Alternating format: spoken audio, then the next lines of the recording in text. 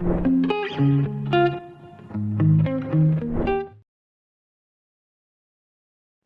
guys, welcome to yet another session by Scalar. So in this particular session, we're going to look into data structures and algorithms and also interviews related to it.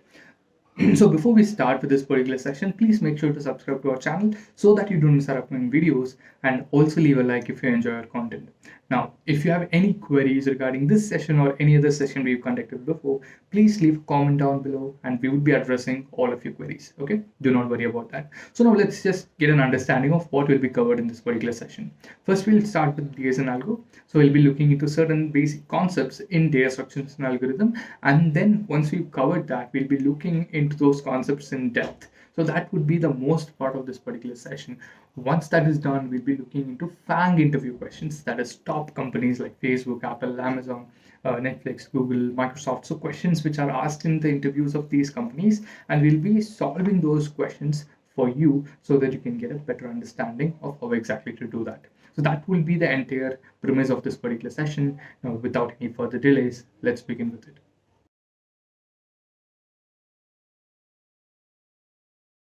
Very quickly introducing what we're going to cover today, right? So today we're going to talk about sorting.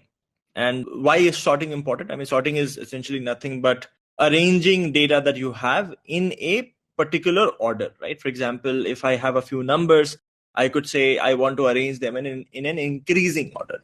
Or if I have people, let's say I want to arrange them in the decreasing order of their height or increasing order of their height, etc. The ordering, because you are able to order something, helps you in a lot of things. For example, sorting might then help you do binary search on that data if you want to look for something. Or if I give you queries around, hey, tell me how many numbers are bigger than a specific number. That also, I mean, if the array is sorted, you can just look for the index of the first element bigger, and then you know how many numbers are bigger, etc. So sorting helps in those contexts if it is ordered. In fact, most NoSQL DBs, they actually try to maintain data in a sorted form. Sorted set is what it is called, because it makes searching for data, looking for data, doing a bunch of analysis on data easier and easier, right? So today, we're going to, just to elaborate, we're not going to talk about searching. I'm going to talk more about sorting. Sorting is arranging data in a particular order, right? So for example, if let's say give you 5 numbers, I give you numbers, let's say 5, 10, 3, 2, and 8. These are numbers in no particular order, right? Now, if I say arrange these numbers in an increasing order, where the smallest number comes at the front of the list and so forth, that part is called sorting. So, I mean, if you sort this, then you'll have 2, 3, 5, 8, and 10. It's an arrangement of the given numbers so that they are in some particular form or order. As I said, like, the reason why it is important is because it helps you do a bunch of different kind of operations on the data fairly quickly if what you have is sorted. And I gave the example of NoSQL databases where they maintain data in sorted sets because it lets them do a bunch of different kind of queries in a sorted form. In fact, we will talk about some form of MapReduce when we go to system design modules. There also you'll see like a lot of things are generated in sorted forms because it allows for certain more operations to happen later on. Does everybody understand like what sorting is? So maybe like the way I would explain sorting is taking just like in binary search, I took the real world example of searching in a dictionary, what we normally do in real life. I'm again going to be taking the example, a real life example of what we might have done in our lives before, right? All of us went to school, and in school we were made to stand in increasing order of our heights. Now, let's take that example, which is I have a class full of people and I want to arrange them in increasing order of their height. Right now, assume they are standing in some random order. What are the different ways in which I can actually arrange them in increasing order of their height? And I'm going to take various sort of approaches I would have taken. And then I would sort of map it to what that approach is in real life. So approach one could be that I ask everybody to come one by one. And I mean, let's say if I have a few people already standing in the line, let's say I have few people that I've already arranged in the line. And let's say there is this new guy with this height that comes. In fact, it is better to imagine. I mean, maybe I can write the height of each of those individuals. Let me just write the height. So imagine I had somebody with height 1, 5, 12, and 27 already in the line. Somebody with height 7 comes. One thing which I can do is I can find the right position for this person, which is between 5 and 12. And I insert 7 there, which means then I'll have 1, 5, 7 here. And then 12 and 27, I'll push one space back. Right? So 12 comes here, 27 comes here, right? And then as people keep coming, let's say there is a person called 32. I'll figure out where 32 should lie here. I'll figure out 32 should come here. I'll insert 32 here. Everything up after 32 would be pushed one space back to make space for 32. Here there is nothing. This is called insertion sort. This technique where I get numbers, I figure out what is the right location for them. I can do that through binary search, or I can do that through a linear scan. Either is fine. Once I find out what their location should be, I shift all of the other numbers one space to their right and then insert this number, new number, at the new location. Now, that is called insertion sort. If I have to write the approach for this or the steps for this, basically assume that I am maintaining my sorted array in, let's say, sorted array list. That's a sorted list, which is initially empty. And imagine I keep getting a few numbers, right? What I do is I start from the end of this list. For example, here, if I had 1, 5, 12, and 27, and I wanted to insert 7, I'll start from the end. Is 7 already bigger than 27? It is not. So what I would do is I'll shift 27 one space to its right. So imagine this was the array. I have one space left here, so I'll shift 27 to its right. So 27 comes here. Then I go and again check 12. Is 7 bigger than 12? No, it is not. So I'll shift 12 to one space to its right.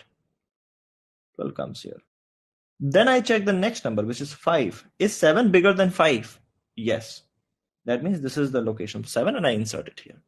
That is, I keep doing this with every new number that I encounter, and that makes for what is known as insertion sort. What is the best case complexity here? Best case time complexity here. And what is worst case time complexity here? Best case for sorting. Order 1 would be the time complexity of inserting a new element, best case, right? Because you start with 7, you'll find that, let's say the new element that we are inserting in this new array, let's say that is 32. Best case is I look at the first element and I find that 32 is bigger than that, and therefore 32 just gets inserted here. It is for the addition of the last, like the new element. Order 1 is the best thing that you can do, but you'll have to add n such elements. So therefore, if you do order 1 for n elements, you'll end up with order n best case complexity. So in the best case, insertion sort will take order n time. What is the worst case? When do we get the worst case? What is the worst case, and in what kind of data would we get worst case? If the array was reverse sorted, which means if, let's say, I was giving you numbers, I first give you number 5, you insert 5. Then I give you 4. You insert 4 here, right? Because you'll have to shift 5, 1. Then I give you 3. You'll figure out that actually 3 is smaller, so you'll shift 5 here, then you'll shift 4 here, and then 3 comes here. Then I give you 2. You'll again shift 5 here, you'll shift 4 here, you'll shift 3 here, and then 2 will come here. And then again, you'll do one more shift and to get 1 in if 1 is the next number, right? This ends up taking, for the first number, you take 1 step. For the second number, you take 2 steps. For the third number, you take 3. And for the fourth number, 4 and 5 and 6 and so forth. So this becomes almost order of n square. So worst case, this might take order of n square when the numbers are sorted in decreasing order. A very interesting question, which is, does the time complexity affect if we take linked list? There are 2 parts here, right? Like one is I mean, there are two things that we're looking for. One is, what is the right index where this new number should go? And the second is shifting greater numbers to make space. One place right. So your linked list will save you on this time. So this time will become 0. However, finding this 1 in a linked list, because you can't really jump to a random location, you'll have to do a linear scan to figure out where the number should occur. Right? So that might still end up taking order of n square, because searching for the right index, the step number 1, that might end up taking order n. You can't apply binary search in linked list because you can't just jump to a random location in the linked list. Right now, the way I explained insertion sort was that you were getting a stream of numbers and then you're sort of sorting it by putting them in the right location. Now, whatever I said, that can also be applied to an existing array as well. Let me explain. Right now, the way I detailed insertion sort is by saying that, like 5, I'm getting 5, then I'm getting 4, then I'm getting 3, then 2, then 1. Imagine I was already given an array, right? So imagine I had the array as, let's say 5, 8, 3, 2, 18, hypothetically, right? And I asked you to sort this array in place without using extra memory. I do not want to use any extra memory. Can you sort this array without using extra memory? Insertion sort. So I don't again have the flexibility of creating a new array. I am doing this in place. How do we do that in place? Even when you're doing in place, imagine I start from 5, right? So first I'll start with 5. I'll say I only have to sort this. 5 is the new number that I've gotten, right? So I have one place, 5 is the new number I've gotten. Obviously it will go at this position. So 5 comes here. Then I go to the second number. And I say, let's put this in a temporary variable. Temp is equal to 8. Now 8 is the new number I'm trying to insert in the first two locations, right? So first I'll compare with 5. Is 8 already bigger than 5? Yes, it is. So it will come here. Then I look at sorting the first 3 numbers. I pick 3. So I delete 3 from here, imagine. And it is, this 3 is the new number to be inserted. So first I check with 8. Is 3 bigger than 8? No, it is not. So 8 will come here. Is 3 bigger than 5? No, it is not. So 5 will come here. And then 3 gets inserted here. So now if you look, I mean, by now I have the first 3 numbers sorted. Now I'll take this number 2, which is I'm trying to sort the first 4 numbers. I'll take the new number 2 and imagine that 2 is the new number that I was getting. So I put this in a temporary variable. I'll do the same comparison. Is 8? No. So 8 comes here. Is 2 bigger than 5? No. So 5 comes here. Is 2 bigger than 3? No. So 3 comes here. And then 2 comes here. And then finally 18 is bigger than 8.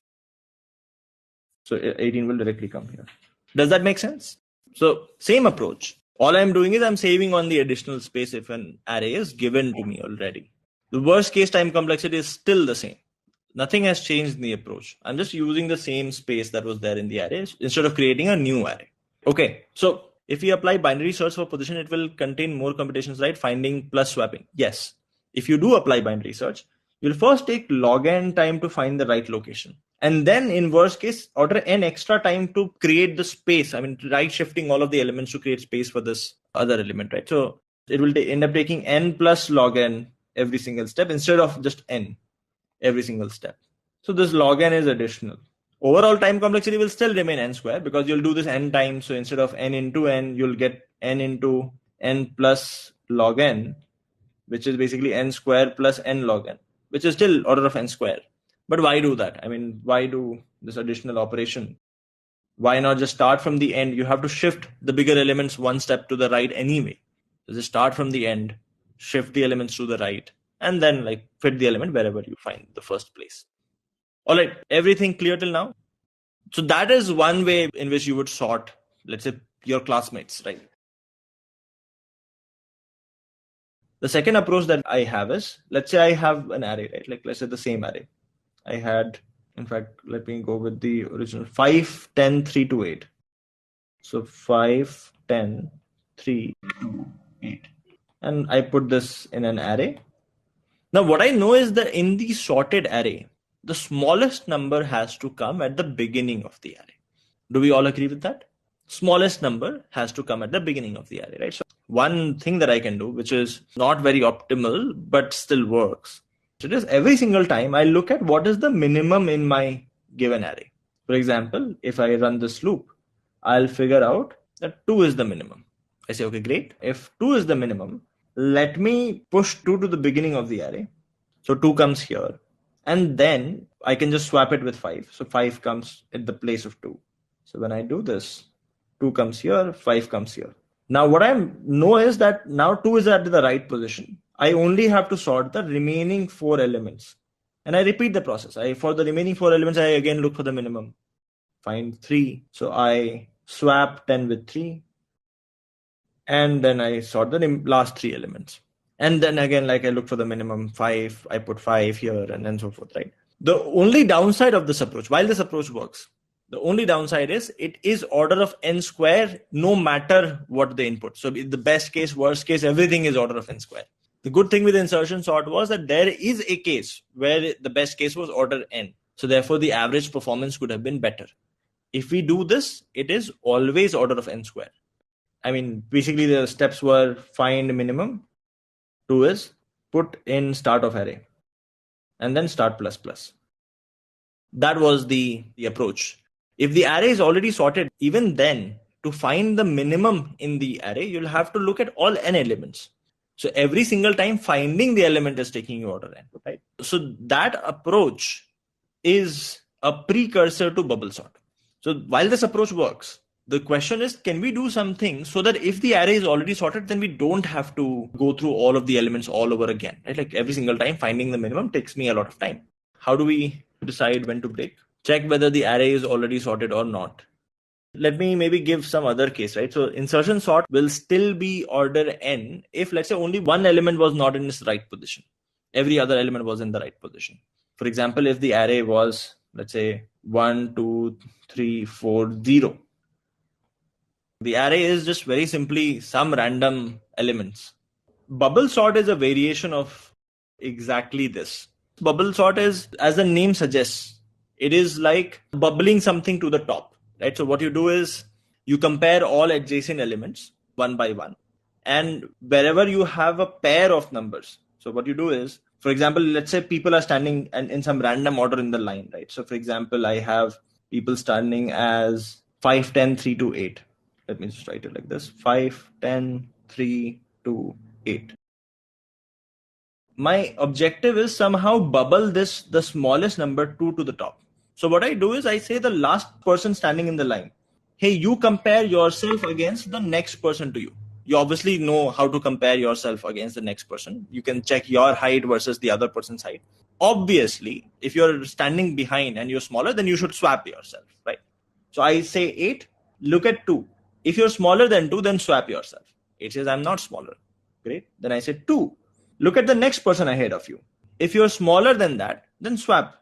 And I do see that 2 is smaller than 3, so I swap. So 3 comes here, 2 comes here. Then I say 2, swap yourself against the next person if the next person is smaller. I figure out 2 is actually smaller than 10. Sure, I mean, should get swapped. So 2 comes here, 10 comes here. And then I again say 2. Again, compare yourself against 5. If you're smaller, swap yourself. So 2 again gets compared with 5. 5 comes here, 2 comes here. So what has happened in this one order n loop?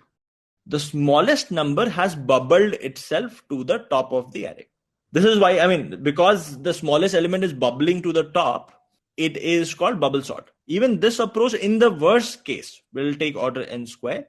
There is one difference here though. If there are no swaps that happen all throughout in this order n loop, then we just stop there. Which means if the array was already sorted, then we would not do the next iteration. We'll keep doing the next iteration as long as there is swap happening. So let me elaborate again. What happens is, imagine you're standing in the line. I start from the last person. I say, compare yourself against your neighbor. You compare yourself against the neighbor. If you are smaller, then you swap yourself. And then you do that till the start of the array. One thing which is guaranteed in this loop, whatever is the smallest number will bubble up to the top of the array. Then you're left with sorting only the remaining part of the array.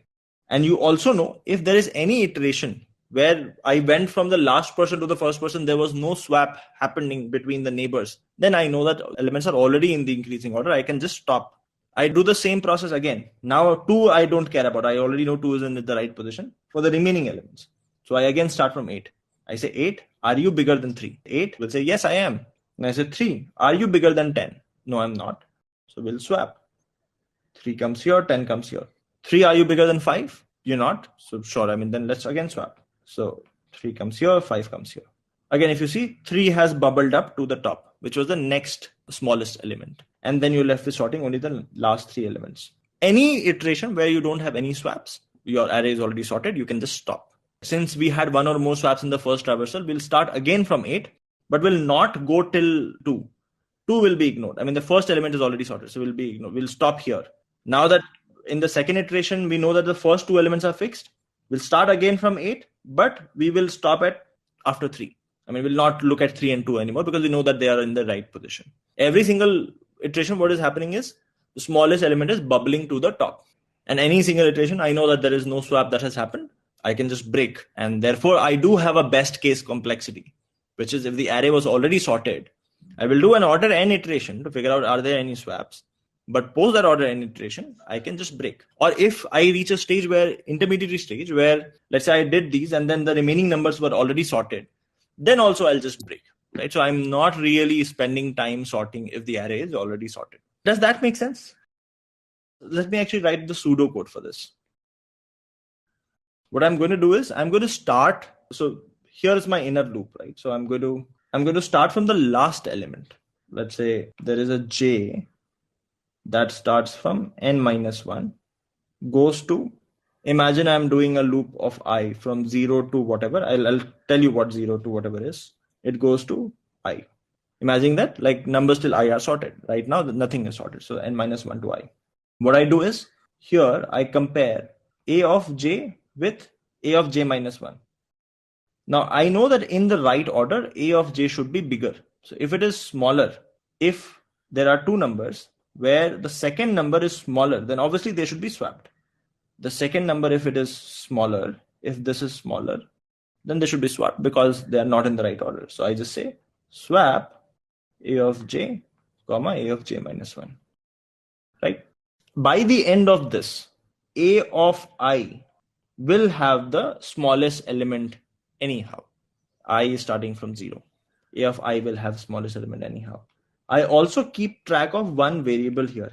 Has there any swap that has happened? Let's say there is a flag, which is initially 0. Whenever there is a swap that happens, I make flag as 1. If at the end of it, if I see that flag is 0, then I just break, which means this element was already sorted. There is no need to look at other elements. And then I goes from 0 to n minus 1. Yeah, sorry, this is I plus 1. Correct. So again, like what is happening in the algorithm is the smallest element is bubbling to the top, and you're just taking in the process, making sure that if the remaining elements are in the right place, there was no swap, then the element array is already sorted. So let's just break. Yeah, actually we don't need the n minus 1. When we come to n minus 1, I plus 1 would anyhow, this j loop will not run. So I can just do n minus 2. Again, let's look at what is the best and worst case complexity of this algorithm. Best case is order n, which is my array was already sorted or almost sorted. And then, I do this iteration, flag becomes 0, I break. And the worst case is when it is reverse sorted. So every single time I have to do a lot of these swaps, and it is actually order of n square. All right. So this is, by the way, called bubble sort. Find the smallest element, move it to the beginning. This is called selection sort. In selection sort as well, it's what we were discussing, where we were selecting the smallest element and moving it to the beginning of the array. That is selection sort. The reason why we are discussing this is these are intuitive ways of how we think about sorting, and the technique can come into use later on. Let's do a dry run with bubble sort just to see the best case, right? So imagine I asked you to sort this array 1, 2, 3, 4, 5. Imagine this was my input, correct? Selection sort is sort of an greedy algorithm, because what you're doing is you're saying that I know the smallest element should come at the beginning, so let's find the smallest element. You put it in the beginning, and then you sort the remaining array.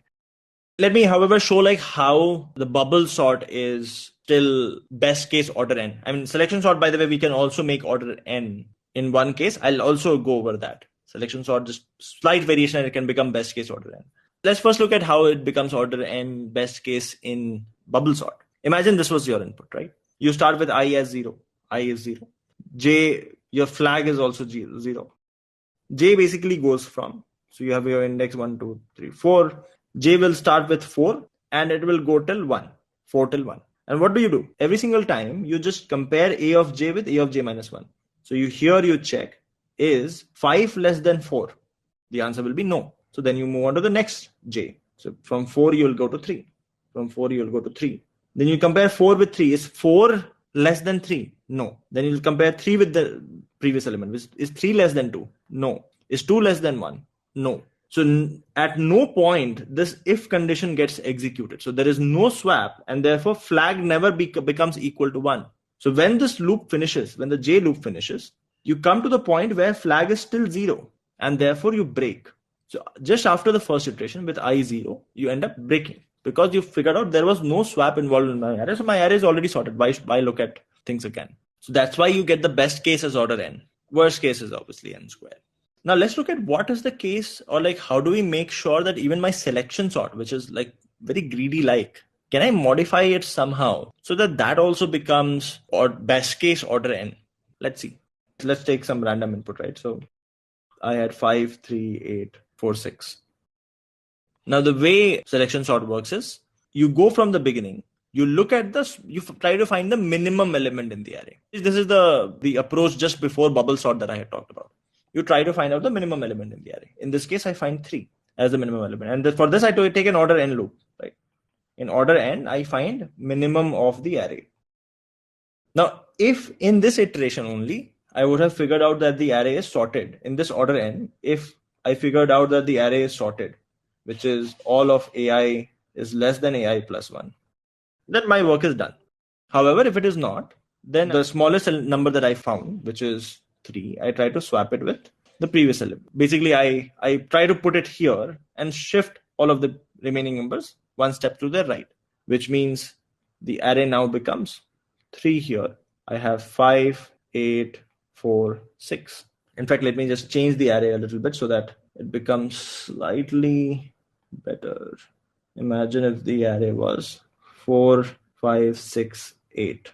When I do the swap, then the array becomes, or when I push it here, then it becomes 3 comes to the beginning, and then I have 4, 5, 6, 8.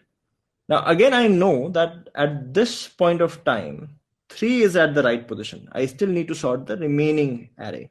I'll again have to do an order of n minus 1 loop, this, and this to figure out the minimum number. In this case, it is 4 as the minimum number. But by the way, in this order n minus 1 loop, I figured out the array is already sorted. So I can therefore stop my process. The key thing to do here is when you find the minimum element, you don't just swap, but you shift the prefix of the array one step to the right, create space for this new element, and then you put it in the right place. If you do that, then the selection sort also becomes best case order n. One thing is, in most cases, you will neither be using bubble sort or selection sort or insertion sort. Actually, insertion sort may be in certain cases, but most cases you will not be using these. These are algorithms that are good to think about. The approach that we utilized here, this might come into use later on in some or the other kind of context or in some or the other kind of problems. But the sorting algorithm that is currently in use in most of the libraries that you use are either merge sort or quicksort. Quicksort as being the most popular one because it has better average performance, does not use additional memory. But those are the ones because they sort of perform in order of n log n time. All of these are worst case order of n square. Average case is also order of n square almost. Java 8's array.sort also uses quicksort. But like bubble sort, insertion sort, 3 algorithms that I talked about, they're good to know from their approach standpoint because there are some problems that might utilize this approach. These are not necessarily the sorting algorithms you'll use in day-to-day. Sorting algorithms that you will use, I'll talk about that in a few moments. But just so that I, again, complete my discussion on selection sort, let me write the pseudocode for selection sort. Pseudocode is very simple. Right now, if I have to sort, imagine when I is 0, I need to sort everything from 0 to n, right? So what I do is I take This will go to some number. I'll figure out what. I'll take the loop from I to n. I'll figure out the minimum. In fact, let me actually also track its index. I can just keep it as a of I, and index is equal to I. And this loop can run from I plus 1. So if, let's say, a of j is less than min1, then minimum is equal to a of j, index is equal to j. Here, one of the other things which I also track is if a of j is greater than a of j plus 1, then there's a flag that I set to, let's say 1. Let's say there's a flag here which is also 0. And once I have found my minimum, then all I need to do is all of the other numbers, they are shifting one space to the right. So once I have found the minimum, I will take a loop of j is equal to, and then at the end you have a of I is equal to min1. That is one way of shifting. Basically what I'm doing is, if I have an array, let's say I have 5, 6, 3, 2, 8. I'm going through once to figure out what is the minimum. Once I find the minimum, I bring minimum to the front, which is 2 comes here. And then 5, 6, 3, I shift one space to the right. And then I try only sorting this piece, where every single time I have a flag to check, is this piece already sorted or not? If at all at any point of time I find that there is a section of array that is already sorted, then I just break out and I'm done. Here, I mean, I could very well also have done, instead of doing all of this, I could have done swap a of I, comma, a of index. I could have done this as well. As long as I'm checking that for the remaining array, is the array sorted or not? If the array is sorted, then I just break. That is the only optimization that I put in, nothing else. Now I'm going to be covering a few other sorting algorithms, and then we'll do a few problems on these. Count sort is the easiest one. Count sort is when the elements that you are sorting, they are limited in range. Limited in range meaning, for example, I tell you, hey, you have characters A to Z. You have a lot of characters and you need to sort them.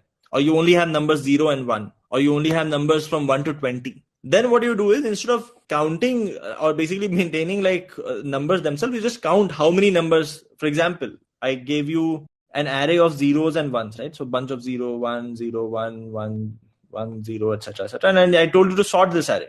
One very simple way would be, I calculate the frequency of 0 and frequency of 1, which is basically exactly what count sort means, right? Like you're maintaining the count of the numbers themselves. So you say like, I'll count how many times 0 came. Let's say 0 came 10 number of times. And I'll count how many number of times 1 came. Let's say it came 5 number of times. Then I know my sorted array. My sorted array is 0, 0, 0, 0, 0, 10 times. And then 1, 1, 1, 1, 1, 5 times. So one very common application of this is, if I give you two strings and I ask you, are these strings anagrams of each other? Anagrams is like two strings are anagrams if they are just some or the other permutation of the same string. For example, if I give you a string banana and I give you another string, let's say, this is not really a word, but I give you these two strings, right? And I ask you, are these anagrams of each other? Your answer will be yes, because they have the same count of n. There are two n's here, there are two n's here. They have same count of a. They have three a's here, there are three a's here. And they have same count of b. You know that you only have 26 different characters. So in a 26 array of size 26, you can maintain the counts of number of a's, number of b's, number of c's, and so forth. And you can just compare the counts, right? So count sort is very simple. If you have limited number of numbers, if your range is very limited, you maintain the count of every single number you encounter, and then like you just print those numbers, those many number of times you go from start to beginning. So we are going to maintain a new array for 0 and 1. However, 0 and 1 are just two numbers, two variables. So it is still order 1 space. If you only have, let's say, 20 numbers, then it's just order of 20 space, which is not order n, right? Like it is not dependent on the number of numbers that you have in total. Let me maybe give you an example, right? And then I'll write code for it that will make it clearer. Very simple. Imagine I give you a string of characters, and I just ask you to sort that string of characters. For example, let's say the string is congratulations. Let's say that is the string. And then there were a bunch more characters as well. But like, let's just say that this is the thing. There could be, let's say, thousands and thousands of characters here, thousands, hundreds of thousands of characters. The one conventional way of sorting is like doing the bubble sort or the selection sort, etc. Right? Which is a selection sort would be you figure out which is the smallest character, which is A. You shift A to the front. However, I mean, if there are a lot of characters, that will take a lot of time. So what I say is, hey, by the way, I know that the kind of letters could only be from A to Z. Correct. I have A, B, C, D, E, F till Z. Correct. There are only 26 characters possible. 26 different characters possible. So if I somehow maintain the character count, right? I have only 26 characters. If I have an array which has the count of what are the number of A's here, what are the number of B's here, C here, and so forth. For example, when I encounter C, I say let's increase the count of character C by 1. So C's count becomes 1. And I mean this could be just be an array, right? Because any character can be mapped from a number from 0 to 26. So I just maintain an array of size 26, which is all initialized to 0 to begin with. When I encounter C, I increase the count of C by 1. Then I encounter O, let's say O is somewhere here, I increase the count of O by 1. When I encounter N, I increase the count of N by 1. With R, I'll again increase the count of R by 1. A will become 1. Let's say when I encounter A again here, A's count will become 2. So that way, I mean, I'm just maintaining count of every character, right? Like, and if I have to write code for this, I would just do very simple. I would say that, you know what, like I have a array of size 26, which is initialized to 0. This is C++ format, but like Java, etc., it will be similar. And then I just say, you know what, like, let's assume that the character is CH, and I go over this string str, and I just say that ARR of CH minus A, which will now give me a number from 0 to 26 plus plus. At the end of it, I'll have frequency count of every character. And then like sorting is very simple. I just go character by character, right? So I just go from for I is 0 to 26. I look at the count of the current character. Like for example, when I is 0, then I'm looking at the count of A. So what I do is I take a loop from 0 to ARR of I, whatever is the count. And I print A plus I, those many number of times. So what will happen is if the count of A was 2, then this will print A twice. Then let's say if the count of B was 1, then it will print B. If let's say the count of C was 3, then it will print C 3 times, and so forth. So all I'm doing is I'm just counting the numbers, frequency of the numbers, and then I'm just printing in them those many number of times, going in the order of numbers. Does that make some sense? Count sort, how is it working? As long as the range is limited. For example, let's say if you have numbers from minus 20 to 20, even then you can use the array, right? Because you can just say that every single number num corresponds to the index num plus 20. So when you encounter num, you just say, you know, ARR of num plus 20 plus plus. And when you print, then like for ARR of i's count, you print I minus 20.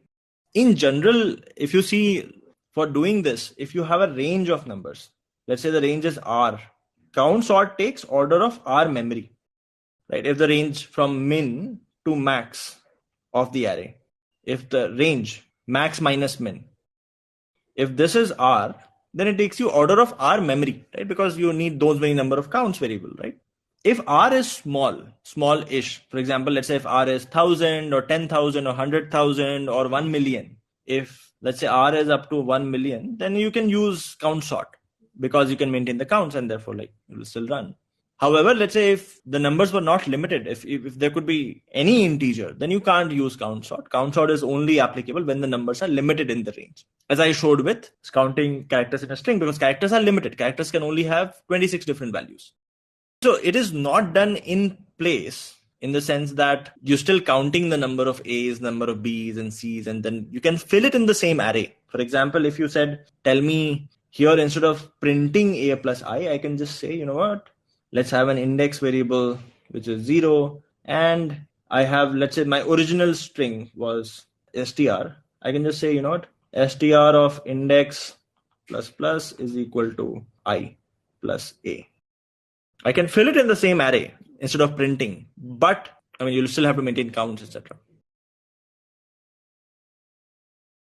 Merge sort is if imagine you had to sort a deck of cards. One possible way, which is, by the way, also called divide and conquer, could be that I break down this deck of card to half deck of card and half deck of cards. So I divide into two parts, right? Like half goes, let's say, to the left, half goes to the right. I sort those individually, right? So half deck of cards, I sort them somehow by some magic. And right side also I sort somehow by some magic.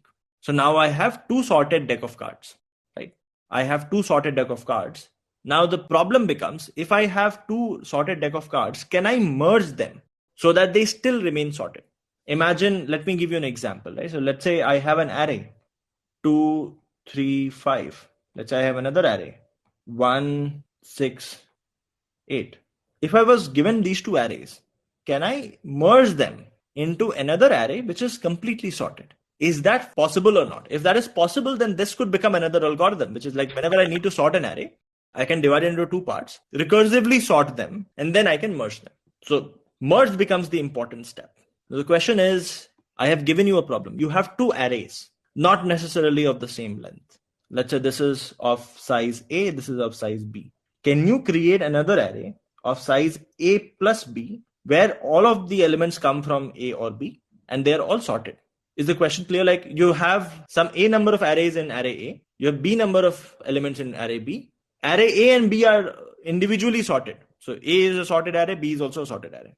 You have to merge them into another sorted array. How would you do that? Basically, if I have been given two numbers, let's say I have an array A, 2, 3, 5, and I have an array B, which is, let's say, 1, 4, 8. And I have to create a sorted array, right? Which is of size 3 plus 3, which is 6. 1, 2, 3, 4, 5, 6, correct? This is the eventual sorted array I have to contain or create. One thing is, the first element in the sorted array is going to be the completely minimum of everything in the array, right? So given array A is sorted, minimum from array A is on position number 0, correct? Minimum from array B is also on position number 0. So therefore, whichever is the minimum of these two, I don't need to look at any other element. Whichever is the minimum of these two is going to be the first element in the sorted array. Is that something you all agree with? And what is the minimum of these two? Minimum of these two is 1. So 1 comes here. Now, if I have inserted 1 here, then it is as good as saying that now I remove 1 from B. It is the same thing, right? So what I just do is, how do I remove 1 from B? I just change this pointer to now point at this number 4. This is as good as saying that I'm now merging two arrays, one array which is A and one array which is B, but B is starting from this point onwards. And I again do the same thing. What is the next number that should come here? It should be the minimum of numbers here and minimum of numbers here. What is the minimum of numbers here? Array at this pointer. What is the minimum of numbers here? The array at this pointer. Whichever is smaller, which is 2, comes here, and this pointer moves one step forward. So in short, the approach becomes that you have two pointers. Let's say there's a pointer 1, which is for array A. There's a pointer 2, which is for array B. And you just say the following: while pointer 1 is less than whatever is the size of A, and pointer 2 is less than size of B, you do the following. You figure out which one is smaller. You just check. If A of pointer 1 is smaller than equal to B of pointer 2, then simple. This is what goes in the sorted array. So let's say sorted of, let's keep an index, A of pointer 1. You increment the pointer 1 plus plus because now pointer 1 has been assigned here. Else you put pointer 2 element here. So sorted of, again, index plus plus is equal to B, pointer 2 plus plus. The only thing is, when I'm done with this while loop, it is possible that all of the smaller elements are in one of the array. Imagine like this array was 1, 2, 3 here, and there were, let's say, 4, 5, 6 here. My pointer 1 will end up going here, and I'll end up breaking out where I've only filled in 1, 2, 3 in the sorted array. 4, 5, 6 is yet to be filled. So I'll have to check for that, which is at the end of this while loop. If whichever pointer is not done, so I just check while pointer 1 is less than size A, I just keep adding sorted of index plus plus is equal to A of pointer 1 plus plus.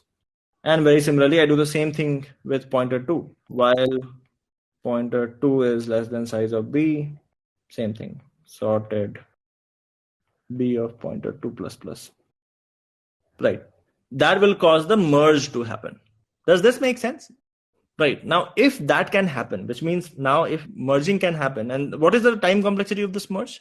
Imagine I have two arrays of size n and n each, n plus n, right? Like, so it takes me order n time to merge. If in fact the array A was of size m, this was of size n, it takes me order of n plus n time, right? That means if I have a order n array to be sorted, if I divide it into two parts, I say that sort the first part separately, sort the second part separately. Once they are sorted, then merging them will take me order of n by 2 plus n by 2 time, which is order n time. So merging them will take me order n time. Now, how do I sort the first half of the array? I can do the same thing with the first half as well. I can say that even to sort the first half, again break it down into two parts, and then sort the first half, sort the second half, merge it. With the end condition being that once I have an array of only size 1, it is already sorted. How about I modify this and I say that I have 3 arrays that need to be merged, right? Imagine I have an array 2, 5, 10. Imagine there's another array 1, 8, 9. And imagine there's another array 3, 4, 12. Let's say there were 3 arrays, right? How would you merge these 3 arrays into one array, which has all elements are sorted? We can do 2 at a time, but we don't necessarily need to, right? Like, we look at this, right? What is the first element going to be in the merged array? It is the smallest of all. Where does the smallest come from? It is either the first element from here, or the first element from here, or the first element from here. Whichever is the minimum from here, that becomes your smallest. So I can have 3 pointers. Pointer 1 pointing to the 0th element, pointer 2 here, pointer 3 here. Whichever is the smallest of these 3, which in this case is 1 comes here. And then all I do is I move this pointer 1 step to the right. And I again repeat the same thing. Whichever is the smallest of these 3, which is 2 comes here. And then 2's pointer moves 1 step to the right. Now again, 5, 8, 3, whichever is the smallest, 3 is the smallest, 3 comes here. And 3's pointer moves to the right. 5, 8, 4, 4 is the smallest, so 4 comes here. And its pointer moves to the right. 5, 8, 12. 5 is the smallest, so 5 comes here. And 5's pointer moves to the right. And then so forth, right? In the case of merge sort, it is only 2 arrays. An extension of the previous question. Then instead of 2, if there were 3 arrays, how do you go about merging 3 arrays? I mean, you can merge 2 arrays at a time.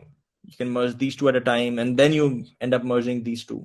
But you'll end up using more memory, because to merge these 2, you'll need an additional array of size 6. Then you'll create an array of size 9. What I'm doing is I'm just directly creating an array of size 9 so that I reduce the amount of memory required to maintain that intermediate re-array. Also, I reduce a step. Okay, all right. Coming back to the merge sort. How does merge sort work? As the name suggests, it's divide and conquer, which is basically, now that I know that I have the superpower of taking 2 sorted arrays and merging them, what I can do is, given an array A, I sort the first half. So sort A to 0 to n by 2, sort A of n by 2 plus 1 to n, and then merge these guys. That can become my approach. And this, how do you sort the first half? This also can happen in the same way, where you again divide into 2 parts, 0 to n by 4, and then n by 4 to n by 2, and again, then you merge, etc., right?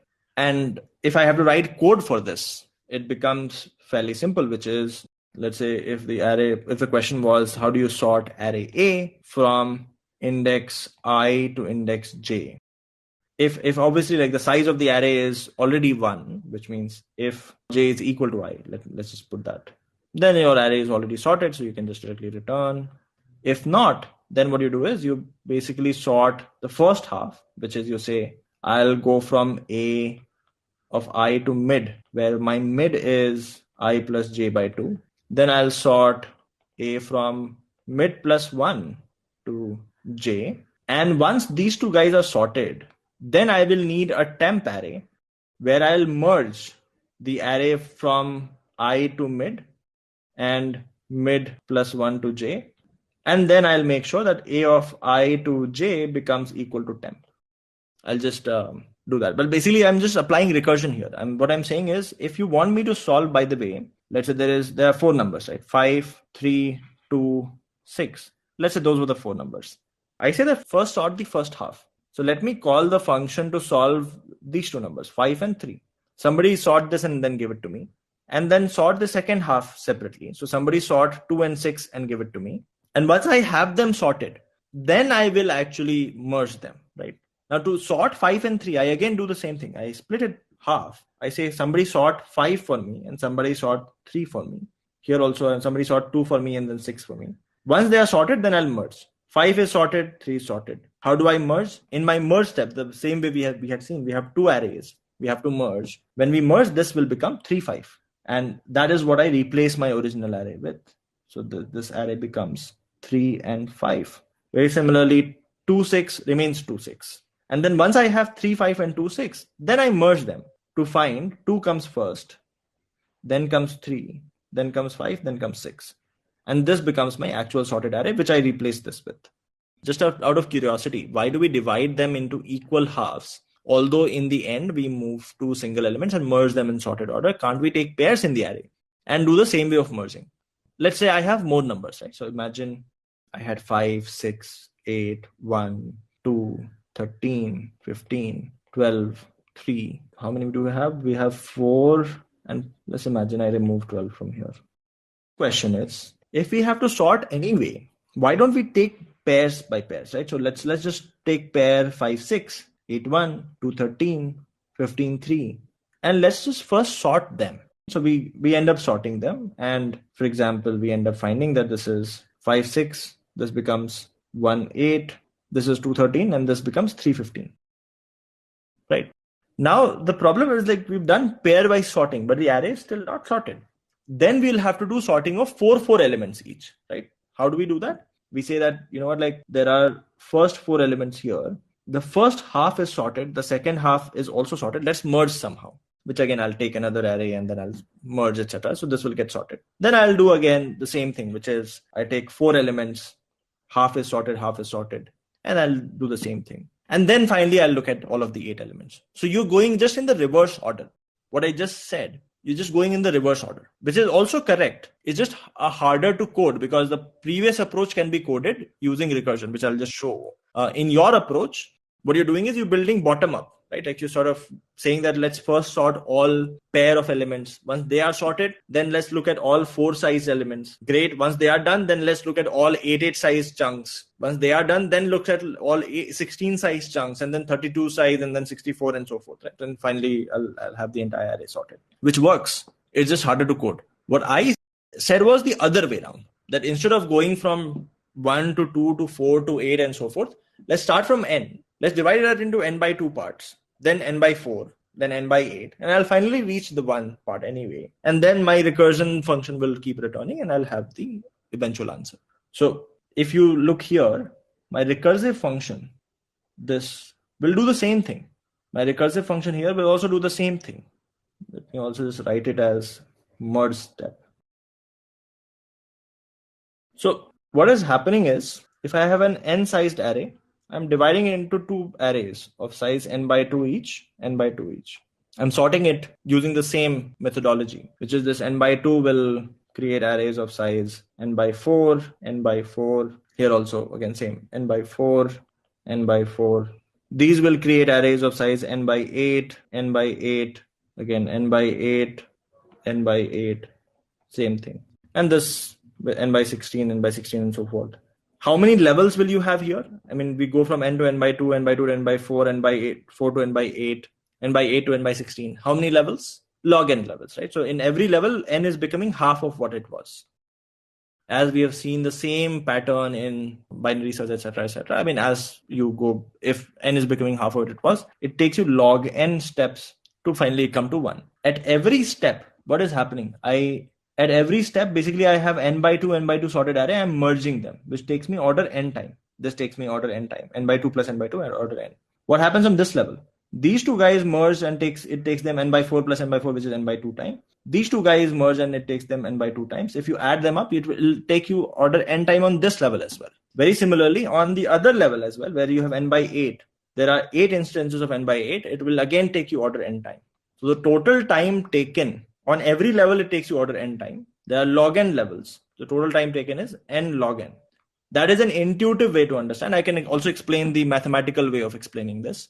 But the intuitive way of understanding the time complexity of merge sort is that on every level, you're doing one merge. The merge is order n, number of levels is log n, and therefore, in fact, if you look at Arvind's approach, if you were to implement it, in every iteration, what you're doing is you're first creating pairs and you're merging the pairs. Takes you order n time. Then you're looking at all four blocks, right? Like blocks of 4 each. In one order n operation, you will have sorted blocks of 4 each. Then in again one order n operation, you would have sorted blocks of 8 each. And you'll keep doing that till you cover the entire array. So the number of steps to cover the entire array would be log n. And every single iteration is an order n iteration. So it takes you an order of n log n. I can explain the math behind it as well. Is it n log n in every case? Best case is, sure, I mean, you can probably put an optimization that if the array is already sorted, if a half is already sorted, you don't need to do all of the splitting, etc. So best case, you can still make order n.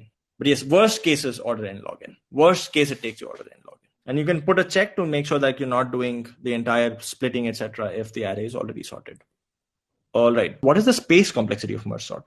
So if you look at the implementation here, we are allocating this additional memory temp to calculate this merged part, right? Why? Because when we are merging two sorted arrays, we need this temporary space where we put in the result, which is not a part of the original array. This is additional space. If I have to look at this tree, in this n by 2 part, I would have taken a temp array, which was of size n by 2. Here, I would have taken a temp array, which was of size n by 2. In fact, let's look at total space allocation, right? So this n by 2 will make a call to n by 4, 8, etc., etc. So this is a log n stack memory space. Plus, in each of these, so imagine I was sorting this array of size n. This will end up calling for n by 2. This will end up calling for n by 4, n by 8, and so forth. In each of this, I would have a temp array allocated, which will be freed as long as, I fill it back, right? So this temp array here is of size n by 4. As soon as I am done, then this will be freed. Then I come back here. Here it will be of size, additional size of n by 2. As soon as I'm done, it will be freed. And then I'll come back here and I'll have a temp array additional size n. So maximum space that I end up using additional is I have log n stack of recursion, plus I have this additional order n size array that I might have used, which is my temp array. So order n extra space is what we end up using apart from the array space. So space complexity becomes order n. Time complexity becomes order of n log n. There's one more way to, by the way, calculate time complexity. If you assume that the time taken for sorting an array of size n is tn, then tn is nothing but, I'm saying first sort array, first half of the array, then sort second half of the array, which is also of size n by 2, and then merge them, which is it takes you some n time. Let's say it takes you n time. This is basically saying 2 times t n by 2 plus n, right? If you break it down further, your n by 2 is 2 times t n by 4 plus n by 2, which is the same as 4 times t n by 4 plus 2n, which you'll see will finally come to 2 to the power I t times n by 2 to the power I plus n into I. This is just a little mathematical. Therefore, I explain the intuitive way first, which if you want this to become equal to 1, I becomes log n. So you have n into t times 1 plus n into log n, which is n log n. This is how Master's theorem actually works. I'm just elaborating that, expanding that equation. Even if you don't know about Master's theorem, that is fine, as long as you understand the intuition of why it is n log n. Because in the recursion tree, there are log n levels. On every level, I'm using order n time. So time complexity becomes order of n log n. Space complexity becomes order of n. Is there any way without using the extra space? So actually merging two sorted arrays without using extra space in order n is not possible. That becomes the blocker, right? So if you can merge the array in place without using extra memory, then your problem would have been sorted. But the problem is merging without extra memory is the issue. All right, does this make sense? Merge, sort, space complexity, time complexity, all of that. All right. Today we'll be talking about Quicksort, and today we'll be solving a lot more problems actually. By the way, I just wanted to maybe also share one news with all of you. Today was the first case when one of the fellow students at Scalar has gotten an offer as a CTO at one of the energy companies, which is a fairly big company now, right? And that the reason why I'm sharing this with all of you is to show you that, look, I mean, learning matters. I mean, and like, again, I can't disclose the exact salary of the person, but it is in a few CRs. We're not talking about lakhs, right? So the thing that matters at the end of, I mean, that is basically the North Star for all of us. He's 30 something, but like, we all should focus on the learning aspect. As long as we do that, eventually all of us will succeed. We'll go and build really, really great things in the future. He is part of Scalar Academy and not Scalar Plus. And I can't disclose the name of the company. And I'm sure like that news will come out later on. It will be shared with all of the community as well. Once he joins, it's still sort of confidential.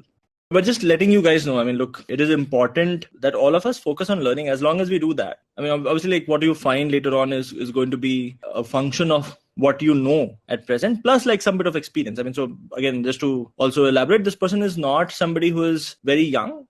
As I said, like, he's 30 plus, already has more than 7-8 years of experience, actually has more than 10 years of experience. But as long as you keep learning the right things, you'll keep moving forward, right? And that is, all of us should just aspire to become 1% better every day. That being said, back to what is the agenda for today. Today, we're going to actually talk about one sorting algorithm, which is actually used in most libraries that you use, be it in Java or Python or C++. The sort function that you use, they all use a different algorithm, which we will talk about today.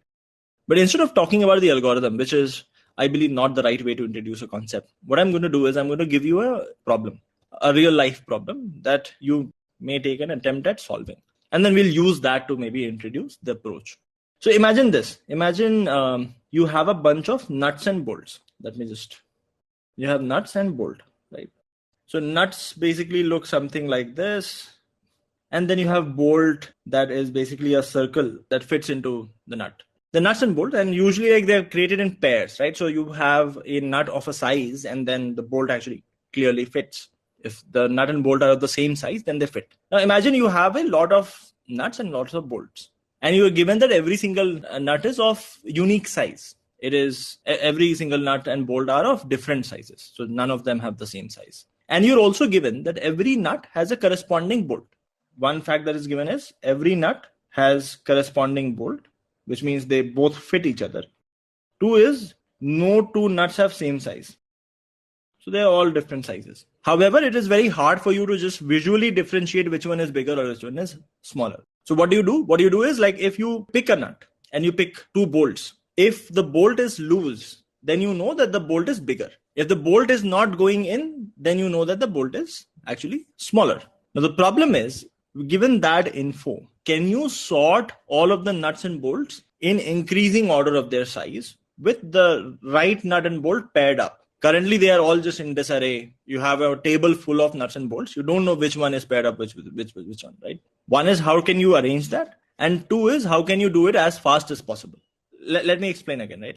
So imagine this. Let's say I had only 2 nuts. Imagine I had this nut, another nut, and I had another bolt, and then another bolt, right? Now, what I can do is, I can pick, let's say, this particular one, and I pick this one, and let's say I try to match them.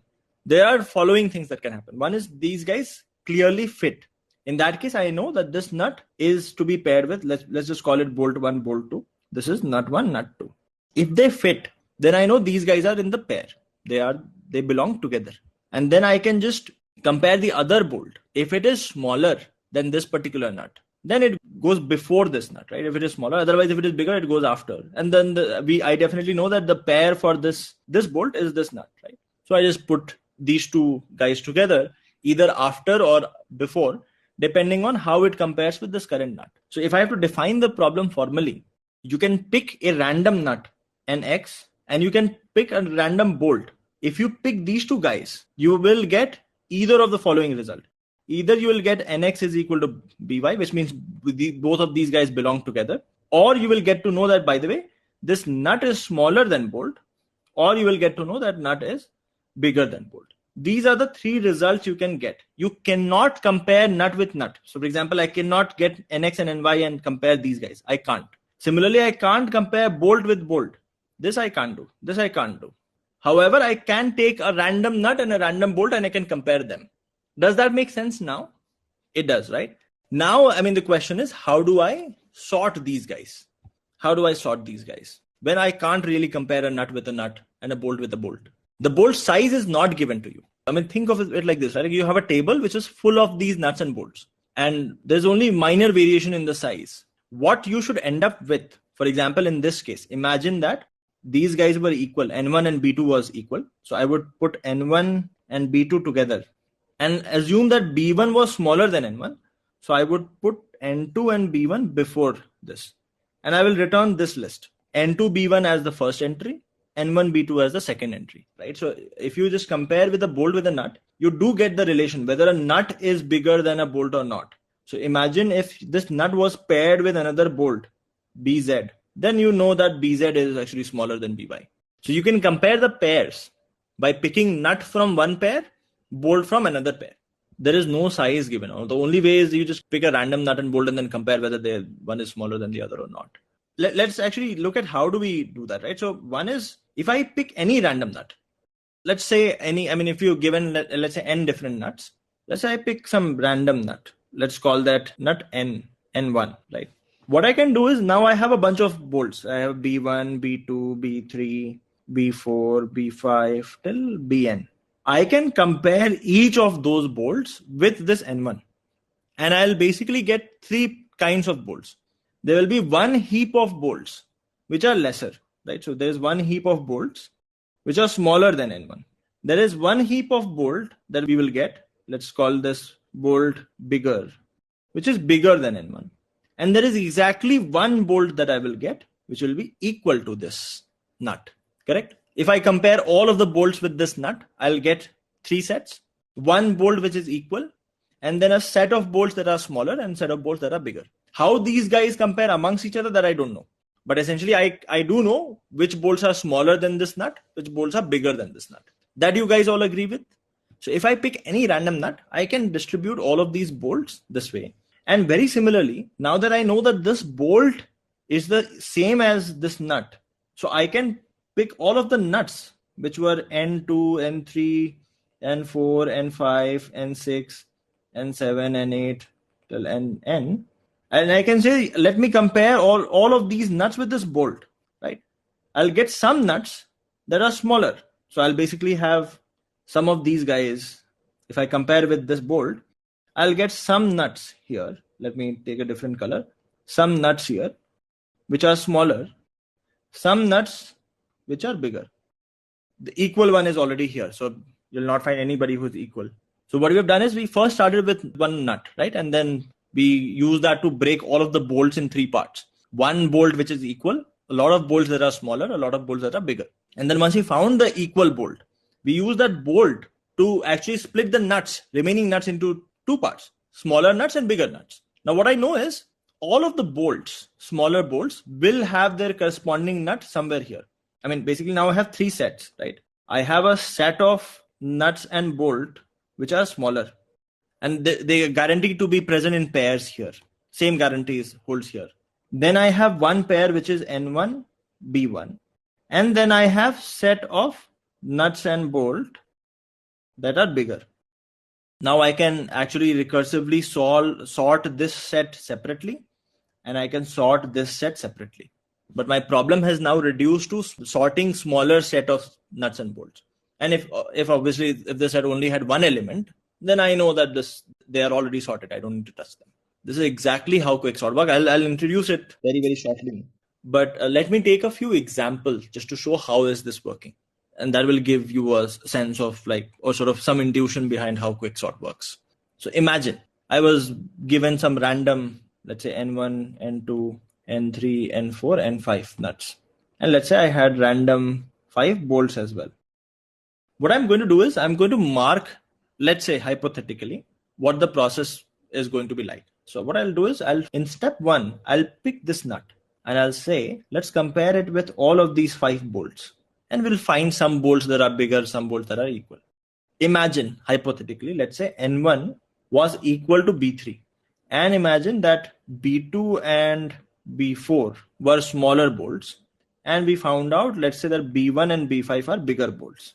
Very similarly, then what I did was that I picked B3 and I started comparing B3 with all of these guys, N2, N3, N4, and N5. And I would come to know whether they are bigger than B3 or smaller than B3. All of the bolts, again, let's say hypothetically N2 and N3 were smaller, and let's say N4 and N5 were bigger. Now the problem becomes that I know that N1 B3, whenever I sort, is going to be the third element in the set.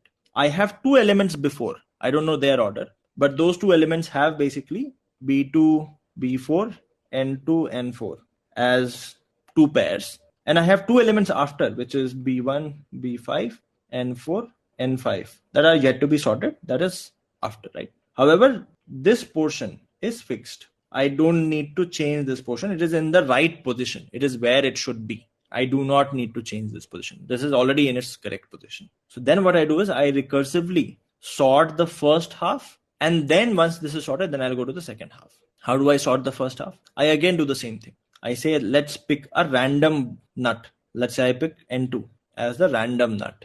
And I compare B2 and B4 with it. Oh, sorry, this should be N3.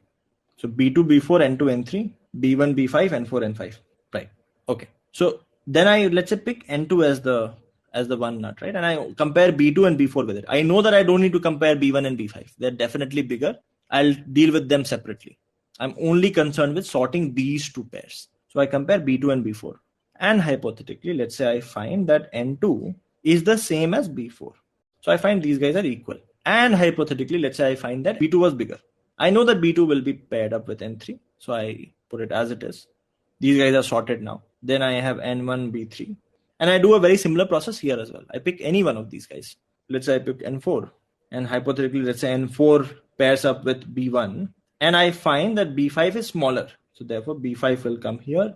The pair of B5 is N5. That will come here.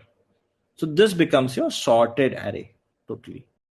Now this process where I actually picked one element and I started comparing all of the remaining elements with it is called choosing a pivot. So while this is a more complicated case, let me take an example of sorting an array of integers. And I'll show you with that. Imagine, let's say my array was 5, 2, 1, 8, 6. N1 or B3 is largest. That means this set does not exist. The set is empty. But the remaining set is still smaller set than what you began with. It has now n minus 1 bolt and n minus 1 nuts. So you still have a smaller problem to solve. So in every step, you're reducing the size of the problem. So that is actually your worst case where you will end up taking n square time. But still, I mean, that still gets you to your answer. So at each step, one of the pair comes at its right place. Let me just elaborate that with this array as well. So in the quicksort process, what you do is you pick one element, any random element, to be the pivot. For example, I say that I want to pick 5 as the pivot. So what you do is, the first part is you count how many numbers are smaller than 5, right? So you basically, let's say, have 2 is smaller, 1 is smaller, 8 and 6 are not smaller. That means the right position of 5 is the third position because there are 2 numbers smaller. So what you do is you put 5 here. 1 probably comes here. So your array is basically 1, 2, 5, 8, 6.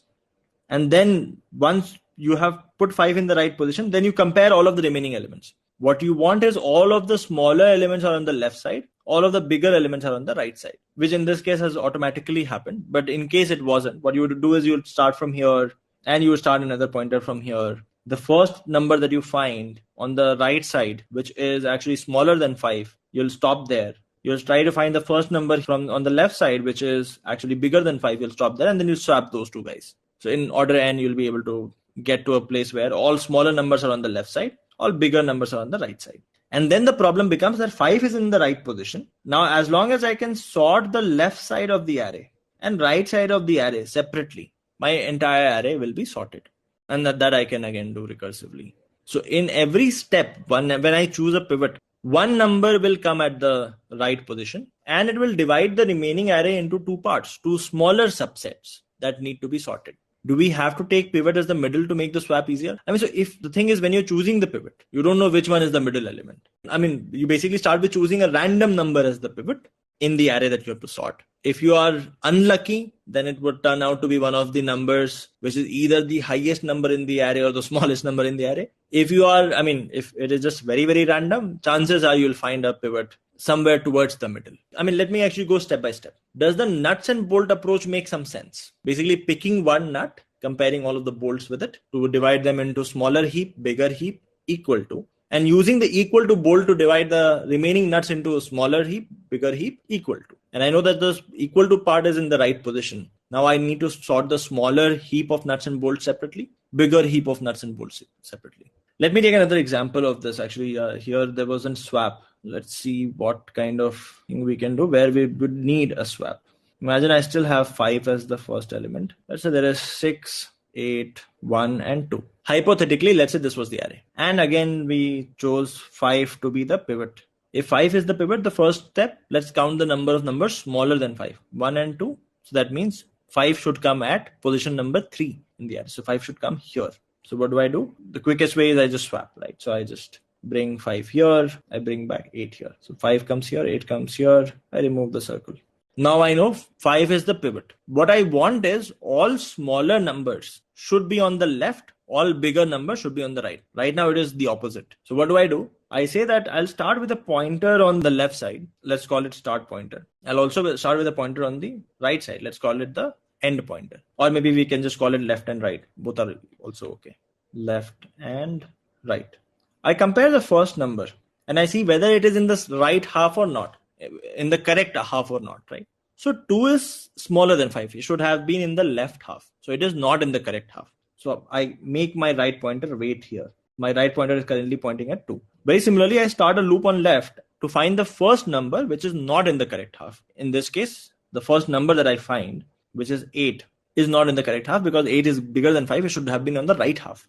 And then the first place wherever left and right is, I just swap them. So essentially 2 comes here, 8 comes here, and I now know that these two guys are in the right half. So then I again start moving my left till I find the next number which is not in the right half, which is 6. So my left will wait at 6.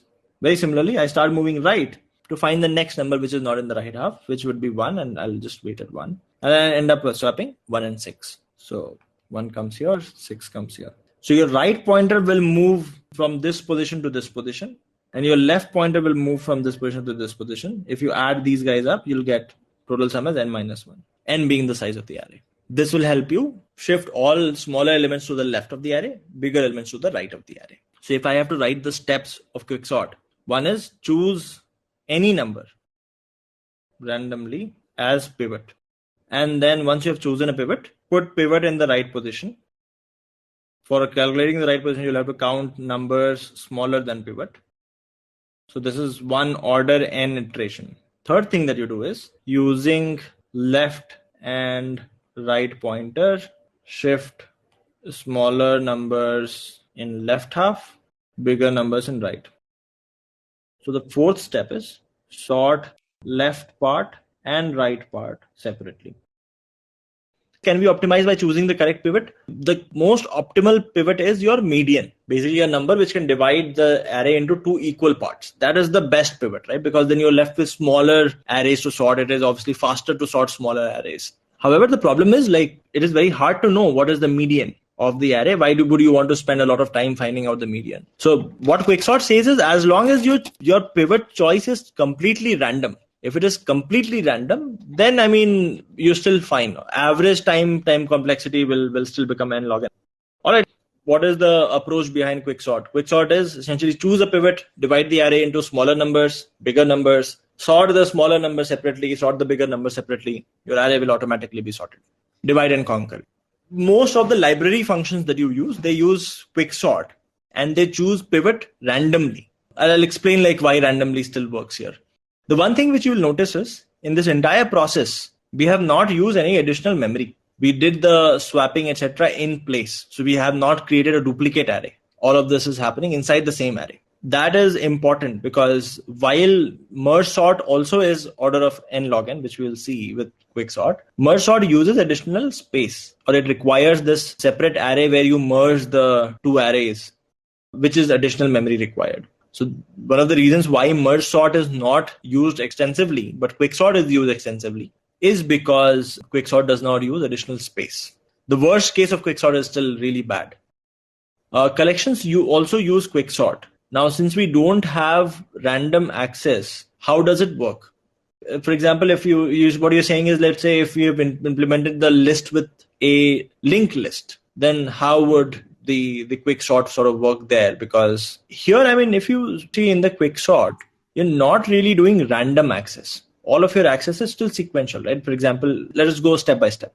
We say let's choose any number randomly as pivot. I can take a loop till the number because I'll still anyhow have to take an order n loop throughout the entire list to count the number of numbers smaller so that I know what is the right position. I'll have to do that anyway. So I take a linear loop to get to the number. That's fine. I take a linear loop to find out the right position. And again, I do the same thing. I anyhow have to split the numbers into left and right pointer. I can take a linear loop for that. So in all of this case, if you see, I'm not doing any random access. I'm actually going step by step in a linear loop. Let's do, what is the time complexity analysis? Let's do, what is best case? What is worst case? And what is average case? What is the best case with Quicksort? What is the best pivot you can choose? Assuming that the array is not already sorted, what is the best pivot you can choose? Median. Let's say you were very lucky and you were choosing the middle element all of the time. What would happen is, if you were given an array of size n, you would put the median in the right place. So median would be in the right place. And then you'll have an n by 2 size array here, n by 2 size array here. You'll need to sort these separately. So what happens is exactly like merge sort. You start with an array of size n. This reduces to sorting array of size n by 2 twice. One on the left side, one on the right side. That becomes, I mean, basically time to sort an array of size n is the same as 2 times tn by 2 plus order of n for merging. And this basically comes to order of n log n. So if you are choosing the median as the pivot all of the time, then you end up sorting it in order of n log n. If you are choosing the median as the pivot every time. And by the way, this is probably not the best case. Best case is in the array is already sorted. Best case meaning that if you're given an array and then your median is the best, right? So you end up sorting in order of n log n. What is the worst case? I mean, what is the worst kind of pivot you can choose? One end, when your pivot is actually on one of the ends. So what happens is, in one step, in order of n, what you would do is you'll end up choosing a pivot that is on one end. So your pivot is here, and you'll find all of the other remaining n minus 1 elements are on one side, which means that in one order n loop, you have only fixed the position of one element and you still have n minus 1 numbers to be sorted. And if you keep doing that again and again, if you're extremely unlucky, your time to sort will become n plus n minus 1 plus n minus 2 plus n minus 3 plus n minus 4, which is order of n square. So your worst case becomes order of n square. If you are very, very unlucky that you're choosing the extremes as your median all of the time. Does this make sense? Why is the best case order of n log n? Why is the worst case order of n square? Just in terms of how we choose the pivot. If we are really, really good with choosing the pivot, then we end up choosing the median as the pivot. That means it divides the array into 2 equal halves, which is exactly the kind of thing that we did in merge sort, right? Like you start with an array of size n, you end up with 2 equal halves of size n by 2 each, which you have to sort, which again will split further into n by 4 if you again choose median. This tree will have log n number of levels. On every level, you're doing order n operation. So your becomes the best case. If you're choosing the best pivot, then it becomes n into log n. If you are choosing the median as the pivot, then you'll have order of n log n complexity. That is clear to everybody, right? Okay. What is the worst case? Worst case is when you're choosing one of the pivot. Your time to solve or sort n sized array is in order n, you were able to fix the position of one element. The other n minus 1 still need to be sorted. And if I just expand on what tn minus 1 would look like, it would be n minus 1 plus tn minus 2, which is what? N plus n minus 1 plus, what is tn minus 2? N minus 2 plus tn minus 3, which if you keep adding up will become n square. I was not talking about the best case really. I was talking about given an array. If let's say I had flexibility on what I choose as the median. So what kind of pivot? What kind of pivot will give me the best complexity? What kind of pivot will give me the worst complexity? That was what I was looking at. Right. So what is the average case complexity?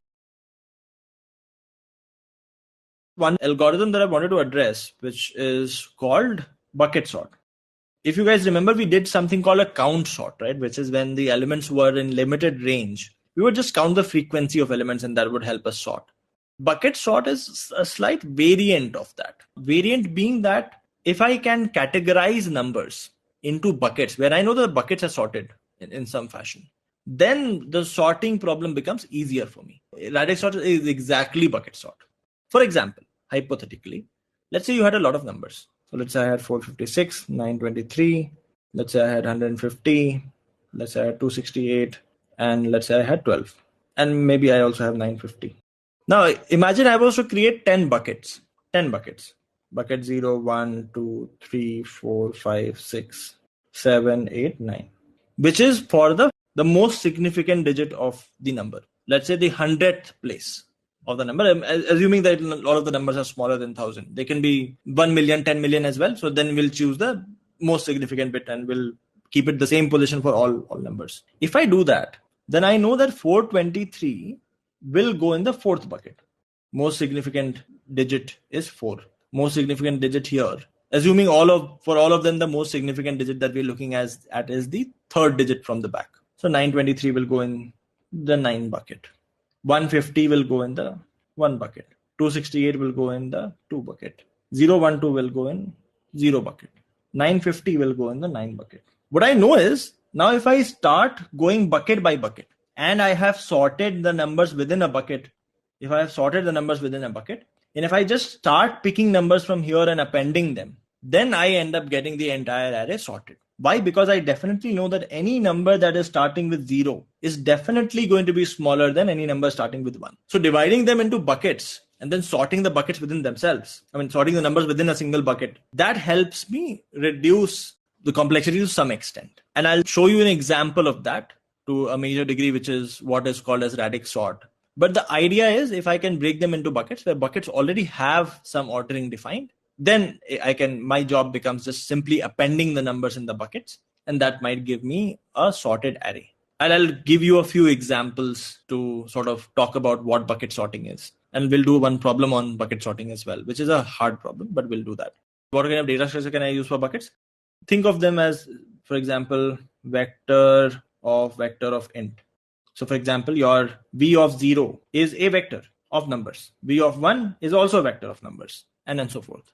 So the concept of bucket sort is very simple. If you can split numbers into buckets, where buckets themselves are ordered in some fashion, then I can sort numbers within the buckets, and then I merge them. That gives me a sorted answer. If numbers are not on the same order, how do we put them in bucket? So even here, if you see, like 12 was not of the same order. I just added another 0 to get it to the same order. So imagine I have numbers as 950, 1, 12, 923, 256. I'll just add 0 to make sure they're all of same length. How do we keep the values sorted in one bucket? Within the bucket, just use Quicksort or whatever kind of sorting you want to use there. Insertion sort, Quicksort, whatever you want to use. Let's take an example. Bucket sort alone isn't enough. Bucket sort paired up with a few observations is actually very powerful. So one observation that leads to sorting algorithm is called radix sort. The way radix sort works, imagine again you have a bunch of numbers to sort, right? Again, I'll pick the same thing, which is, let's say I have 923, 950. Let's say I have 12. Let's say I have the number 1. Let's say I have number 100. Let's say I have 150. Let's say I have 650 and 688. Hypothetically, let's say I have a bunch of these numbers. So what radix sort says is, look, at the end, if I was at the end, let's make all of these guys equal length. So add zeros wherever applicable. If all of these numbers are of equal length, then at the end, most significant bit, this bit, is the most important bit. Obviously, if the most significant bit of one number is smaller than the other number, then the overall number is definitely smaller. It is only a problem when they both are equal. Then I will look at other digits. So I know that. So what I want to do is, I want to start sorting digit by digit, with most significant digit being the last place where I sort, because I know this is the final step. So what radix sort does is, it says, let's start with the least significant digit. Let's first sort based on this. And what do? I basically create, again, 10 buckets corresponding to 0, 1, 2, 3, 4, 5, 6, 7, 8, 9. I will first look at the last digit. Based on that, 923 goes here, 950 goes to 0, 012 goes to 2, 001 goes here, 100 goes to 0, 150 goes to 0, 650 also goes to 0, 688 goes here. And then I append these guys, right? What will happen once I have done this step? All of the numbers will be sorted by their last digit. So I get 950, 100, 150, 650, 001, 012, 923, and 688. I sorted numbers based on their last digit. Now let's look at the next digit. I repeat the same process again, but with the next digit now. I'm going to erase all of these guys from here. We are now going to look at the second digit. I say that now let's look at these numbers again, one by one. But the second digit is what we are looking at. So 950 goes at 5. 100 goes at 0. 150 goes again at 5. 650 also goes at 5. 001 goes at 0. 012 goes at 1. 923 goes to 2. And 688 goes to 8. I'll again append these guys. What this would make sure is now everything is sorted based on the last two digits. So I append, and when I append, I basically get 100, 001, 012, 923, 950, 150, 650, and 688. And now the last step is the magic step, which is where I look at the most significant bit. So I erase all of this again. I look at the most significant bit and I bucketize these guys based on the most significant bit. So 100 comes here, 001 comes here, 012 comes here, 923, 950, 150, 650, and 688. Now once I append them, all of the numbers should be sorted, which you would see 001, 012, 100, 150, 650, 688, 923, 950. Now this final array that we've gotten, this is sorted. What has happened? We can take MSB directly. The only problem is then within the bucket, if you have multiple numbers, and think of like when you have 1,000,000 numbers, right? You only have 10 buckets based on MSB. That means every bucket on average will have 100,000 numbers. And if you go to solve or sort of sort each of those buckets separately, it will take you a lot of time. But here, I can sort the entire array by doing this function, the number of digits number of times. So imagine all of the numbers had 5 digits. I'll do this operation 5 number of times and my entire array would be sorted. For every single digit, I am putting them in buckets, 10 buckets, and then I'm appending them, which is an order n operation, right? So my total amount of time taken is order n into max number of digits. Space is assuming that we are taking a vector of vector. The total space taken by vector of vector combined across all of this is order of n. So I'm using an order on n extra space. Actually, order of 10 plus n, which is order n. Do we need to compare an element with the existing elements present in the bucket? No. Right now, because the moment you start doing that, then your complexity increases. Currently, it is just very dumb way of appending to existing numbers in the bucket. Why can't we take MSB to LSB? I mean, when we start with MSB, in the first step, we would definitely have put the bigger numbers to the first half of the array, the smaller numbers to the second half of the array. That I completely agree with. In fact, numbers would be sorted based on their first digit. But as you go to the second digit, within these numbers, if the sorting is happening in the right way or not, because you'll have, let's say you look at second digit as 0, right? Now, some of those 0 numbers will come from the numbers that had the first digit as 9. Some of those 0 numbers will come with some numbers where the first digit was 6. For example, let's look at this example itself, right? If I started from MSB, then what would have happened? Let me erase this. My first 2 numbers will go in the 9 bucket, 923, 950, 012, 001, 100, 150, 650, and 688, which is great. Now, if I append them, then I get this, which is almost sorted. The problem is when I move to the next digit, it's then that it becomes a problem, because 012 will come here, 001 will come here. Now 100 will also come here. However, I know that 100 should only come after 012. When I will merge, then I wouldn't know how to maintain this ordering. I mean, I'm using digits here. You can do the same thing for bits. There you will only have 2 buckets, 0 and 1. Here I have 10 buckets. You'll only have 2 buckets when you're dealing with bits. When you go from LSB to MSB, that means MSB takes higher priority because it is the last deciding factor. When you go from MSB to LSB, then LSB starts taking higher priority. So time complexity is n into number of digits. If d is the number of digits, that is your time complexity. Usually, the number of digits is the same order as log n. It's actually log n to the base 10, n being the maximum number in the array. Number in array. So, I mean, usually radix sort is good number to know and good approach to know because this can be applied at multiple places. That being said, again, like not very commonly used because n log n, you can just directly use your sort function. Why would you go and take the pain of implementing radix sort when it has very similar time complexity? If all of what we have discussed till now, if that makes sense, I'll give you one problem which will actually make the bucket sort even clearer. The reason why we have bucket sort. Explain the time complexity again. So if you look here, what are we doing? We are taking digit by digit, right? So first we look at the last digit. And for that digit, what do? We put them in these 10 buckets, right? So basically what happens is, what is the last digit of any number? Let's say I do this, right? I say I goes from 0 to n and we calculate the last digit. Digit is equal to array of I mod 10. That is your last digit. And then you put it in the same bucket. So for example, let's say if you have bucket array, you say bucket of digit dot add AI, right? You do that. All of this is order n process for the last digit, correct? And then eventually I'll basically look at numbers in every bucket and I'll keep appending them in another array. All of this is order n process. I'll have to do this for every digit, correct? So if all numbers have, let's say 5 digits, then my complexity would be n into 5 because for every digit I'll do an order n operation. If every number has d digit, then it becomes order of n into d. How n log n is similar to n into d. So n into d makes sense, right? Order of the algorithm is n into d. That makes sense. Correct. Okay. Now what is d? What is given a number x, what is the number of digits that x would have? How do you find that? Basically, how do you find number of digits?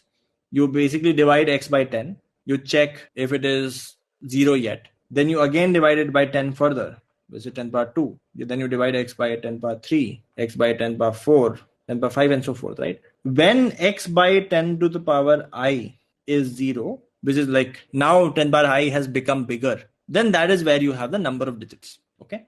If I just put it like this, I mean, basically, if x has I digits, then x is approximately equal to 10 raised per I.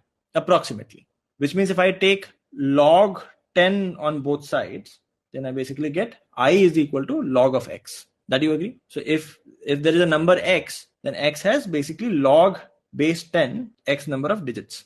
So therefore I'd say like whatever is the highest number in the array, then d is basically log of that highest number. So your d is almost the same as n log x being the highest number. So bucket sort is more generic. Right? Like bucket sort just says, hey, look, my fundamental is you can create any sort of bucket you want. You can create a bucket of all numbers from 1 to 100, all numbers from 100 to 1000, all numbers from 2000 to 3000. You could create any bucket that you want as long as it covers all range. You put numbers in the bucket where you know that every number in bucket 1 is going to be smaller than every number in bucket 2. So you just bucketize these numbers, you sort them separately, and then you append. That becomes bucket sort. It is very generic. Radix sort is using bucket sort in one way. Why this type of bucketing works? Going for all positions instead of just MSB or LSB. Let's say if you just go for MSB, there wherever two numbers have different MSB, most significant digit, there, I mean, you probably can only do with most significant digit. The problem is there will be a few numbers that will have the same most significant digit. In fact, there are only 10 possible most significant digit, right? So if you have, let's say 1000 numbers, then on average, you'll have 100 numbers in every bucket, right? For example, here as well, I had 950 and 923. They'll all go to the 9 bucket. Now, how to actually decide the ordering between these? In fact, if you have a lot of numbers in the bucket, then how do you figure out the ordering between those? That is not clear. So therefore, you can't decide only based on most significant digit. You'll need to somehow sort these guys within the who have the most significant bit as 9 as well, right? Internally, you'll need to sort them. So there are two ways. One is like you just say, I'll bucketize based on the most significant digit and I will sort each bucket, right? So what happens is if I had n numbers, then on average, each of the buckets will have n by 10 numbers. To sort them, I'll take n by 10 log n by 10 and I'll have 10 such buckets. So I'll finally multiply by 10. This will give me n log n by 10, which is the same as n log n. So I end up reaching the same algorithm which I have anyhow done before. This does not seem to be an improvement. So therefore I said, like, can I improve further on it? And there we said, maybe if instead of saying that we'll sort the numbers in the same bucket, if we could do bucket sort multiple times in a way where at the end of it all of them would have been sorted, then that would be nice. So I say, you know what, like, for the sorting based on the most significant bit, one thing is, if I can somehow reach a state where numbers with the same most significant bit, they are already sorted in some way, that would be awesome. But to sort the numbers with the same most significant bit, for example, if you remove the most significant bit, you'll need to sort them by the remaining bits. There also, if you just again break it down recursively, you'll reach the same state. Like, you'll first have to sort based on the least significant bit, then the least significant and most significant together, and then the last three together, last four together, and so forth. In radix, you have log base 10 of not the number of elements. I mean, so in n log n is number of elements. This is log base 10 x, which is the highest element in the array. This is not the number of elements. This is highest element in array. Two different things. But yeah, I mean, in cases of log n, if you have, let's say, 1 million entries, 10 power 6 entries or 10 power 7 entries, the log n is typically 20, 22, 24. In the case of numbers, the number of digit is probably still 8 or 9. So it can perform twice as faster. If max is less than n, go for radix sort. That I wouldn't say. If your log of 10 max is less than, in fact, significantly less than log n, then go for radix sort. Okay. In case of integer, we could use radix. That's why I said, like, if your log of max is less than log of n, you could use radix. That might run just slightly faster. Even if you go with bits, yes, you will eventually end up sorting. Just that the number of iterations will be more. All right, let's move to the next problem.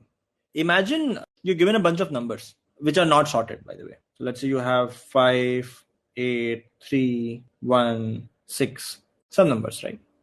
And you've been given this array that you cannot modify. So this is a constant array, cannot be modified. Now what you need is that if this array was sorted, let's say if this array was sorted, the numbers would be 1, 3, 5, 6, 8. Actually, let me change the numbers a little bit. Let's say this number was 7, right? If this number was 7, then the numbers would be 1, 3, 6, 7, 8.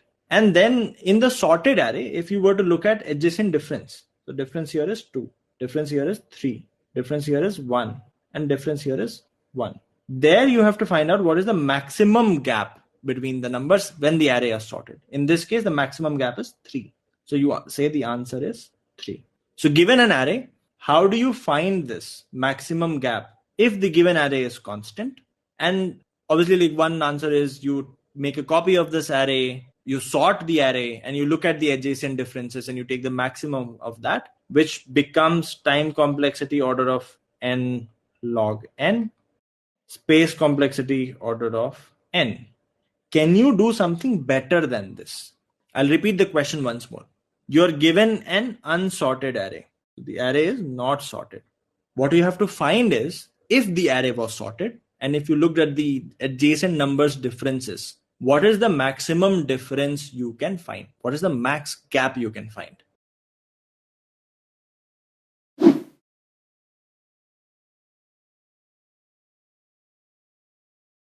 Hello everyone, welcome to Scalar Academy's YouTube channel. So myself Vamsi.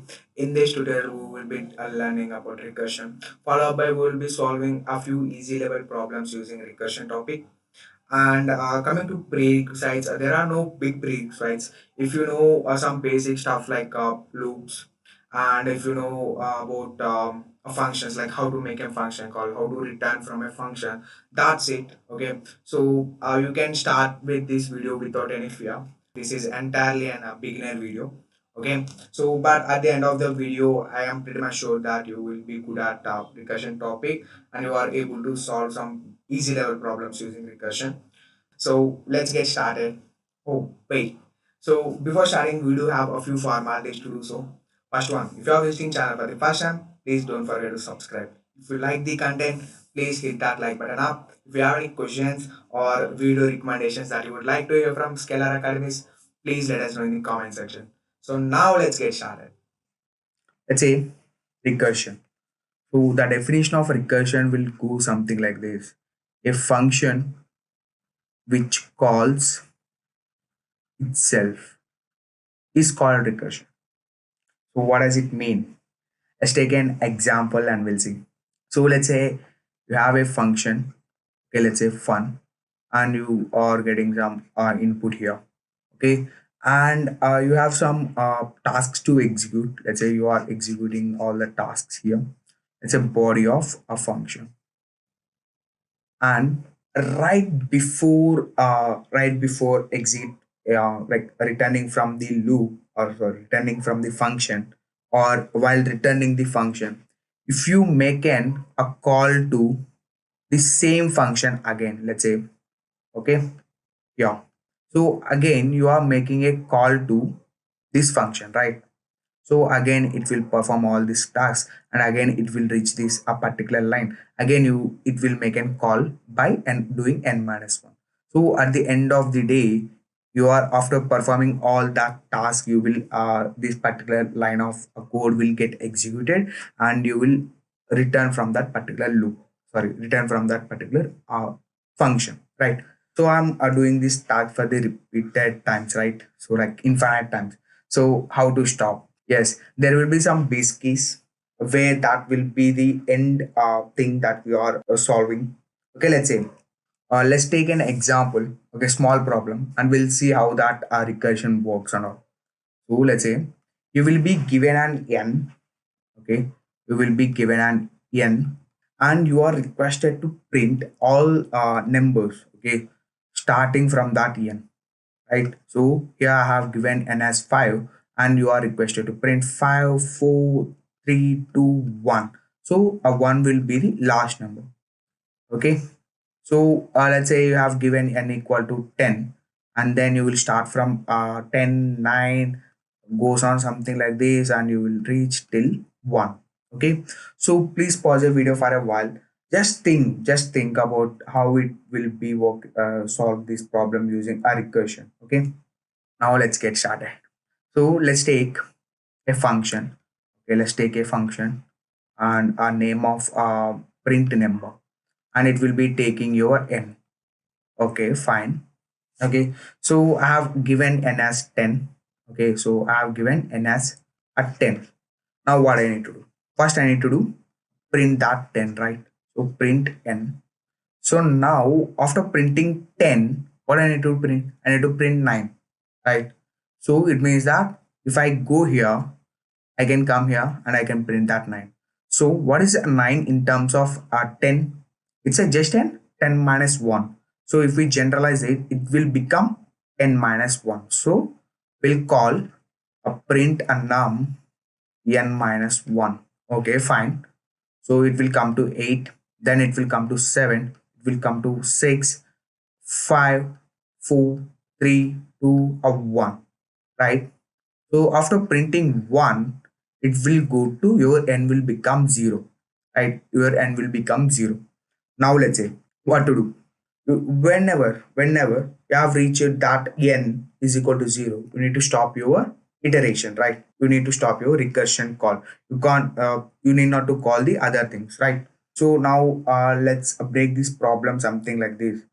So until your n greater than or equal to 1, you need to do this task, right? Everyone agrees that. So think.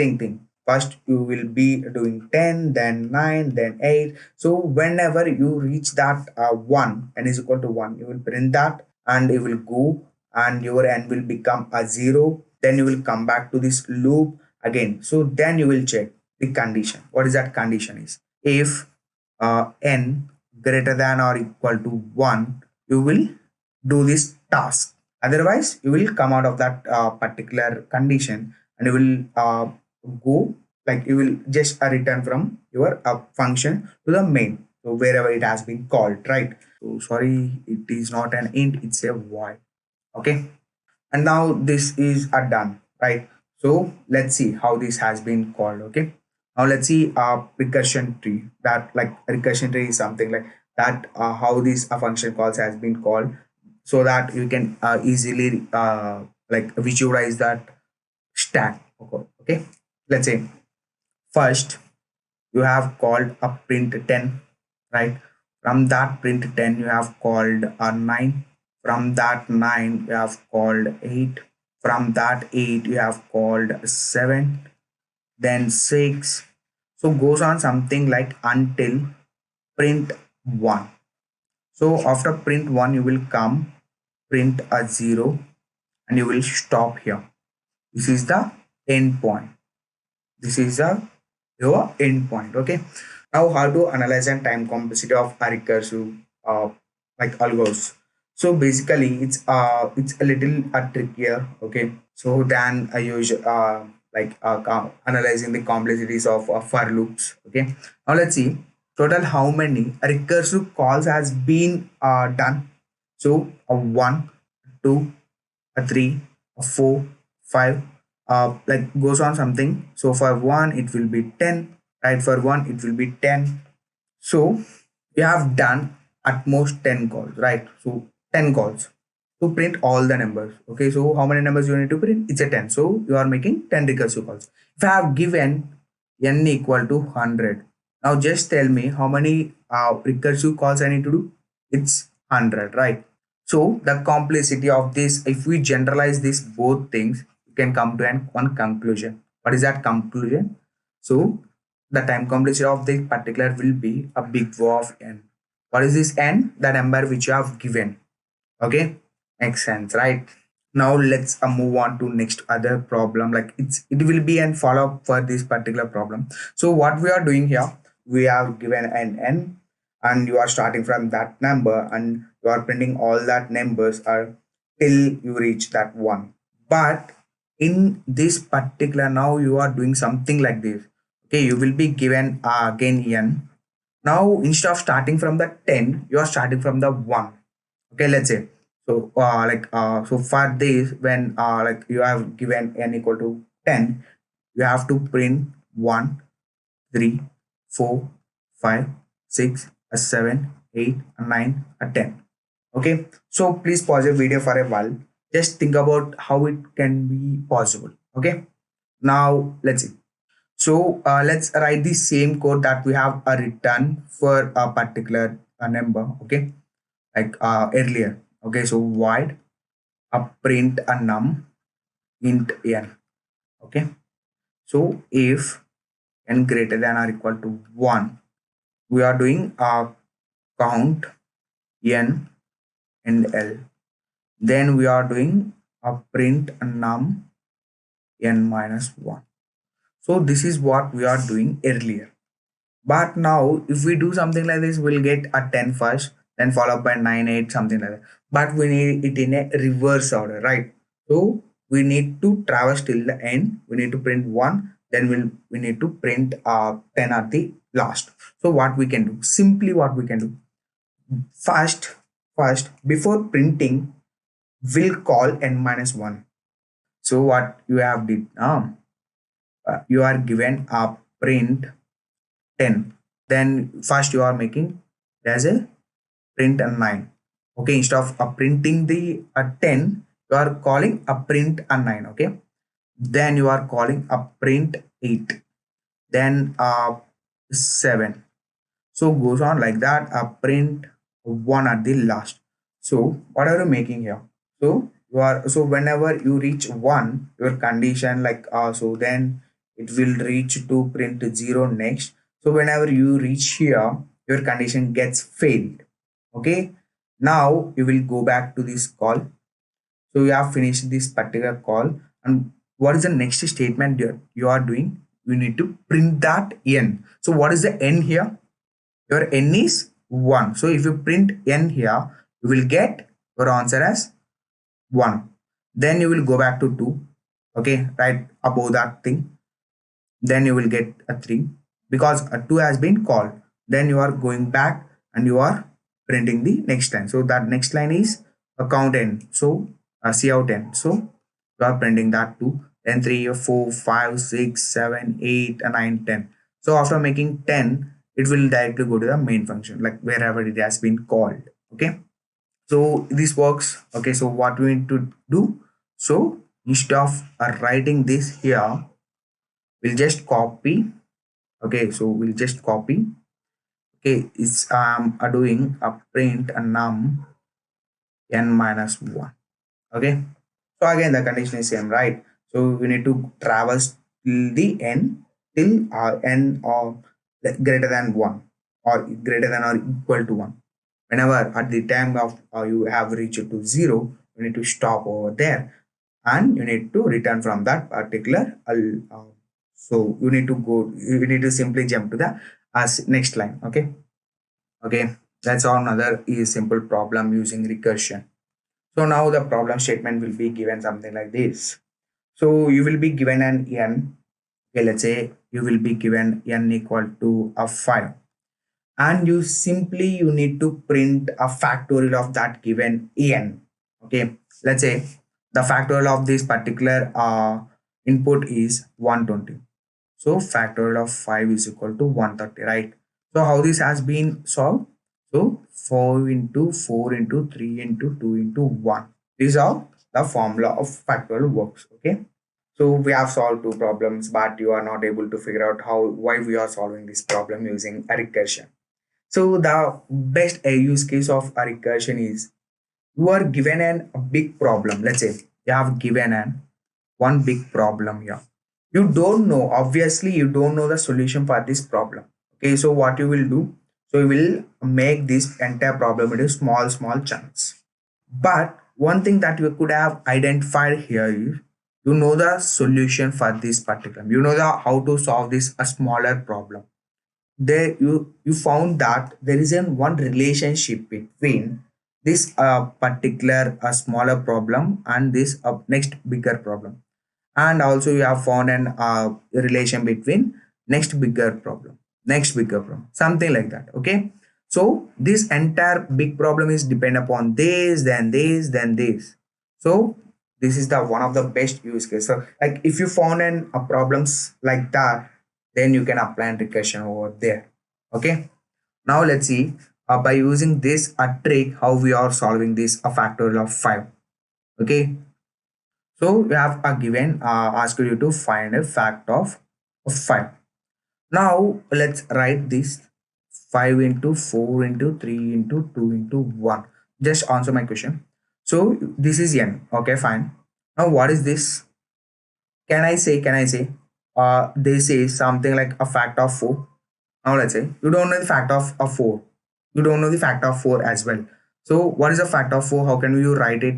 So 3 into 2 into 1, right? So again this is n. Just assume this is n. And what is this? It's a fact of 3. Agrees that? Again you will write it as a 3 into 2 into 1. So you know this is a n and this is a again fact of a 2. So this is goes on something like that.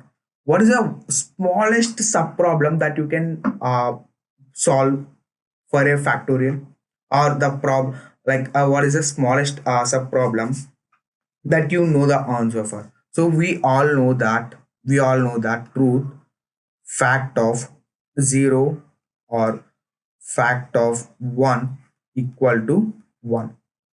So you like the if the constraints or constraints were given something like this 0 greater than or equal to n greater than or 10 power 8 or 7, then you need to handle for n equal to 0 as well. In sometimes they will be giving you 1 greater than or less than so this. Okay, so in both cases you need to handle the 0 and 1. So this will be your base cases. Now you found that 1 is the smallest sub problem that you need to solve for factorial of finding a factorial of a given n. Okay, now let's see. So we have generalized that. So finding a fact of 5 is fact of 4. Okay, so again you will be writing for fact of 4. It's an a 4 into fact of a 3 again. So it's a 3 into fact of 2. Again it is a 2 into a fact of a 1. Again it's a 1 into fact of a 0. And you can't go beyond that 0, right? So you know that that is the smallest sub problem that you are going to solve, and you know the fact that fact of 0 and fact of 1 equal to 1. Okay, so what you will do for this, simply you will return a 1. Okay, So now it's a 1 into 1. It's a 1. Who call this particular call? That is this factor 1, right? So you will simply return 1 to this. Now it's a 2 into 1. It's a 2. Who call this particular call?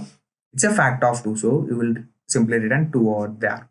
Now it's a 2 into 3 into 2. So who call this? It is factor of 3. So you will simply return 6 here. So it's at 4 into 6. Who call this? Factor of 4. Will return a 24 here. Then it's a 5 into 24. Who call this? It's a factor of 5. It's a 120. So you found the answer. Let's see how to code our approach. Okay. So again, I request you to code try it on your own before seeing the solution. Okay. Now let's say you have a function called a factorial, and you will be taking n as your input. Okay. Okay. So what is the generalized formula? What is the relation that you have identified in this entire tree? So here. So what is this in terms of n? What is this in terms of n? This is a n. This is a n minus 1, right? And now again you are making fact of n, right? So it's n. Since you are making a fact, you will be treating this 4 as a n. So again it's a n, and this will be n minus 1. Again you are making a call to fact of 3. So it's an n. So n into n minus 1. So if you generalize this, it will be n into fact of n minus 1. This is your generalized formula or a recurrence relation as well. Okay. Now let's see. So what is the formula that you have identified? So you will make a call like a simply a return n into a factorial of like n minus 1. Okay. We'll simply return n into n minus 1. So whenever you have call factor of 5, you will simply return 5 into factorial of 4. Okay, again you are making a call, it will go to top and it will solve for 4. Then again it will go to top and it will solve for 3, then something like that. So at the end of the day, you will be returning this particular thing. Okay. Now, as I said, you will be having one base condition. If you don't have any base condition or stopping condition, it will get into the infinite times of recursion. So then after some time, it might get overflow. Your stack will get overflow. We'll come to that. What is that stack? Okay. So it will get overflow, and then you will end up with an error. Okay. So what is your base condition? Like base condition will be the smallest problem that you are going to solve. Okay. So here that smallest problem that we are solving is if n equal to a 0 or n equal to 1. In that case, what you can do, you can simply return your or like simply return 1. But in all other cases, you will be doing n into factorial of n minus 1. Okay. Now let's try to analyze the space complexity. Let's try to analyze the time complexity and space complexity. Let's see. So first you are making a call for fact of 5. Then you are doing 5 into fact of 4. Okay, you are calling fact of 4. So again you have making one call. Again you have made another call for 3. Again you have made another call for 2. Again you have made another call for 1. Okay, so after reaching 1, you will stop here. Now tell me how many calls we have made. Yes, a 1, 2, 3, 4, 5. Okay, it's a 5 calls. So finding a factorial of 4 involves 5 function calls. Okay, simply like if you have given n is equal to 10, how many calls you will be requiring? 10 calls, right? So if you generalize that calls if you know how to analyze the complexity of loops, right? So how we are analyzing the complexity of loops? It's simply how many times you are iterating through that loops, right? Okay, if you have given and like for I is equal to 0 to n, so you are iterating to n times. So you are saying that your complexity is big of n. Okay, so here as well, so you are making a 5 calls, right? 5 times you are iterating to into that particular recursion function. So it means that you are making a 5 calls. So you are iterating, you are running that loop for the 5 times, recursion function for the 5 times. So your complexity will be generalized to big O of n. Like whatever the number you have given, you need to traverse you need to make and reversion calls for that many times. Okay, so since it is that, or you can say that your time complexity is big O of n. And what is your space complexity? Here to a store, to store all your function calls or recursive calls, you will be using something like a stack space. Okay, stack space. We'll come to this. And what is a stack space?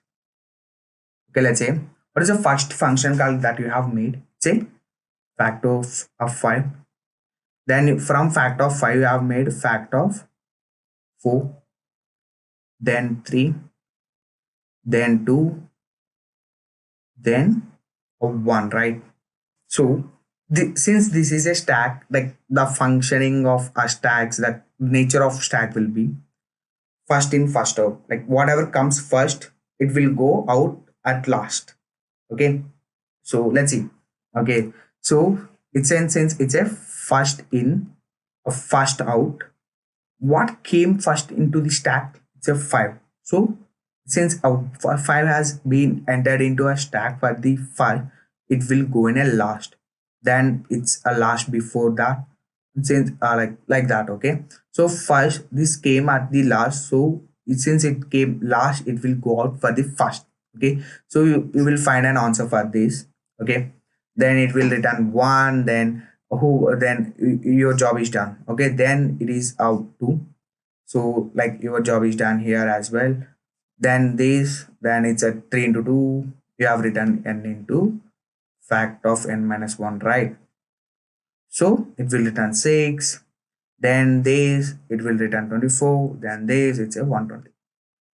Okay, so here to generate this whatever stack space. Okay, stack is also an kind of memory that you are storing all your recursive calls.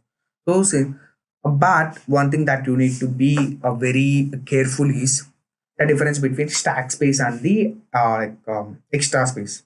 So since you are, did you define any stack manually here? No, you haven't.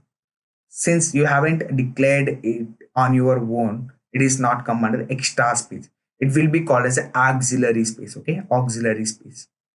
So you need to be careful with that term. Okay, so but yeah, since you are saying since it's even so auxiliary space is also memory, you can say that so I'm not using any extra space, but since I'm using a recursion topic here, it will be using big O of n auxiliary space. Okay, so if you said this term or this topic in the interview, yeah, so they might ask what is the difference between extra space and the auxiliary space. So before going into interview, just be careful about, you might have done a proper research on these things. So let's solve another problem using recursion. So the problem statement is given something like this. You will be given an n. You simply need to return nth Fibonacci number. That's it. Okay. So let's say if you have given n equal to 6, your output should be equal to 8. If you have given n equal to 0, your output should be equal to a 0. If you have given n equal to a 7, your output should be equal to a 13. Okay. Now let's pause the video for a while. Okay, please try to think of what is a Fibonacci number, how to solve this problem using a recursion. Okay. So let's see. So let's say first we'll see what is a Fibonacci number series. Okay. So let's say before starting, okay, so Fibonacci series includes two base values, let's say 0 and 1. From these base values we will be building our entire series. Okay, let's say, so what is a 0 plus 1? It's a 1. What is a 1 plus 1? It's a 2. What is a 1 plus 3? 2 is a 3. What is a 1 plus 2 plus 3? It's a 5. What is a 3 plus 5? It's a 8. 5 plus 8, it's a 13. So next 31, it's a 34. It goes on something like this. Okay. Now let's try to point out the indexes of this series. Okay. So the indexes of this series will starts with a 0. Okay. Now this is a 0 n. Okay, let's say if your n is 0, you will be simply returning this value. And this is a first, this is a second, and this is a third, this is a fourth, a fifth, sixth, a seventh, eighth, a ninth, goes on like this. Okay, now again pause the video file. I have given a hint what is a Fibonacci series. Okay, now try to think. Okay, so at least try to think of in a loops manner, try to solve this problem. Okay, now let's see. Okay, let's see. So if I have given ask you to find Fibonacci of 5, what would be your reaction? So we'll say like simply, so add Fibonacci of 4 and Fibonacci of 3. Your job is done. It's as simple as that, right? So if I ask you to find Fibonacci of 5, what is the like you need to add a simply need you need to add previous two numbers Fibonacci number, right? So since I given n is equal to 5, what is the previous two numbers? It's a 4 and 3, right? So what is the fourth Fibonacci number? It's a 3. What is the third Fibonacci number? It's a 2. So we will simply return 5 as your answer, right? That is as simple as that. Now the problem starts here. Okay, so now tell me, so you don't know anything, like apart from Fibonacci of 0 is a 0, Fibonacci of 1 is a 1, you don't know anything, and you know that through that by using like if we add previous two numbers, like previous two Fibonacci numbers, we will get our current Fibonacci number. So you know these two facts. Okay, on these two facts you are building your entire logic.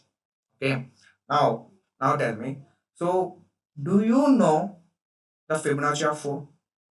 Don't know. We only know 0 and 1, right? So we don't know Fibonacci of 4. So what we will do? Again you will do, now your problem got reduced to finding the Fibonacci of 4, right? Now what you will do? So you will write Fibonacci of 3 plus Fibonacci of 2.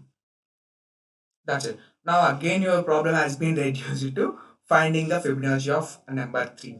Okay, so Fibonacci of 3 is equal to Fibonacci of 2 plus Fibonacci of 1. Right?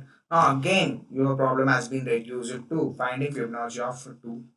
Fibonacci of 2 equal to Fibonacci of 1 plus Fibonacci of 0. Done. Now tell me, do you know the Fibonacci of 1? Yes, you know the Fibonacci of 1. What is that? It's a 1. Now you will simply add 1. And like what is the Fibonacci of 0? Do you know? Yes, you know, right? So it's a 0. So you will do 1 plus 0. It's a 1. So now you know the Fibonacci of 2 as well. It's a 1. We'll simply return here. Now find, in the process of finding the Fibonacci of 3, you made a call to Fibonacci of 2, right? And you got 1. Now tell me, what is the next call? That's a finding Fibonacci of 1, right? So what is the Fibonacci of 1? It's an 1. So now tell me, you will simply add 1 plus 1. You will get a 2. Now you made a call this. You have completed these calls. Okay. Now you will simply return a substitute 2 here. Now your problem got reduced again. You are making a call to Fibonacci of 2. Okay. Now tell me, so already we have found that. So like I'm not drawing the entire tree. I will do that later. Okay. Just as of now, be in a flow with me. Okay. So I will just simply do 1 here. So it's a 2 plus 1. It's a 3. So I know Fibonacci of 4 is 3. Now again I will make a call to Fibonacci of 3. Now what is the Fibonacci of 3? It's a 2. So it's a 3 plus 2, it's a 5. Okay. So my answer is 5. This is how you will be solving your Fibonacci number. Right. So now pause the video for a while. Okay. Think of what is a generalized formula? Like what is a recurrence relationship between these calls, and what will be your base cases? Right. When to stop this recursion kind of stuff. Okay. Now let's start. Let's say, how can I write the code? Let's say I'm assuming I have a function called a fib, and it is taking accepting one parameter. Let's say n. Okay. So whenever I'm making call, I will simply return something. So what is that something? Let's assume here a 5 is n. Now tell me, what is the 4 in terms of 5? What is the 4 in terms of 5? It's just a 5 minus 1, right? Now tell me what is this 3? It's a 5 minus 2. So it's a 5 minus 2. Since a 5 is n, how can I write this? It's a n minus 1 and this is n minus 2. Right? So now my problem is yeah, I am substituting n as 4. Now it will be n minus 1 again and this is n minus 2. So can I say that the recurrence relation that I am looking for is fib of n equal to fib of n minus 1 plus fib of n minus 2. Can I say something like this? Yes, I can say that, right? Now, whenever I made a call of finding a Fibonacci number, I will simply return fib of n minus 1 plus fib of n minus 2. Job done. Job done. So I will make an recursive calls again. Okay. Now let's try to draw a tree for this, like how recursion calls make. Okay. Let's say first I have taken a fib of 4. Okay, fib of 4. So what is the thing I will be making now? So first I will make fib of n minus 1. Since it's an n is equal to 4, you will make a fib of 3, then fib of 2. Like 2 calls, okay? Now from fib of 3, we will make a 2 first. Okay, so from fib of 3, you will make a 2. Now your n is a 2. You will again go here and your n is a 2. So again you will make n minus 1. So you will make n minus 1 is at 1. Okay. Now tell me. So whenever n is of 1, you will simply returning 1, right? How we are. So here this will be your base case, right? So if n equal to 0 or n equal to 1, if n is equal to 0 you will simply return 0, if n is equal to 1 you will simply return 1. So can I say that whatever your n is you will be returning that? Yes, so I will simply return yeah. Okay, so if your n is equal to 0 you will simply return 0, if your n is equal to 1 you will simply return 1. That's it. So on this note I will return here 1. That's it. Now I'm done with n minus 1. Now I need to make a call for n minus 2. So since my n is a 2, I will make a call to n minus 2. 2 minus 2 is a 0. So what I will return? It's a simply return a 0. Done. So now what is the addition of this? 1 plus 0 is a 1. So I will simply return 1 here. Now I made an where n is equal to 3, I made an n minus 1. Now I made to make n minus 2. That's an 2. Sorry, n minus 1. Sorry, fib of 1. Okay, so whenever my n is equal to 1, I will simply return 1. So what is the sum here? It's a 2. So I will return simply 2 here. Now like I'm done with n minus 1 part. Now I need to go for n minus 2 part. Okay, now again, so I am currently standing at n is equal to 2. I know? I know. So I will simply make another call. So since n is equal to 2, what is n minus 1? It's an 1. So what is the fib of 1? I will simply make an return as of 1.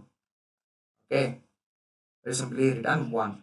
Now again, so I'm done with n minus 1 part. Now I will go to n minus 2 part. Sorry, it's at 0. Okay, fib of 0. What is the fib of 0? Again, it's a 0. So what is the 1 plus 0? It's a 1. So I will simply return 1 here. So what is the sum of these values? It's a 3. So I will return 3 from, if I make a call fib of 4, I will simply return 3 as my answer. Done. So I hope you guys have understood. If not, I recommend you to pause the video for a while. Okay. Now try to rewatch it again before jumping into analysis of an these algos, because it's very important to understand how that recursion calls has been made. Okay, how we are returning from that function calls. Okay. Now let's see time complexity of this approach. For every recursive call, how many possibilities are there? How many function calls we are making? We are making 2 function calls. Can I say that? So for finding, whenever I made an fib of 4, I made an 2 calls. One is fib of 3 and one is fib of 2. And whenever my n is 3, I made an again 2 calls.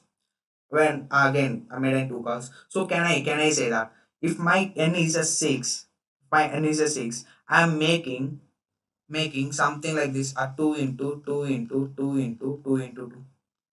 Can I say that? For every possible number, I have 2 possibilities. Okay, for every number I have two possibilities. Okay, either n minus 1 or n minus 2. So these are the two possibilities. So I am going both of the ways. Okay, that's why for every number I have two possibilities. Okay, that's it. Now if I generalize this, how can I write this? It's a 2 power 6. Right. So what is this 6? We are searching for n is equal to 6. Now tell me what is this 6? It's a simply 2 power n. So can I say that? Can I say that finding n is equal to 6, or if n is equal to 6, we are making big O of 2 power n function calls? Yes. Can I say that? Like, yes, right? I can say that. That's how we have solved this, right? Now, what will be our space complexity? Now, tell me, so are we using any extra space here? So, did we define any space? And no, big no. We are not using any extra space. So, extra space equal to constant. Okay, it's a constant. Constant. Now, tell me, so there is something like auxiliary space for recursion, right? Auxiliary space for recursion. Tell me. So, for this, so let's say we have a stack. We have a stack. Now tell me. So first we'll store f of 4, like fib of 4. Then from that we'll go to fib of 3. From that we'll go to fib of 2. From that we'll go to fib of 1.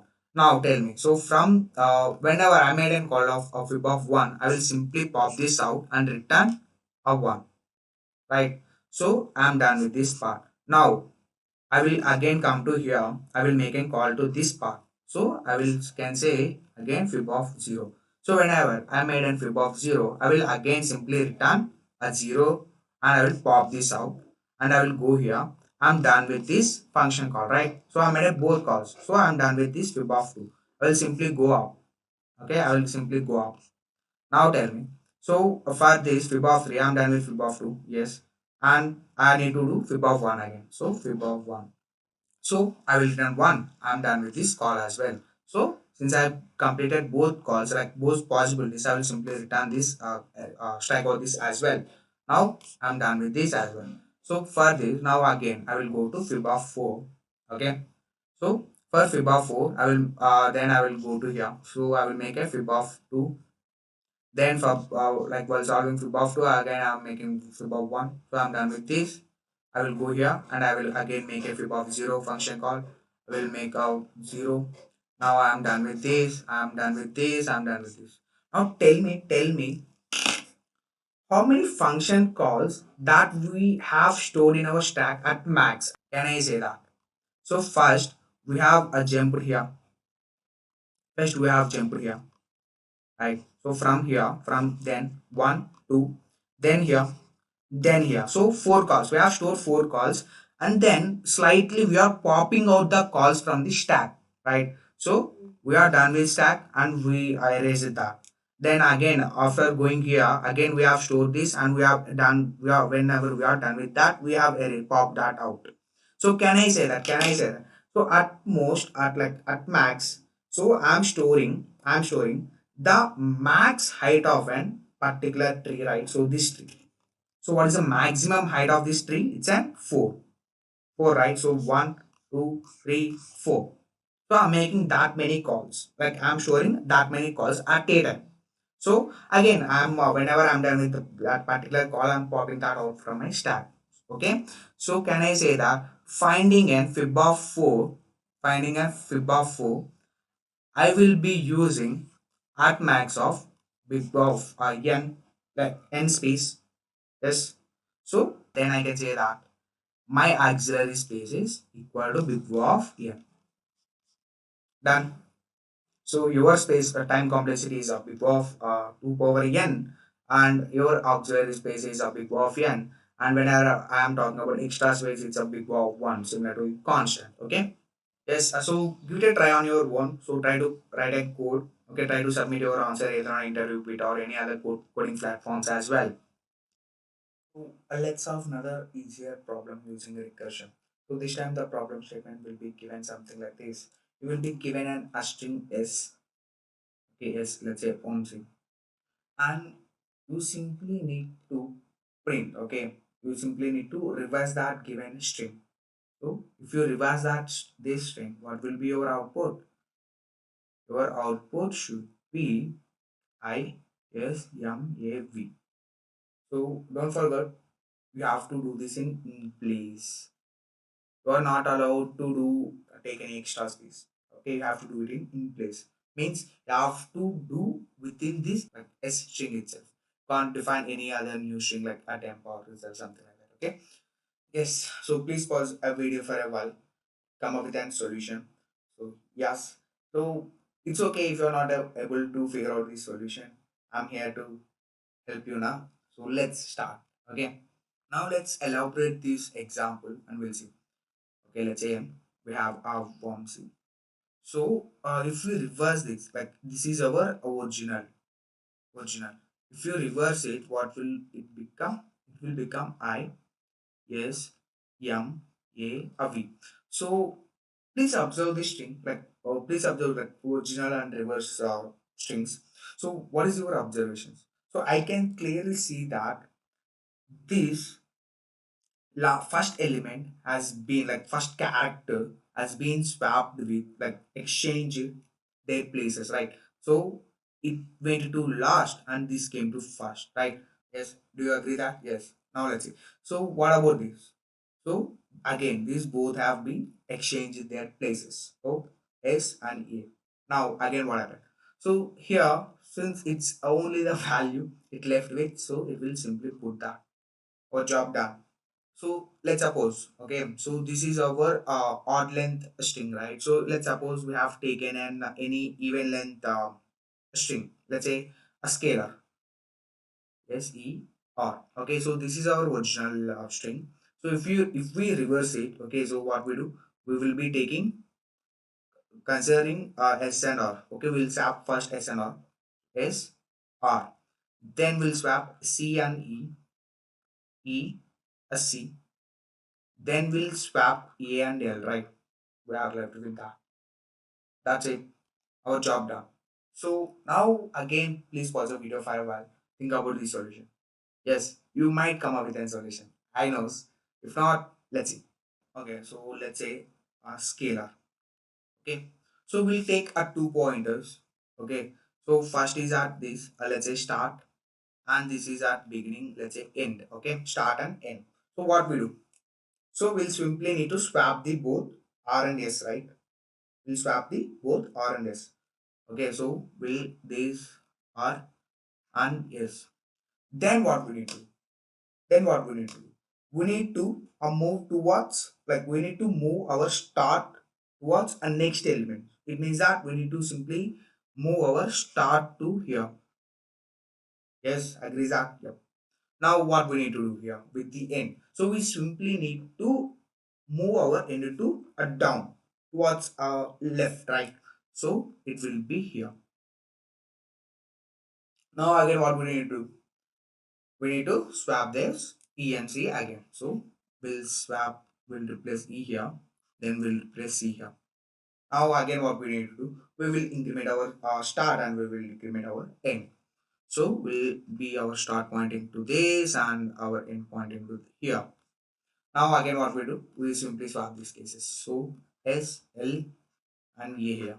So what is the result? So now like what happens if we swap again? So like so we are done with the swapping, and now what we need to do? We need to increment and decrement our value. So if we increment our pointer, it will get S here, and if we decrement our n, it will be here, right? But if I again swap these values, it will get to its original original places, right? So let's see. So A and L. So again we are swapping them for the two times. Okay, so first time we have swapped and we got changed those values. Again if we swap them, it will get to its original spaces, right? So we don't want to do that. So what we need to do now? So one thing here is we have reached till the middle. Okay, it means that we started from the start and end. Okay, with the two pointers. Every time we are moving closer. So it by the means whenever we met at middle, it means that we have covered all the elements. We have covered off elements with the S, we have covered off elements with the A. So whenever we cross our paths, it means that we have crossed our middle. So whenever we cross that middle, we'll stop over there. Okay, so that's the thing. Okay, that's the thing. So how that code looks like. So even if you can observe, so every time we are repeating this process until our S less than E. So here, so if you see, so here S is here, let's say index is 0, 1, 2, 3, 4, 5. Okay, so S is pointing to, S is start. Our start is at 2 second index and our end is at third index. So it's a less. So whenever we change our increment or decrement our values, it will be S will become a 3, E will become 2. So this is a not valid. Okay, we need to stop there. So it means that we have increased, like start has been like incremented than our end. So we just crossed our path. So we'll stop there. So let's write code for this approach. Okay. So I'm assuming that I have a function called reverse a string. Okay. For that, my inputs are string, and I used a pointer. Okay. So int yes, int end. Okay. Okay, int s and int n. So first I need to check whether a start is a lesser than end or not.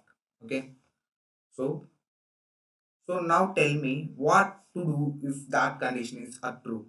So if that condition, like our start is a less than our end, so if that is the case, we'll simply swap s of s, like start, and s of e, sorry, say string, right? So sorry, str. Okay, so str of s and str of e, we'll swap those. Then what to do? So we just need to increment our s and decrement our e, right? So again we need to repeat the same after incrementing and decrement as well. So yes, we are solving a recurrence. So we again call that a reverse string, and we'll increment, like we'll pass a string as it is. Then we increment our start by 1 and we'll decrement e. Done.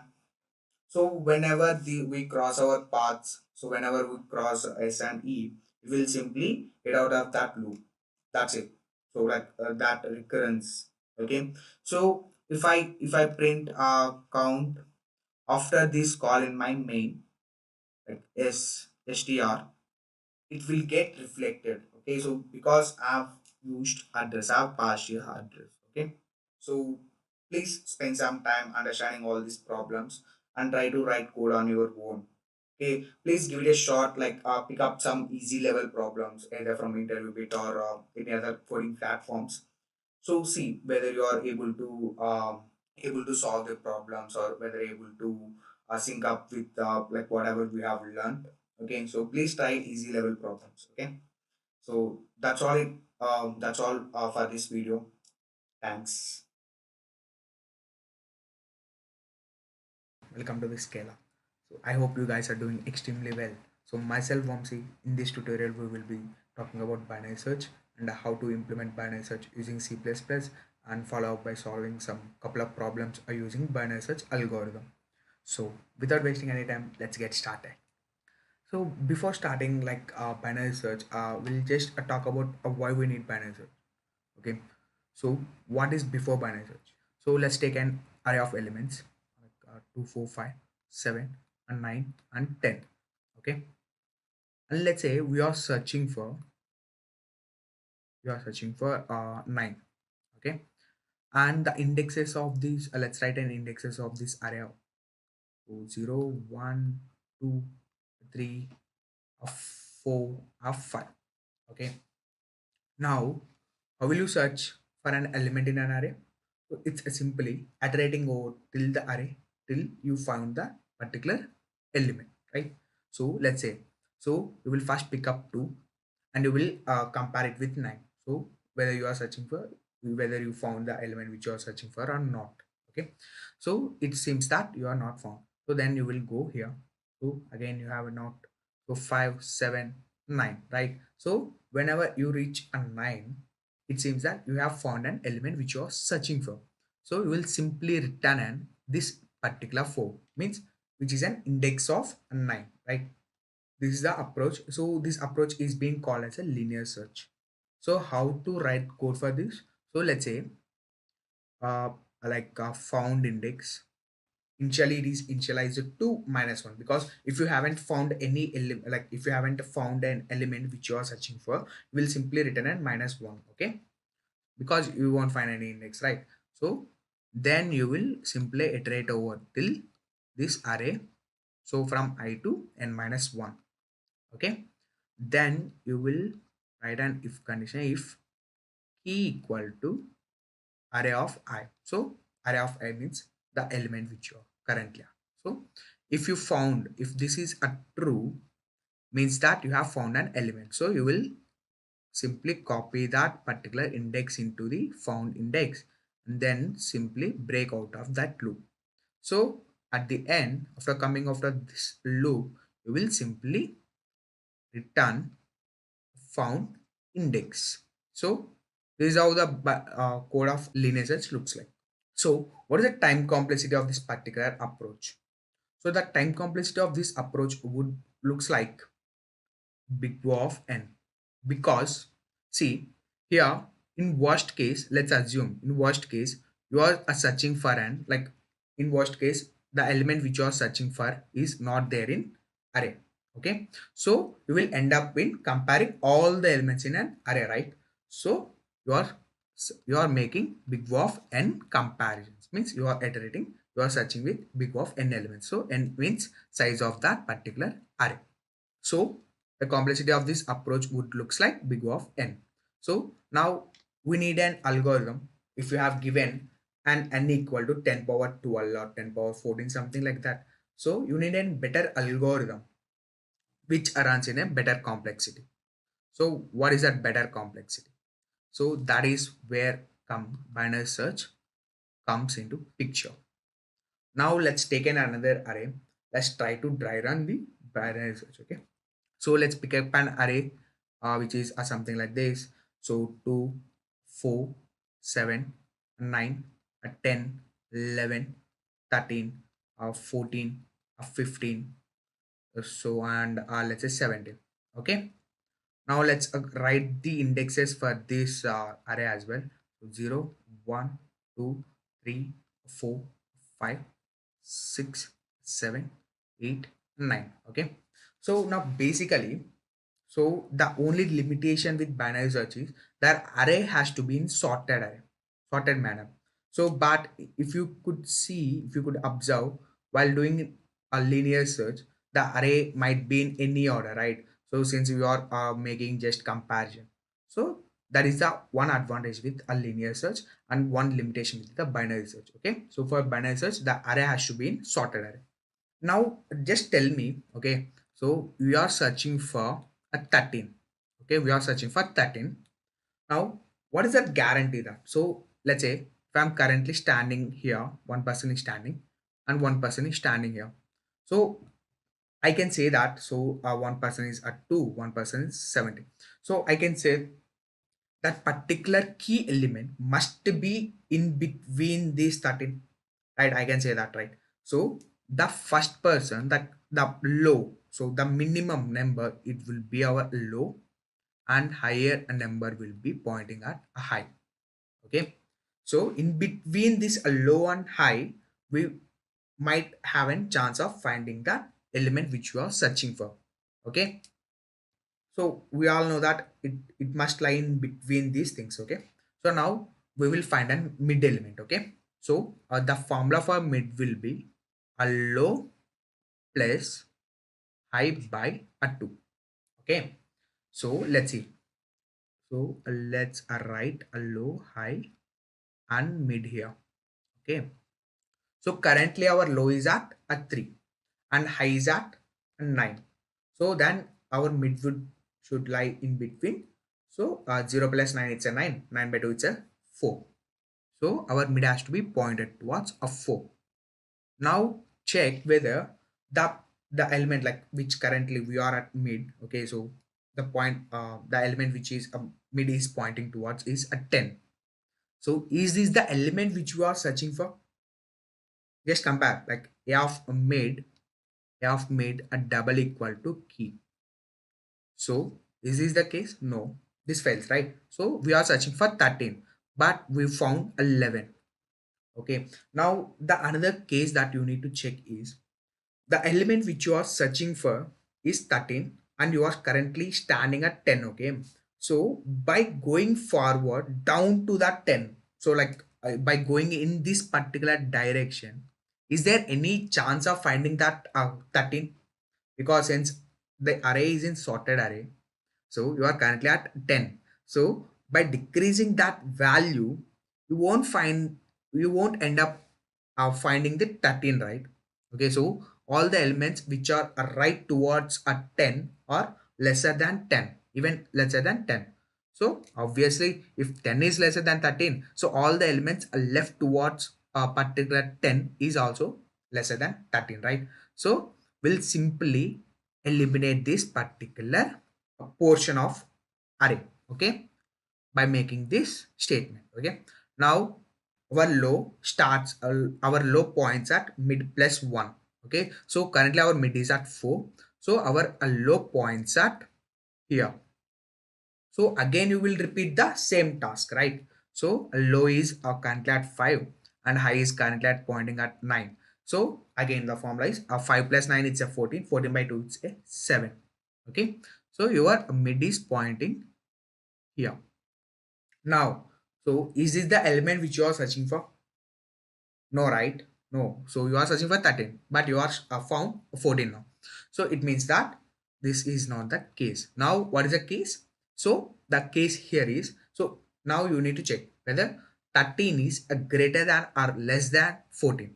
So it means that 13 is lesser than 14. By going towards a right of 14, by going towards a right means in this particular direction, we won't found the 13 because a 14 is way more greater than 13. So by going towards a 14 right, because so since this is in a sorted array, by going right towards a 14 will definitely lead us to be greater than 14, right? So since the 13 is greater than 14, so by going towards a 14, like by going towards right to the 14, will always are going to end up with the finding the 13. So will with that a statement will simply erase all these things and will point our high to, will reduce our search space to mid minus 1. Okay, mid minus 1. So our mid is currently 7, so mid minus 1 is a 6 now. So now again do the repeat the same task. So low is at 5, high is at a 6, so 11 by 2 it's a 5 now. So our mid is pointing to here. The element which you are searching for is 13. The element which you have found now currently is 11. So is that equal to 13? No. Now what is the other cases? You need to check whether 13 is a greater than 11 or less than 11. So it means that it's a greater than 11.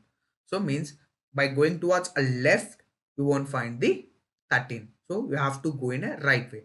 Okay, right. Okay, so means that you have to move your low to mid plus 1.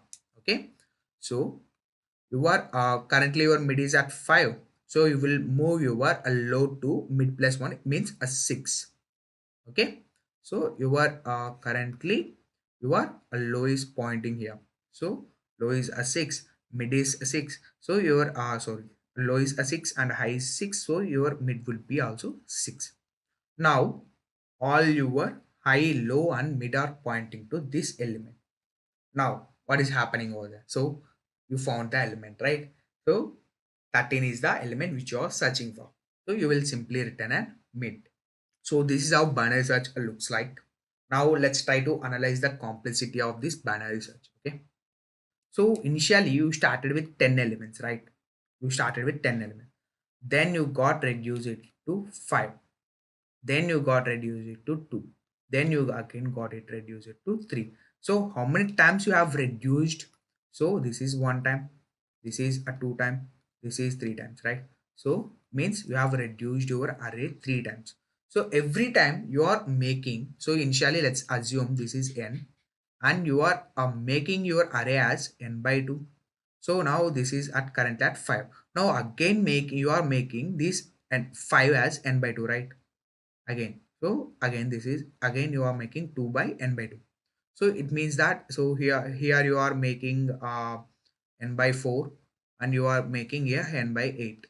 So the complexity of the array, like let's generalize it. Okay, let's generalize it. So whenever you have given an n of array elements, then your complexity of finding that array element, you are like finding that key element using binary search would looks like. So you need a minimum, you will be dividing your entire array n by 2 times by nearer to, very nearer to a 2's power of like n. Okay, so like 2's power. So here the n is a 2, n is 10. What is the nearest to 2's power? It's a 8. So how will we be representing this in a 2's power? It's a 2 power 3, right? So we have taken 2 uh 3 compare. Okay, 3 times we have reduced the array by 2 times.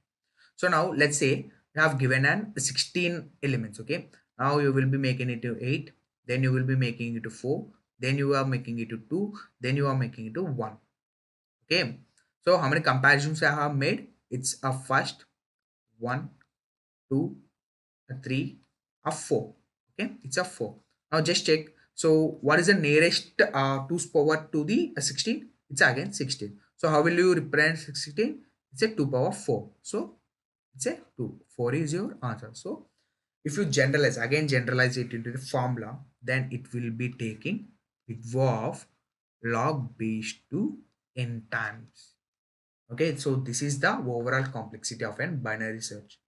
Now let's see, let's try to implement the binary search, but I recommend you to try it on your own then first, then come and watch the video. Okay, so let's write the code for binary search. Okay, so in here we will be requiring so I have taken one simple array. Okay, I have taken an array here, and I have given the size of that particular array, and I have given an element which to found. Okay, to search. Okay, so let's give an element as a 9. Okay, let's see.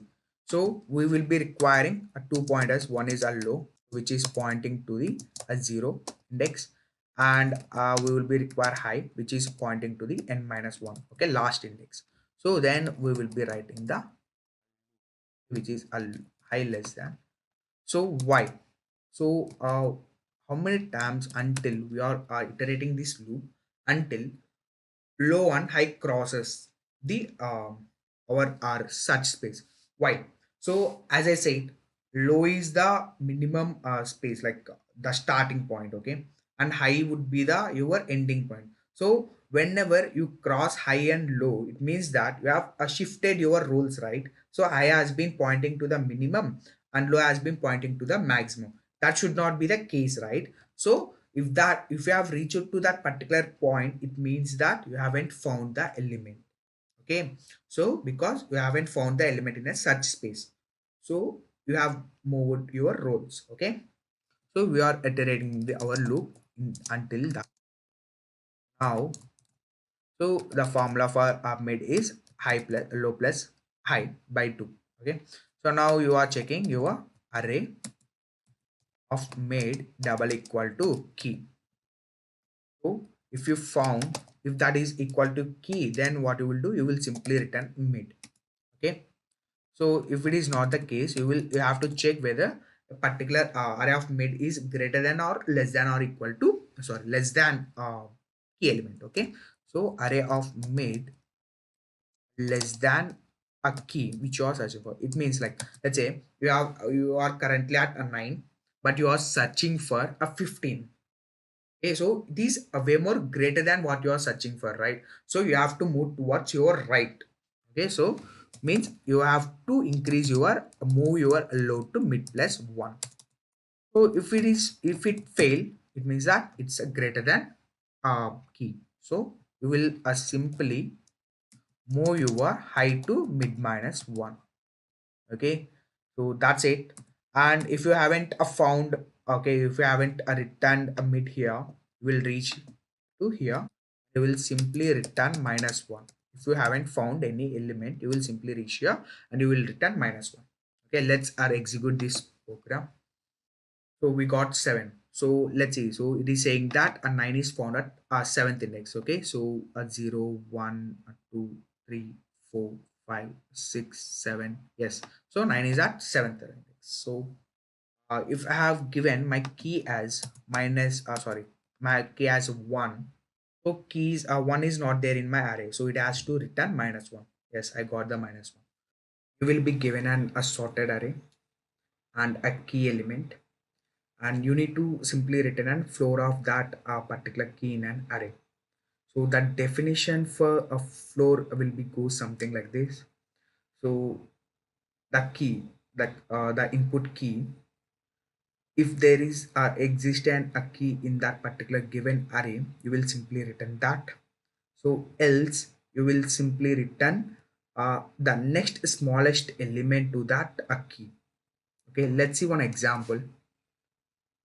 So let's assume you have given an array something like this: a 2, a 4, 5, 8, a 10, a 12. Okay, and the key is let's take a key as 13. Okay, so is there 13 in our sequence, like in a given array? No. So now tell me, what is the next smallest element to the 13 in the array? It's a 12, right? So you will simply return a 12. Now if your key has been given like a 7, so you will simply return a 7 as your output. Here you will simply return your output as a 12. So why so? So because there exists an key. Okay, so this element is found at some place. Now if your key has been given like a 1, so is there 1 in our array? No. Now what is the next smallest element to the 1 in an array? There is no smallest element to the in an array, right? To the 1 in an array. So you will simply return, in that case you will simply return int min, or the element is like negative with very small number. Okay, so I hope you guys have understood the problem. So please pause the video for a while. I'll come up with a brute force approach. Okay, so let's solve this problem.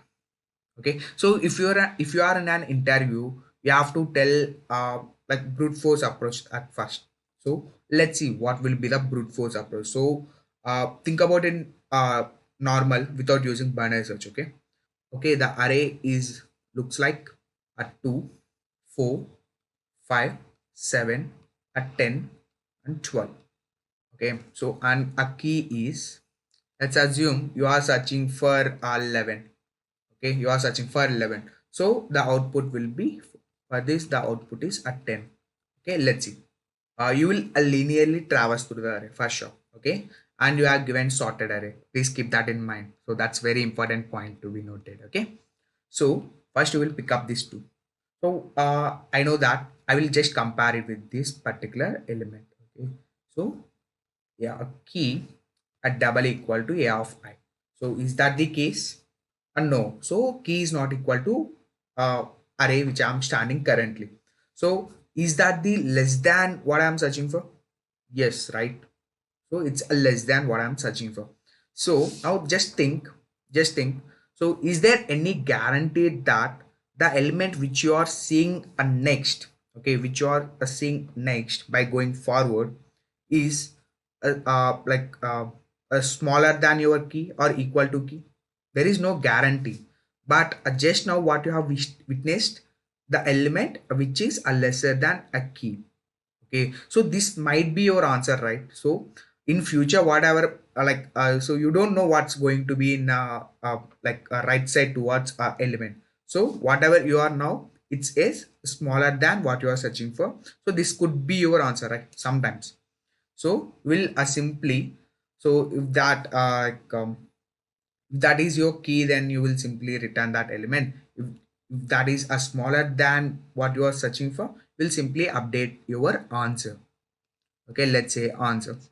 So initially answer might be storing int min, because if there exists no pair, then you will simply return min, right?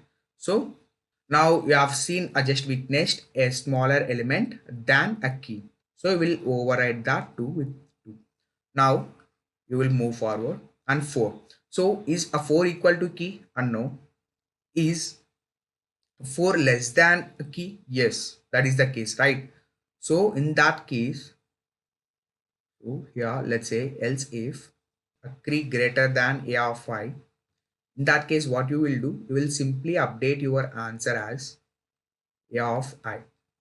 Okay, then you will move forward. Okay, now so here 2 will be get override by 4. Now you are currently at 5. And what you have witnessed? So you have witnessed 5 is lesser than 11, and this could be your answer, right? So you will simply update your answer as f5. So you will do the same here. You will simply update the answer as f7. So again same. Now it's a 10 as your answer. Now we'll move to 12. Now tell me, what is this number? So this is not equal to 12, sorry, not equal to our key, and this is a way more greater than what we are searching for, right? So this is not equal and this is greater than, so we are not searching for greater than. So by going forward in a right, okay, by going forward to our next elements, we may not find the uh, we may not find the element which is a lesser than key, right? Because a 12 is greater, so whatever right towards a 12 is way more greater than 12. So on that note, if else if sorry, so if this is not part of being, then it's a simply else, and we will put a break here. Okay, and we will come out of the loop. So now let's try to analyze the complexity of this approach. So in worst case you will be traversing till the end, right? So will be, so in this particular array we have traversed till the end, so it's n minus 1. So in worst case we will be traveling by n time, like all their elements in an array. So then our complexity will looks like big O of n, right? Big O of n, and the space complexity is a constant, right? We are not using any extra space here. Okay, we are not using any extra arrays or anything something like that. Okay, okay, so I will take again an array. Okay, 2 4 6 8 10 and 12. Okay, now the key which you are searching for is let's say 11. Okay, let's say 11. Now we all know that we need two elements. Okay, so two ranges, one is low and high, and so let's point out the things. Okay, 1 2 indexes for this, 5 4 5. Okay, so now let's write low, high, and we know the formula for mid. So the formula for mid will be a low plus high by a 2. Okay, now what is a low? It's a low is a 0 and high is a 5. So mid will be a 0 plus 5, it's a 5. So 5 by 2 it's a. Now you are currently pointing this as your a mid. Okay, so currently you are here. Now is like whatever the mid element, the mid index is the what you are searching for. The mid index what you are searching for? No, no, right? It's a key is a little greater than what you are standing currently. So what you need to do, you need to move towards a right. So now before moving on to the right, what you need to do, so it's a smaller than a key, so you don't know whether you will get an smaller number again in the future by traveling towards right. So what you will do, simply will you will take an variable called answer. So initially it has been initialized to int min, and now it has been overwrite to 6. Okay, now your search space has been reduced to at this. Okay, and you will a low will point to here. So your low is currently 3 and the high is a 5. So of 3 plus 5 it's a 8. 8 by 2 it's a 4. So your mid points to here. Okay, now again, so is this the element what you are searching for? No, you are searching for 10. It's a 10. Sorry, you are searching for 11. It's a 10 now. So again, so this is not equal. We have to move towards a right. We know that. But before moving on to the right, it's a 10 is a smaller than 11.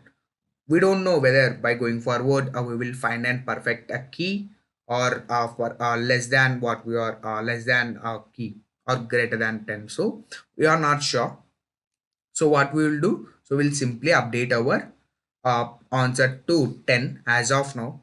If we get any number, again, if we get any number which is smaller than a key in future, we will update that as well, because at 10, so we are currently at 10. So if we move a right, okay, if we move a right towards a right, it means that the elements towards a right is greater than 10 for sure, right? Okay, so if we move right towards so we have a scene a 10 and we are moving a right, so we know that if we update my answer, it will be much greater than 10, right? So that is the one thing that we need to keep in mind.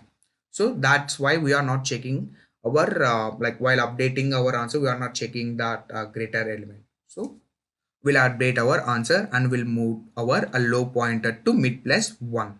Okay, so our search space has been reduced to at this again. So we are pointing our low to here. Okay, so low is a 5, high is a 5, and mid will be also 5. So we are pointing all three indicators here itself. So is this the element what we are searching? No. No. Is this the element? This element is a smaller than a key? No. This is not a smaller than key. So we don't update our answer. We'll simply move towards left, because we are standing at the 12, so which is a greater than what we are searching for. So we'll move towards left. So it's a mid minus 1. So our low is a 5, so high will become mid minus 1. So mid is a 5, so our low so we'll move 4 minus 1, it's a sorry 5 minus 1, it's a 4.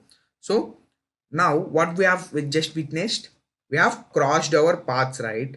We have crossed our low and high. So it means that we need to stop here, and whatever we have in our result, whatever we have in our answer, will return that. Okay, so now let's see, let's try to implement the code for this.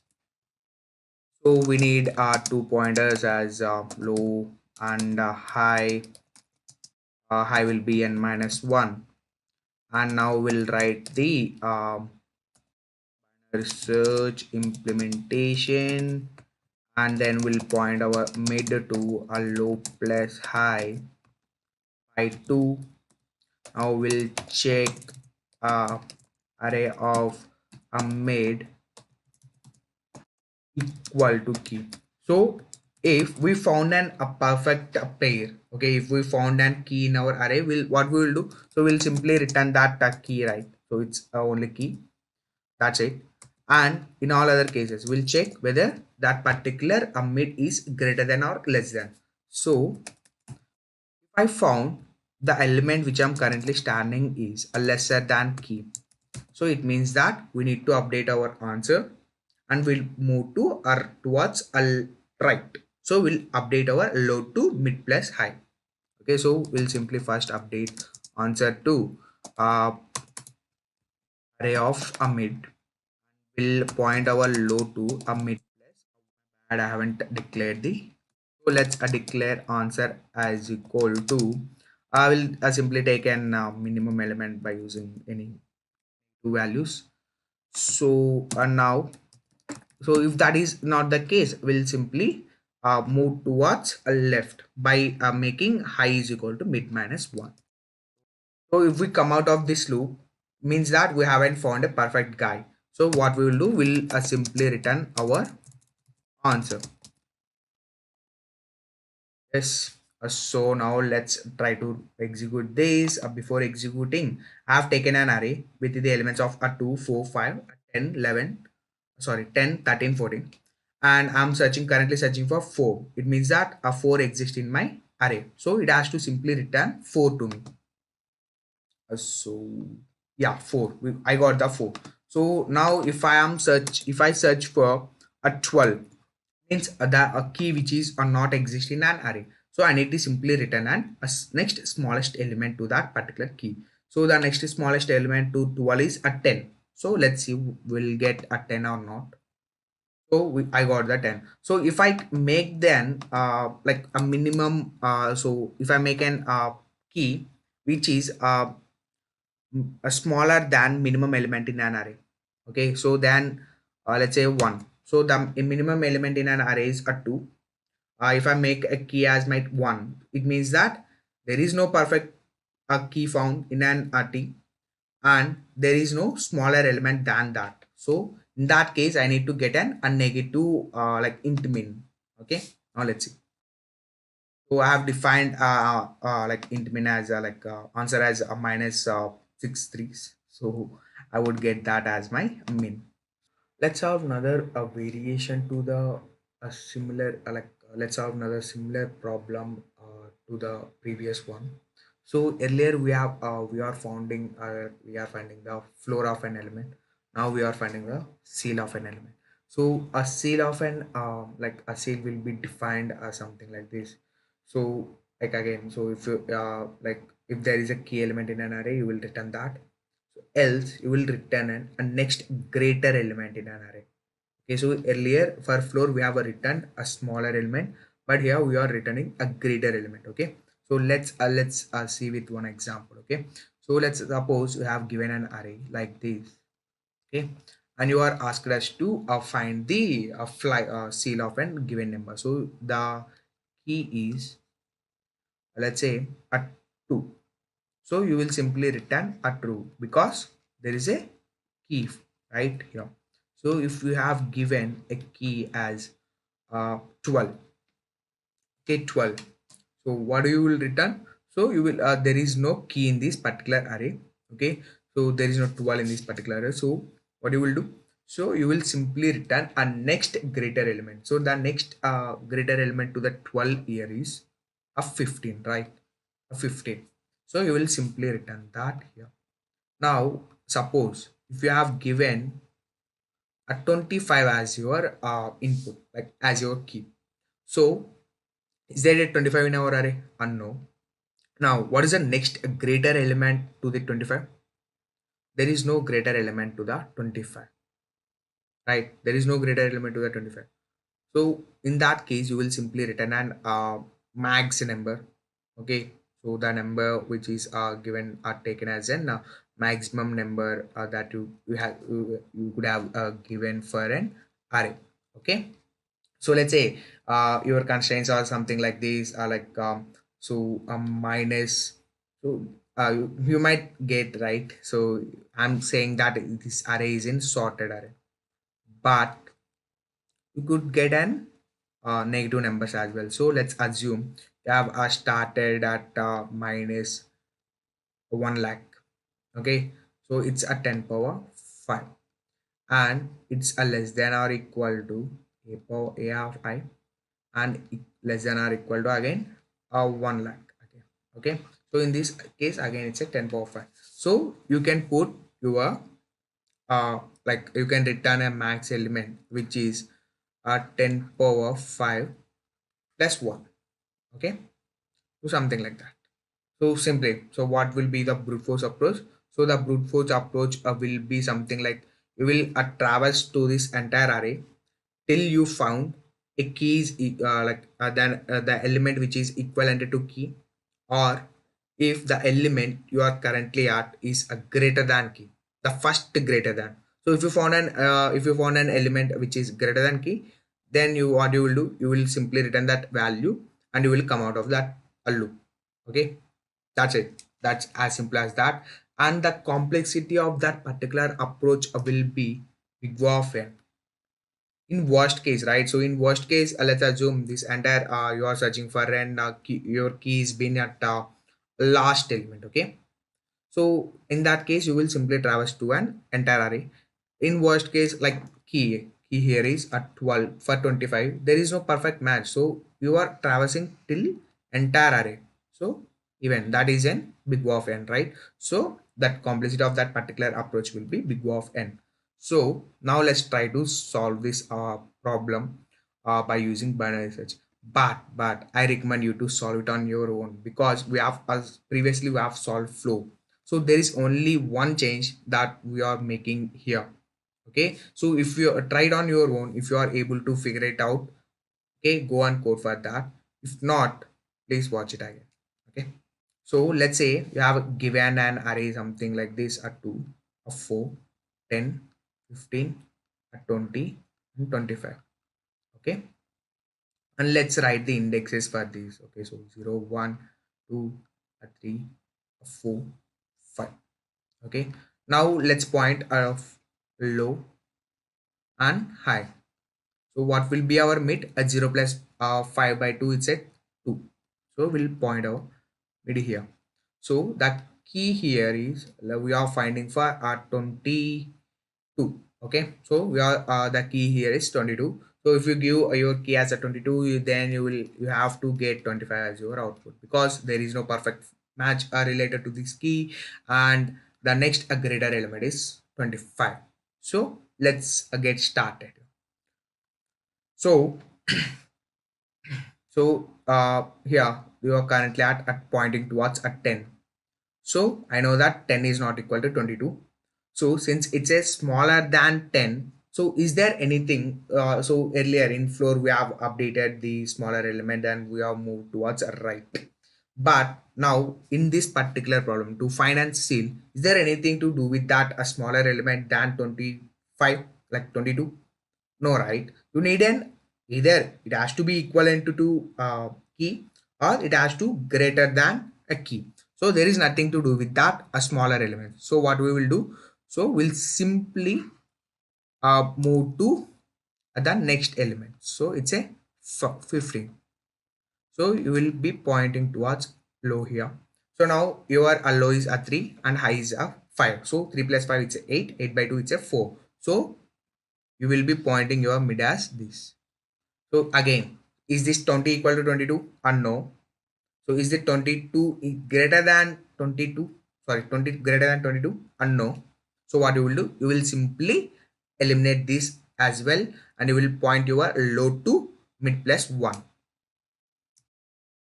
So you are currently pointing your low one, high to same thing. So it's a 5 plus 5, it's a 10. 10 by 2, it's a again 5. So you will be pointing your mid to this as well. Now, what is the element which you are searching for? 22. It is not equivalent to 22. Then is this smaller than 22? No, a big no. So is this greater than 22? Yes. So this is the first element we have a seen. Yeah, this is the first element which is a greater than 22, which you have seen in this particular array. So what you will do? You will simply update your answer from a max int max to something like 25. Okay, now you know that a 25 is a way more greater than what you are searching for. So what you need to do, you have to simply move towards your left, right? So before moving to the left, you will simply update your answer and you will move your high is equal to mid minus 1. So mid is 5 now. So currently if you make this, okay, so if you move towards the left, there is nothing in left. So what does it mean? So you will cross the both a low and high. So it means that this is the ending point. So what's in our answer? It's a 25. So what we are looking for, it's a 25. So both are same. Okay, now let's go and try to code this approach. So I'm not writing entire code from the fresh. I'm just writing the code like I'm just making the changes in the previous code, like which we have written for floor. So instead of floor, we will put seal here.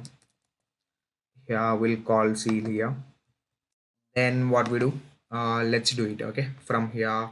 So what we are doing, so we need to initialize the low and high, and we need to give our answer as int max, but here we are giving int min. So let I will just remove this minus, and that's it. And so we need I'll do the formalities of binary search. So we have written this, all good. So int mid equal to low plus high, good. So we are searching like whether current mid is equivalent to key or not. If it is a key, we'll simply return that. So again, I'm doing, so that is smaller than what I want, like key.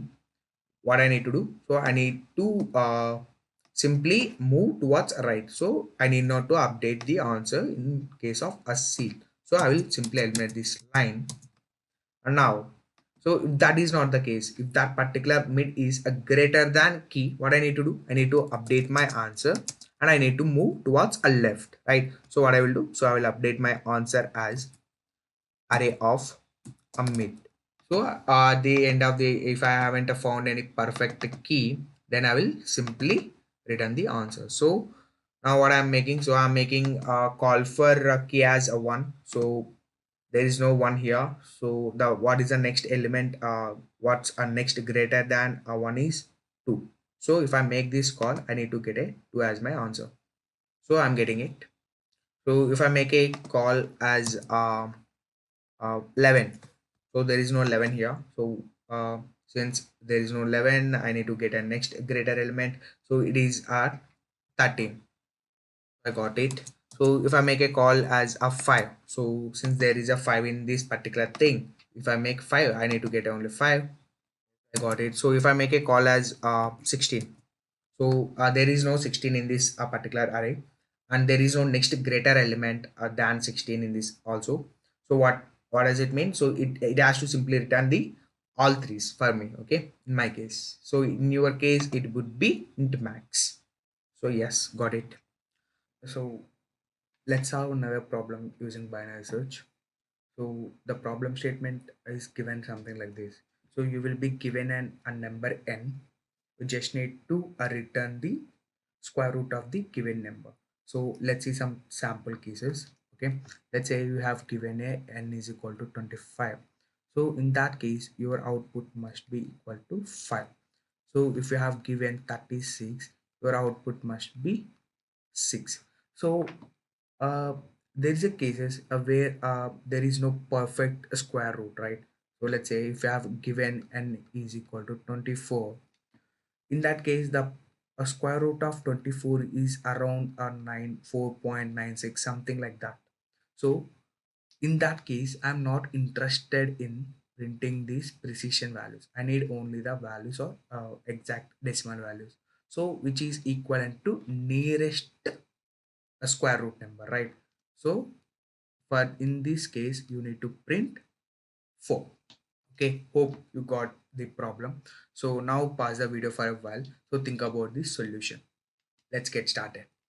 So now let's assume, okay, so the very brute force approach will be starting from the first number and trying all the numbers. Like let's say, we'll pick up 1 and we'll multiply 1 with 1, and we'll see whether this particular value is equal to the number which we are searching. Let's say, so we, in first case we search this condition.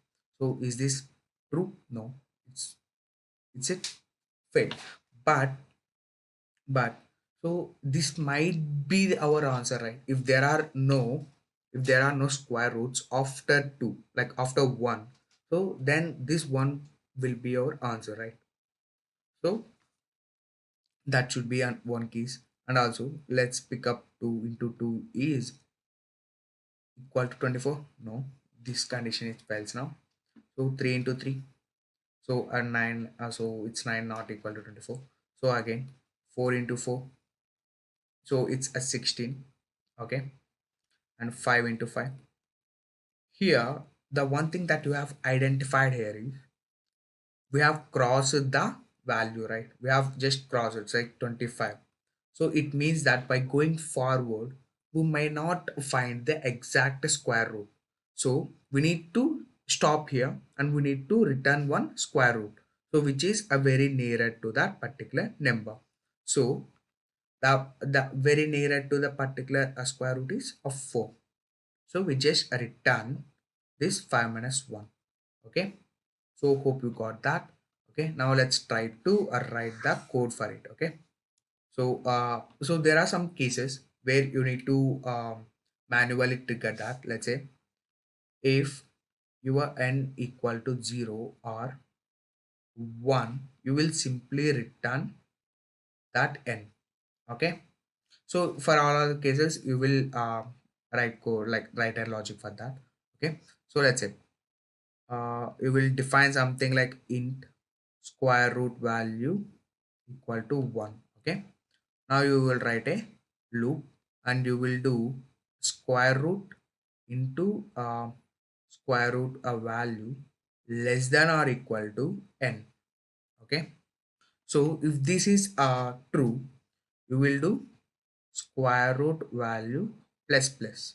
Okay, so you will iterate this loop until it fails. So whenever it has crossed that limit, we'll just stop that, right? So after stopping, you will just write return square root value minus 1. Okay, so this is as simple as that. Now let's analyze the space and a time complexity of this.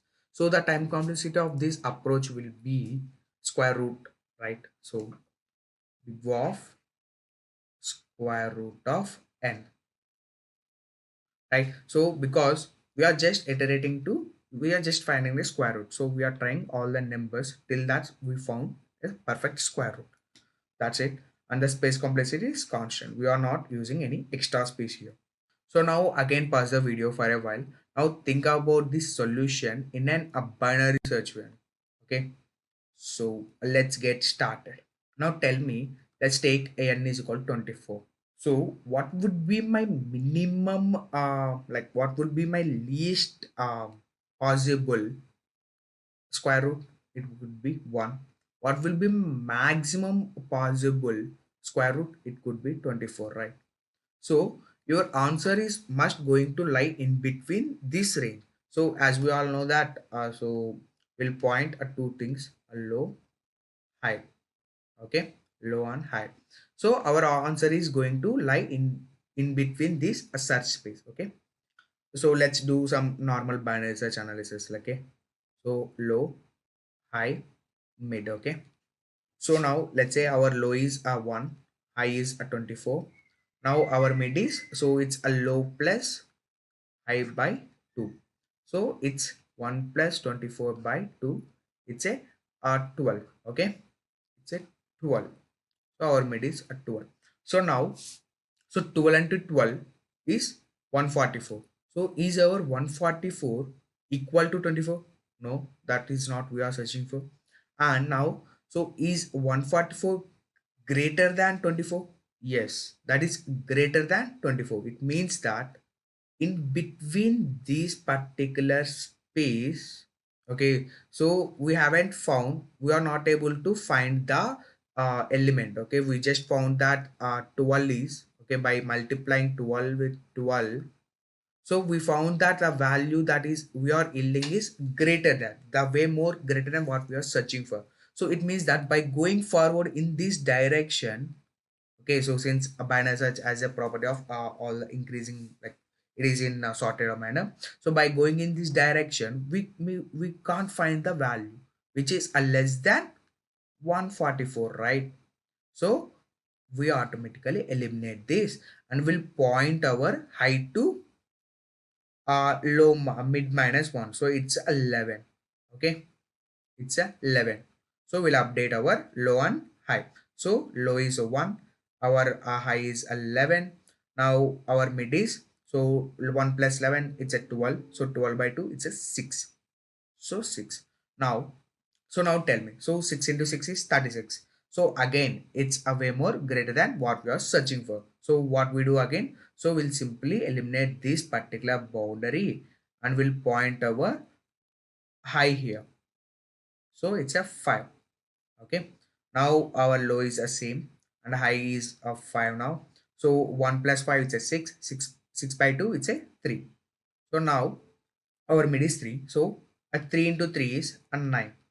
So 3 into 3 is 9. So it might be our one. So I'm not saying that it's an our answer. So it might be our answer, right? So it might be the very nearest to 24. So I don't know what's in between this 3 and 5.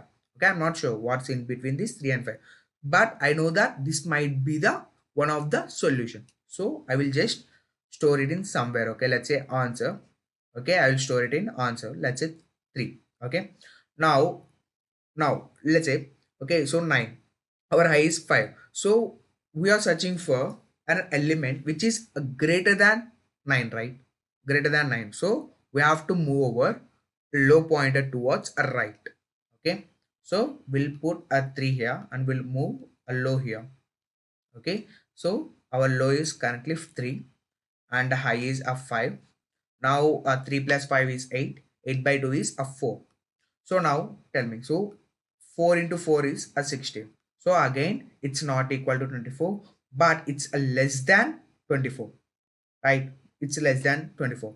So we found an element, okay, by going forward, like by going towards the right, okay, by increasing our low, we got another value. So I'm pretty much sure that whatever we have seen earlier, it's greater than, okay, so whatever we have found now, it's a way more greater than what we have seen earlier. So I will update that answer with the new value as 4.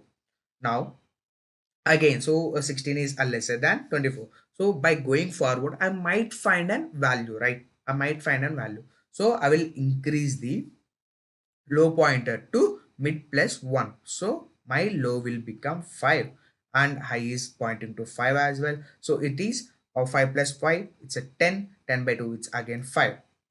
What it means, 5 into 5 is a 25, but we are searching for 24.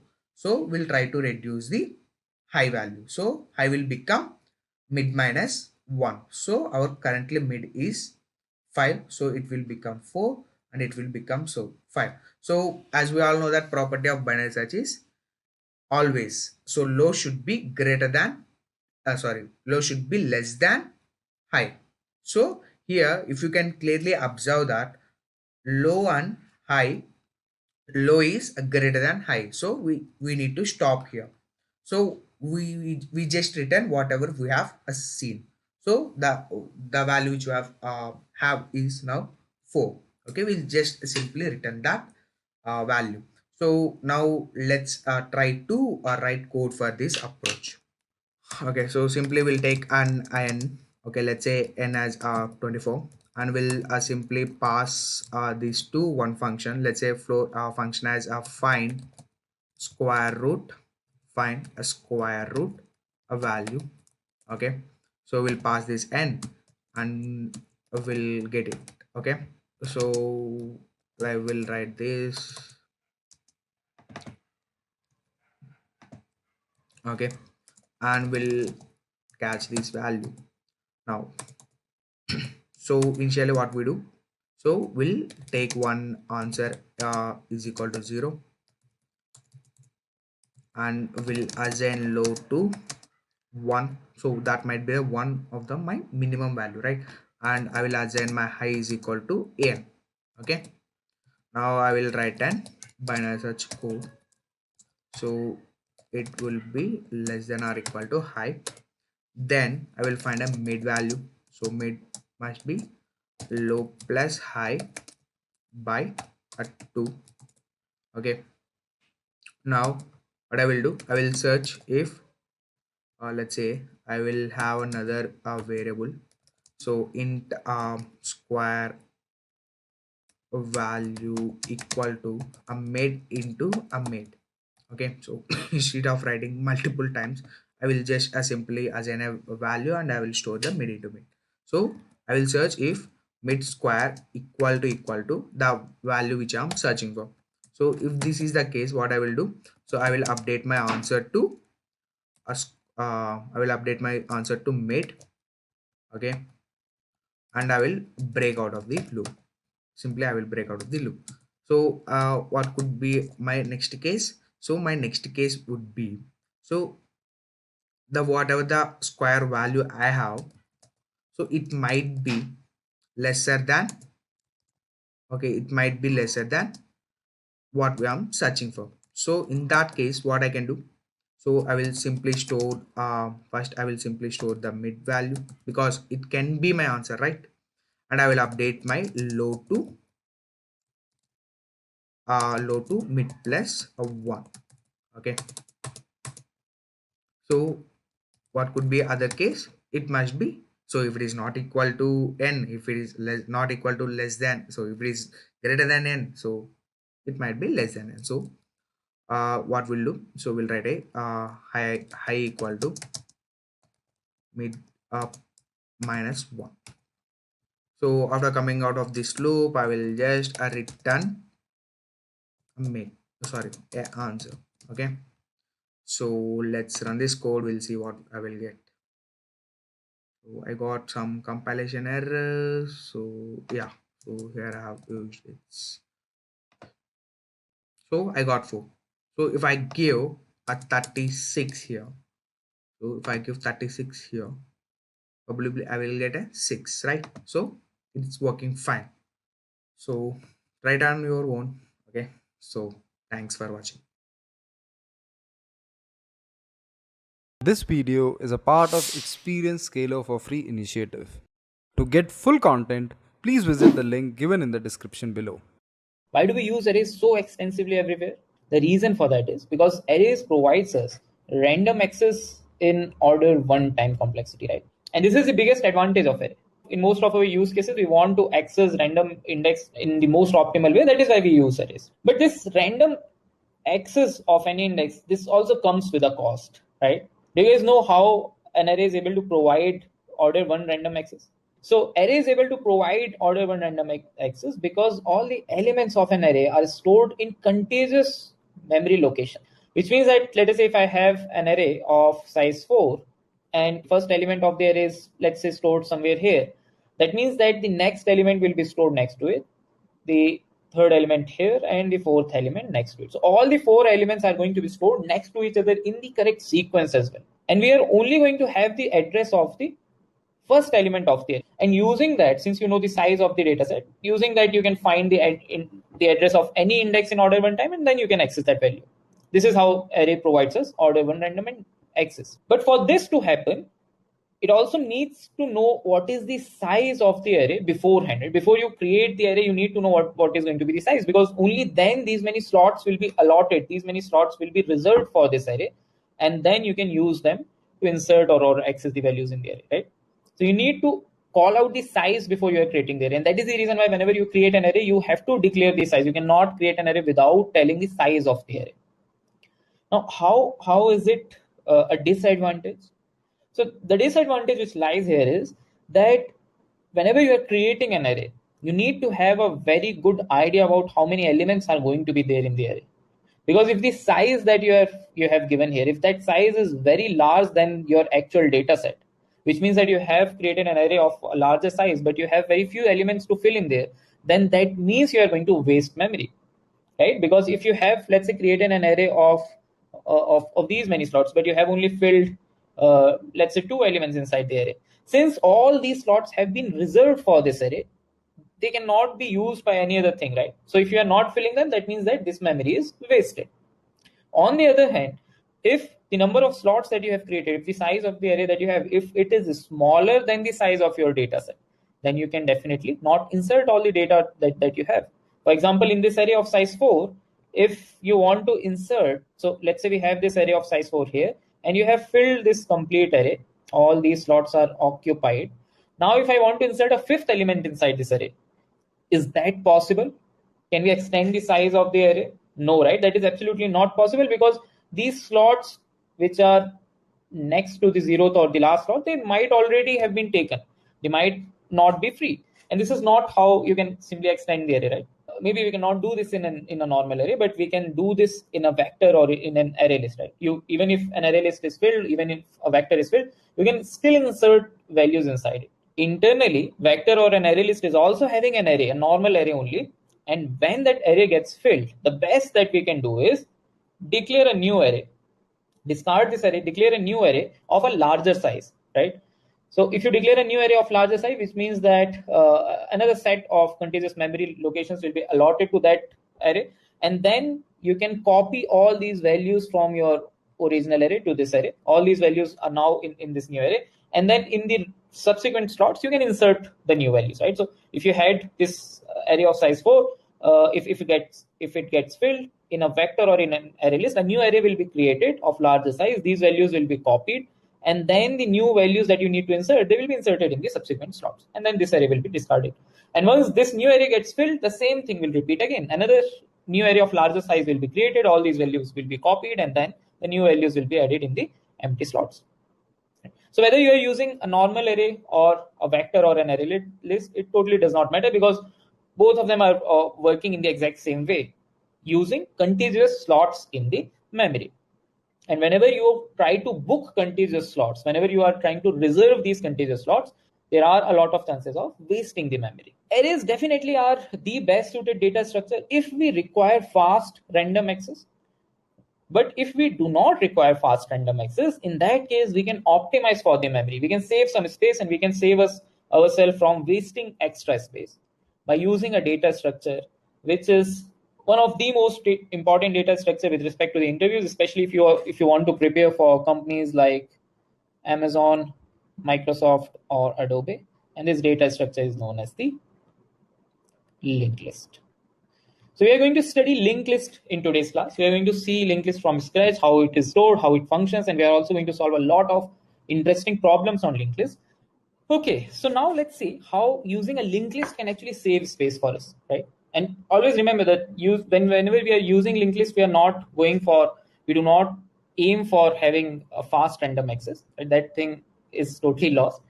But we are going to save some space, right? And let us see how we are going to save space for us. So in an array, the space was being lost because we were trying to reserve a chunk of memory location next to each other for the array. And if that is not being used, then all that memory is wasted, right?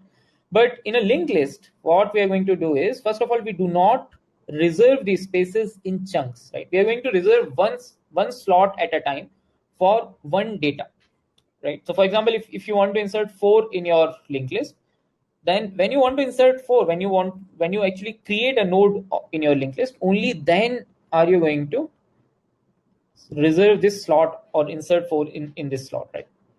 And let's say that we want to insert 5, then only when you want to insert this number, only then you are going to do this. And these slots do not need to be next to each other. They do not need to be in contiguous slots.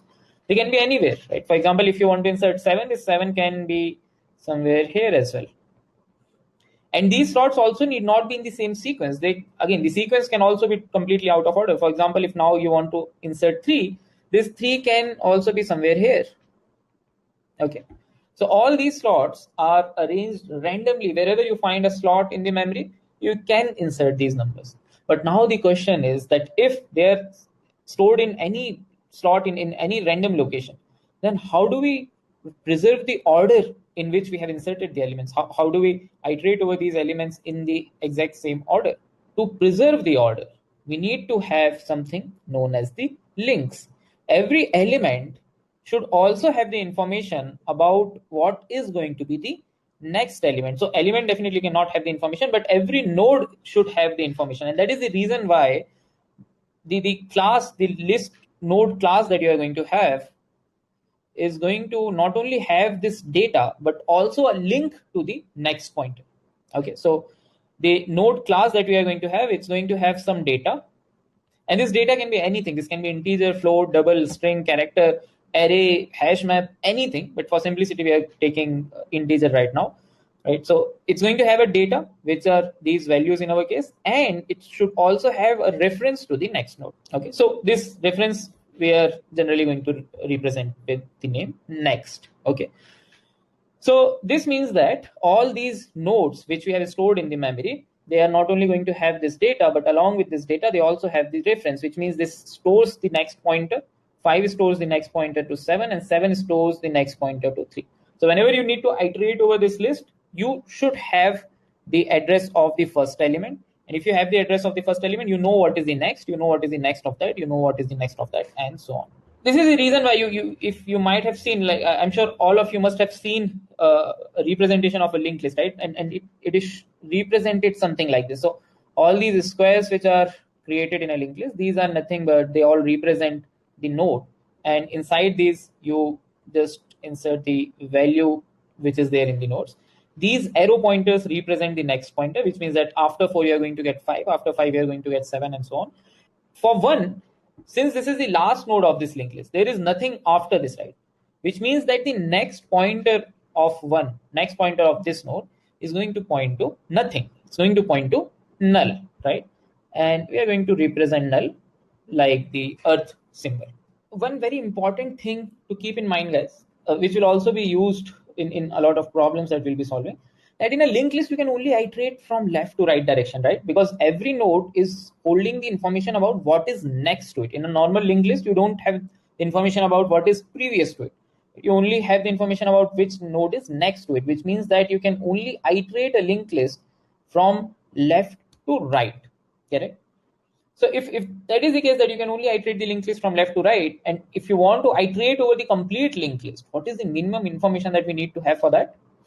The minimum information that you need to have if you want to iterate over the complete linked list is the reference or the address of the first node. Okay, so having the first node is essential, because if you do not have the information about the first node, let's say you only have this node, then you cannot go back and visit these nodes, right? So it's like these nodes do not exist for you. You can only move from here to the right side. Okay, and this is the reason in all the questions that you will be solving, whenever you are given that you are given a linked list, that means that you will always be given the reference or the address to the first block of the linked list, and this first block is generally known as the head. This is known as the head of the linked list. Cool. So if that is clear, let's maybe quickly solve a problem. So the problem says that you are given a linked list, and whenever we say that given a linked list, you will only be given the head pointer, right? And because all the complete linked list is linked from that head pointer, so that is why you will always only be given the head pointer. Okay, so you are given a linked list. You need to find out what is the length of the linked list. Okay, is the problem clear, guys? The values inside the linked list can repeat. Also, the linked list is not in sorted order. Okay, you need to find what is the length of this linked list. So length of this linked list is going to be 5. We'll quickly see how to find the length of the linked list, because there are a few important points that we need to notice here. First of all, we are given the head of the linked list, right? We are given the reference to this node. And we also know that there is exactly one node in this complete linked list whose next is equal to null, right? There is exactly one node whose next is null. And this node is definitely going to be the last node of the linked list. So what we have to do here is we just need to iterate. We just need to go next and next, starting from the head pointer till we reach a node whose next is equal to null, right? So till our node becomes null, we can keep counting all the nodes. So let's say that the length is initialized with 0, and then we can say while your head not equals to null, till it is not equals to null, we can keep incrementing the length, and we can keep going to next. Is this code clear to everyone? Simple. But there is something wrong in this code, guys. So what we are doing here is, let's say that this is the linked list which is given to us, right? And the initial head was pointing here. What we did was we started with L equals to 0, head is currently pointing here, and then we say if head is not equals to null, increment L, length keeps increasing, and with that, our head pointer is also moving. And this is going to stop when our head pointer reaches null. So when you are done with this whole thing, when you are done with this function, the position of your head pointer is this null node. Now, since you have changed the position of the head pointer, can you again iterate over the list? If it is required that you need to iterate over the list again, is that possible now? No, right? We have lost the list, right? We have effectively lost our linked list. That is why you have to make sure that whenever you have to iterate over the linked list, you do not change the head pointer. You will have to fix your head pointer here. Then you can take some temporary variable with a meaningful name, and you can iterate that temporary variable instead of your head pointer. Okay, your head will remain steady. Does that make sense to everyone? Okay, so now before we start solving the problems, let us first see some of the basic operations like insert or delete in a linked list, right? Okay, guys, actually, the time complexity of insertion in a linked list is going to depend on where you want to insert the values, right? So we are going to consider three cases here. First is going to be insert or delete from the top or from the first position or from the front, and then from the back and at any kth position. So when you're inserting anything and you want to insert at the front, so for example, you are given this linked list, okay, and when we say given the linked list, that means that you are already given the head of the linked list, right? So when you want to insert an element in this linked list at the front, which means that you are going to update the head, right? Inserting at front means your linked list is going to have a new head after the insertion, right? So for example, if you want to insert 2, how are we going to do that? First of all, we need to create a node with this value. Once you call this constructor, once you create this node, we are going to have a node with value 2 and next pointing to null. Okay, so we have this node after this line, and then what we need to do is we need to connect this pointer, the next of 2 to 1, for which we can say new node dot next is equals to the current head. Once this is done, this pointer is removed from here and 2 is now pointing to 1. And now to make sure that 2 is a part of the linked list and 2 is also like it is possible to traverse 2 in this linked list, we need to update the head, right? So what we are going to do is we will say that now the new head should point to the new node that we have created, and that is it, which means that now this head will move from 1 and now it's going to start pointing to. So we have created a node on, we have inserted a node in the front of the linked list. What is going to be the time complexity here, guys? Time complexity of this operation is order 1 because we haven't done any traversal. We have just created a node and inserted, just changed the pointer and inserted it in the front. Similarly, when you have to insert in the back, what do you guys think should be the time complexity in that case? If we want to insert in the back, right? So in a normal linked list, you are only given the head pointer of the linked list, which means that if you have to insert anything at the back, you need to traverse till you find the null node and then you insert your new node there. Or what you can do is you can maintain a tail pointer, very similar to how we have a head pointer. We can also maintain a tail pointer, right? With every insertion, we can keep updating the value of the tail pointer, and this tail pointer should always point to the last valid node in the linked list. If we have such a pointer inside our linked list, then what is going to be the time complexity of inserting at back? Because now if you have such a pointer, then again you only need to create a new node first of all, right? So if again you want to insert 2, you will first be creating a new node 2 with its next equals to null using the exact same line here. And then what you need to do is you can simply say that tails next should now point to the new node. So this 5 is now going to point to 2 and 2 is already pointing to null. So that is it. And now we just need to update the tail. So we will say that the tail should now be equal to new node. So the tail will be updated and will be moved from this node to the new node that we have created. What is the time complexity of this operation? Correct. Again, it's order 1. Okay. Now, if you have to insert element at any random kth position, in that case, what is going to be the time complexity? Is going to be order n, right? Because in the worst case, you might need to traverse the complete list till the last but one node. In that case, the time complexity becomes order n, right? Now, one thing to notice here is that if you have to insert element at any kth position, right? For example, if this is 0, 1, 2, 3, if these are the positions, and if you have to insert an element in the third position, which means between 3 and 4 here, in that case, you need the pointer of this node, right? You need the reference of this node because only then you will be insert anything after this.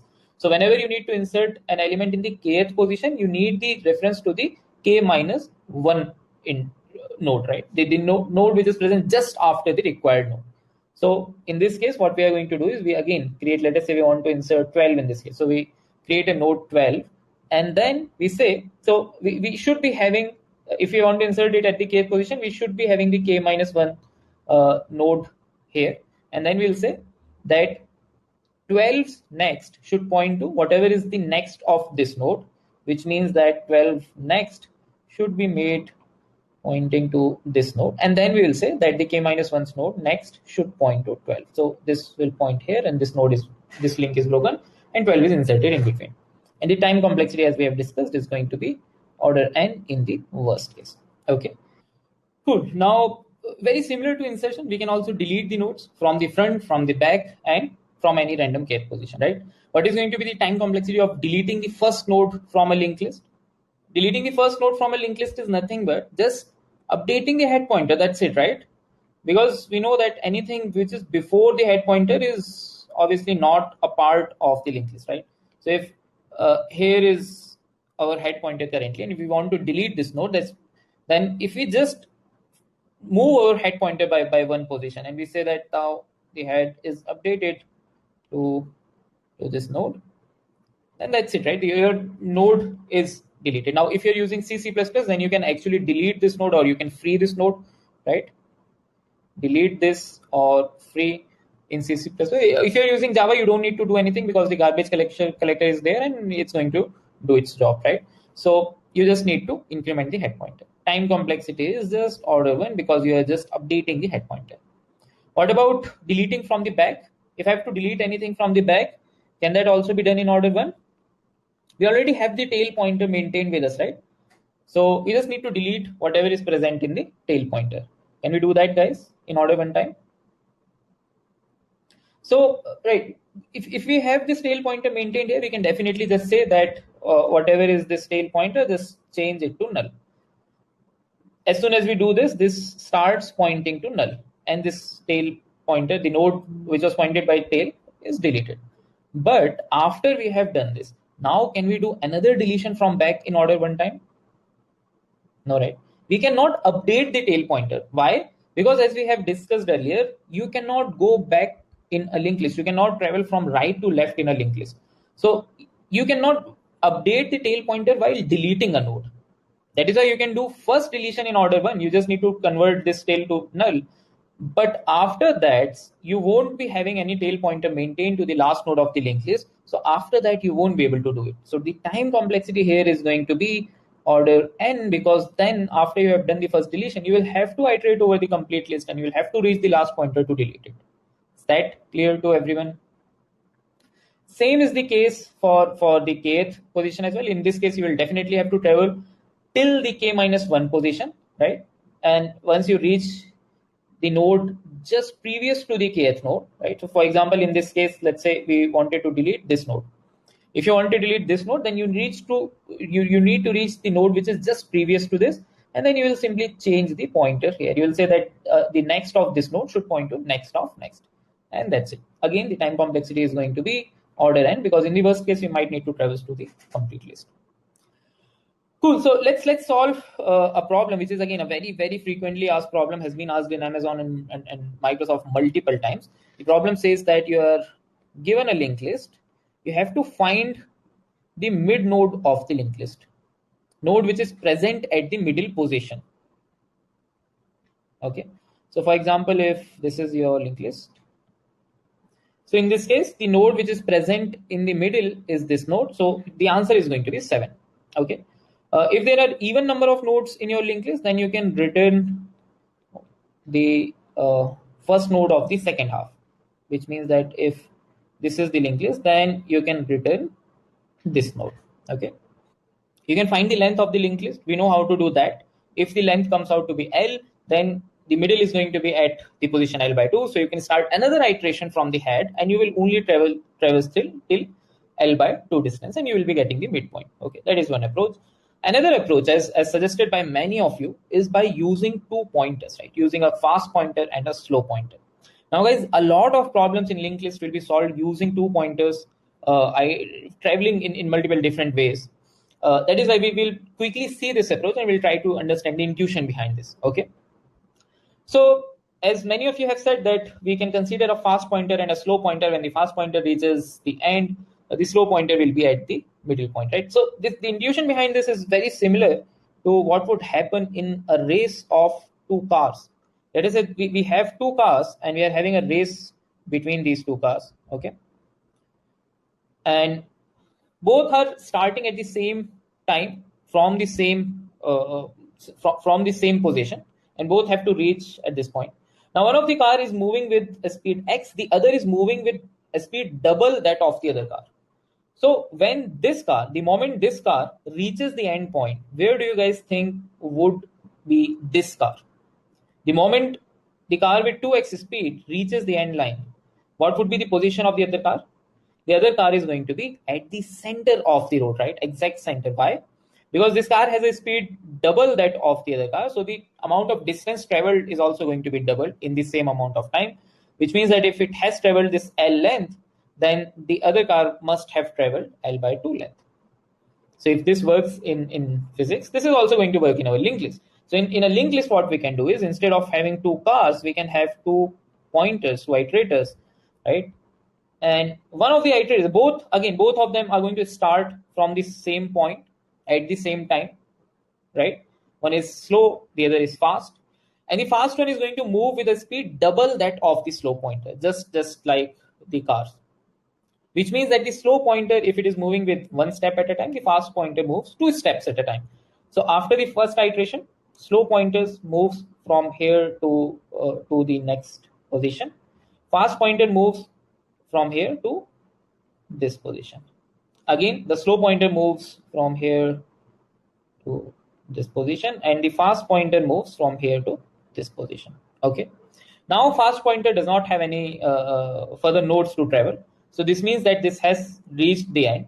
And if this pointer has reached the end, it has covered the complete distance. That means that the slow pointer must be at the half distance, right? It must be pointing to the middle element. Okay. So what we have done here is we are just moving two pointers starting from the head. Slow pointer moving one node at a time, fast pointer moving two nodes at a time. The moment fast pointer does not have any other node to move on, the moment fast pointer's next is null or next dot next is null, we stop there. And at that moment, wherever the slow pointer is going to point, that is going to be the middle element. If you like the video, please do not forget to like, comment and share this video with all your friends. Also, subscribe to our channel to get notified about the new upcoming videos. Let's talk about a very important topic called stacks and queues. Stacks and queues is one of the most important topic when it comes to computers programming. Recursion, for example, is based on stacks. Understanding stacks enables you to better understand how recursion works internally, and hence you can use it to optimize space of your program as well. It's extremely important for interviews. You can expect direct questions on stacks or queues. For example, if you want to find the maximum area under a histogram, you can do it using stack. The parentheses problem as well can be solved using stack. The sliding window problem can be solved using a queue. So these are important from an interview perspective. But having said that, it's also important for day-to-day activities as well. Why? You might have heard about Kafka or Redis queues. These are nothing but the data structure queue, right? At a massive distributed scale. So these are not just important in terms of an interview, these are also important in day-to-day activities as well. Hence, do not skip these topics. Okay, so today we are going to cover stacks. So let me give you first a little introduction about stack. So first of all, the stack is very much important. It's the most favorite topic of the interviewers. Be well versed with this topic. Like first go through the basics, understand it because they're very straightforward, and then attempt as many questions as you can. There are some, standard problems that you should definitely attempt. That was the gist about stacks. Now let's get started. Cool. So stack is very much similar to the stack of objects you see around yourself. So be it stack of plates, stack of books, so stack of plates, stack of books, then stack of, let's say, bowls. So you see it and use it every day, right? So let me draw the stack of plates. So this is how a stack of plates look like. Now from this stack of plate, you can insert a plate only from this end, that is top, right? You can only insert a plate on top, and you can only remove a plate from top. You cannot insert or remove a plate from in between. because that will disturb all the plates, right? So you cannot do that. You can only remove and insert a plate only from top. So that's essentially the idea behind stack, that we can only insert an item from top and we can only remove an item from top. Okay, so conceptually or logically, you can think of a stack like this, where one end is open and three ends are closed. So from only this end, we are going to perform operations, that is to remove an item and to insert an item. As I was saying, that we can only insert an element from one end and remove an element from that end only, and therefore stack is known as LIFO data structure. That is the last, as you can see the stack of plates over here. So this plate which was inserted at the very end will be the first one to come out. That is last in, first out. Okay, cool. So first what we are going to do, we are going to understand stack as an abstract data structure, that is ADT, abstract data structure. What do we mean by abstract data structure? In which the implementation details are hidden, but the operations are given to us. Okay, so let me write it over here, that implementation hidden. Okay, it's not there, it's not given, but only the operations are there. Only the operations are there with which, using which we can use the stack. Okay, so for example, you can see the fan on top of you, right? So you don't know how it's working internally. All you care about its operation, as in you put down the switch and it turns on, and you put off the switch and it turns off. That's what you care about. So that's an abstract. Cool. So we are given, let us understand the basic operations that are available with stack. Okay, so there are 4 basic operations. The first one, I am sure you guys, if you know about stack, you must know about all these operations. So that is push function, and then second is pop, the third is top, and the fourth is empty. Okay, so the push operation actually helps us to push an element on the top of stack. So this pushes an element on top of stack. Then here we have pop. So pop removes an element from top of stack. Then we have top, so it returns the element present on top of stack. So whatever element is present on top of stack, it just simply returns it. Okay, so don't worry, we are going to see an example over here. Is empty is the function that tells us if the stack is empty. So if the stack is empty, it returns true, else it returns false. Okay, so these are the 4 operations, that is push, pop, top, and is empty. Push pushes an element on top of stack. Pop removes an element from top of stack. Top tells what is on top of stack, and is empty returns true if stack is empty, else it returns false. Remember that pop simply removes an element and top does not remove an element. It simply tells what is present on top of stack. Is it clear now? Okay, so basically while performing a question, you will have to use in C++, let's say you can use STL, right? In STL you have stack. So in C++, you declare a stack like this. You can use a stack like this, and on this object basically you can call all these functions. So push x, then s.pop, and so on. Likewise in Java, you have collections using which you can use stack. So while attempting a question, you don't have to implement a stack of your own until and unless told. Okay, so but in a while we are also going to see how to implement a stack. We are going to actually implement these operations. Okay, cool. Okay, so let's actually see a dry run of these functions. So here this is a stack, and these are the operations that I would want to perform: push 2, push 1, push -1, push 5, then pop. Pop is empty, top. So let's perform these functions, okay? So it's push 2. So what we'll do, from where we'll put it from here. So basically 2 will come over here. Then it's push 1. So 1 will come over here. Then minus 1 will come over here. Then there is 5 will come over here. Then we are popping. So 5 will be gone, right? 5 will be gone. So we have removed 5. Now again pop is there. So minus 1 will be gone. So we have removed minus 1. Okay. Then we are checking, is the stack empty? What will it return? What will this return? It will return false because the stack is not empty, right? The stack is not empty. Okay, so now there is top. So what will be the top function return?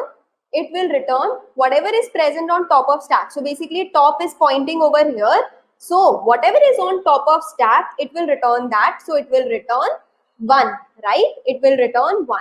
So that was a simple dry run of how can we use these operations. Okay, how these operations work. Now let us come to the applications of stack, which are very important. Applications of stack. So some of the applications are undo, redo. Then we have arithmetic expression, evaluation, right? Then we have recursion. So these are some of then we have string reversal and so on. So these are some of the applications of stack which are very important and you must know.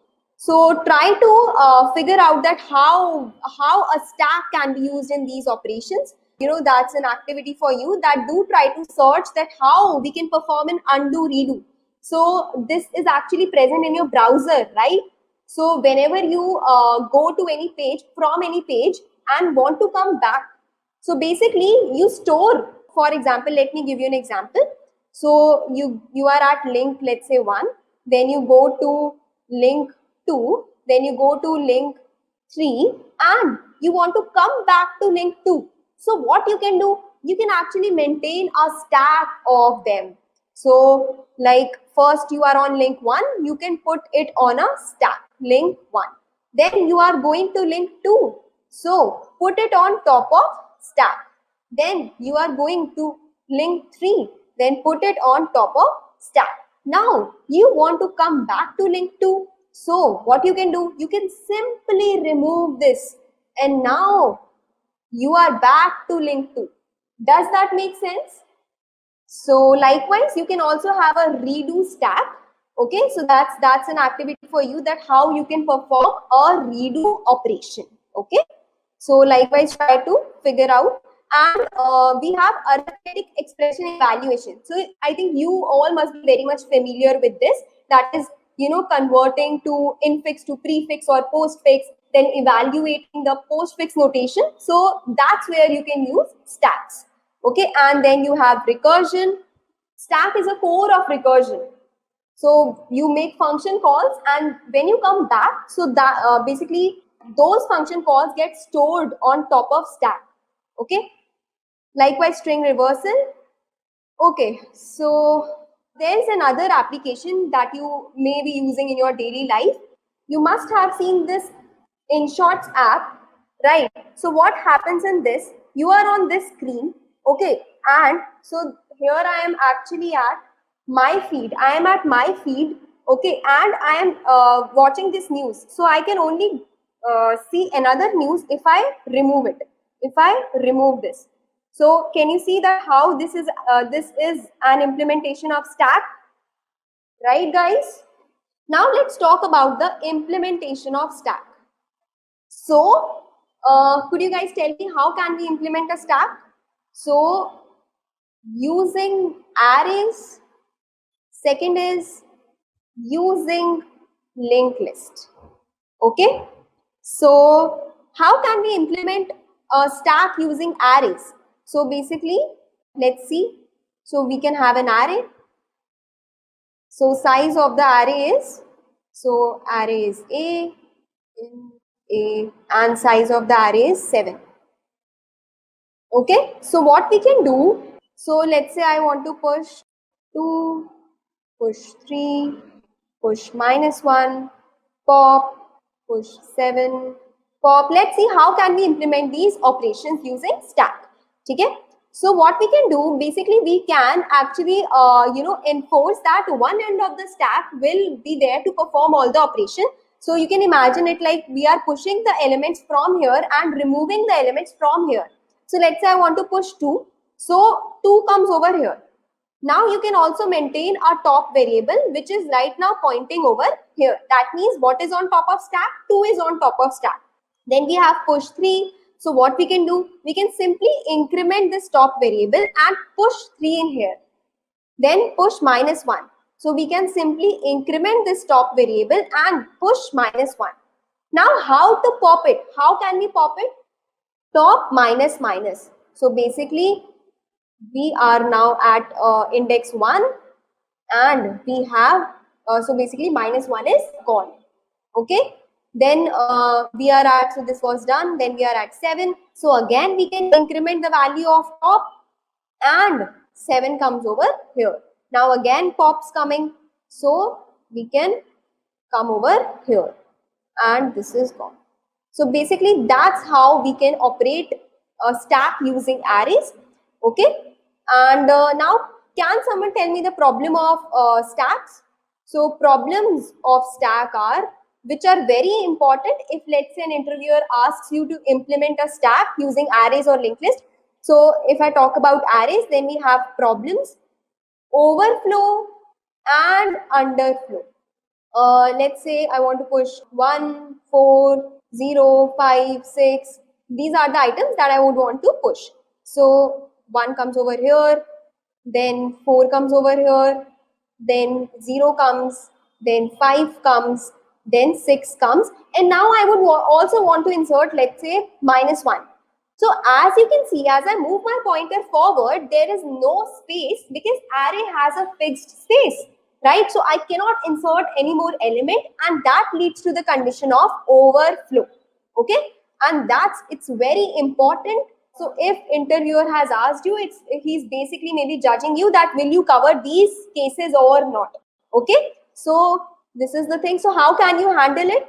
So basically here you have mentioned a size, right? You can keep a check that if size, so if top is equal to the size -1, so in that case that's an overflow. You cannot insert any more elements. So that's a drawback of arrays, and to overcome that, basically you can use something known as dynamic arrays. Okay, you can use something known as dynamic arrays.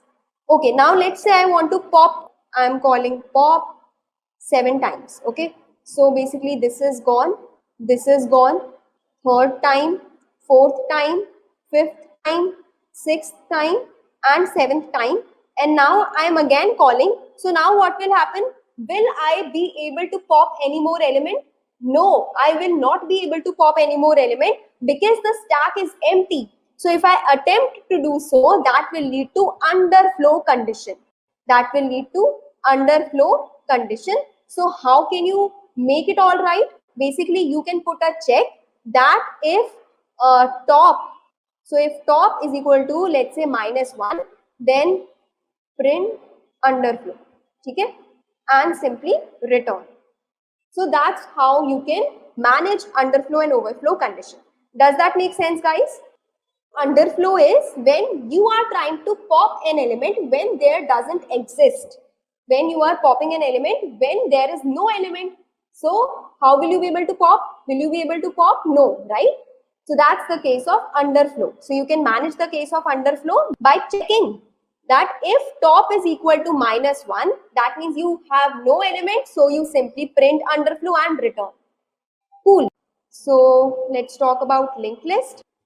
So in linked list, what you can do is, so you have nodes in linked list where this is the data part and this is the address part. So basically the nodes of the linked list can be present anywhere in the memory, right? Like array, you don't have everything in a contiguous manner. Everything is scattered. Every node is scattered in linked list. Basically, if you have this as a memory, so if let's say one node is present over here, another node can be present over here. Okay, third node can be present over here. So basically this address field actually links node. So basically this will be linked to, let's say, this, then this is getting linked to this, and so on. That's how we store data in linked list. So basically, let's say you have 2 and 1 right now. Then you want to insert, you want to push, let's say, 7. So how you can do? Right now, top is here. So at what position, if you, so you are actually, remember, you are actually implementing stack using linked list. Where would you want to insert this node? This is your linked list. This is what you are building. This is the temp node, current node, that you new node that you want to insert into your linked list. So where will you insert it? That we can actually put it on top of head. So now we can actually make this its next pointer point over here. So this is how our stack would look like. Now top will be over here. Okay? So you can, in case of a linked list, you can imagine a stack like this. Like this, it's growing, right? Like this is it's growing. And when you want to pop an element, so basically you can actually shift this top to the next position, and this will be, so basically you can free up this space. Okay, so that's how you can implement a stack using linked list. Now with linked list, the concept of space, a lot of space is used in linked list. Okay, so basically you are storing pointers as well, that will take a lot of space. And pros of both stack and cons is that you will be able to perform push and pop operation in just order of 1 time complexity. Okay, in just order of 1 time complexity. Okay, cool. Let's get to the question. Okay, so the first question that we have is of very much famous question and very much asked question. It's of valid parenthesis. Okay, valid parenthesis. So the question says that you are given brackets, the round brackets, okay, and you have to tell whether the parentheses are balanced or not. Let's say you are building this compiler in which you will be writing your code, right? So basically you will be you want your compiler to check, verify your code. So in that case you will definitely want how can we check if the bracket are valid or not. So how can we do that? Let's see. First of all, let me give you some examples. Let me write down the examples. Okay, so what do you say about the very first parenthesis? What do you say about the very first parenthesis? Are these set balanced? Is it balanced? Yes, it is balanced because a corresponding opening bracket has a corresponding closing bracket. So yes, it's balanced. Then if I talk about this, is it balanced? No, it's not, because this is complete. They are balanced, but here this opening parenthesis is lacking a closing parenthesis, or you can also say that this parenthesis is lacking a closing parenthesis. So this is not balanced. This is not balanced. Likewise for this, so this is lacking an opening bracket, or you can also say that this is lacking an opening bracket. So this is also not balanced. Okay, so you have to basically tell, are the parentheses balanced or not? Let's say we want to attempt this question without stack. Can anyone think of something? Okay, so let me first actually put some observations. Let's do the question step by step. Okay, let's do the question step by step. So observations are, the first observation is that, can an opening bracket make a string invalid? As in, let's say I'm traversing the string and I find an opening bracket. So can that opening bracket make the string invalid? Well, it depends upon the future. It depends upon the future, that if I have this opening bracket, maybe in future I'll find a closing bracket and that will be valid. Or let's say I don't find a corresponding closing bracket, in that case it will be invalid. So it totally depends. It totally depends if I get an opening bracket. Okay. Now if I talk about a closing bracket, so what about a closing bracket? Can a closing bracket be a problem to us if we encounter it? Well, so if till now for a closing bracket there was no opening bracket, in that case, yes, it is a problem, because even if we move any further, the string that is given to us will not be valid in any case, right? In any case. So basically, let's actually let's take look at it like this. So I have something like this. So what will happen? Let it be like this. So I am at here. I will maintain what I can do. I can maintain a left and right count, which can be initialized to 0. Now I am at an opening bracket. So that means left actually tells a opening bracket and right tells the count of a closing bracket. So I found an opening bracket. This becomes 1. And so let this be the thing. Let this be the bracket. Now I am here. Now I am here. So what I can do? I can simply decrement the value of this, and that will tell us that we actually found a match for an opening bracket. We actually found a match for an opening bracket, so we can actually set this to 0. Right. Now let's say I have a string like this. What will happen? What will happen? That I am here, left and right. So basically I have left 1, then I have a closing bracket. So initially both are 0. So now this is a closing bracket. So is left greater than 0? Yes, it is. That means there is an opening bracket. So we can simply decrement it, telling that we have found a match. Now next we go to the next character. This is a closing bracket. Okay. So what's the value of left? It's 0. That means there's no opening bracket. In that case, we will simply return that it's invalid, because at this point there is no use to move any forward, because this closing bracket does not have a matching opening bracket. So we can simply return from here. Does that make sense to everyone? Okay, so whosoever is saying that, can we count the number of opening bracket and the closing bracket? Guys, we cannot simply count the number of closing bracket or opening bracket. Okay, let's take an example of that. Let's say I have this as a string. So now left is equal to 2, right is equal to 2. But are they valid? Are they valid? No, they are not valid, because they are not placed in the correct order. Therefore, this is not a right approach. Is that cool? The time complexity of the approach is what? What's the time complexity of the approach? So if we have this case, here the number of opening brackets, closing brackets are 2, number of opening brackets are 2. So are they valid? No, they are not valid. So this is wrong. This way is wrong. So what's the time complexity, guys? Time complexity is just order of length of the string, because we are iterating the string just once.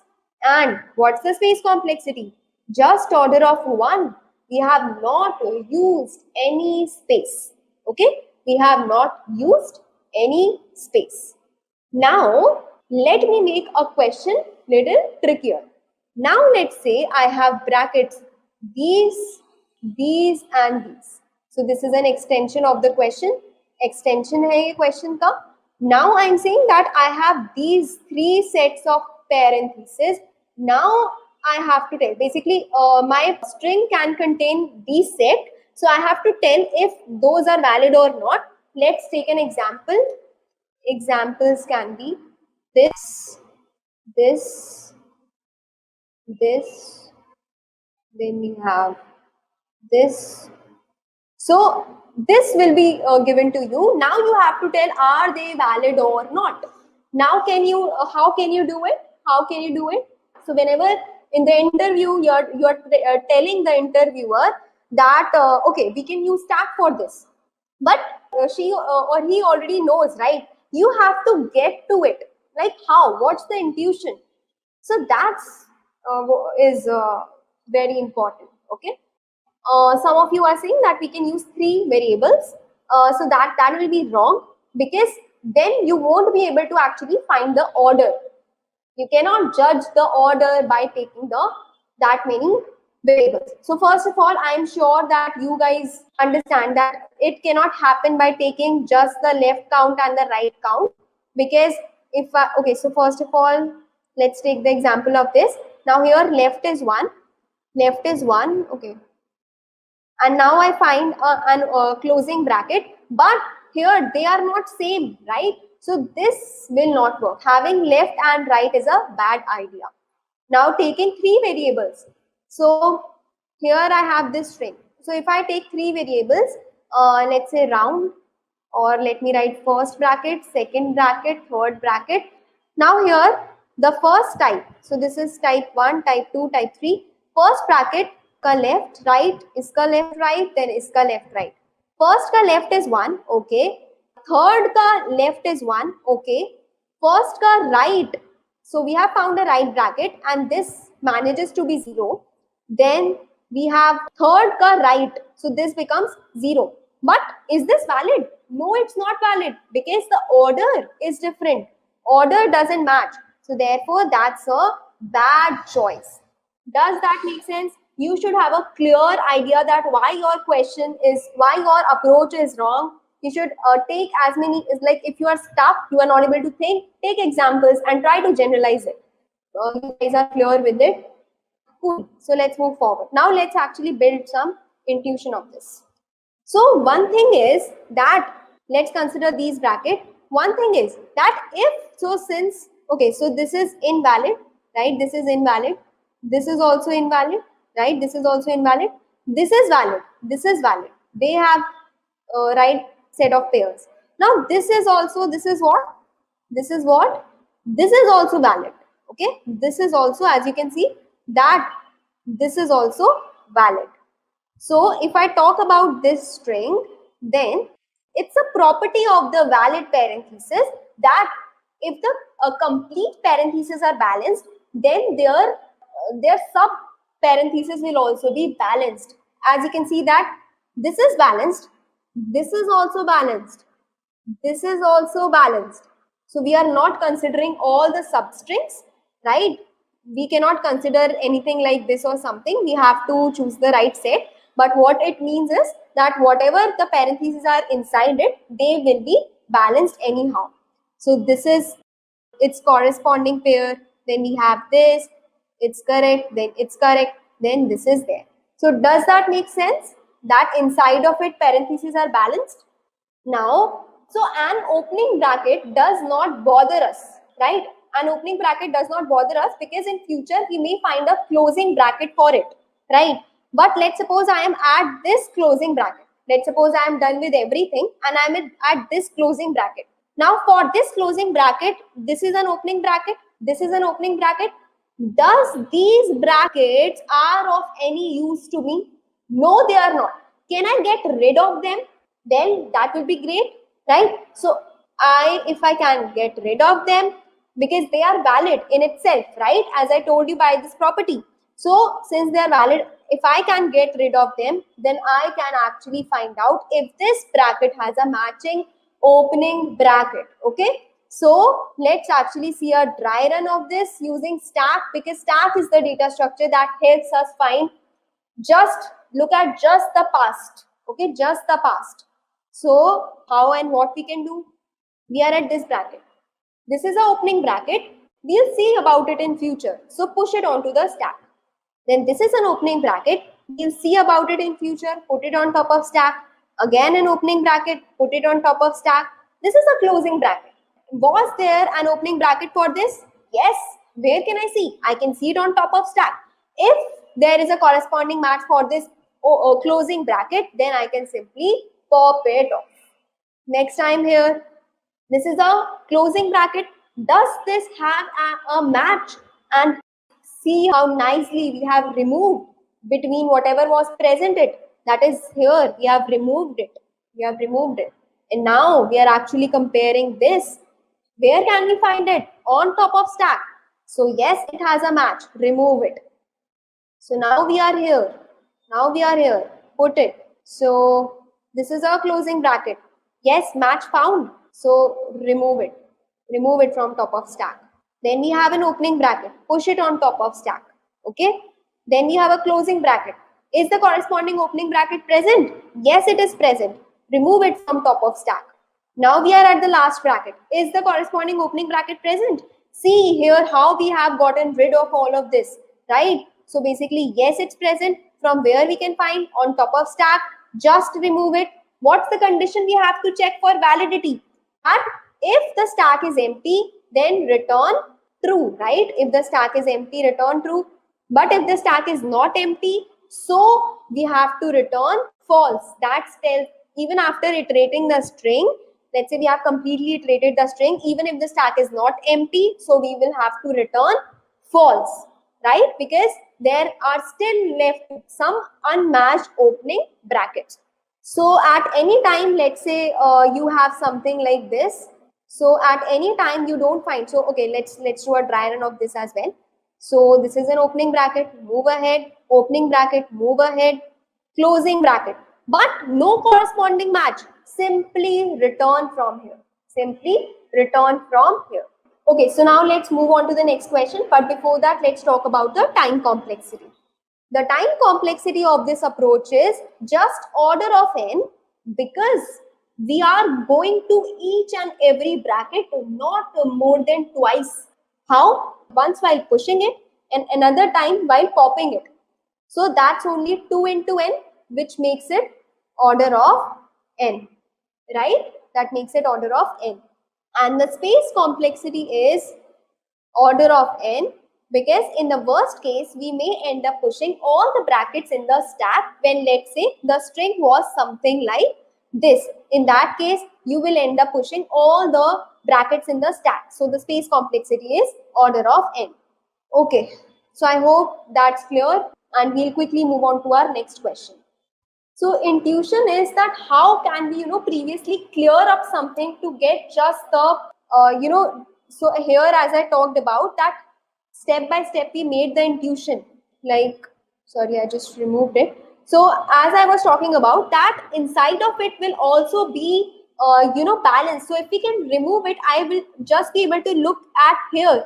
That's what I want to do. So we can simply remove it, and that is possible using stack. Okay, so let's move forward quickly. Cool. So question 2, and this is very, very famous question, which is of next greater element. Okay, so question is that, let's suppose you are given an element, you are given the elements in an array. Let's suppose 10, 13, 22, 7. For each of these elements, you have to tell that what is the next greater element to its right. Just the next greater element to its right. So what's the next greater element to the right of 10? It's 13. Okay, it's 13. The next greater element for 13, it's 22. The next, is there any next greater element for 22? No, it's not. So we can put -1 over here. We can put -1 over here. Then we have 7. So next greater of 7 to right of it, it's -1. Nothing is there. Nothing is there.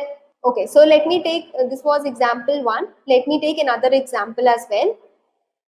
So we have 10, 7, 4, 2, 9, 10, 11, 3, 2. Okay, so what's the next right to the right of 10? It's 11, right? Just greater element on the right of 10. It's 11. Just greater element on the right of 7. It's 9. It's 9. Just greater element to the right of 4. 9 again. To the right of 2. 9. Just to the right of 9. It's 10. Just to the right of 10. 11. Just to the right of 11. Nothing. To the right of 3. Nothing. To the right of 2. Nothing. Okay? Okay, cool. See, if you are implementing any question, you can use STL in C++ or collections in Java. You don't have to implement push pop functions on your own. That's just for the sake of, if let's say your interviewer asks you. That's it. Okay, that's it. Cool. So if the question is clear, please tell me that how can we attempt it. At least give me the brute force approach. At least give me the brute force approach. So you will agree with me that brute force is nothing. So brute force is using 2 loops. So you can basically, let me actually write the code for it as well. So the brute force look like that. You can have an answer variable, answer array. Then you can iterate through all the elements from 0 to n minus 1. Then for those elements, you can again iterate from. So, okay, first you can initialize your result to minus 1 if let's say you don't find any element. So you can do for j that goes from I plus 1 to n minus 1. You can check if a of I is, so a of I is less than a of j, then simply put answer I is equal to aj, okay, and break from here. Take a break from here because you just have to find just the larger element. You don't have to iterate any further. Okay. Now what do you have to do? Actually, this should be result, and out of this for loop, you can set answer I is equal to result. Does that make sense? This is just the brute force approach. Okay, cool. Let's go ahead. So the time complexity of this approach is order of n square, since there are two nested for loops, and the space complexity would be order of n, which we can ignore because that will be just to store the, so basically this is just so we can actually make it order of 1 only, because we anyway have to take an answer array. Answer array we anyway have to take because that's how we are going to return the answer. So the space complexity for this we can assume to be order of 1, right? Cool. Now let's talk about the optimized approach and let's build some intuition for that. Let's see some observation. The first observation is that let's suppose the array elements are 12, 10, 9, 8, 7. Okay? 0, 1, 2, 3, 4. If let's suppose these were the elements, what is going to be the answer for them? What's going to be the answer for 12? Minus 1. Nothing is on right. For this, minus 1. For this, minus 1. Minus 1. Minus 1. Does that make sense? The answer for all of them will be minus 1. Now let's talk about another example. Let's say we have 5, 4, 3, 2 and 10. Now can someone tell me what is going to be the answer for 5 now? For 5 it's going to be 10. For 4 it's going to be 10. 3, 10, 2, 10, 10 minus 1. Does that make sense, guys?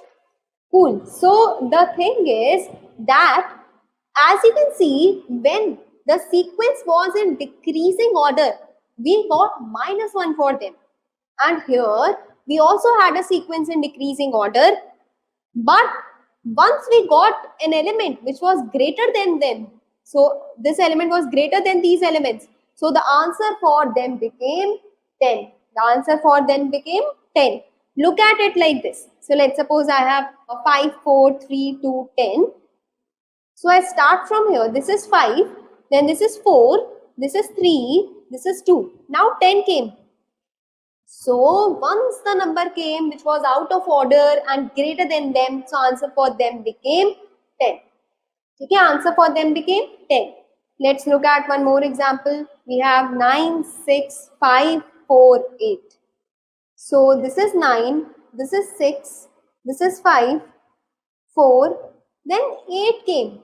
So 8 is 8 to whichever element it is greater, it will become the answer to them. That is here. So this is 9, this is 6, this is 5, this is 4, this is 8. So 8 will become the answer for 6, 5 and 4. Okay? So basically now once we have got the answer for them, can I just ignore this and start by finding the answer for these now? Does that make sense? Does that make sense? Okay, giving you some intuition that here we are also ignoring whatever was redundant from the past. The idea here is that we have a monotonic sequence. We have a monotonic sequence over here. Monotonic sequence is when we have a decreasing or increasing sequence. So my point is that I had a decreasing sequence. Once I find an element out of order, so all the elements which are smaller to this will be the answer for them. This will be the answer for them. Okay? Now, so basically, Let's say I have elements 11, 4, 3, 2, 10, 12. So I have 11, then I have 4, then I have 3, 2, 11, 4, 3, 2. Now 10 comes. Now 10 comes. So 10 is greater than these numbers. So answer for these will be 10. Answer for these will be 10. Now since we have got the answer for them, we can actually remove this. We can actually remove this, and now it will become such a sequence. It will become such a sequence. Now 12 comes. So this will come over here. Now whatever is smaller than answer, to them 12 will become the answer. So 12 will come over here and 12 will come over here. Now only. So we have got the answer for them. So we will remove it. And now we are just left with 12. We have completely iterated the array, and whatever we are left with, to them the answer will be -1. -1. Okay. So since we are ignoring whatever is redundant to us previously, and since this is a monotonic sequence, therefore stack will help us over here. So let's see the dry run using stack. So intuition was that we had to look at the just past, removing this just past. So whatever answer we had got, we will just ignore them, and now we'll start again from some monotonic sequence like we did over here, over above, right? Okay, so now let us go through the dry run using stack. Then again, if you guys will have some doubt, we will come to those. Okay, so I have 11, put it onto the stack. So 11 has been put onto the stack. Then we have 4, put it onto the stack. Then we have 3, put it on top of stack. Then we have 2, put it on top of stack. Then we have 10. Now this, you can see that this is a decreasing order. This is a decreasing order. Now we found an element out of order. So to whatever elements 10 is greater, the answer for them will become 10. So is 10 greater than 2? Yes. So we found the answer for 2. Answer for 2 is 10. Remove it. Is 10 greater than 3? Yes. We found the answer for 3. The answer for 3 becomes 10. Remove it. Now is 10 greater than 4? Yes. So we found the answer for 4. The answer for 4 becomes 10, and simply remove it. Now is 10 greater than 11? No. So simply push 10 onto the top of stack and move ahead. Now we are at 12. So on top of stack there is 10. 10 is lesser than 12. So answer for 10 will become 12, right? Answer for 10 will become 12. Now, so we are at 12. Is 12 greater than 11? Yes. So answer for 11 becomes 12. Okay? So now nothing is there. Simply insert 12 on top of stack. Now move ahead. So we are done. We are left with no more elements. So whatever is present on top of stack, the answer for them will become -1. So in this case, answer for 12 is -1. Guys, does that make sense? So Anshul says that then in this solution, we need to also store index and stack. Anshul, that's what we are going to do. We actually need to store indexes on top of stack, because we actually are trying to find the answer for the previous elements that we are done with. So let me quickly show you a dry run of how we can do this using indexes. Okay. So we are having the stack. We will place 0 over here. Then we will place 1, right? Then we will place 2. Then we will place 3. So basically still the array is in decreasing order. Now we found 10. So this 10 is greater than what is present on top of stack. So basically answer for this. So we will write it like this. S dot top. Okay? Because this is the index. So a of 3 is nothing but 2. So 10 is greater than 2. Answer for this has become 10. Then likewise, answer for this will become 10. Element at index 1 is 4, which is lesser than 10. Answer for this becomes 10. Now 11 is not smaller than 10. So we will simply push the index of 10, which is 4. Then we are here. Now this is 12. 12 is greater than a of s dot top. So we will simply mark the answer of a of 4 as 12. So this is 12. Again, so as we remove it, then a of 0 is lesser than 12. Answer for a of 0, that is 11, will be 12. And now whatever is present on stack, whatever is present in stack, you will simply mark their answer as -1. So you will put -1 here. And the time complexity of this approach is order of n. Since we are putting an element and removing an element just twice, so again order of 2 into n, which is nothing but n. And space complexity in the worst case can be, when let's say the complete array is in decreasing order, it will be order of n. So does that make sense to everyone? Okay guys, so we have actually placed the link to the questions for the next questions. Okay, so hope you guys try it, and guys, this was it. I hope you enjoyed it. Cool. Please try them. See ya. Bye-bye. Hey everyone, in this lesson we will discuss logical view or abstract view of Q data structure. Basically, when we talk about abstraction, we don't go over implementation details. We generally discuss about features and operations. In actual practice, Q is a structure in which whatever goes in first comes out first. So in general, Q is a FIFO structure. Whatever goes first, it should goes out first. So if we want to construct Q as a data structure, then we need to support both insertion as well as deletion in the Q. In Q, as we need to maintain FIFO property, so both removal as well as insertion should happen from different end. It means if insertion happens in the front, then deletion should happen from the end and vice versa. Let's take an example to understand this thing. Let's say this is the snapshot of the Q at some particular time. Let's say this is the snapshot of the Q. And this is the front element of the queue, and this is the last element of the queue, or we can say as rear element of the queue. Now, so as we can see here that if we want to make an insertion, it should happen at the end of the queue, which we call as a rear or tail of the queue. Likewise, deletion should happen from the start of the queue, which we call front of the queue.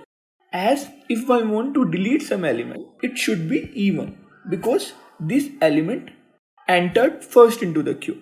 And if I want to insert some element, it should insert here.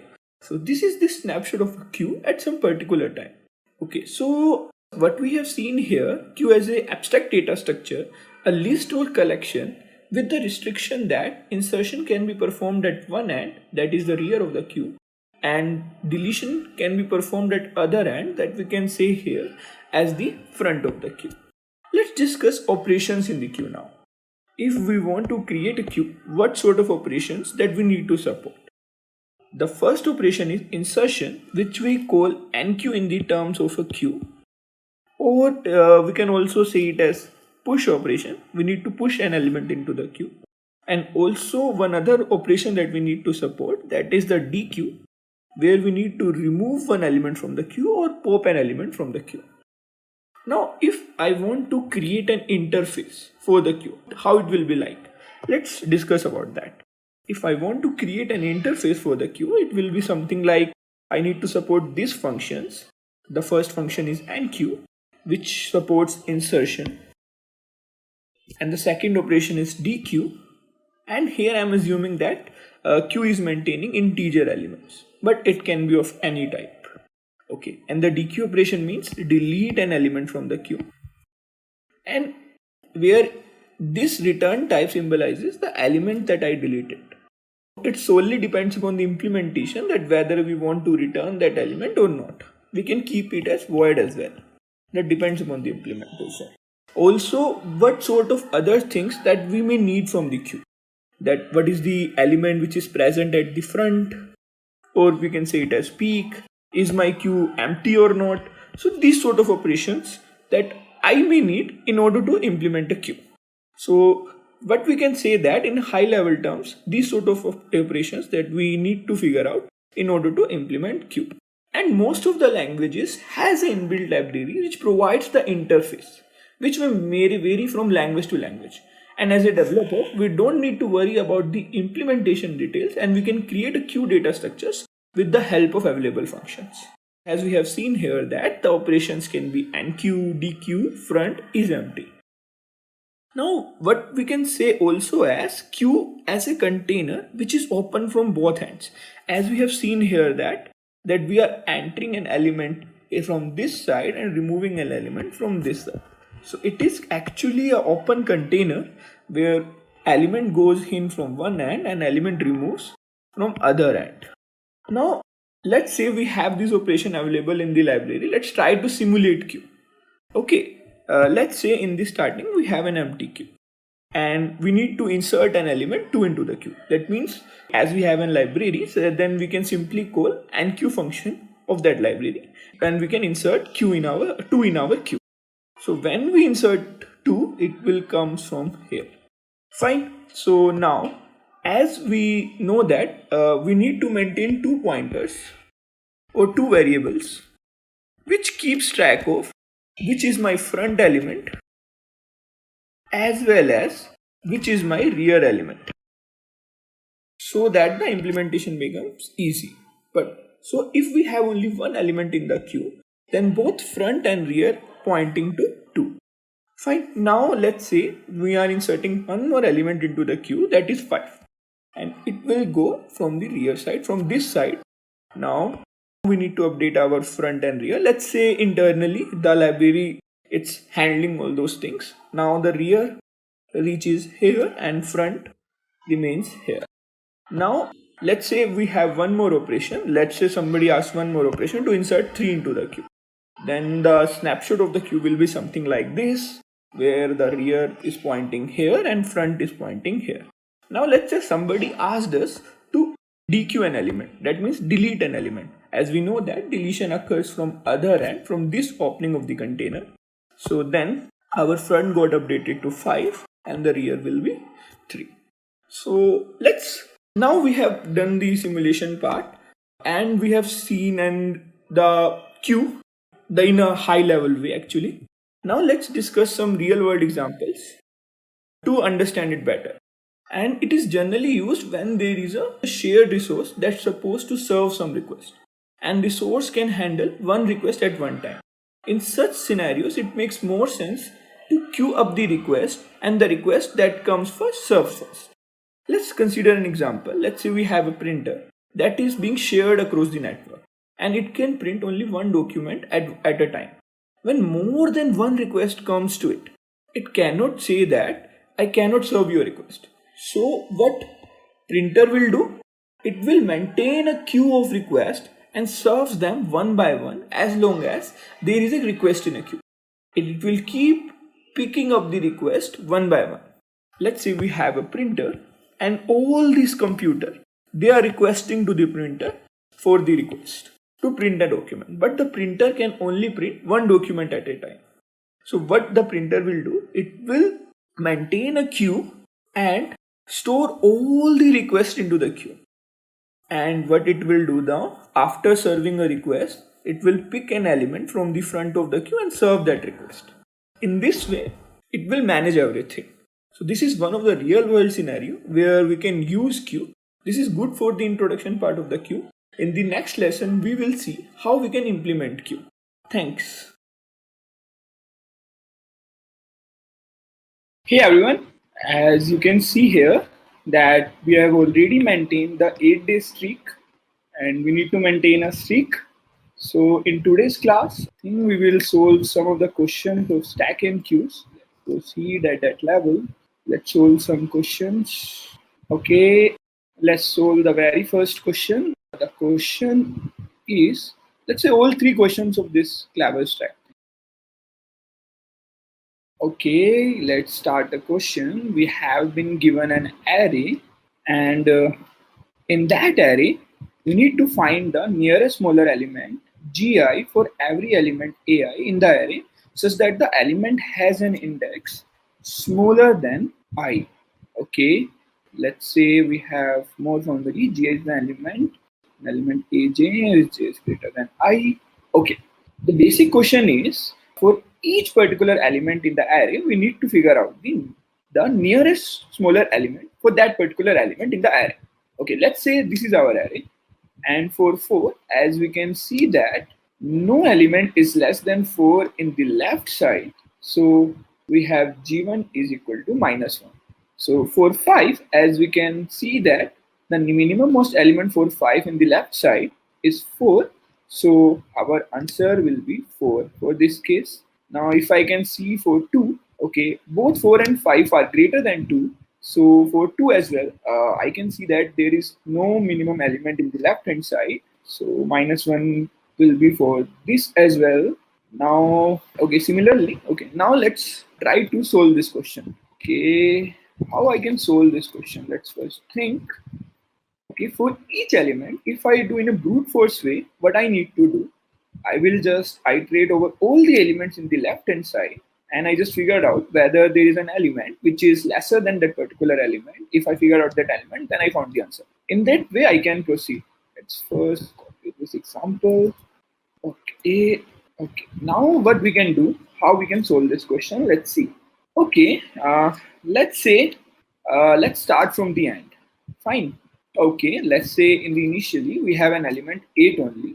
Okay, now as I move ahead, I just found an element 10, and I know that that element is greater than that element. So I haven't find the answer for 8 as well as 10 yet. So what I can do? Okay, now I just figured out 2. Okay, one thing that is clear to me that 2 is smaller than 8 as well as 10. So, okay, so one thing for sure that I can say that 2 will be the answer for both 8 and 10.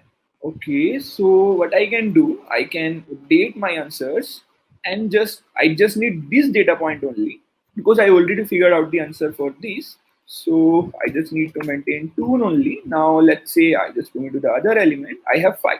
Okay, if I found 5, when I have 2 to which I need to figure out the answer. For 2, I know that 5 won't be the answer. So I haven't found the answer for 2 as well as 5. Now I figured out 4. Now I figured out 4. I can say that, okay, 4 is lesser than 5. So for 5, 4 definitely will be the answer. For sure. But for 2, it won't be the answer. So after then, I need to store these 2 points. Isn't it? So the way if I will do in that way, I will figure out the answer. So what I just think, okay, I am appending the elements, and as I'm appending the elements, I am checking. And if I need to check the element, what I am doing, I am just first checking for the last element and then the second last element, and I am doing in that way, and I am able to solve this question. If I'm able to do in that way, then it's easy to solve.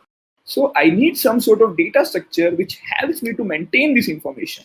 And that data structure should be something like where I can add the element in the end such that I can also remove the element which I just added in the end. So it should be last in, last out. And we know that stack is that data structure which provides that sort of thing. So I can use stack here and just try to solve in that way. I am able to achieve, because what I am doing, I am adding an element in the stack, and when I just found an element which is lesser, what I am doing, I am just checking with all the elements in this stack, and if I figured out an element which is greater than that element, I'm just removing it to the stack. So only I am adding an element one time into this stack, and I also am removing from this stack only one time. So that means it's kind of order of an algorithm that we just achieved. Okay, let's try to think how we can write code for this question. Okay, let's write the code. Okay, let's try think what are the constraints that we have been given. Okay, we have not been given any constraint, and the thing is, if we haven't find an answer for any element, we need to return -1 for that particular case. Okay, let me first, what I can do, let me first figure out the size. Okay, let me create my answer which is of size n, and let me have the default value as -1 for each particular element in that particular array, because we haven't find the answer, and we will follow the algorithm as I discussed here so that we will be able to achieve our solution in order of n time. Okay, let's try to think, okay, how I can do that. We just need to iterate. In the last element, I need to move till the first element. In that way, I need a stack data structure to maintain the information as I just discussed. Why? Okay, so now what I can do if I need to question, okay, one thing I need to be sure that, but what will be the edge case? If my stack is empty, if my stack is empty, or if I have my element which is at the top of my stack, okay, if I figured out an element, okay, which is greater than my top, then that means I haven't found the answer for both of the elements. So I need this data. So I need to push that element into my stack. If that is the case, if that is greater than, that is element is greater than or equal to my that element, so I need to push that element into my stack, isn't it? Okay, now I'm done here. So I can new, okay, if there is other case, if the element at my top is greater than AI, if that is the case, then I need to check for how many elements I have found the answer. So let's first just check the edge case, whether my stack is empty or not. While my stack is not empty and my top element in the stack is greater than AI, in that case, what I can do, I know that answer for stack dot top will be equal to AI for sure. And I can safely remove that element because I just figured out the answer for the topmost element in this stack. Now I need not need this data in the future. So I can safely remove it. By the time this thing gets ended, I can say that, okay, now I'm done. Now I can safely add a ith element because I haven't found the answer for ith element yet. And in the end, what I can do, I can return my answer. And let's check once again whether I'm doing in the right direction or not. I am maintaining my answer and I just created an empty stack and I'm checking if my stack is empty or if it is greater. So then I need to push that element into this because it's of no use. Otherwise, I need to check if my element is lesser. So that means for that topmost element, I just figured out the answer. So what I need to do, okay, in that way, if I just do in that fashion, I can solve. Okay, that seems like a good approach. Let me test. Okay, it's giving me correct answer. So let's submit. Oh, nice. Nice. We have solved this question. Now let's move to the next question. Okay. What will be my next question? Okay. Now the next question is I need to figure out the largest rectangle in the histogram. Okay, that is my question. Let me think. Okay, let me first read the question. We have been given an array of integers a of size n where a represents a histogram. That is, ai denotes height of ith histogram bar and width of each bar is 1. Okay, let's say we have been given this histogram and where the height of first bar is 2 and the height of second bar is 1 and height of third bar is 5 and fourth bar is 6 and so on. And above is histogram and width of each bar is 1. And we have been given heights like that and we need to figure out the largest rectangle in that histogram. Okay, let me think how we can figure out that thing. Okay, if that is the case, this will be my answer. Okay, they are saying this is my answer and the answer will be 5 as my height and 2 as my width. So my answer for this will be 10. Okay, so let me just copy this thing. Let's try to think how I can solve this question. Okay, so the question was we have been given an histogram where the values are 2, 1, 5, 6, 2, 3. Okay, and we have been given histogram like that. Let me first draw the histogram on the paper and then it's more suitable. Okay, 1, 5. Okay, it will be 5 and then 6 and then 2 and then something 3. Fine. So this will be my answer in this case. So what I can think is what can be the brute force way to solve this question? One thing is coming to my mind. I can solve it in a way that, okay, let me take all the contiguous segment to solve this question. Okay, and I can take all the contiguous segment of length 1, then length 2, and just try to find the answer for that contiguous segment. Let's say I just take this contiguous segment of first 3 element, which is 2, 1, and 5. What will my answer for this contiguous segment? Okay, I know that the width will be equal to 3, but what will be my height in this case? Okay, I can surely say that if I want to build a rectangle, then the height will be the minimum height histogram available in that contiguous length, isn't it? So I can say that the height will be 1. If I do in that way, then I can solve this question. That is fine. Okay, so if I just take in a brute force way, so how much time it will take to me? I need to iterate over every contiguous segment, and to iterate over each contiguous segment, I need to take two variables L and R, so it will take order of n square time, and for each contiguous segment I need to find the minimum most element, so the complexity will go up to n cube. So it doesn't sound me a good solution to solve this question. Can I think something else to make my algorithm better? Okay, let's think what I can do. Okay, let's think. Let's say I have an example, something like this. Okay, let's say this is my example. If I build a histogram, I have 7 here, and I have 8. I have something 6. I have again 8, and I have something again like 7. Okay, if I am just considering all the contiguous segment, I will consider this segment as well, and I will consider this segment as well. I will consider this segment as well. I will definitely consider all the segments. If that is the case, that means, but I know that for all these segments, if I did in that segment, 6 is the part of that segment, then my minimum value will always be 6.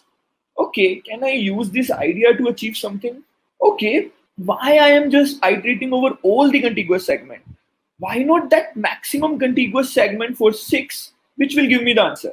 Because in any way, other contiguous segments are waste for me. That's the waste of computation time.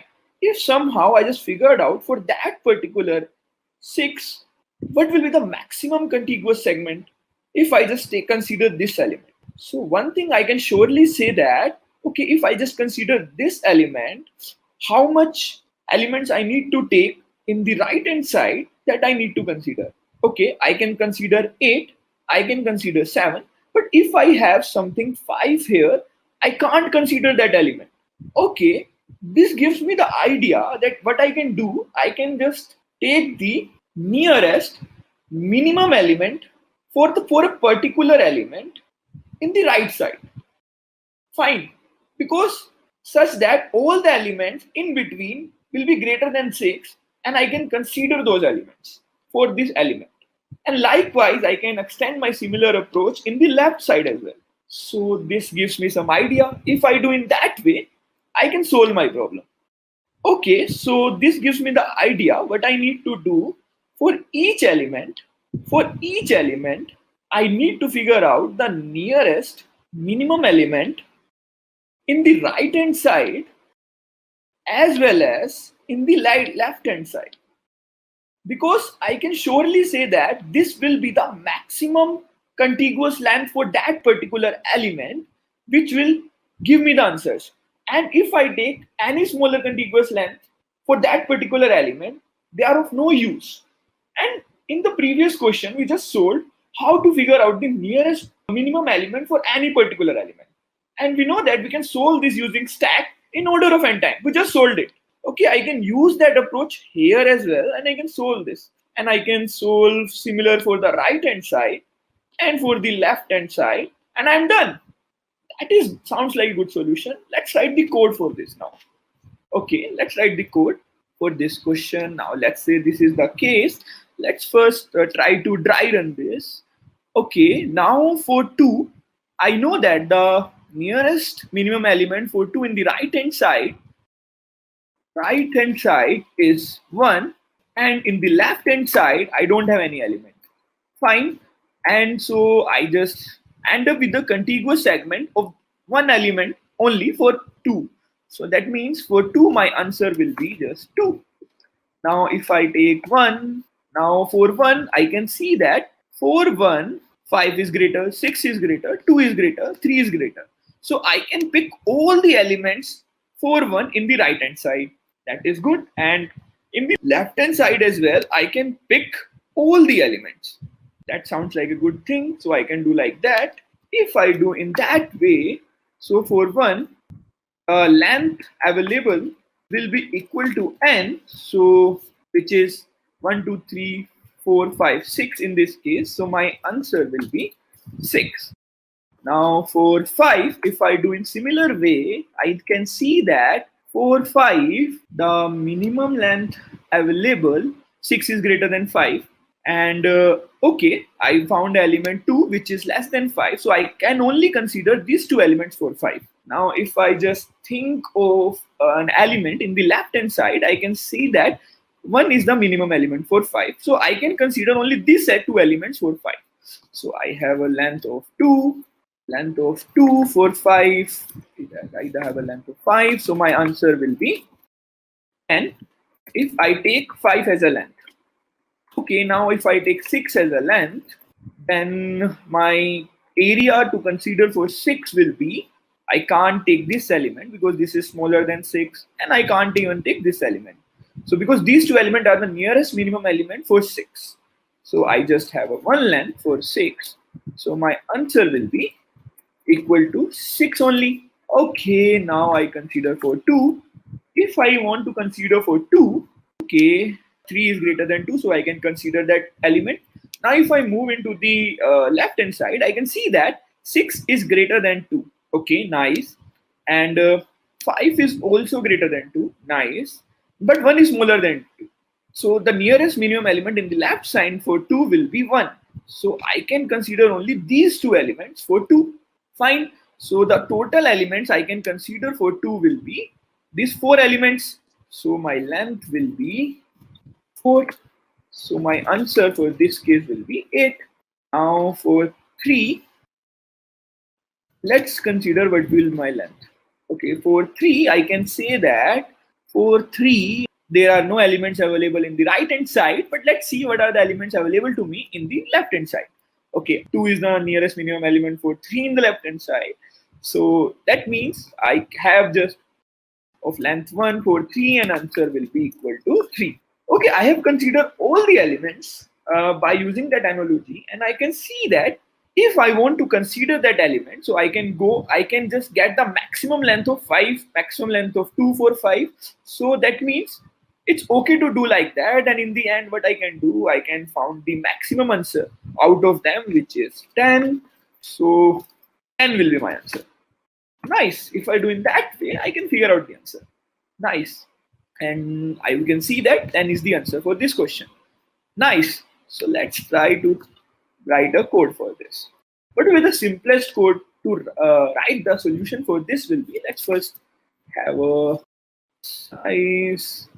Okay, I need two informations for every particular element. What will be the nearest smaller element? For that element in the right hand side, I also need the information, but with the nearest smaller element for that particular element in the left hand side. So I need both the information for any particular element. So let's say I created two vectors. The one of them is storing the smaller in right side. I need that information for all the elements. So I just initialize. I just need the size of n, and what should be the default value?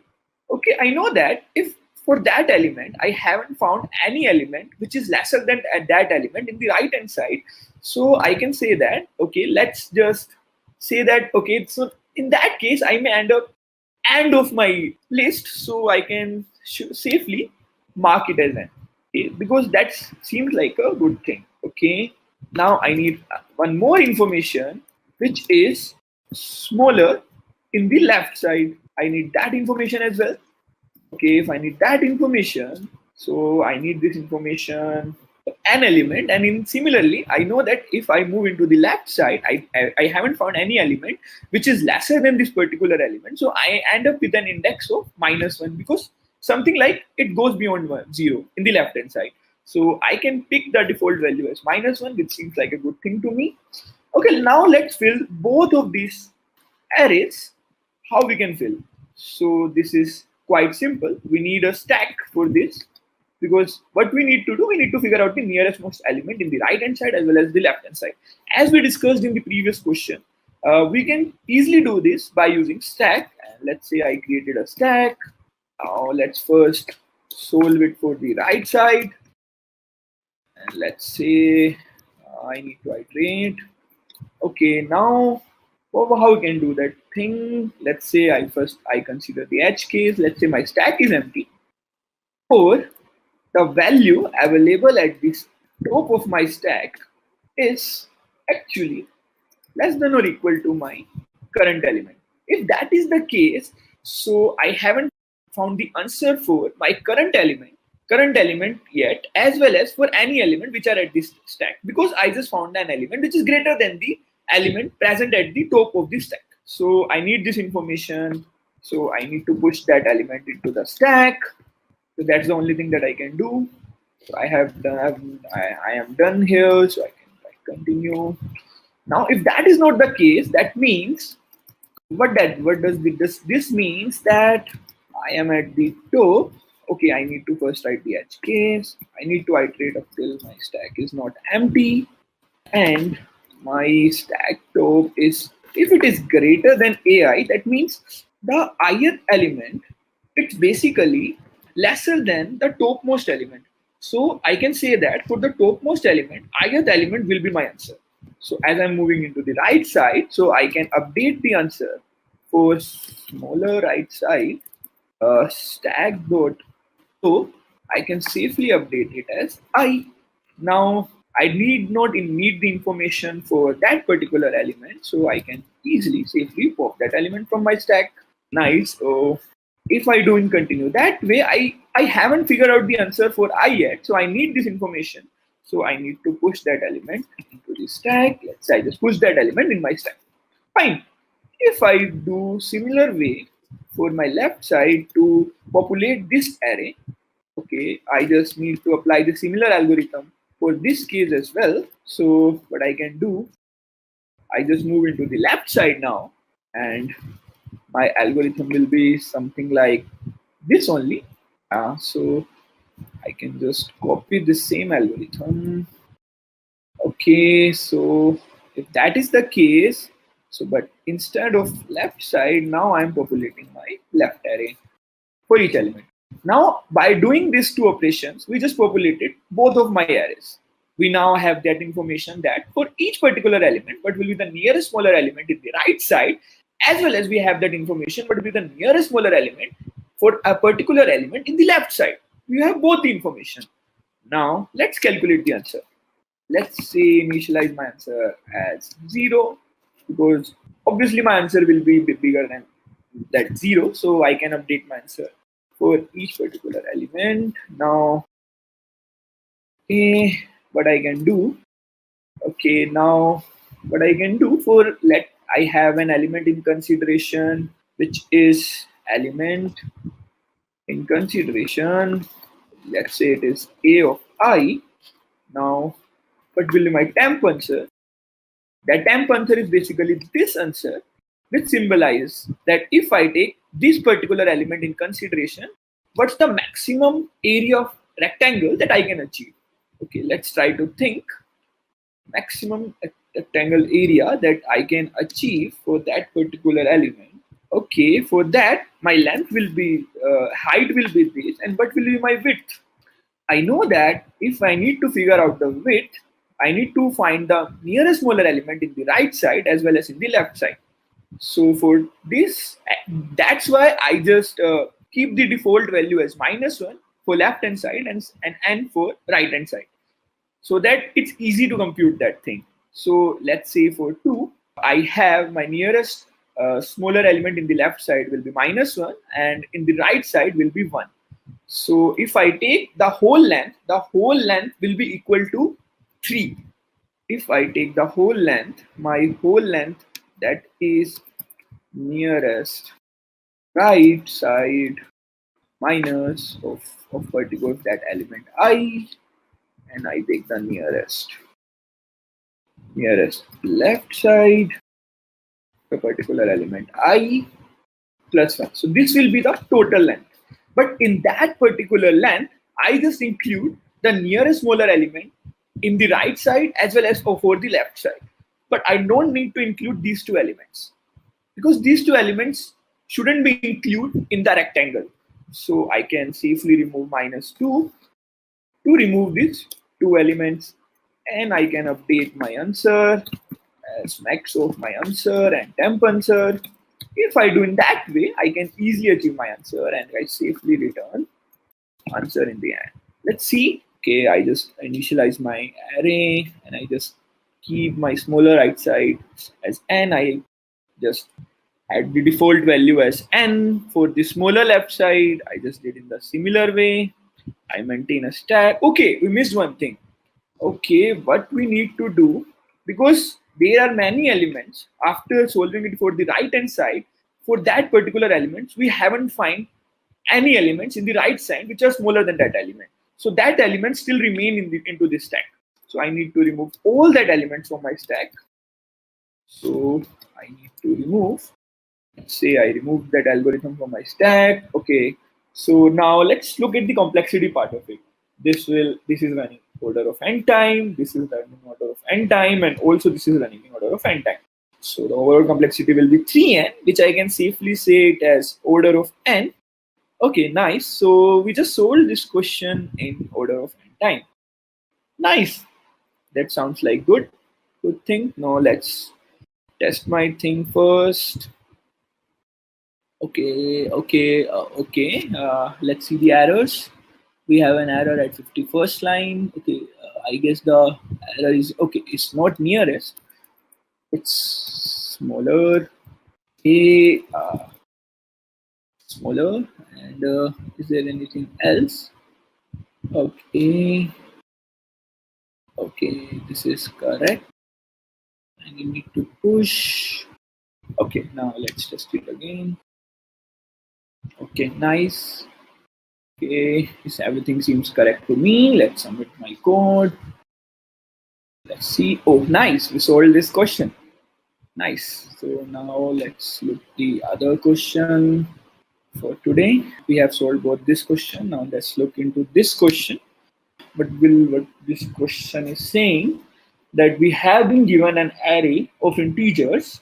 This is a sliding window of size b, which is moving from very left of the array to the very right. And you can see that w numbers in the window. Each time the sliding window moves rightwards by one position, and you have to find the maximum for each window. Okay, so the question is, we have been given an array, and in that given array, we have been given a window. We need to figure out the maximum element in that window, and that window is basically a sliding window. So what does it mean? Let me explain you. That let's say we have been given a window of size 3.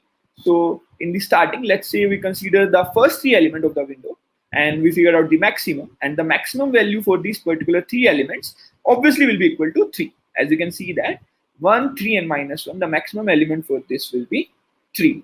Nice. So now let's look at the other thing.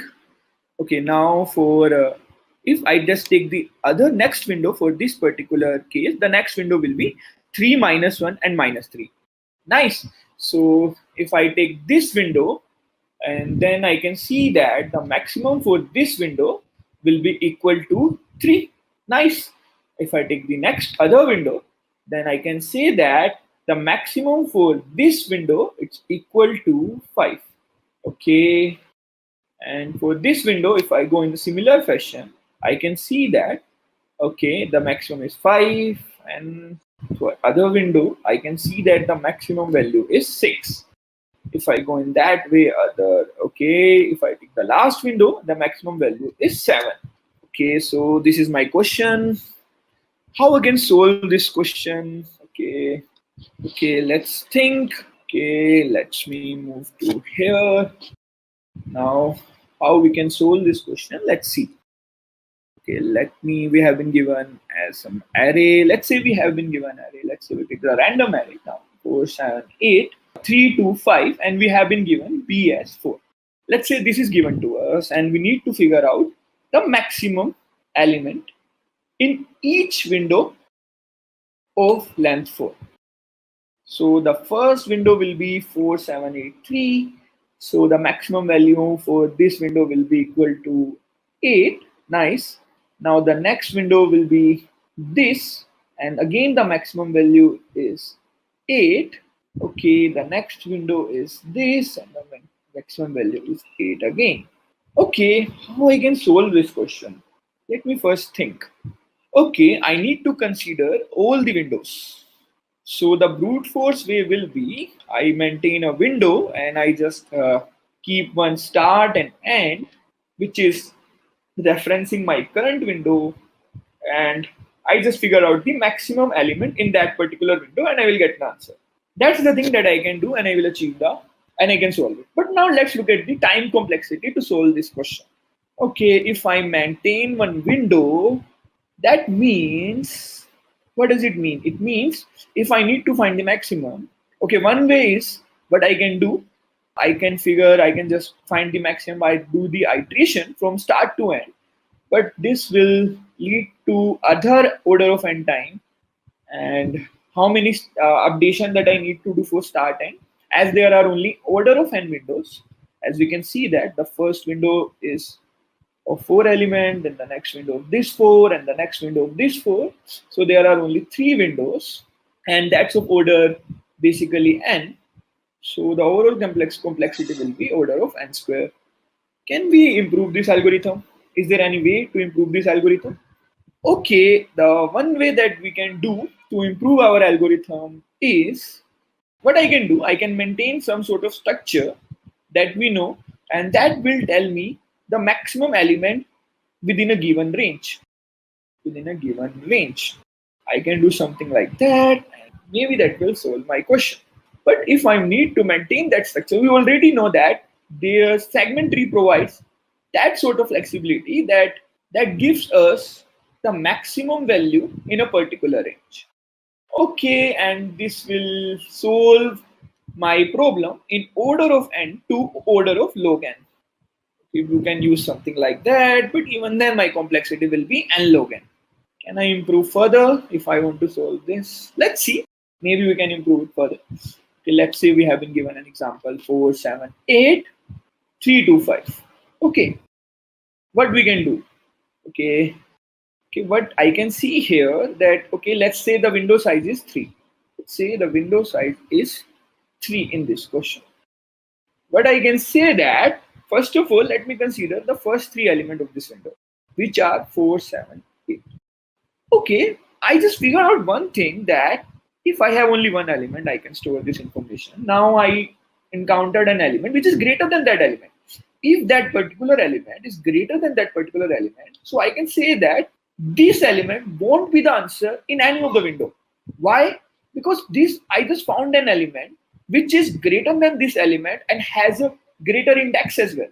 So that means if there is a chance that I will just need to remove an element, that will be the element of lesser index, obviously, for sure.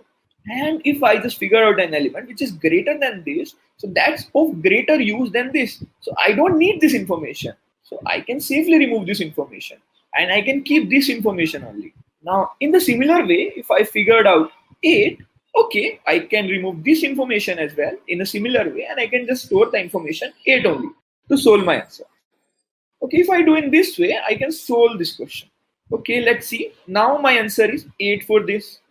Now, okay, now let's say I now come at 3. If we figure out an element which is lesser than this element, okay, but I can't say anything now. Because there may be a possibility, because it has a larger index, there may be a possibility that for some other window, this will be my answer. So I need to store this data as well. So that means we are coming up with some algorithm. If we are figuring out an element which is greater than any particular element, if that is the case, so we can safely remove the element which is at the end of my some data structure. And if I figure out an element which is smaller than that element, so I just need to append that element in the end.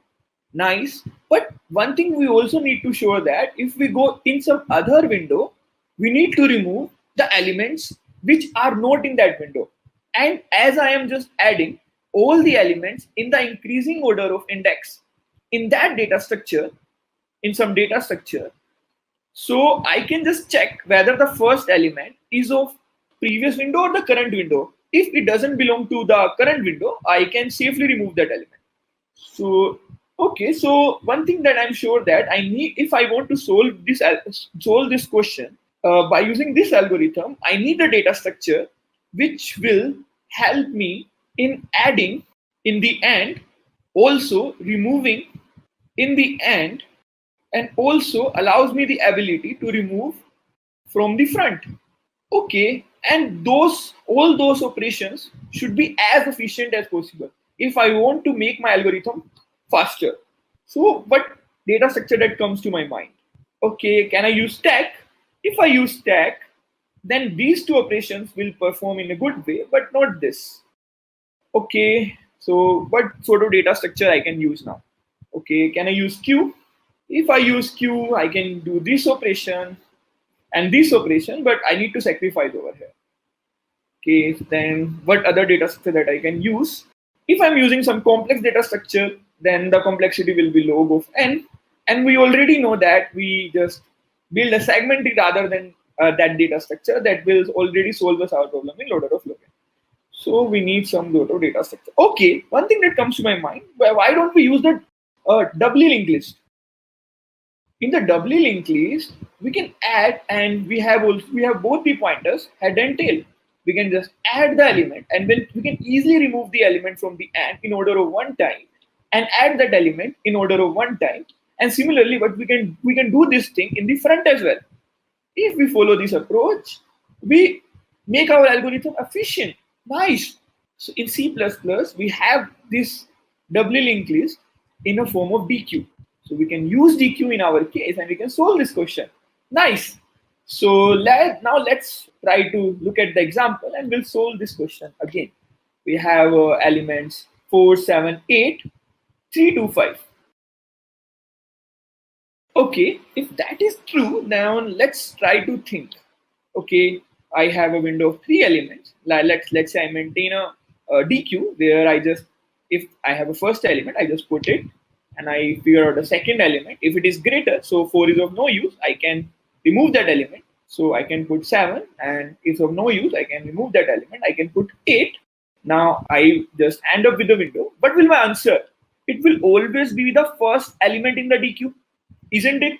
Because the way we are just storing the data, the first element of that window will always give me the answer. So if we do in that way, we can just get the things done, man. That's cool. We can do in that way. Cool. So now if I want to consider a next window, it will be something this. Okay, now let's see what is the index of 8. Index of 8 is 2, but in the current it belongs to the current window, so I not need to remove that element. So what I can do, I can just add 3 here because I need to add 3 because it is lesser than this element, and this element can be the answer for other windows. So I need to add 3. Now I am at, okay, I just add 3 and the answer will be again 8.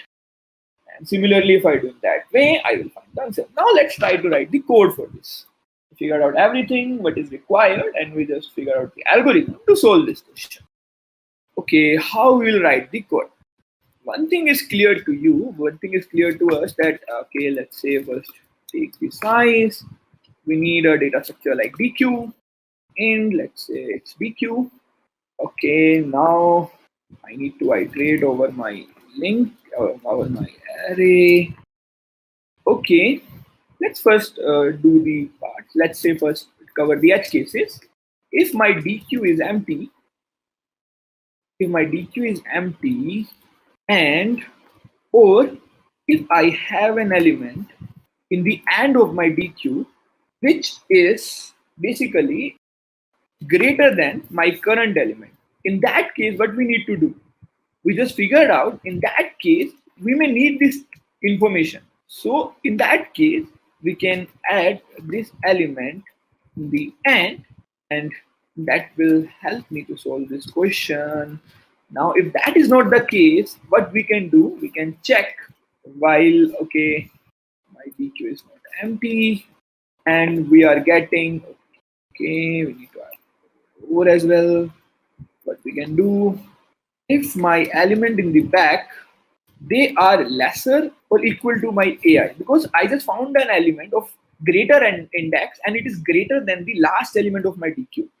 So that means I don't need that last element in my data structure. So I can safely remove that element. Okay, I can do in that way.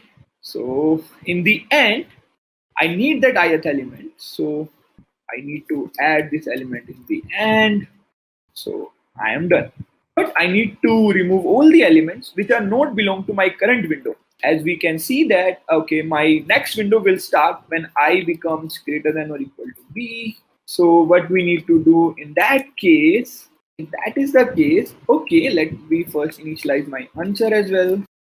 Okay, and so that means if I just end up with an index greater than equal to B, what does it mean? It means that we just completed our one window. So I can add the answer for that window in my answer vector, which will be the front of my DQ, as I already discussed why it is, isn't it? So it will be my front. Okay.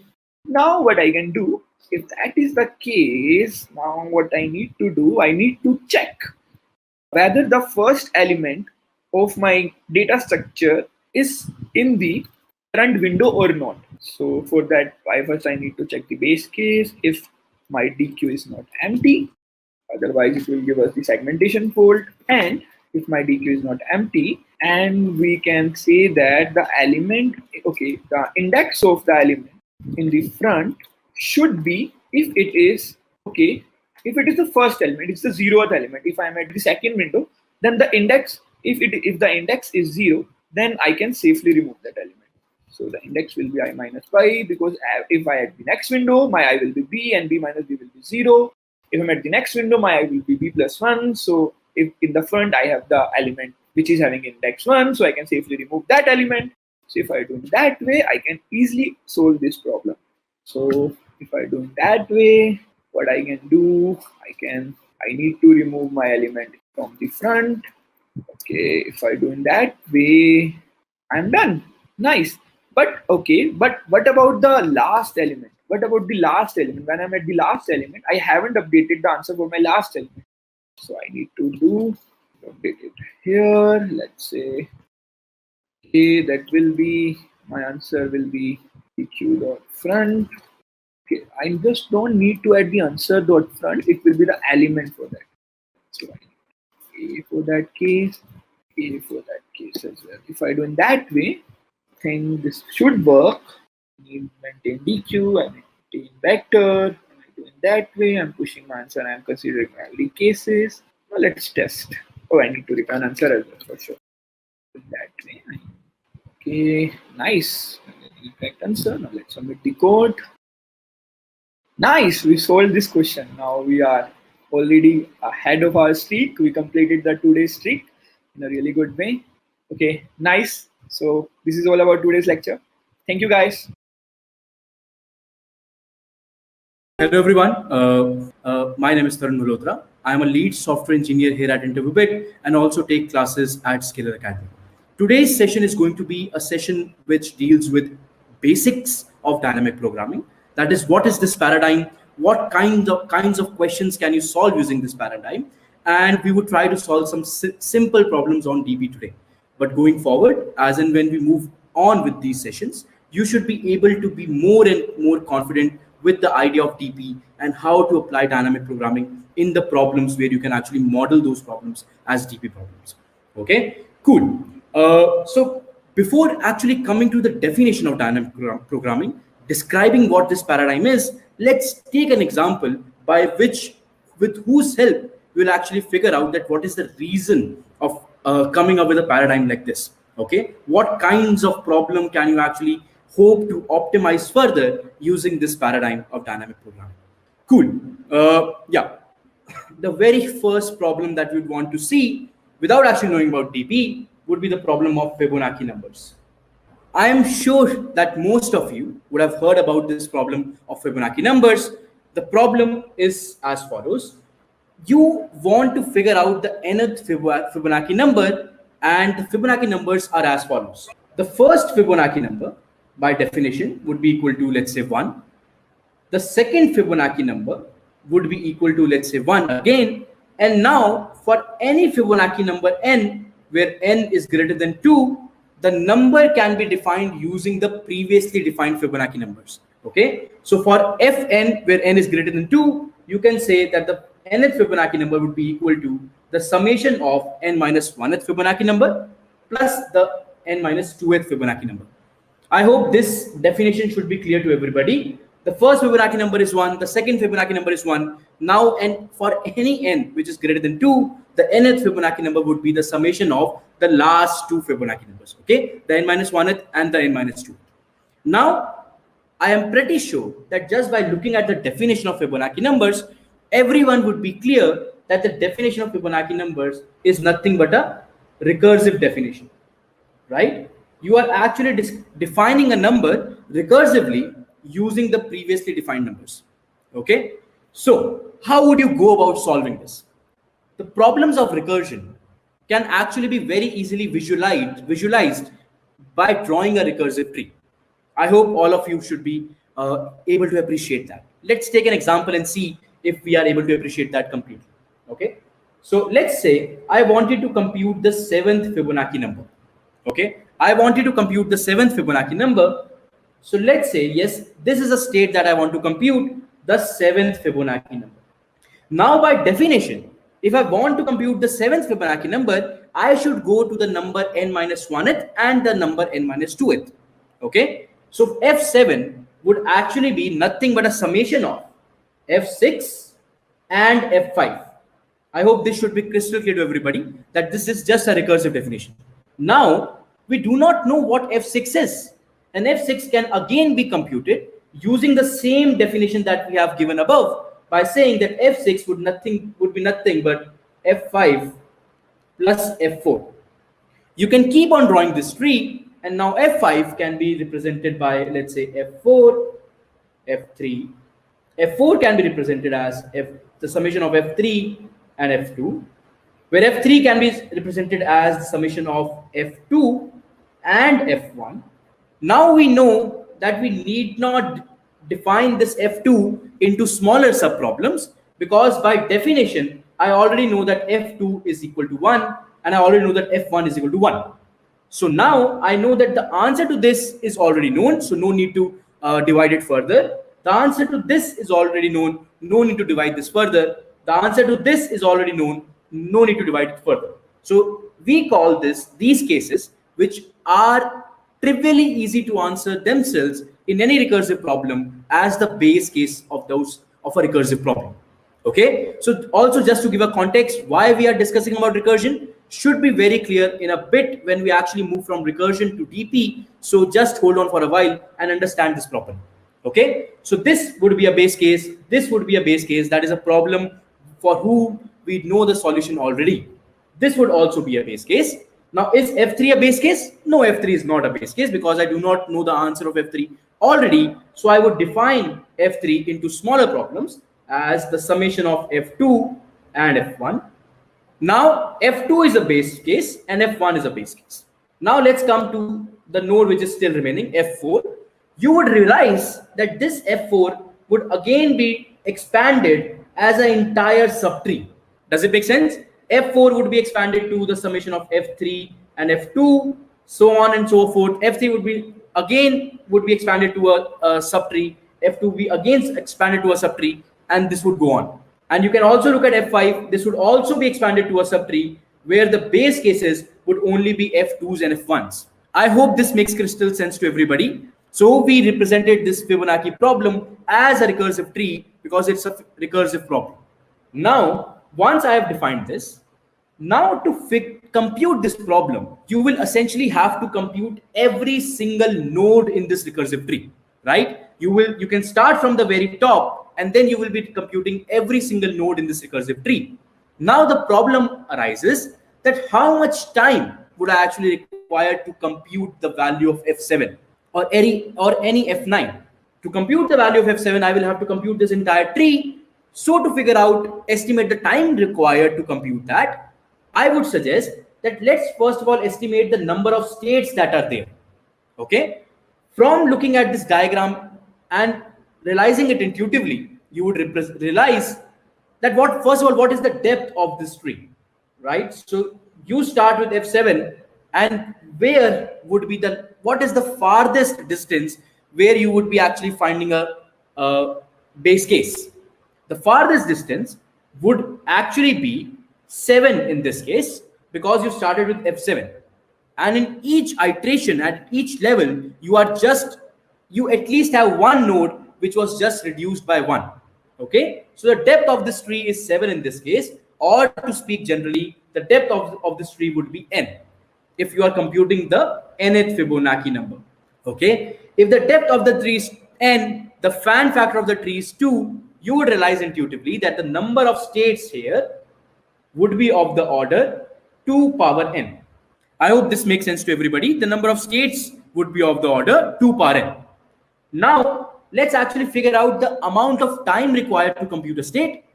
That I would claim time required per state in this case is nothing but a constant amount of time. Let's call it order 1. Why? Because if I want to compute this state and I already know the answers to f4 and f5, I just need to add them up. So the time required per state, if you are already assuming that you know the states below it, would be order 1.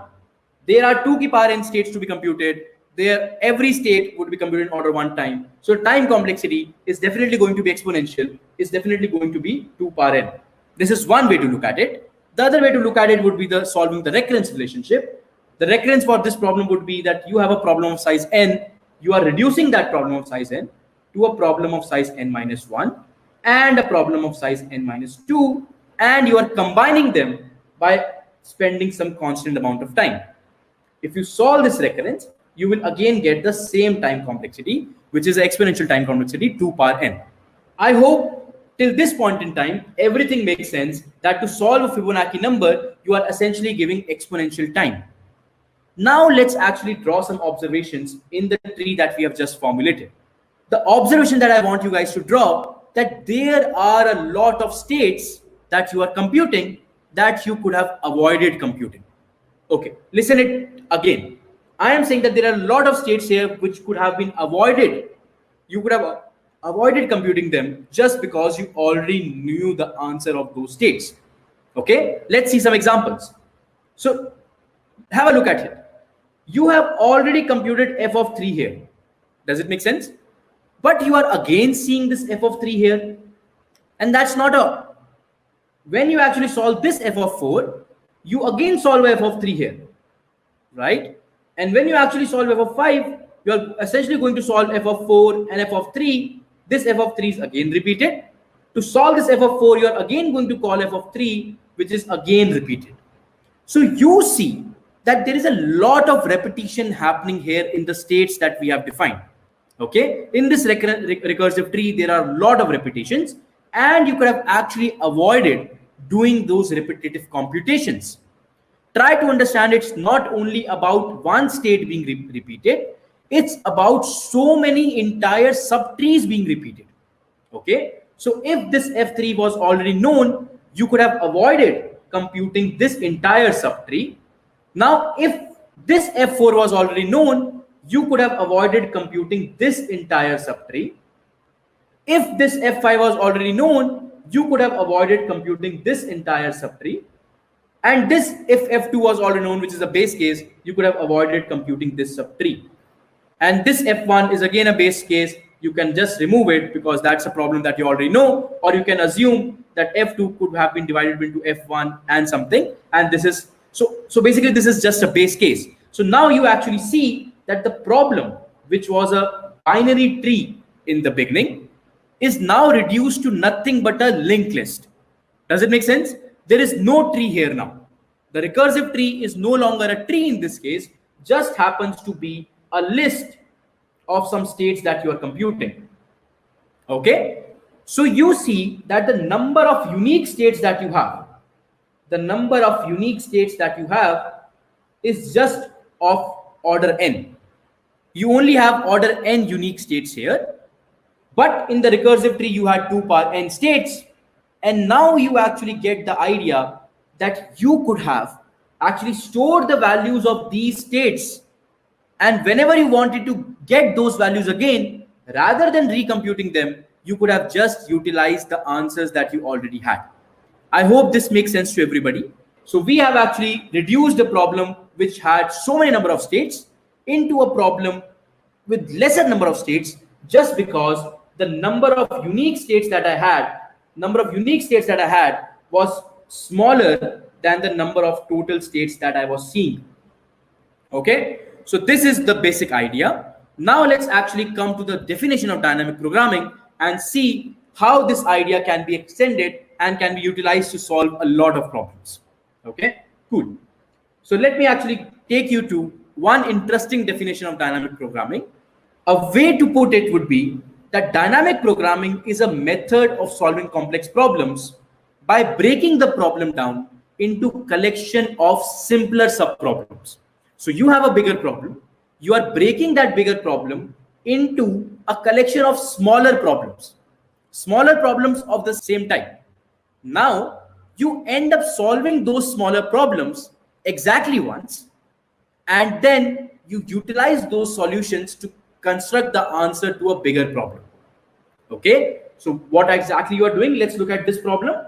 That you have a problem which could have been solved using smaller subproblems. So Fn could have been solved using the answers to smaller subproblems, where n would be less than this n dashed. And now you end up solving those subproblems exactly once. So you are only going to solve F6 exactly once, F5 exactly once, F4 exactly once, and so on and so forth.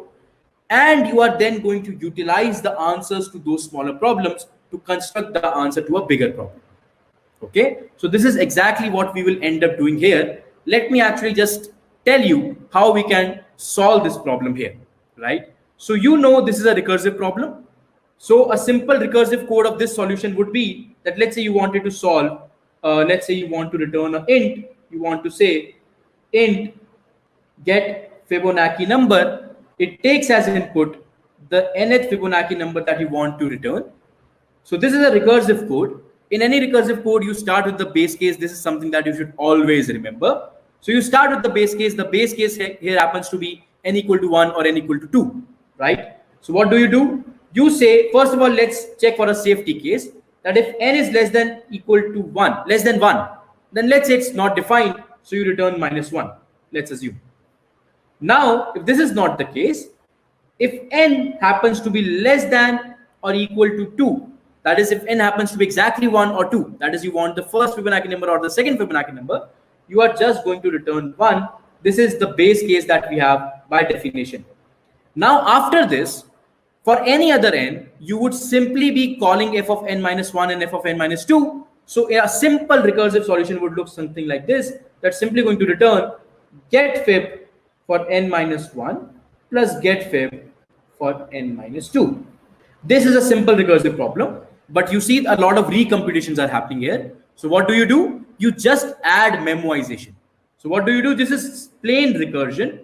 In plain recursion, you just add something which is called as, let's say, memoization. Just because you see a lot of states being recomputed again and again. So rather than recomputing them, let's actually store them and only compute them exactly once. So how to store them? Let's say you now have an array of size, let's say n, which is initialized by, let's say, -1 to begin with. Make it n plus 1 if you are using it. Let's assume this was one indexing array. Okay. Now you initialize the base cases here by, or let's say, you can initialize the base case here by saying that f of 1 would be equal to f of 2 would be equal to 1. And now what do? When you actually want to compute that, you first check if that n minus 1th value was already computed or not. So rather than just doing this, you actually do something else. So now you first check if f of n minus 1 was still equal to -1, that is, it was still not computed, only then you make a call to compute it. So you now say f of n minus 1 would be equal to get fib n minus 1. You now have the value here. Similarly, you do that for f of n minus 2 and see if that is equal to -1. You compute the value and store it there. And then once you have done both of these operations, you simply return the summation of them. So just by changing the solution a bit, you have reduced a lot of time complexity. The time complexity now becomes order n. Okay. The space complexity also becomes order n. Cool. So this was a very, very basic problem. Let's move ahead. You can actually reduce the space complexity, but let's leave it as a homework for you guys to understand that how you can actually reduce the space complexity here. So now let's actually move to a lot more interesting problems on dynamic programming. And before that, let me give you the formal definition here, which will help us to figure out when to use dynamic programming. Okay. So the formal definition of dynamic programming is that a problem can be modeled into dynamic programming if it has two features. So what are the features for a problem to be modeled in dynamic programming? The first feature is that the problem exhibits optimal substructure. What is optimal substructure? We'll just come to it in a moment. The second feature is that you should be seeing overlapping subproblems. So these are the two features that you look in any problem to make sure whether that problem can be solved using the dynamic programming paradigm or not. Now let's explain these two features in more detail. Okay. Optimal substructure feature simply means that your problem, the solution to the problem, the optimal solution to a bigger problem can actually be constructed using optimal solutions to smaller problems. Okay. So the optimal solution to a bigger problem can be computed using the optimal solutions to smaller problems. So this is the optimal substructure property. That is, let's say here you want to compute f of 7. Can you actually compute f of 7 using the smaller problems ka answers? Can you compute it using f of 6 and f of 5? Yes, you can do that. Right? Can you compute f of 6 using f of 4 and f of 5? Yes, you can do that. So a problem which shows that you can compute an answer to a bigger problem using the solutions to smaller problems is called as optimal substructure. The problem being showing optimal substructure. Okay. The second part is that you should see a lot of overlapping subproblems. Okay. So what is overlapping subproblems? That is, you should be able to see subproblems which were otherwise being repeated several times, and now you can just memorize them so that you do not compute the same problem again and again. Okay. So just because a problem which exhibits overlapping subproblems, you see an opening that yes, you can exploit that overlapping subproblems and reduce substantially the number of subproblems that you actually compute. Okay. So overlapping subproblems. That is, you should see a subproblem being computed again and again. The moment you see that, you can stop doing that, and then you call your solution to be a dynamic programming solution. Okay. So you see subproblems being computed multiple number of times. Now, these are the two features which will help you to judge whether a problem can be solved using a dynamic programming paradigm or not. Now, keeping this in mind, let's try to solve a few problems, and then we would keep on building on the concepts using those problems. Okay. The very first problem that I would want to discuss with you guys is called as the problem of stairs. So this is a problem that is actually asked in several product companies. This problem was asked at Morgan Stanley. This problem was solved at Amazon, was asked at interviews of Amazon. This problem was also asked at interviews of Intel. So this is a problem which you, just by looking at the companies that have asked this problem, you guys would have gotten an idea that yes, this happens to be a very, very interesting application of dynamic programming. Okay, cool. Let's define the problem. The problem is as follows, that you have n stairs. Okay, you have n stairs. So let's call it the first stair, the second stair, the third stair, and let's call it the nth stair. You have n stairs. Let's assume originally you are at the first stair. Okay, so originally you are at the first stair. Okay, now at every stair you have two options. Option one that you have is to just from the ith stair go to the I plus 1th stair. The second option that you have is that from the ith stair you go to the I plus the second stair, so I plus 2th stair. Okay, so what does that mean? So let's say you were at the first stair. The first option that you have is to go to the second stair, or you could have actually chosen to directly jump to the third stair. You could have avoided going to the second stair and directly jump to the third stair. These are the two options that you have. The question asks you that you want to figure out the number of ways to reach the nth stair from the first stair. What does that mean? That how many distinct number of ways are there in this problem which will take you from the first stair to the nth stair. I hope the problem is clear to everybody. Okay, cool. Now let's actually look at a couple of examples and see what kind of a pattern do we observe. Okay, let's take an example for what happens if the number of stairs was only equal to 1. So let's say there is only one stair. You are at the first stair, you only have to reach the first stair. How many number of ways that are there? The number of ways that you have is only one. That you can choose not to do anything because you are at the first stair itself. You cannot do anything else but to stay at that stair. Now let's look at the example 2. What happens if you have n equal to 2? That you happen to be at the first stair and you have to reach at the second stair. How many distinct ways do you have? So you have at the first stair, you have two options, either to go to the second stair or the third stair. The third stair does not exist. So there is only one option, that you can just go to the second stair. And the moment you go to the second stair, you have reached the solution that you have. You can only stay there, cannot go anywhere else. So the number of ways for this n equal to 2 problem would also be equal to 1. Now let's look at the example 3 that we have. So let's say now we have n equal to 3. You are at the first stair, you want to reach at the third stair. What all options do you have, people? You are at the first stair, you have two options. Either from the first stair, you can go to the second stair, or you have the second option which says from the first stair, you can go directly to the third stair. Okay? If you actually choose to do the second option, that is from the first to the third, you have already reached your destination and you can only stay there. You cannot do anything else. Now let's look at the first case that you assume that you can move from the first to the second. If you move from the first to the second, what options do you have from the second stair onwards? You can either go to the third stair or you can jump to the fourth stair, but fourth stair does not exist. So you only have one option, that is to go to the third stair. Now this also completes the entire path and you have reached the solution. So you see that there are two ways to solve this problem. If n was equal to 3, the number of ways that you have is 2. Does it make sense to everybody? We have seen 3 examples here. N equal to 1, n equal to 2, and n equal to 3. And we now know that what are the number of ways that you have to reach to your nth stair. Cool.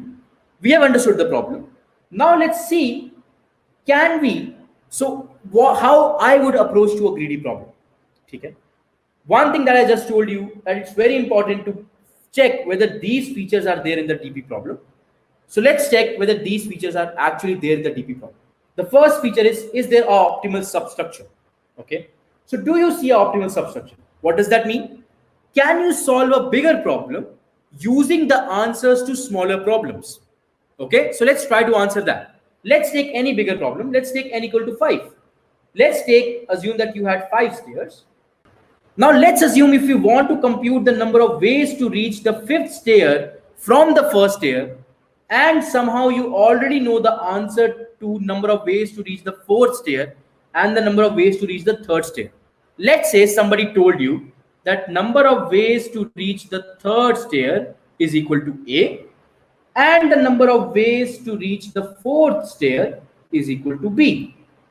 Now, can I actually compute the number of ways to reach the fifth stair? Okay, let's try to find out. So if I want to reach the fifth stair, you guys tell me what are the options that I have for the penultimate step. If the last step that I make happens to be the fifth stair, that is, I want to reach the fifth stair, what options do I have for the penultimate stair?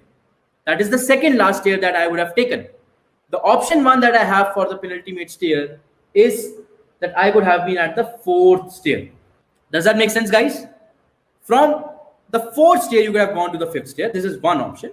The second option that you have for the penultimate stair would be that you could have actually gone from the third stair to the fifth stair. I hope it makes sense. The options that you have for the penultimate stair would either be from the fourth stair or from the third stair. Okay, so you could have actually, one option is you could have come from the fourth stair to the fifth stair. The other option is that you would have come from the third stair and jumped directly to the fifth stair. Now, I know the number of ways I would have reached the fourth stair from the first, which is nothing but B. If I know that from the fourth stair, I only have one option to go to the fifth stair, which is just to take a single step, I will multiply this by 1 because I only have one option from the fourth stair. So B into 1. Then the second option was that I come to the third stair somehow and then jump directly to the fifth stair. If I come to the third stair somehow, number of ways I already knew, let's assume was equal to A. So I do A. And now from third to fifth, if I want to have a jump, I will just multiply it by 1. These were the two mutually exclusive and exhaustive options that I had. So I will just add them up to get my complete answer. So number of ways to reach the fifth stair from the first stair would be nothing but the number of ways to reach the fourth stair multiplied by 1 plus the number of ways to reach the third stair multiplied by 1. Okay, you can actually generalize this and say that number of ways to reach the nth stair is nothing but number of ways to reach the n minus 1th stair multiplied by 1 plus number of ways to reach the n minus 2th stair multiplied by 1. So this also happens to be a problem which very interestingly mimics the problem that we had for Fibonacci numbers. Does that make sense to everybody? Have we actually just proven to ourselves that we see an optimal substructure here, that we can actually solve a bigger problem using smaller problems? If you can see that optimal substructure is there, using that we have arrived at a recurrence relationship as well. Now looking at this recurrence relationship, we also see that a lot of states would be repeated. So yes, there is an overlapping subproblem point here as well. So this problem can be very easily solved using dynamic programming. Does that make sense to everybody? That you have actually proven to yourself that this problem actually has overlapping subproblems and optimal substructure both. So you can solve this problem using the dynamic programming way. Cool. So once we have established that how to look at a problem and figure out whether you can solve it using DP approach or not, let me actually describe to you two ways to solve a DP problem. Okay. So this is one way to look at a DP problem. Hold on for a while. In the next question or so, I would be discussing another way of looking at DP problems and solving them. In the meanwhile, let me tell you that there are two broad ways to solve any DP problem. Okay, one of them happens to be a top-down approach. What is meant by a top-down approach?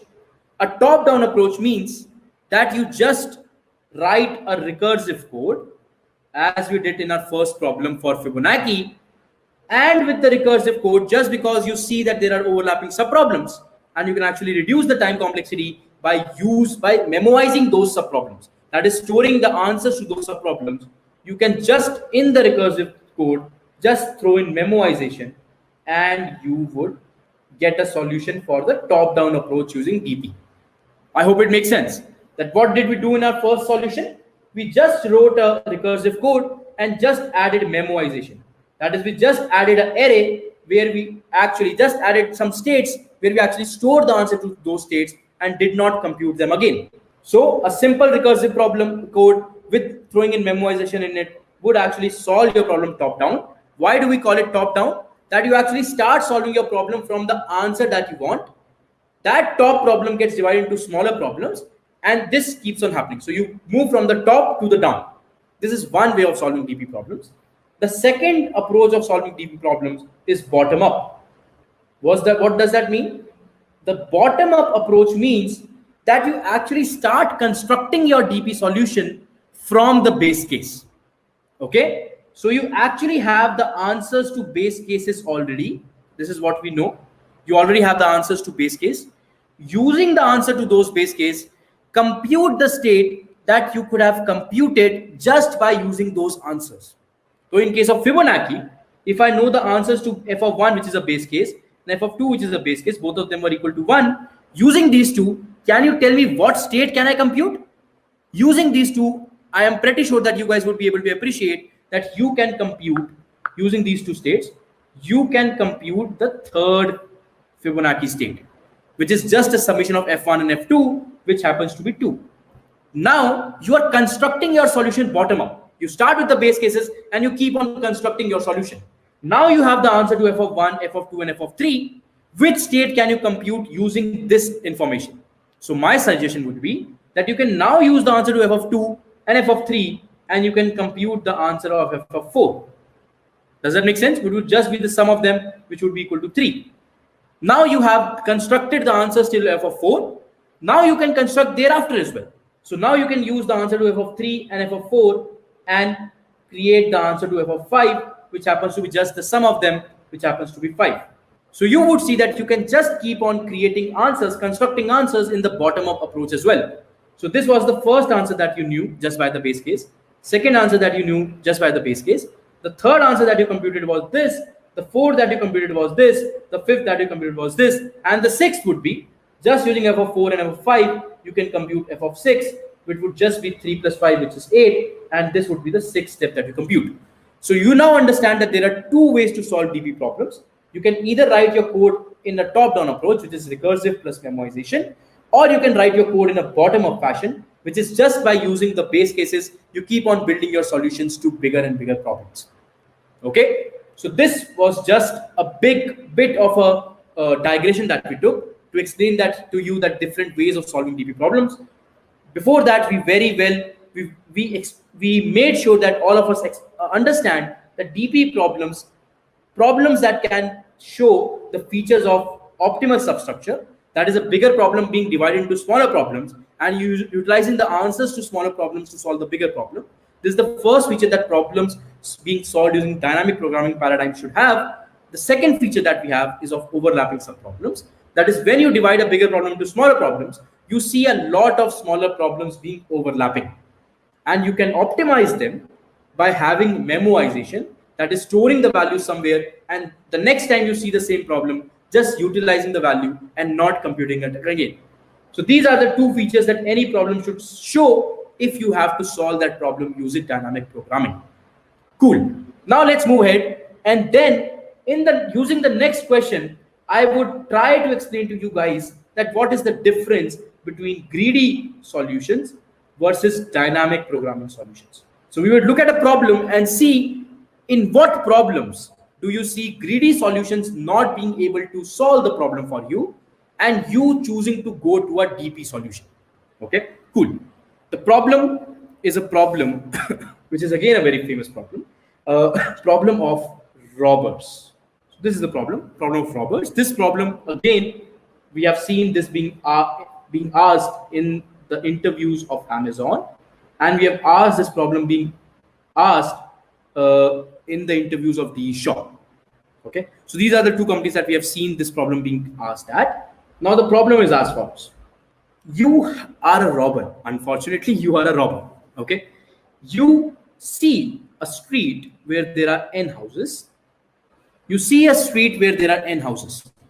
Every house has some gold coins in it. Okay, so let's assume the first house has 2 gold coins, second house has 7 gold coins, third house has 9 gold coin, 3 and 1. So these are the gold coins that are present in these houses that you see on a single street. Okay, now you are a robber. So what would you do? You would want to rob these houses. Okay, what is the function that you would want to maximize? You would want to maximize your robbery. Does that make sense? So if unfortunately you happen to be a robber, what would be your optimization function? That you would want to maximize your robbery. Okay, if you want to maximize your robbery and there was no constraint, then you would have actually robbed every single house. Does that make sense? Right? But let's now add, to make the problem interesting, let's add a constraint. The constraint is as follows, that every two adjacent house on the street are connected by an alarm. Okay, so you see an alarm between the first and the second house, you see an alarm between the second and the third house, between the third and the fourth house, the fourth and the fifth house. So you see there are some alarms being placed between every two adjacent house. What does that alarm do? That alarm simply rings if any one of these two houses are being robbed. So what does that mean? It means that if this house is being robbed by you, this alarm would go up and this alarm would also go up. So if this alarm goes up, the people in this house will wake up and you will no longer be able to rob this house. Similarly, if this alarm goes up, people in this house will also wake up, and unfortunately or fortunately for them and unfortunately for you, you cannot rob this house also. Okay, so this is the problem, that the moment you rob one house, there are your left house and the right house now cannot be robbed. I hope everybody gets the problem. Okay, how would we go about solving it?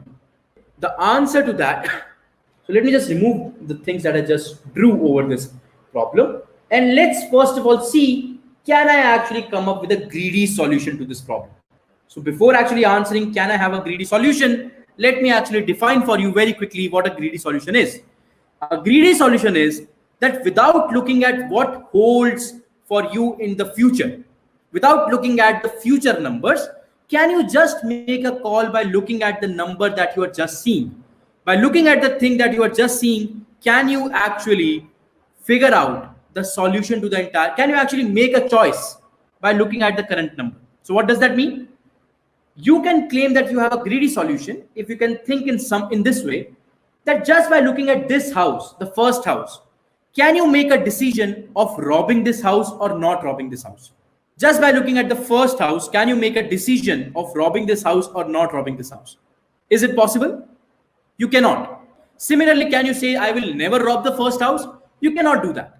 You will actually have to look at the houses thereafter to figure out whether robbing this house makes sense or not. Right? Why do I say so? Because the moment I rob this house, I am changing the landscape of the problem. The moment I rob this house, I am enforcing a constraint on me that I can no longer rob this house. Does that make sense? And without looking at what holds for me in the future, would I ever be fine with imposing these constraints? No. So that is why I would tell you that greedy solution here would not work. Just by looking at this 2, you cannot make a decision whether to rob it or not. Similarly, just by looking at this 7, you cannot make a decision whether to rob it or not. So the problems where you have a choice, the problems where you have a choice and you cannot take any choice greedily without looking at what holds for you in the future, greedy solutions won't work. So here, greedy solutions won't work. That may make us a bit unhappy, that why greedy solutions are not working here. Okay, so let me just define the problem again. Whenever you see a choice or a set of choices, you see a set of choices and you cannot make a greedy decision, greedy problems won't work. Okay, so now if greedy solutions won't work, let's actually try if we can see that a dynamic programming solution can work. What does a dynamic programming solution do? It essentially allows you to explore all the possible choices that you had. So what does a DP solution do? The moment you see a set of choices and you see that you cannot make a choice randomly, you cannot just greedily make a choice, DP solution would say that let's explore all the choices that you have. DP solutions would allow you to do that you can actually explore all the choices that you have. And if you can explore all the choices that you have, then you can think in DP direction. Greedy won't work. Let's think the dynamic programming way. Before actually jumping to dynamic programming, let's see if the 2 features that we discussed before, does those features hold for this problem or not. The first feature that I told you was, does this problem show optimal substructure? What does that mean? If you know the solution to a smaller problem, can you know the solution to a bigger problem? Okay, so let me prove to you guys that yes, this problem does have optimal substructure. Okay, so let's actually come to the first feature that we had of optimal substructure. Let's actually prove to ourselves that yes, optimal substructure as a property is being held in this example. Okay, how to prove that? Let me give you an example. So let's say somebody told you that, hey man, don't worry, I know the best answer for robbing houses till this point, till the first 4 houses, and I'm telling you that I definitely robbed the last house. Okay, so I'm telling you the best answer, the best number of gold coins that I can accumulate by robbing the first 4 houses and making sure that I rob the 4th house would be something like this. Okay, somebody told you this answer. Let's call it maximum robbery for the first 4 houses.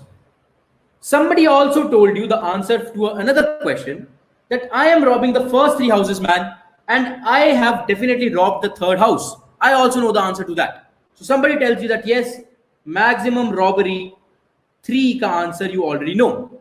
Now if you know the answer of maximum robbery 3 and maximum robbery 4, can you actually construct the answer of maximum robbery 5? Yes, you can do that. Why you can do that? Because for the 5th house, you have 2 choices. Either you can rob this house or not rob this house, right? If you choose to rob this house, what is the constraint that you are imposing on yourself?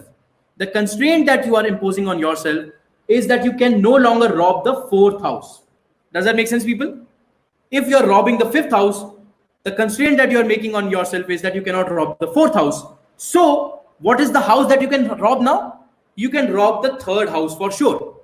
So if you want to answer of maximum robbery 5, you can either choose to rob that house. If you choose to rob that house, how many gold coins are you accumulating? You are accumulating the gold coins at the 5th house because you're robbing it, right? So you're accumulating the gold coins at the 5th house. Now your problem reduces to finding the best gold that you can accumulate by robbing the first 3 houses. So you get maximum rob 3. This is one option that you have. That was you wanted to rob the 5th house. If you do not rob the 5th house, what is the option that you have? If I do not rob the 5th house, the gold coins that I'm robbing from the 5th house would be 0 because I'm not robbing it. And if I'm not robbing it, am I imposing any constraint of not robbing the 4th house? I am not. So I will just use 0 plus max rob 4. I have these 2 options.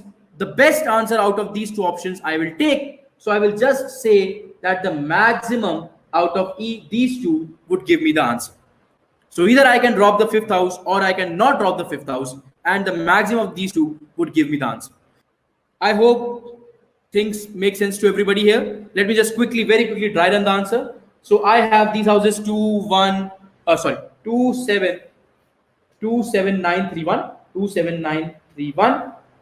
So I am defining my state max rob I as the maximum robbery that I can get from the ith till the end. So I want to compute the answer to max robbery 2. So I have 2 options. So I will say the best answer for robbing the first till the 5th house would be 2 options, either to rob the first house. If I rob the first house, I will get 2 gold coins by robbing the first house. Plus, I will reduce my problem to a smaller problem of saying, let's now try robbing the third house, because second house can no longer be robbed. The second option that I had was that I can choose not to rob the first house, but I can now try robbing the second house. Does it make sense, everybody? This bigger problem gets reduced to 2 smaller problems. I can now solve this smaller problem M3 in the same way again. I can say either I can rob the third house or not rob it. If I rob the third house, I can say I will get 7 coins. Plus my problem reduces to robbing. This is 1, 2, 3, 4, and 5. If I rob the third house, my problem reduces. So I will get 9 coins. and my problem reduces to checking if I can rob the fifth house. So I will say plus M5. Or I can say that I will not rob the third house and my problem reduces to finding the best for M4. Similarly for M2, I will say either I can rob the second house, which will give me 7 gold coins. And if I rob the second house, I can now try robbing the fourth house. Or I can not rob the second house and try getting the answer to the third house. Now you guys would appreciate that I need not compute this M3 again because this M3 would be computed here automatically, right? So I will just compute this once and not compute this M3. So what will I do? I will try computing M5. M5 says you can either rob it or not rob it. I would always want to rob it because there is no house going forward. So this is a base case which will give me 1 gold coin. So 9 plus 1 becomes 10. The second option that I had was 0 plus M4. M4 would again be divided into a smaller problem of either robbing it or not robbing it. I hope it makes sense to you, right? So you start from the first, start dividing into smaller problems, and then you keep on actually going till the base case and making sure that every problem, sub-problem is computed only once. Okay? What are the initial values? Initial value for everything would be, let's say, -1. That is, you have not computed it. The moment you compute it, you update the value there. Okay? What would be the base case in this case? The base case would be that when you reach M5, that is the only house that you are left to rob. You would always want to rob it. Okay, so M5 would be equal to 1. This would be a base case. I hope this makes sense to everybody. Right. So let's actually move to the next question. The last question is as follows. The problem is that there is a party going on. Okay, there is a party going on. And the party can be attended by N people. So there are N people who can go to the party. Every person in the party has 2 options. One option is that he or she can enjoy the party all alone by himself or herself. Okay, every person has 2 options. So let's say person I has 2 options, either to enjoy the party alone or to enjoy a party in a pair with any other person. Does the question make sense? There is a party going on. The party can be attended by N people. Every ith person in the party has 2 options. Option 1 is that you can enjoy the party all alone by yourself. Option 2 is that you can actually pair up with any other person in the party and enjoy the party as a pair. Now the question actually asks you that how many unique ways are there for those N people to enjoy the party. Does it make sense? Okay. So which company this question was asked at? This question was, I myself asked this question several times at Direct Eye, and I've seen this question being asked at several other companies as well. So you have to figure out how many different unique ways are there for those N people to enjoy the house party. Okay, cool. So let's actually take some examples. Let's say N was equal to 1. If there is only one person, how many ways that person can enjoy the party? There is only one way. The sad way is that he can only enjoy it all alone. So number of ways would be equal to 1. Does it make sense, people? Now let's say there are 2 people. Example 2, N equal to 2. There are 2 people in the party. Let's say number 1 and number 2. What are the ways that these 2 people can enjoy the party? One way would be that the person 1 is enjoying the party all alone. Okay. And person 2 is also enjoying the party all alone. This is one way. Second way would be that person 1 and 2 have paired up and they are enjoying the party together. Does that make sense? Are there 2 ways here? The answer to this problem would be 2. That number of ways would equal to be 2. Okay, cool. Now let's actually take another example of, let's say, what happens if there are 3 people in the party. If N is equal to 3, how many ways do you see the 3 people enjoying the party? Okay, cool. So 1, 2, and 3, how many ways are there for the 3 people to enjoy the party? Let's actually formulate them. Either all 3 of them can enjoy the party alone. The second option is that the person 1 and 2 are enjoying the party together and the person 3 is enjoying the party alone. Third option is that person 1 and 3 are enjoying the party in pair and person 2 is enjoying the party alone. The fourth option that we have is maybe 2 and 3 are enjoying the party together and 1 is enjoying alone.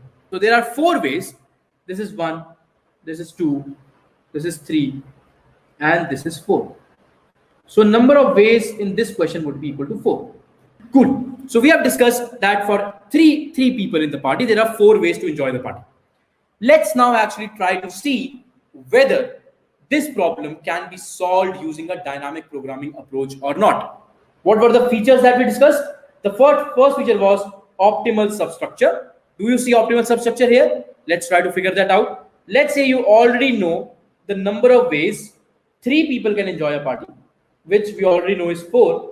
And let's say we already know the number of ways in which 2 people can enjoy the party, which we already know is equal to 2. Now let's say we know the number of ways 3 people can enjoy the party, we know the number of ways 2 people can enjoy the party. Can I actually figure out the number of ways 4 people can enjoy the party? Can I actually figure that out? To figure that out, do you try to answer the question that what is the element of choice for the 4th person? The 4th person, the first choice that he has is either to enjoy the party alone, or he or she can pair up with anybody else. Okay? Other option is that he or she can pair up. If he enjoys the party alone, do you think the problem reduces to the number of ways 3 people can enjoy the party?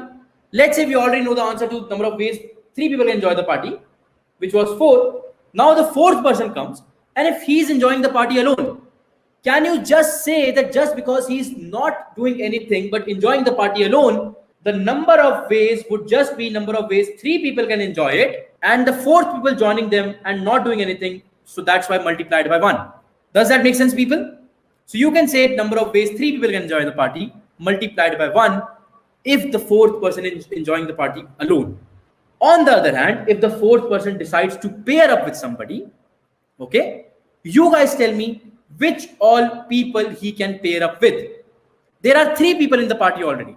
I am the 4th one coming. I decided I want to pair up with somebody. I have 3 options in front of me to pair up with them.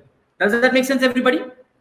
There are 3 people already in the party. I am the 4th one. I want to pair up. I can pair up with any one of those 3. So what will I do? I will say that I have n minus 1 options to pair up. So if I'm solving the problem for 4th person, there are 3 ways for me to pair up with somebody. Okay? The moment I pair up with somebody, let's say I paired up with the 2nd person. What does that mean? It means that the 2nd person and I are occupied. We cannot pair with anybody else, but the remaining 2 persons can do whatever they want to. So if you see that whenever the 4th person is coming and he has 3 options when he wants to pair up, if he pairs up with any one of them, now 2 persons out of these 4 people are paired up. So the remaining people that are left are n minus 2. And if you already know the answer of solving the best answer for n minus 2, you will just utilize that, which in this case is equal to number of ways for 2 people to enjoy the party. You will multiply that by the number of ways you can actually leave out 2 people, which is n minus 1. These are the 2 ways that you see. These ways are mutually exclusive and exhaustive. You can just add these 2 ways to get the answer to how many ways 4 people can enjoy the party. So what did I do? I have just proven that this problem shows optimal substructure, because that is the first feature that I need to prove to see if a problem can be solved using dynamic programming or not. How did I prove it? I assume that, let's say I know the answer for W2. That is, what say if there are 2 people in the party who are enjoying, how many ways they can enjoy. If I know the answer to it, let's say that is equal to 2. If I also know the answer to, let's say, 3 people enjoying the party, which is, let's say, 4, I already computed the answer to these 2 things manually. Now I am trying to utilize these 2 answers to compute the answer for 4 people in the party enjoying. So I am saying, can I actually get this answer using these 2 smaller answers? If I can do that, then I will prove that this problem has optimal substructure. So how do I prove that? I just said that for the 4th person, the element of choice is that he can either be alone in the party or can pair up with anybody else in the party. If that person chooses to remain alone in the party, that actually means that he is just joining the party, not changing any dynamics of the party. The number of ways would still be number of ways for 3 people to join the party. They can pair up, they can do whatever they want. I will just multiply 1 with that, because the 4th person is just going to the party and not pairing up with anybody else, not changing any other dimension, not changing any other part of the problem. The other option that the 4th person had was that he can pair up. If he chooses to pair up, he pairs up with one person, the number of people remaining in the party becomes n minus 2, which is in this case 2. I already know the answer to that problem, that how many ways 2 people can join the party. I will that multiply W2 with n minus 1, because for the fourth person, he had n minus 1 options to pair up with anybody. These are two mutually exclusive and exhaustive options. What is mutually exclusive and exhaustive? Mutually exclusive means that when you combine all these options together, you are not leaving. These two options do not have any common data point in them. So do we think that these two have any common thing in them? No, because one says that the fourth person is enjoying all alone, the other says the fourth person is pairing up. So there cannot be any duplicate answer in these two options. So these two options are definitely mutually exclusive. What do I mean by saying mutually exhaustive? Mutually exhaustive means that there is no data point which is outside these two options. Okay, because the fourth person can either choose to enjoy alone or he can pair up. There is no other option. So these two are mutually exhaustive as well. Whenever you see cases being mutually exclusive and exhaustive, you can just add them up to get the final answer. So we add them up, we get number of ways 4 people can enjoy the party is number of ways 3 people can enjoy it, multiply by 1, plus number of ways 2 people can enjoy it, multiply by n minus 1, and this is how we solve the answer. Okay, we can generalize it and say number of ways n people can join a party would be equal to number of ways n minus 1 people can join it. So that enjoy, the nth person is just going and staying alone, so you multiply it by 1.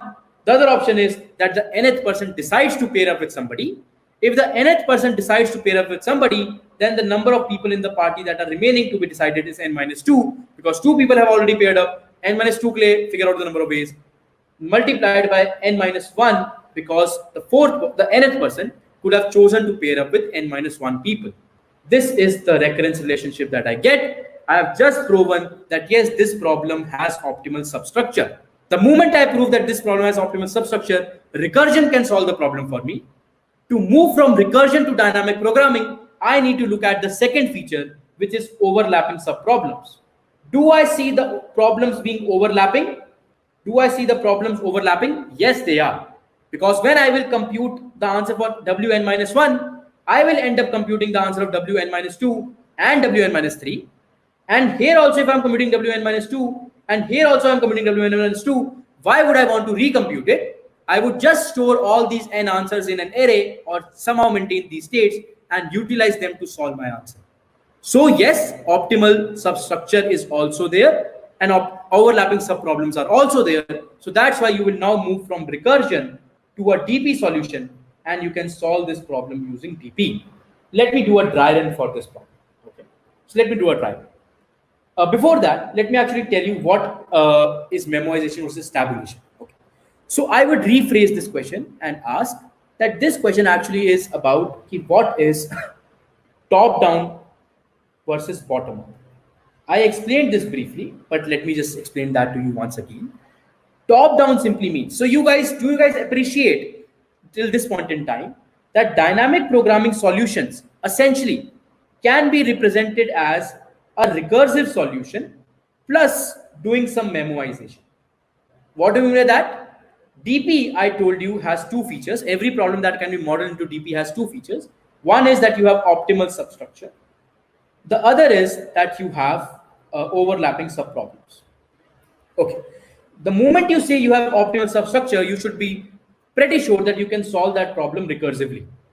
Okay, because there is optimal substructure, you can divide a bigger problem into a smaller problem and solve the problem recursively. The moment you see that there are overlapping subproblems, you can go a step ahead of recursion and say that just because the states are being repeated, I would just do memoization, which is nothing but having the values of the answers of those states saved and not computing them again. So that will DP in this way, nothing but a recursive solution, but throwing in memoization. This is something that we call as a top-down approach, that you just write the recursive code and just throw in memoization, because in the recursive tree, you will be seeing a lot of duplicate states. So this is one way of solving a DP problem. The other way is solving a bottom-up approach. Bottom-up approach basically is that you start with your base cases or base case, and utilizing whatever information you have, you compute the answer that you have for the next big state that you can compute. Okay, so using the base case, you compute a bigger answer. Now using all this data, you compute an even bigger answer. Using all this data, you compute even a bigger answer, and so on and so forth. So you are basically not solving anything recursively, but you are writing an iterative solution, that you are iterating from a base case answer and building solutions iteratively as you keep on going with bigger ends or with bigger problems. Okay, this some people call this as tabulation. What does that mean by calling it tabulation? It means that you just have a table ready with you, which can be a 1D, 2D, 3D table. In every problem that we discussed today, it would be a 1D table, because we discussed 1D DP problems today. What does that mean? 1D DP means that the state, DP state, can be represented with one variable. That is what we mean by 1D DP. Okay, so tabulation means that you just create a table in which you say that these are the states that I want to compute. You fill the values for the base cases, utilizing them. So let's say you fill the values for the base cases, and utilizing them, you compute a bigger answer. Then you compute, utilizing all these things, a bigger answer, utilizing all these things, a bigger answer, and so on and so forth. So you just keep on filling your table, or in other words, you just do it the bottom-up approach. This is the second way of solving DP problems. So I hope this question should be clear now. Let's now come to dry running this problem. Okay, so let's now come to dry running this problem, and let me actually dry run this problem using the bottom-up approach, because top-down we have discussed very extensively. Let's actually discuss this using the bottom-up approach and try to dry run it. Okay, dry run the problem of party using the bottom-up approach. So everybody in the class knew that for n equal to 1, the number of ways for one person to enjoy the party is equal to 1, right? Now, number of ways for two people to enjoy the party is 2. We discussed that one, either both of them can enjoy the party together, or both of them can enjoy the party alone. We also discussed that we know the answer for what if there are 3 people in the party. How many ways can 3 people in the party enjoy? We knew that answer as well. We said that the answer was 4. So now let's say we only know the answer to way equal to 1 and way equal to 2. Now let's say I want to compute the answer for way equal to 3. I've already proven that this answer can be computed. It has optimal substructure, has overlapping subproblems. So DP would be a way to go about it. So what would I do? Now let's say I know that one person is there in the party, and if only one person is there, there is one way. There are 2 people, there are 2 ways. Now the third person comes. The element of choice that this person has, so let me call it E or C. The element of choice that this person has is either to enjoy the party alone or to pair up. If he decides to enjoy the party alone, people, you tell me that the number of ways for 2 people to enjoy the party would still remain, because those 2 are still in the party. And this third person is just going on and tagging all alone. So you will say that the ways for 3 would, in this case, would be ways for 2 people to enjoy in whatever way they can, multiply by 1, because the third person is just tagging along. The other option that he had was to pair up. So what options does he has to pair up? He can either pair up with the person 1, or he can pair up with the person 2. Does it make sense, people? If he pairs up with person 1, how many people are remaining in the party to enjoy? I am the third person. I am paired up with the first person. So he's also busy. I am also busy. Only the second person is remaining. So that would mean that I would reduce my problem to finding number of ways one person can enjoy the party. Similarly, if I chose to enjoy the party, pair up with the second person, then I am busy, the second person is busy, only the first person is available. That would also mean that there is only one person in the party remaining, and there is only one way for him to enjoy. Ways 1 for him to enjoy. So you see that for pair up, you have ways 1 plus ways 1. How many times are you adding ways 1? That is the number of people who are remaining in the party. So in other words, you can just call this as number of ways one person can enjoy the party multiplied by 2, right? So what do you do? For 3, you get the answer by number of ways 2 people can enjoy the party, which is 2 multiplied by 1, plus number of way 1 people can enjoy the party, which is 1 multiplied by 2, which makes it 2 plus 2, which is 4. So number of ways 3 people can enjoy the party is 4. So everybody please appreciate how we are tabulating. We started with the base cases, W1, W2. We now came to W3 using those 2 answers. Let me now compute the answer for base 4 as well. Okay, how can I compute the answer for base 4? Again, look at the element of choice. The element of choice that I have is the fourth person can either enjoy alone or the fourth person can pair up. If the fourth person enjoys alone, he will say that there are 3 people remaining in the party. Whatever ways they can enjoy, let them enjoy. I will just tag along and you will just multiply it by 1. The other option that he has was to pair up. He could have paired up either with the first person or with the second person or with the third person. If he pairs up with the first person is gone, fourth person is gone, 2 people are remaining in the party. They will enjoy the party in ways 2 ways. What if he pairs up with second person? Again, ways 2 ways, because 2 persons in the party are remaining. We can let them enjoy in ways 2 ways. 3, if you partners up with 3, again ways 2. So what is essentially happening? You are multiplying ways 2 with nothing but 3, because there are 3 people in the party apart from the fourth person. So you say for ways 4, my value would be ways 3 multiplied by 1 plus ways 2 multiplied by 3. Ways 3, I already know the answer was 4, so I will say 4 into 1. Plus ways 2, I already know the answer was 2, so 2 into 3. I say 4 into 1 is 4, 2 into 3 is 6. I say there are 10 ways for 4 people to enjoy the party.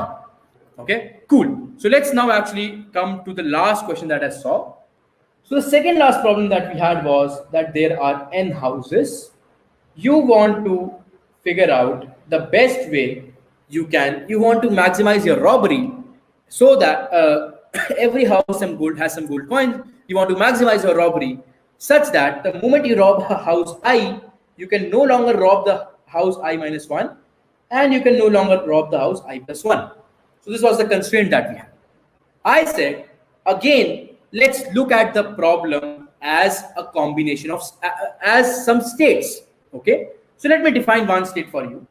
Let me define a state which tells you that the maximum coins that you can get. So let me just move it and define a state for you. That is the maximum coins that you can get from looting the first to the nth house. So maximum coins that you can get from looting the first to the nth house. Let's say I want to compute this answer. Does that make sense? I want to compute that what is the let's say I have a problem of finding the maximum coins that I can loot from the first till the nth house. Now I say that to look at this problem, you again have an element of choice. When you are at the first house, you can either to choose to loot the first house, that you can loot the first house, or you can not loot the first house. People, if you loot the first house, do you think you will get some gold coins? If you loot the first house, do you think you will get some gold coins? Yes, you will get some gold coins. How many coins will you get? You will get the coins that were there in the first house. Now, the moment you have chosen to loot the first house, your problem reduces. Your problem says, earlier the problem was to get the maximum loot from first to nth house. I have chosen to loot the first house. My problem reduces to a smaller problem. What does it reduce to? I have chosen to loot the first house. There is nothing left to loot in the first house. Just because I have looted the first house, I can no longer loot the second house. So my problem reduces to finding the best answer from looting coins 3 to n. Okay, so let me not call it coins I, let me just call it a reward I. That if you choose to loot the ith house, this is the reward that you get. So reward 1. Reward 1 plus the sub problem of coins 3 to n. Similarly, if you choose not to loot the first house, then what is the sub problem reduced to? If you are not looting the first house, are you getting any loot amount? No, you are not getting any loot amount. So you will just add a 0 to a sub problem. Your problem now reduces to finding the best loot that you can make from the second to the nth house, because the first house you have not looted, and if you did not loot the first house, you can actually still afford to lose the second house. So just by looking at this, you will realize that yes, there is optimal substructure, and I can represent my problem in a recurrence format by this. So if I want to figure out 1 to n, I can say it would be reward 1 plus coins 3 to n, or the best second option that I had was to not loot it and reduce into a problem of coins 2 to n. These are the two options that I had. I want to choose the option which will give me the maximum. So what will I do? I will explore both these options. Whatever comes out to be the maximum of the two, I will return that as the answer. Okay. So now this is the recurrence. This is from 1 to n. Let me just generalize it. So it becomes coins I to j. If I have the house from I to j, I want to loot them. Or let me actually call it I to n, because n is going to remain there forever, the way we have described this problem. Coins 1 to n would equal to, one option is that you actually loot the ith house, you get the ith reward, plus you reduce the problem into I plus 2 से लेकर n तक, or you choose not to loot the house, plus coins I plus 1 से लेकर n तक. You take the maximum of the two. Now this is the recurrence relationship. The moment you arrive at this recurrence relationship, you know that this problem can be solved using recursion. Okay, you know that this problem can be solved using recursion. Now, before that, actually, let's actually make sure that we also know the base cases. So what are the base cases? You see that this definition fails to hold true when you are at the last house. Because if you are at the last house, do you think that you can actually go to the n plus 2th house? No, because that house does not exist. So if you are at the last house, that should be a base case, because this recurrence relationship will not be able to define it. So what should be the base case? One base case would be coins n to n. What does that mean? That is a sub problem which says that there is only one house to be looted, nothing else is there. What would be the best answer that you can get? My submission would be, if there is only one house, what should you do? You should drop that house, right? Because there is nothing better that you can do. So coins n to n would equal to be the reward of looting the nth house. So this is one base case that you can see. Now you guys tell me, if I am at the n minus 1th house, will this recursion help me then also? It will not, because if I am at the n minus 1th house, I will be forced to go to n minus 1 plus 2, which will be n plus 1th house. That house does not exist. So even for n minus 1, I should have a base case. So the second base case that I would have would be that what is the best answer for for looting the houses from n minus 1 to nth house. Now my summation is that if you have only two houses, n minus 1 and nth, can you loot both of them? No, you cannot loot both of them. Should you loot none of them? No, you should not loot none of them. At least you should not loot one of them. In fact, you should exactly loot one of them. If you should exactly loot one of them, which one of them will you loot?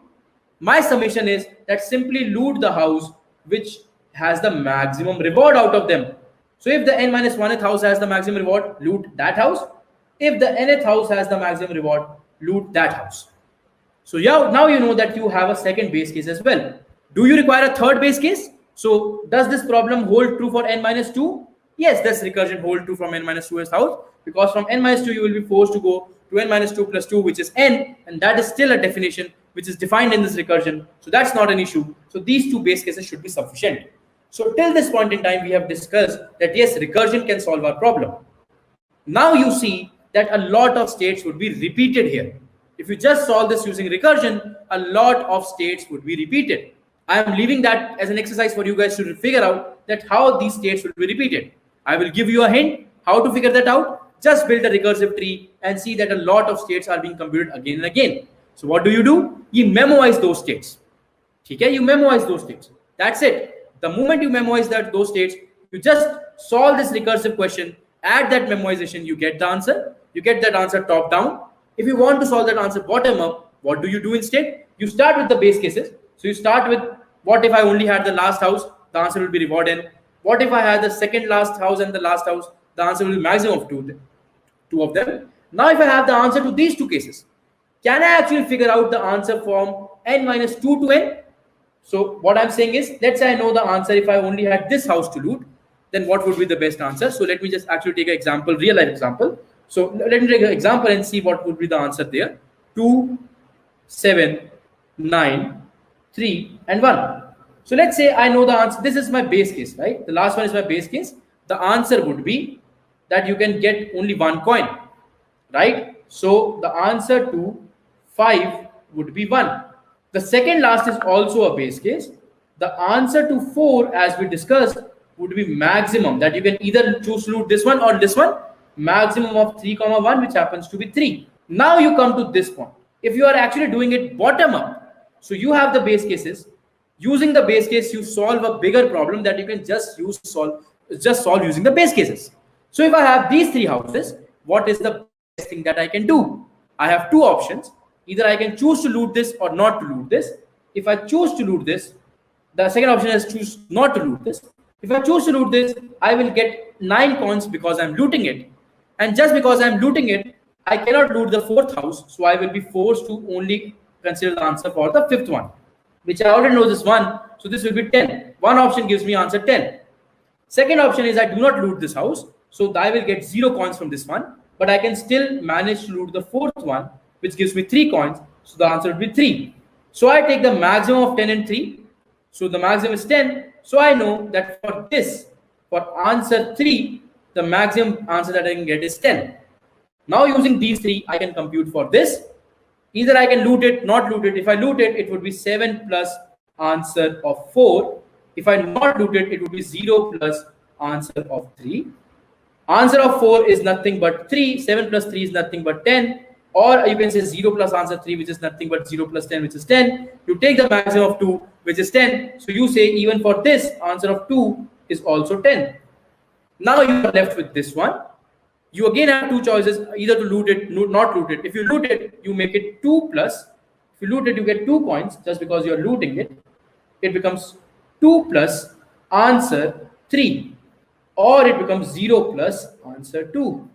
2 plus answer 3 is 10. Answer 3 is 10, right? Sorry, answer is 10. 2 plus answer 3 is 12. So one option is 12. Or you say 0 plus answer 2, which is 10. The maximum of 10 and 12 is 12. So you say that if for the first house the answer is 12, so now you know the answer that if you want to loot from the first till the nth house, the best thing that you can do is get 12 coins. Okay, so today what did we discuss? We discussed what is dynamic programming. We now understand that any problem which shows optimal substructure and overlapping subproblems is a problem which can be modeled into a DP solution. We know that the moment a problem shows optimal substructure, it can automatically be solved using recursion because you can divide a bigger problem into smaller problems. Now, the moment apart from showing optimal substructure, it also shows overlapping subproblems. You can essentially store the subproblems answers and utilize them the next time you see them. So now you actually move from recursion and go to a dynamic programming solution. Okay, so DP in one way is nothing but recursion plus dynamic programming, recursion plus memoization, because you see some problems being repeated. Okay, this is one way to look at it. The other, this is the top-down approach. Bottom-up approach would be that if you have proven that you have optimal substructure and overlapping subproblems, start with the base cases, utilize those base cases, and get the answer to the next case that you can get, and then utilizing all this information, get the answer to the next thing that you can get, and so on and so forth. You keep on building your answers, you will get the entire answer. Okay, this is the bottom-up approach that we have. Apart from that, let me explain you some more things. Then we also discussed that how to figure out whether a problem can be solved greedily or not. The problem can be solved greedily if by just looking at something without looking at what holds for you in the future, if you can make a greedy choice, which will always give you the best possible answer. If you can make such a choice, a greedy solution will work. Okay, if you cannot make such a choice, you are bound to explore all possibilities. Then you should think the DP way. How to think the DP way? Look at the element of choice. Look at any element. Look at what element of choice do you have. Either you can include it, not include it, do something with it, not do something with it, and so on and so forth. The moment you look at the element of choice, you can, looking at the element of choice, construct a recursive definition of the problem. You can construct a recursive solution. You can just create a recurrence relationship for that problem. The moment you do that, then you need to figure out, do you see overlapping subproblems in that recurrence? If you see overlapping subproblems, just memorize it, you get a DP solution. So this is just in brief what we discussed today. We discussed several questions today. This was the basic building block class of DP. Stay tuned to Scalar Academy and keep a tab on all the videos that we keep on sharing with you guys. All the very best for everything that you do. Goodbye. Good night. Hello, everyone. So, in today's class, we are going to discuss the class of problems which is called as knapsack problems. Over the last couple of sessions, we have discussed several problems that we can solve using the DP paradigm of solving problems. And today, we are going to discuss a specific class of problems that is called as knapsack problems. Okay. So, yeah, let's begin today's class. How many of you know what knapsack problems are? So let me first of all start the class by defining what are knapsack problems. And once you know the definition, you would be able to appreciate that yes, this is a specific kind of very niche kind of problem set that we hope to solve using the concept of dynamic programming. Okay. So first of all, knapsack problems are basically optimization problems. What is meant by optimization problems? That is, you're trying to optimize a particular construct within some constraint. Okay, so you're trying to optimize something within some given constraint. There is a constraint that is given to you, and you're trying to optimize some other value based on that constraint. Okay, cool. In these knapsack problems, these problems are in general exponential time. Okay, in general, you will require exponential time to solve these problems. I hope you guys understand what is exponential time, right? So something which is not polynomial, right? So you are having a value raised to some power, okay? So this is exponential time in terms of the input parameters that you get. But these problems become very, very interesting because there is some other constraint in the problem, which is other than the number of the problem size, which makes these problems solvable in polynomial time. Please understand this very, very carefully. In the set of knapsack problems, there is some constraint. We will see what this constraint is in different knapsack problems. There is some constraint which is other than the size of the problem, which makes the problem solvable in polynomial time. Now we are going to see what kind of a constraint we are talking about here. Okay, cool. So keep these things in mind, and do not worry if you did not get it completely at this point in time, because now I'm going to define the problem for you, and then looking at that problem, we are going to fall back to these points that I just wrote, this definition, and see if that problem actually falls into this template or not. Okay, cool. So let me define the problem for you. Here is the problem. Let's assume, unfortunately, you are a robber. Okay, that's a very unfortunate thing to assume, but let's assume you are a robber. Okay, good. Now you go to a supermarket. That supermarket has n products. Okay, there are n items in that supermarket. Okay, good.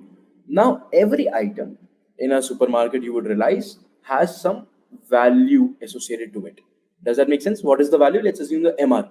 Okay, so every item has some value. Let's assume the first item costs rupees 60, the other item has the value of rupees 100, the third one has, let's say, 120, fourth one is 50, let's assume the sixth one is 70, and the last one is, let's say, 20. These are the values of those items. Okay, every item has a value. Not only that, but you would also realize that every item also has some weight. Does that make sense, folks? Every item will also have some weight associated with it. So let's call it the weight. Okay, so let's say the first item was weighted 10 grams, let's assume. The second one was 20, third one was 30, fourth one was, let's say, 5, sixth one was, let's say, 52, seventh one was, let's say, 100. Okay, so there are different weights given to different items. Okay, so every item has a value associated, every item has a weight associated. Cool. Now the problem that you're trying to solve, just because you are a robber, the problem that you're trying to solve is basically that you want to rob some items of this supermarket, but you brought with yourself a bag.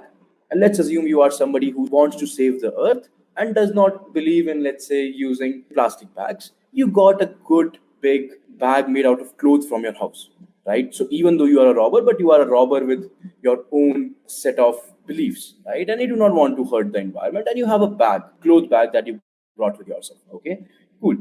Now, if you have a clothes bag that you brought with yourself, let's assume that bag had a weight, a maximum weight that it can take. Okay, so that bag has an inherent maximum weight that it can hold at any given point in time. If you add anything, any more item beyond this maximum weight, your bag is going to break and you are going to lose all the items. Does that make sense? So let's assume this is the problem. You go to a market, there are n items, you want to steal some of the items. Every item has a weight, and there is a bag that you got to steal those items, and that bag has an inherent maximum weight that you can put. Okay, now I would just mathematically define this problem for you. I have given it intuitively. Let me just define the mathematical problem that we are trying to solve here. Okay, the mathematical problem that we are trying to solve here is that, of course, you would want to maximize your loot. Does that make sense? So you would want to maximize your loot. Okay, so let's assume out of these items there are n items. Okay, let's assume I stole some of those items. Okay, so you would want to maximize your loot. What does it mean? You want to maximize the value of your loot, right? Maximize the value of your loot. But there is a constraint. The constraint is that the items that you looted, the sum of their weights should be less than equal to the maximum weight that your bag can have. I hope it makes sense, right? This is the optimization problem. The constraint that you have basically is that is the sum of values, sum of weights of the items you stole should be less than the maximum weight of the bag. I hope this is crystal clear to everybody. Let me just write it once again. So you want to maximize the summation of values of the items you loot. Okay, looted items. So just sum over the values of the looted items. You want to maximize this such that the summation of weights of the looted items is less than equal to WP. I hope now the problem should be clear to everybody. The problem should be clear to everybody in the class. This is the kind of problem that we are trying to solve. Now think about this problem, and the first thing that you should ask yourself is, can I solve this problem greedily? Okay, this is the first thing that you should ask yourself. Can this problem be solved greedily? And I would want you guys to take a minute and see, can you solve this problem greedily? And let me just state one thing here, which may not be very clear otherwise. The one thing that I wanted to state here is that this problem is a real life, let's say a 0-1 knapsack problem. What does that mean? That means that you can either pick an item completely or you can not pick an item at all. Okay, so you can either pick an item one time or 0 time. That is, either you can say I will pick the complete item one time or I will not pick that item at all. I hope this makes sense. Now can you guys think about whether a greedy solution will work here? Okay, think about it for a minute.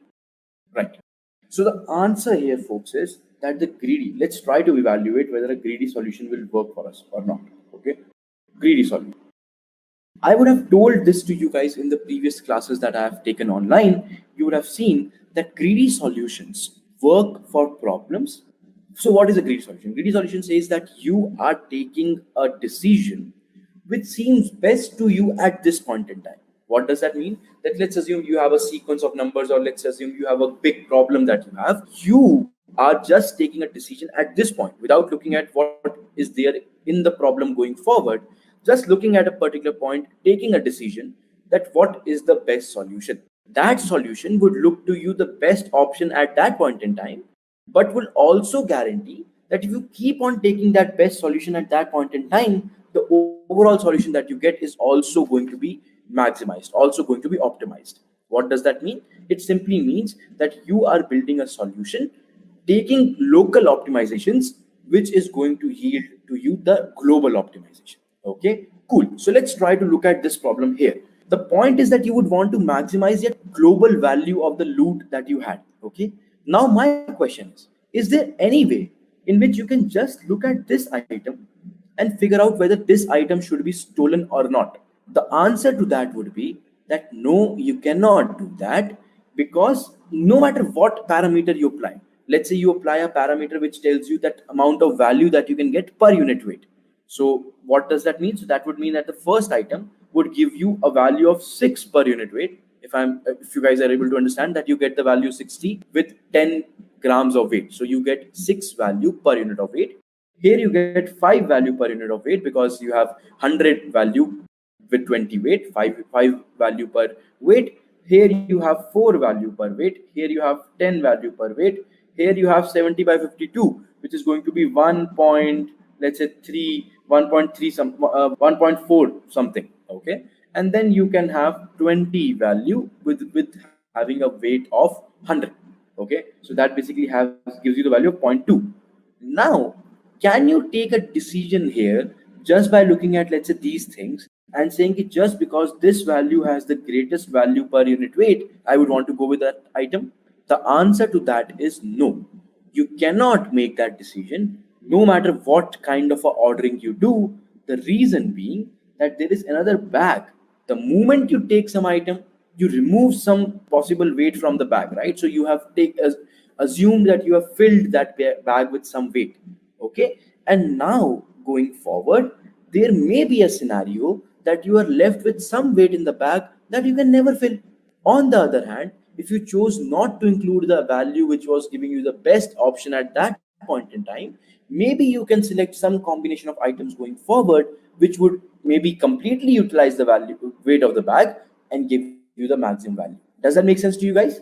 So these kind of problems, when the landscape is changing with every decision that you take, and with every decision that you take, the further options that you have in that problem change drastically, you would not be able to come up with a greedy solution. I hope it makes sense, right?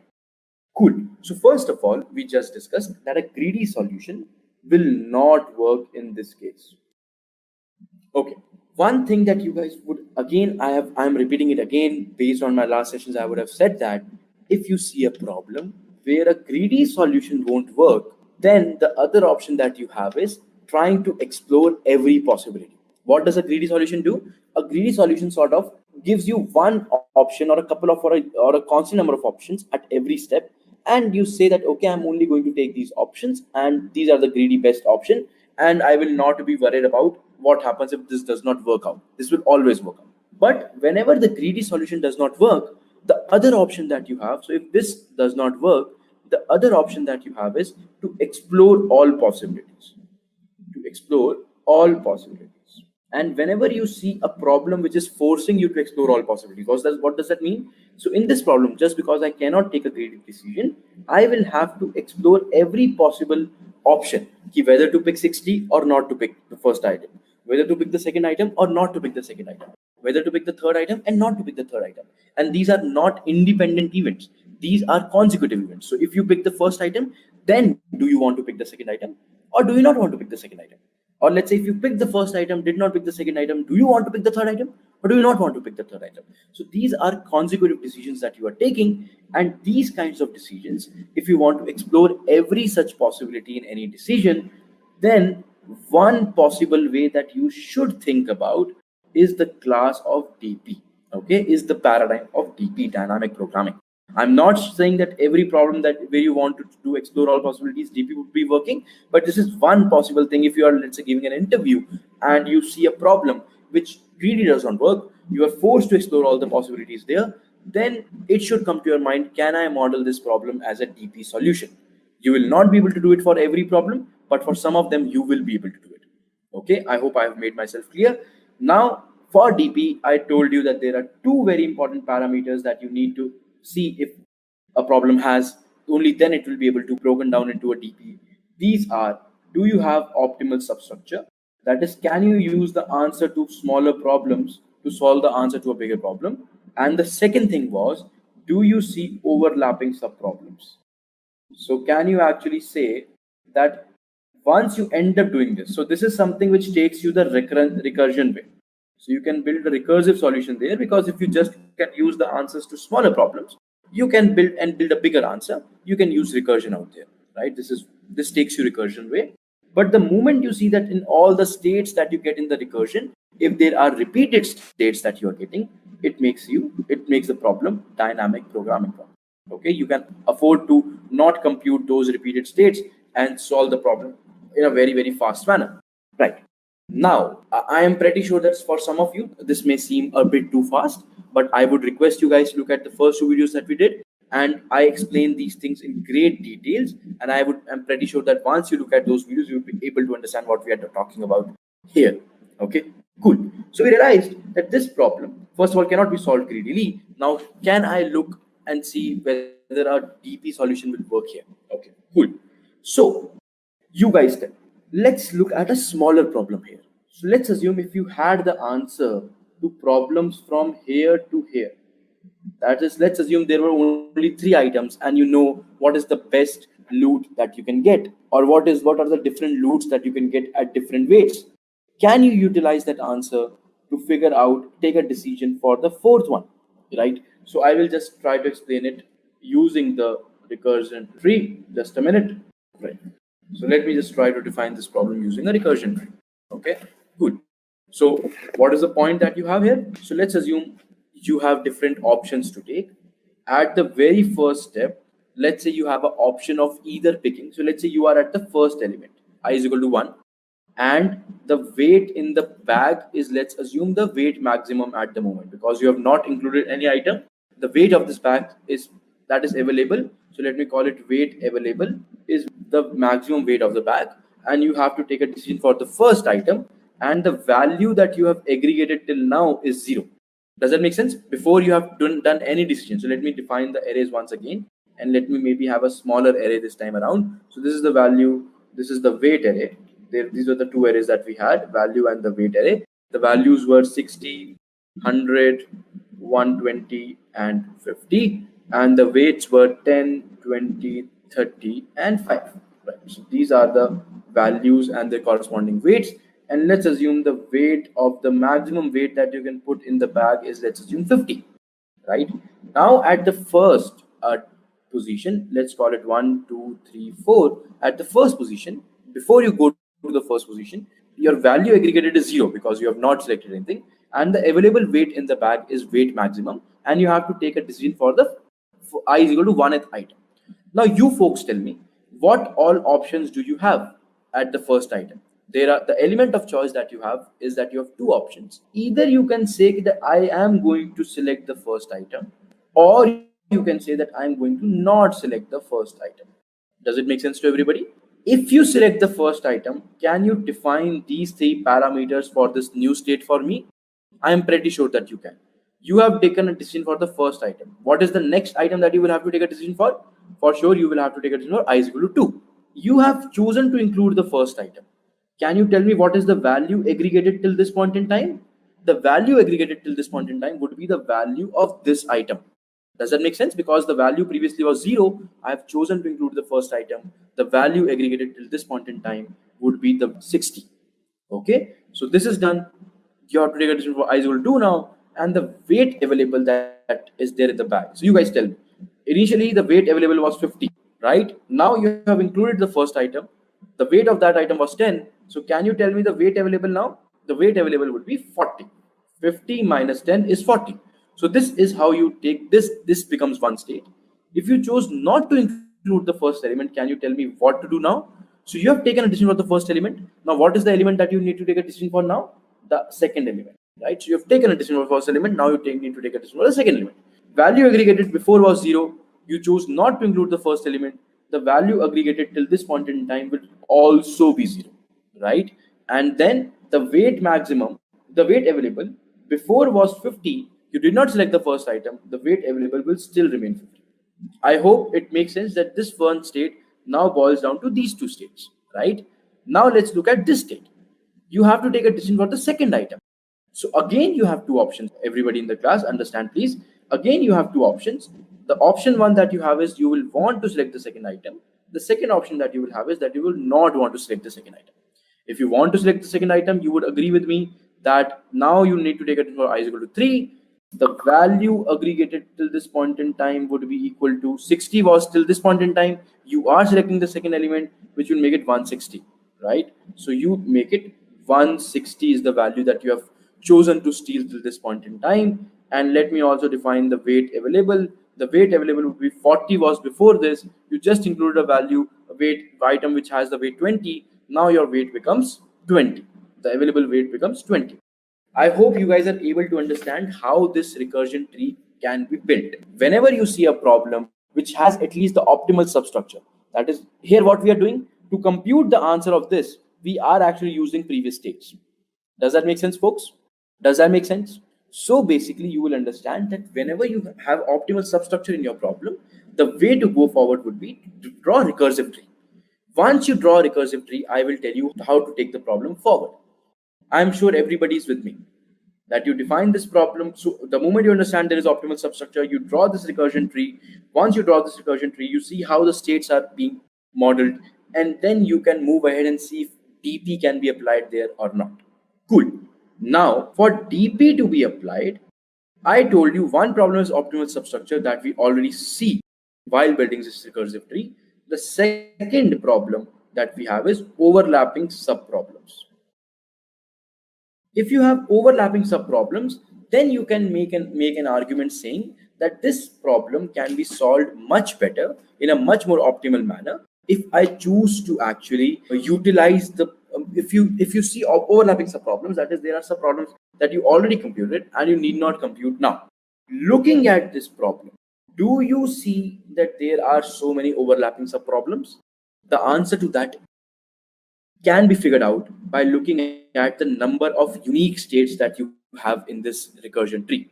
So try to find out number of unique states in this recursion tree. Try to find that out, folks. So you tell me, every state here is defined by three parameters here: value aggregated, I, and W max. Okay, there are three parameters: value aggregated, I, W max. I can say that I can model this as an output thing, that this is something which the state stores. The parameters are only two, that let's say the ith element for which you are taking a decision for, and the weight available in the back. So let's assume these are the two parameters that you have. If you have these two parameters to figure out the number of unique states that you can see in this recursion tree, you will have to figure out the number of values the first parameter can take multiplied by the number of values the second parameter can take. I hope you guys understand that. So what I am doing here, I am saying figure out the number of unique states in the recursion tree. You will have to figure out the different parameters that you have. Once you figure out the different parameters that you have, you can utilize those parameters and figure out how many values the first parameter can take, multiply that with the number of values the second parameter can take, and you can understand how many distinct states will be there in this DP recursion tree, So you guys tell me, the first parameter is I, that is for which element you want to take a decision for. How many different values can I take? I will be equal to 1, 2, 3, 4, so like an n tak. So you would be able to understand that I can take n values. Okay. Now can somebody tell me how many values the second parameter can take? What is the second parameter? The second parameter was basically the available weight. It will start from W max, that is at the beginning you had every single unit of weight available, which is W max. But at every step, you are either at least going to reduce the weight by 1 if you are taking some element. Does that make sense? If you're traversing the tree on the left side, you're definitely going to reduce one value, at least 1 unit, because I can assume that every element in this supermarket at least had 1 unit of weight. Okay, it did not have fractional weights, it had natural number weights from 1 से लेकर किसी भी weight तक, right? So you will understand that the number of values the second parameter can take would be equal to the weight max. If you multiply these two values, you get n into W max. So these are the number of states that you can have. Okay, so these are the number of states that you can have, and this is what you see at this point in time. But the problem is that this n can be very large, the number of states can be very large, and you will not be able to, you may be at a position where you are not able to solve the answer. Okay, so let me just wait for a while. If there is any big doubt that you guys have, I would be very happy to answer it. So the argument that I'm trying to build here is that this problem, just because the kind of the problem that we saw here, right? The problem that we saw here, the constraints that we saw here, we got this W max because our bag had a maximum our bag had a maximum weight.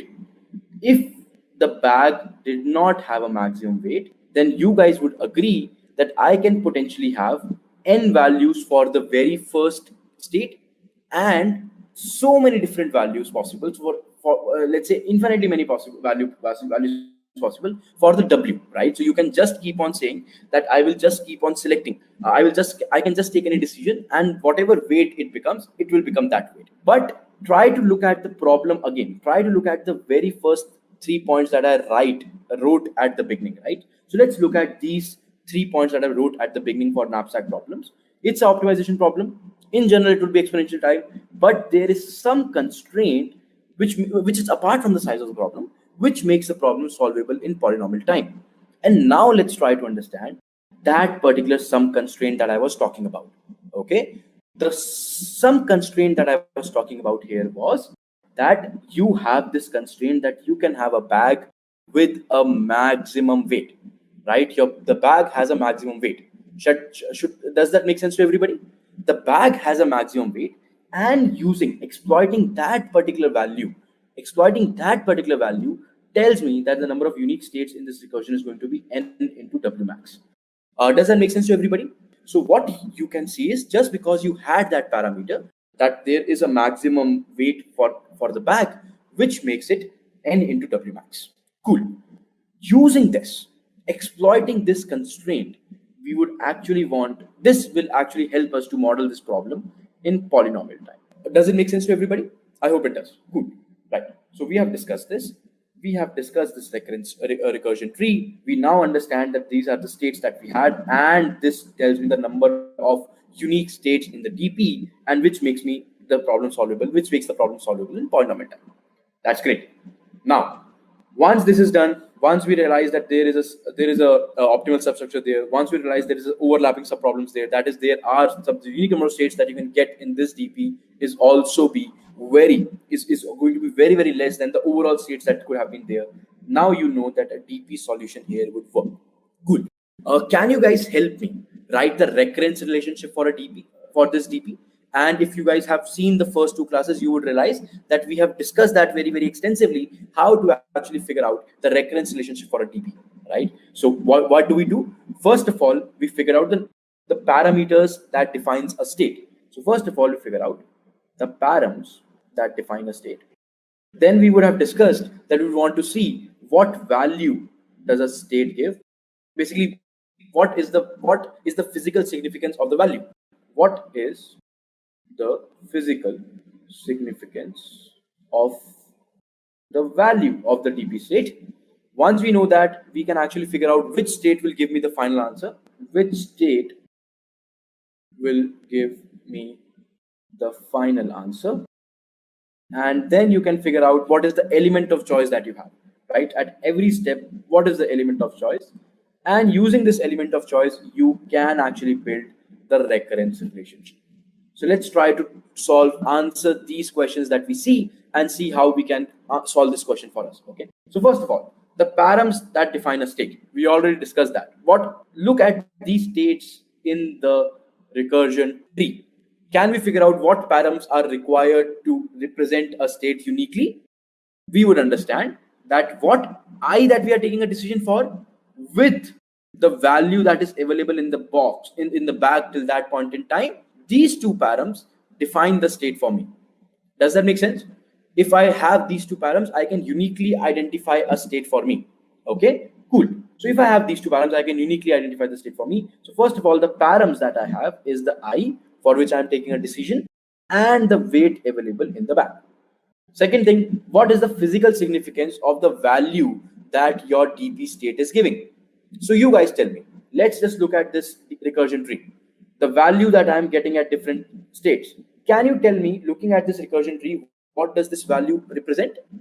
That value actually represents that if you are taking some decisions from the 0th element till that particular ith element, what is the maximum value that you can get? Okay, why I'm saying the maximum? Because you tell me, if I'm taking a decision for the first element, and that actually boils down to taking a decision for the second element, I had two options for the second element. So basically, so you can understand that here I am taking the decision for the first element. I have two options. For the second element, I have again two options, and so on and so forth. At every state, just because you want to maximize your total value, you would want to take a max of the two options that you have. Does that make sense to everybody in the class? To get the final answer, you will have to take the maximum of every option that you have at every state. Does that make sense to you folks? Right. If it does, you will realize that yes, at every state, the value that you are getting would be the maximum value that you can get from taking a decisions from the zeroth. If I'm building it from left to right, it would be from 0 to ith. If I'm building it from right to left, it would be from ith to nth. And you guys can actually fall back to the previous two videos to appreciate that we can build these kinds of symmetric problems from both ends. Okay, so the physical significance of the value. So let me try to build it from left to right. The physical significance of that value would be what is the maximum value you could have looted in the let's say, okay, so let's say in the elements from I, from 0 to I. What is the maximum value you could have looted in the elements from 0 to I, in the elements from 0 to I, if the weight that you consumed in the bag was equal to W maximum minus W available, if this is how we go about it. Or let's say if the weight available in the bag, weight still available in the bag is W available. I hope it makes sense to you guys, right? If this is what my physical significance of the state is, can you answer the third question for me? Which state will give me the final answer? The state that is going to give me the final answer is going to be, because the ith, the first, okay, so the state that is going to give me the final answer is going to be dp. I just need to fill these two arguments here, right? So what would be the value of these parameters which would give me the final state? So just look at the problem, just look at what is physical significance. The first parameter I means from 0 to I. So at the end, you will have to take from 0 to n. Does that make sense to everybody? So it would be dp of n without a doubt. The second thing is, what is the weight available that you see is possible, right? If you are building up with the weight available, you can see that at most the weight available should be 0. Does that make sense to everybody? This may not give you the final answer because 0 may not be there at all. So you can actually build and say that the dp of n, and whatever I get, I will take the maximum of it. So let me actually now, rather than focusing here, let me actually build a recursion, and then this thing will be very crystal clear, and how I can actually make it boil down to a single state and not even to a combination of states. So let's just wait for a while, and let me just take the element of choice, build the recurrence, and then we will come back to it. Okay, cool. So yeah, dp of element I with some weight available, right? You want to solve this. You tell me, if I means from I se lekar n tak, you have already solved the problem. Okay, if I means you have already solved the problem from I se lekar n tak, now which side will this fall back to? I hope you guys you can able to understand that we can build it from left to right or right to left. Both of them are equally valid. Let's try to do it anyway. Okay, so we have dp of I comma weight available. Okay, now we have two choices. Either I can say that I will pick the ith element, or I will not pick the ith element. These two decisions are mutually exclusive and mutually exhaustive. The moment we understand this, we appreciate that yes, just by looking at these two, I would be able to get the complete answer without any doubt. Cool. The first option that you have is pick the ith element. If I pick the ith element, can you figure out that this dp now should actually boil down to I plus 1? Because I have taken a decision for the ith element, do you understand that I will now, let's say, take the decision for the I plus 1th element? Let's say I'm building from left to right. I could have built it from right to left as well, but let me just say I'm building it from I plus 1. So, okay, so you can do it both ways, Shobit. So if you are picking the ith element, you can either say that I will boil it down to I plus 1, or you can say I will boil it down to I minus 1. No matter what you do, you will get an answer, but the final answer will be different in different two states. So let me just do it with I plus 1, and I will explain you at the end that how we could have done it with I minus 1 as well. Okay, Shobit? Cool. So let's say pick the ith element. If you're picking the ith element, let's say dp of I plus 1. This is what your problem boils down to. And the weight available would become weight available presently minus the weight of the ith element. Does that make sense to everybody? Right. After that, do you understand that this would be the dp, and the value that you're going to get in that state is going to be plus value of the ith element. Does that make sense? Cool. This is one option. The other option was not picking the ith element. If you are not picking the ith element, it will again have dp of I plus 1, because just because you have taken a decision for I, let's now move it to I plus 1. The weight available would still remain w weight available because you are not taking anything, plus the value that you're adding would be 0. Does that make sense to everybody? These are the two choices that we have. To get the answer, I will just have to take the maximum of these two. So I will just take the maximum of these two. This is what will define the solution to me. Now, if this is how I went about the problem, you guys tell me which element will give me the final answer. You tell me which element will give me the final answer. If my dpi is using dpi plus 1, dpi plus 1 will be using dpi plus 2, dpi plus 2 will be using dpi plus 3. Can you figure out which state will be using everything? Can you figure out which state will be using everything? The answer to that would be that dp of 0 would be using everything. Does that make sense to everybody? dp of 0 would be using everything. Now, once dp of 0 is something that is using everything, at the beginning, you tell me what is the maximum weight available that you have. The maximum weight that is available to you would be weight maximum of the bag. The maximum weight available to you would be weight maximum of the bag. Now, if you call this dp with this value, it will compute the values automatically inside, and this will give me the final answer. This gives me the final answer. If I chose to build it from the other way around, I could have just said, I will just write it here so that everybody appreciates in the class. I can just say, otherwise I would have said, if I'm picking the ith element, my problem reduces to dp of I minus 1 because I'm building from here to here. Okay. If dp of I minus 1, this is what my problem boils down to. If I'm trying to solve it the other way around, the value available, the weight available would still be weight available minus weight of the ith element, plus the value would still be value I say add o. Okay. If I do not pick it, my dp state otherwise would become dp of I minus 1 weight available plus 0. And if this was how I was defining my dp, can you figure out the state which has the value of everything?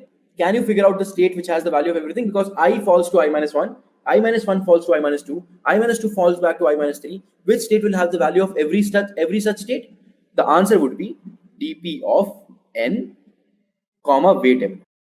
I hope everybody in the class, so I've seen so many people getting confused in this so many times. In maybe different interviews that I've taken, I've seen people getting confused in this. And this is something that you should not be confused if you just understand how you're building your answer. So this would be the final answer in this case, and this would be the final answer in this case. We have discussed it, right? Cool. We have discussed it. To solve it, you can just have two options. You can just do it bottom up or you can do top down. We discussed that in top down, you just have to write a recursive solution. You first take the base case and you just write the recurrence and you will get the answer. In bottom up, you will just start from the base case and see, using the base case, what is the next element that I can compute, and just compute in that order. Okay, I'm not going to write the code because I want to discuss several other things in the class today, but I hope everybody in the class appreciates this. Cool. One last thing. The moment you define your dp in a different manner, the base case also changes, right? The base state also changes with the different ways in which you are taking it. The base case basically means that looking at the recurrence, what is the value, what is the state that you cannot fill by looking at the recurrence? Okay. So what is the base case? Please, people, appreciate it this way. The moment you appreciate it this way, you will never be confused in base cases. Base cases basically means that the case that cannot be defined using the recurrence for us. The case that cannot be defined using the recurrence for us. In this case, can you figure out which case cannot be defined using the recurrence? Because for every state, I am using the I plus 1th value. So can you figure out for which state I plus 1 does not exist? For the nth state. Does that make sense, folks? For the nth state, the I plus 1 value does not exist. Folks, are you with me? I hope you are, right? So one is, for the nth state, this would be the base case in this case. So you would just fill dp of n, let's say weight maximum. That is, you do not choose it, it would be 0.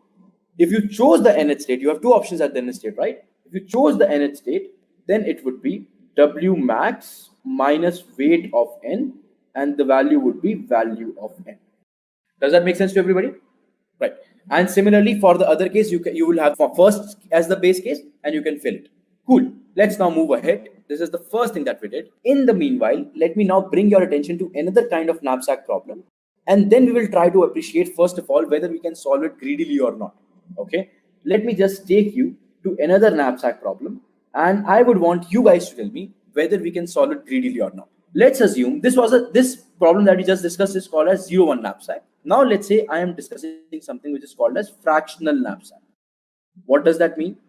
That means that let's say you are still a robber, you are still going to a shop to rob something, but let's assume this is some kind of a grocery shop. Okay, and what do you mean by grocery shop here? What is the difference? The difference is again that you have, let's say, different values. You have n items here. Every item has some associated value with it, and with that you can essentially have every item will have a weight also. Okay, every item will have a weight also. Now looking at this array, the only thing that changes is that initially it was 0-1, that you can either select an element completely or you can not select an element at all. Here it's a fractional knapsack, which simply means that you can select any item x number of times, where x is a real number between 0 to 1. Does that make sense, folks? So you can actually take any fraction of any element. The moment you can take any fraction of any element, can you answer this for us now? Can you see if we can solve a greedy? Can we solve it greedily?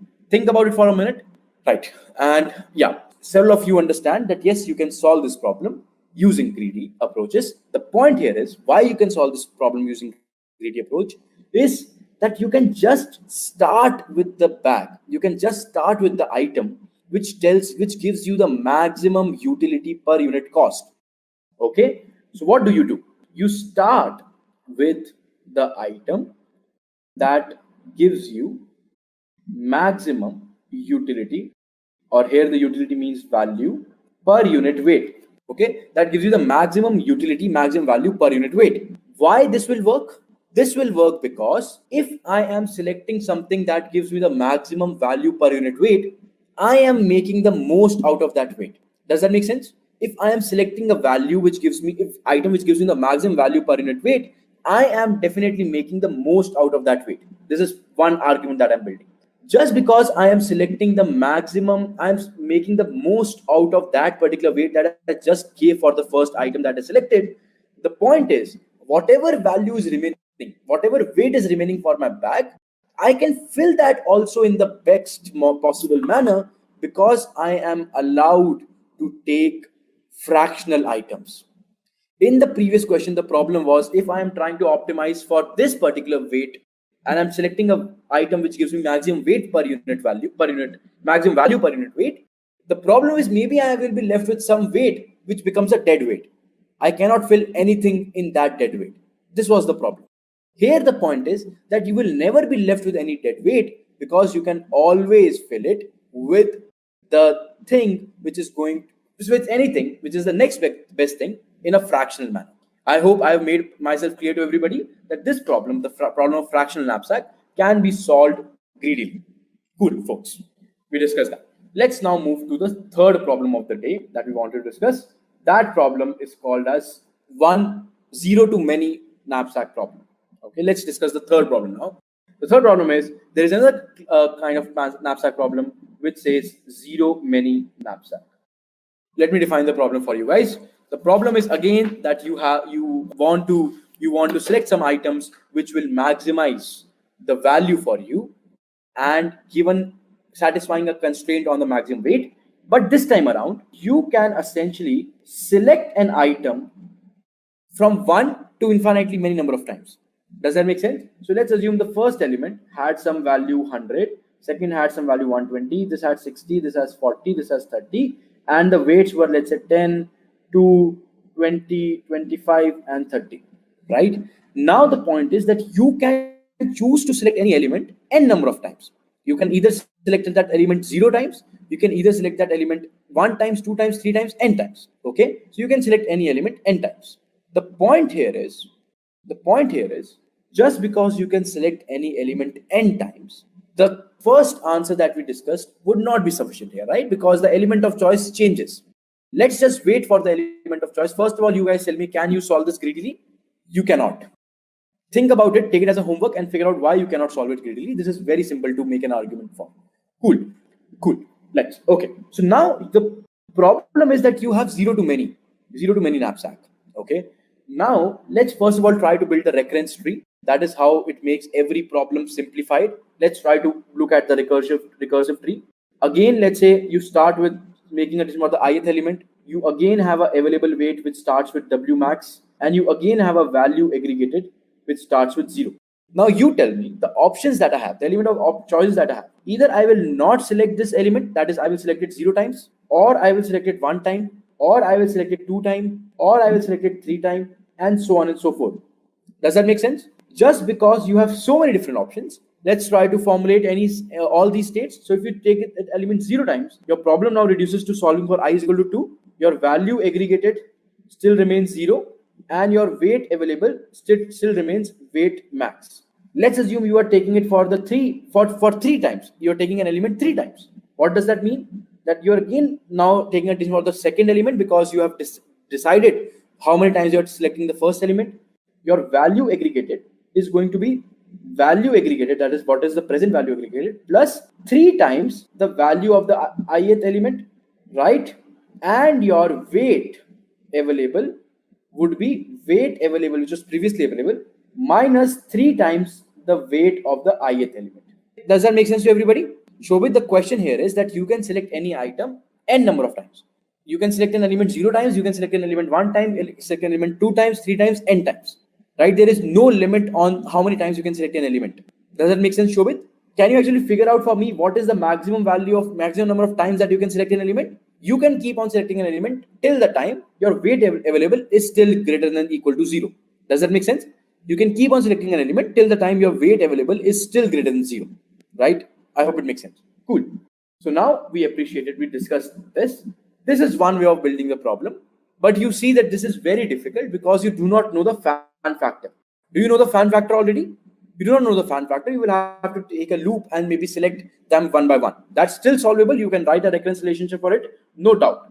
But I would want to make you guys understand, look at this problem in a way which is more intuitive and which will make you a lot happier. Okay. So do you want me to look at it in another way as well? Okay. Let's actually look at it in another way as well. So this is one way to look at the problem. This problem can also be looked at in a different manner. Okay, the different manner is this. First of all, you take a decision for the first element. Value aggregated till this point in time is 0. The weight available at this point in time is W max, and you are good to go. Now, rather than saying that you have so many different choices, let's assume that there are only 2 choices.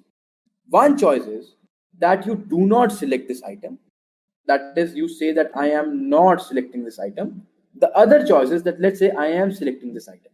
If I do not select this item, it would be very easy to understand that I would go to I is equal to 2. My value aggregated would still remain 0. And my weight available would still remain W max. Okay. The other option is that I choose to select it.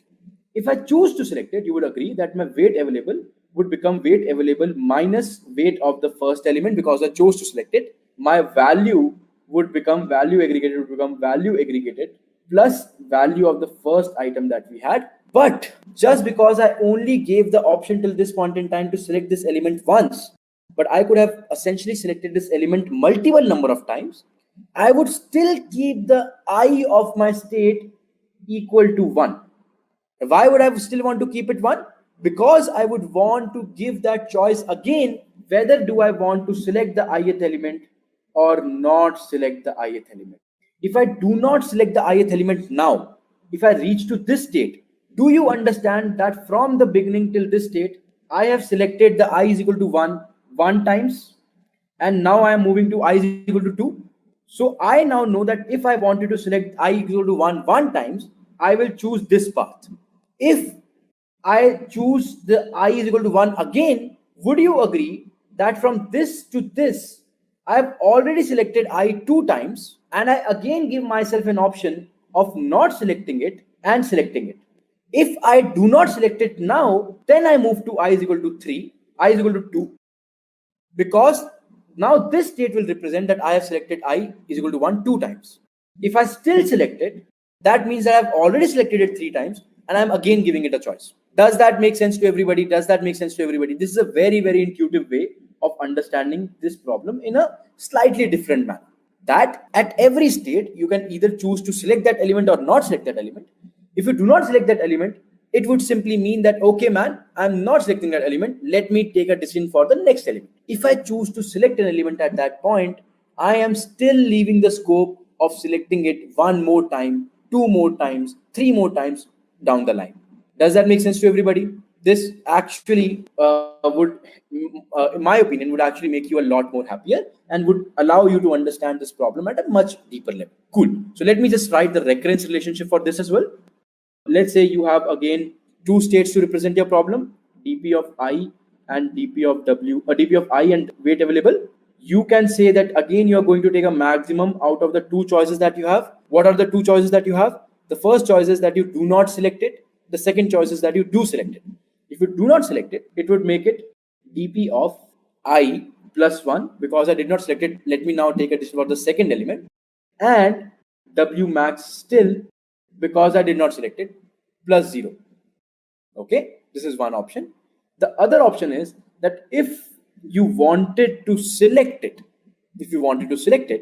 you will say again, not go to dp of I plus 1 here, still remain at dp I, because I will want to give it chances further down the line also to select this one more time, two more times, three more times, and my w max, so this is w available, sorry, this is w available, this will not change. In this case, it will change because I've selected it one time, and the available weight would reduce, so it would become w available minus weight of the ith element plus the value of the ith element. Does that make sense to everybody? And if it makes sense to everybody, let me actually define. So I would just want to maybe discuss one more thing, which you would most likely not find at so many different places on the internet. Maybe this thing you will find at so many different places, but I just try to explain it in a much more detailed fashion. But I can maybe take 10 more minutes to explain to you something else, which maybe you will not find very easily at different places. Okay. So let's actually try to look at a variant of these problems. And before looking at the variant of these problems, let me actually take you back to the very first definitions, that the very first points that I wrote about the knapsack problems. Knapsack problem is a class of problems in which you are trying to solve some optimization problem. Generally, it is going to take exponential time, but there is some constraint which is apart from the number of elements in the array, size of the problem. There is some other constraint that actually makes this problem solvable in polynomial time. Okay, it actually makes your problem solvable in polynomial time. Cool. So let me try to make you guys appreciate that constraint till this point in time was weight of the bag. Does that make sense to you guys? We were piggybacking on the weight of the bag to solve this problem in polynomial time till this point in time. Does that make sense? Because we were using the weight available as the second parameter, and that gave us fixed number of unique states, and that enabled us to solve this problem in polynomial time. Before actually that, let me explain to you what is the time complexity of this algorithm. Let me give you a formula that is going to help you all across in DP problems. The time complexity in any DP problem, can be very easily figured out using a way. The way is that you first of all look at the number of unique states, and you multiply the number of unique states with the time taken to compute one state. The moment you keep this formula in mind, you can solve the time complexity of any DP problem very, very easily. Okay, how so? So let's look at in this example. So how many states do you have here, folks? How many different states do you have? Unique states. We discussed that we had two parameters here. The first parameter was I. It can take n different values. The first parameter was n. The second parameter was weight max, because that gave us the upper bound on the second parameter, the weight. So n into w max is the number of unique states. And can you tell me the time that it takes you to solve any state? You are just taking a maximum of two different states. Folks, does it make sense? The time that it takes you to solve one state here is just taking a maximum of two different states, and taking a maximum of two different numbers is just the order one computation. Does that make sense to everybody? So basically it becomes n into W max into order 1, which makes it order of n into W max. This is the time complexity of the knapsack DP problems that we discussed till now. Does that make sense to everybody? So this is how you compute the time complexity. Now let's actually come to the second thing that we want to discuss, a variant of this problem, and let's try to look at it. So we appreciate that we were able to solve this question in polynomial time only because of this parameter W max, which helped us solve this. Let me now instead give you a problem where this W max would be too big for you to solve it in n into W max time. Okay, so let's assume that maximum weight of the bag is very large. So let's assume, let's say weight maximum is of the order of 10 power 9. Okay, weight maximum of the box is, let's say 10 power 9. Number of elements in the market that you are trying to loot is, let's say 10 power 3. You guys tell me, can you solve this problem now in the approach that we just solved? Can you solve this problem in this way? We cannot. Do you appreciate why we cannot? Because the time complexity of our present approach was n into W max, and that would make it 10 power 12. And can we solve a problem which takes 10 power 12 iterations? We cannot. So this kind of a problem we will not be able to solve based on the things that we discussed till now. So what is the fundamental thing that we can see here? The fundamental thing that we can see here is that the parameter on which we are piggybacking is no longer kind to us. We can no longer piggyback on that parameter to solve this problem, right?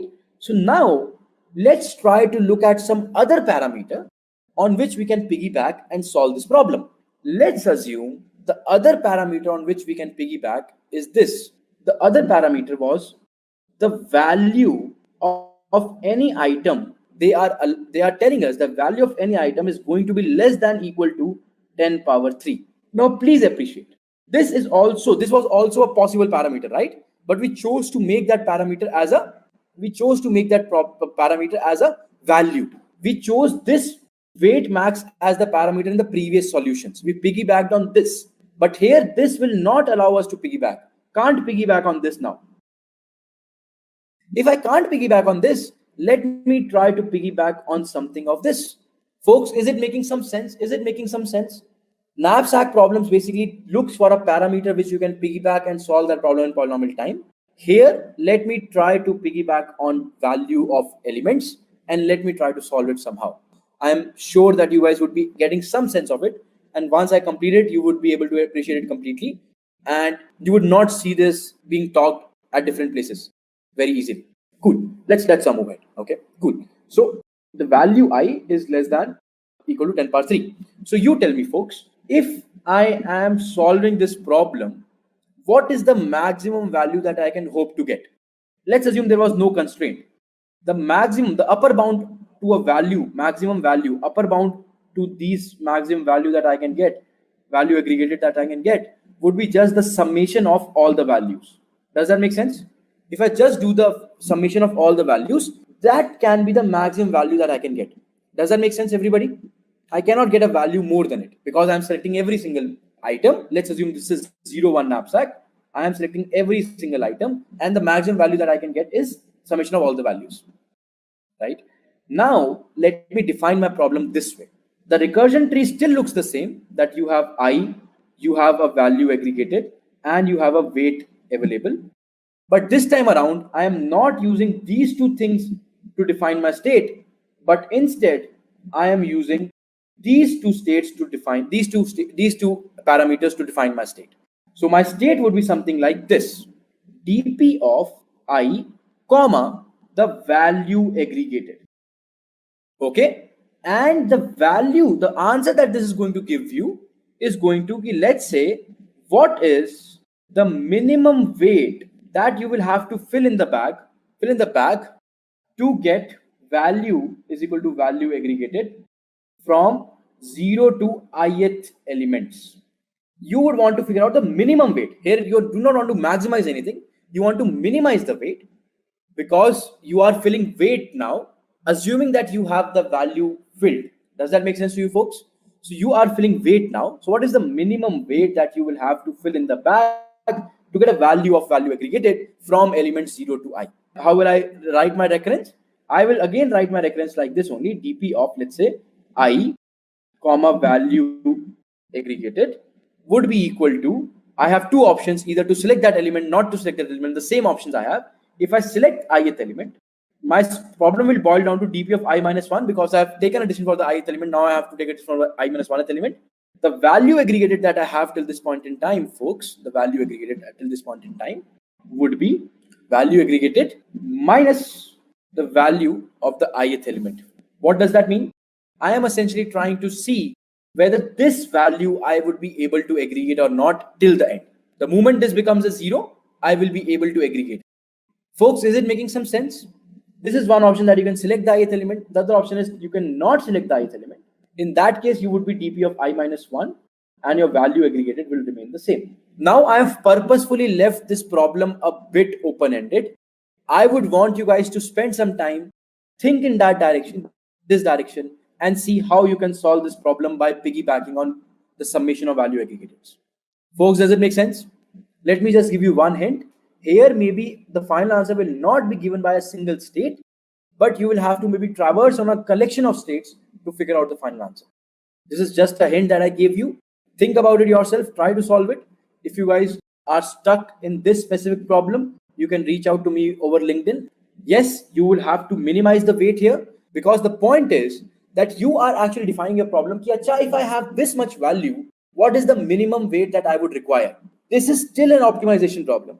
You would still want to optimize on the maximum value with the minimum weight. Does it make sense, folks? In the previous approach, we were trying to do maximizations of values. Do you understand? Here, we would want to do minimizations of weights. Folks, does it make sense to everybody? Here we are going to take minimizations on weight because I am getting this value. What would be the minimum weight that will allow me to get this value? This is what makes sense, right? You would not want to define your problem saying that what is the maximum weight that would be required to get this value, right? Instead, you would want to say, what is the minimum weight which can allow me to get this value? Does that make sense to everybody? Abhishek, does that make sense to you? Right. So you would want to figure out the minimum weight that can give you that answer, that can give you that value. Cool. Thanks a lot, everybody. Hey everyone, welcome to another exclusive video tutorial by Scalar Academy. Before moving forward, please subscribe to our channel because a lot more tutorials are coming up and you don't want to miss them. Hi guys, in this video let's talk about a problem, different bits sum pairwise. So this problem is also by the name Hamming distance. So basically it was asked in Google, in one of the interviews of Google. So let's see what the problem says.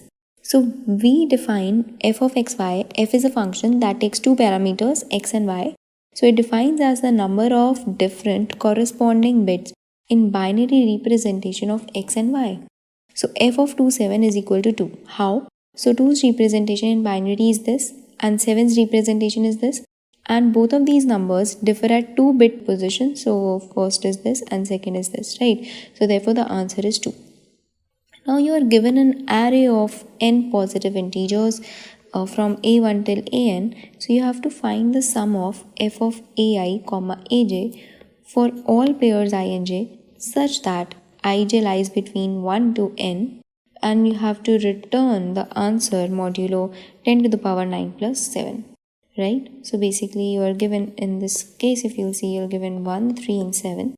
So basically what you have to do, you have to find f of 1, 1.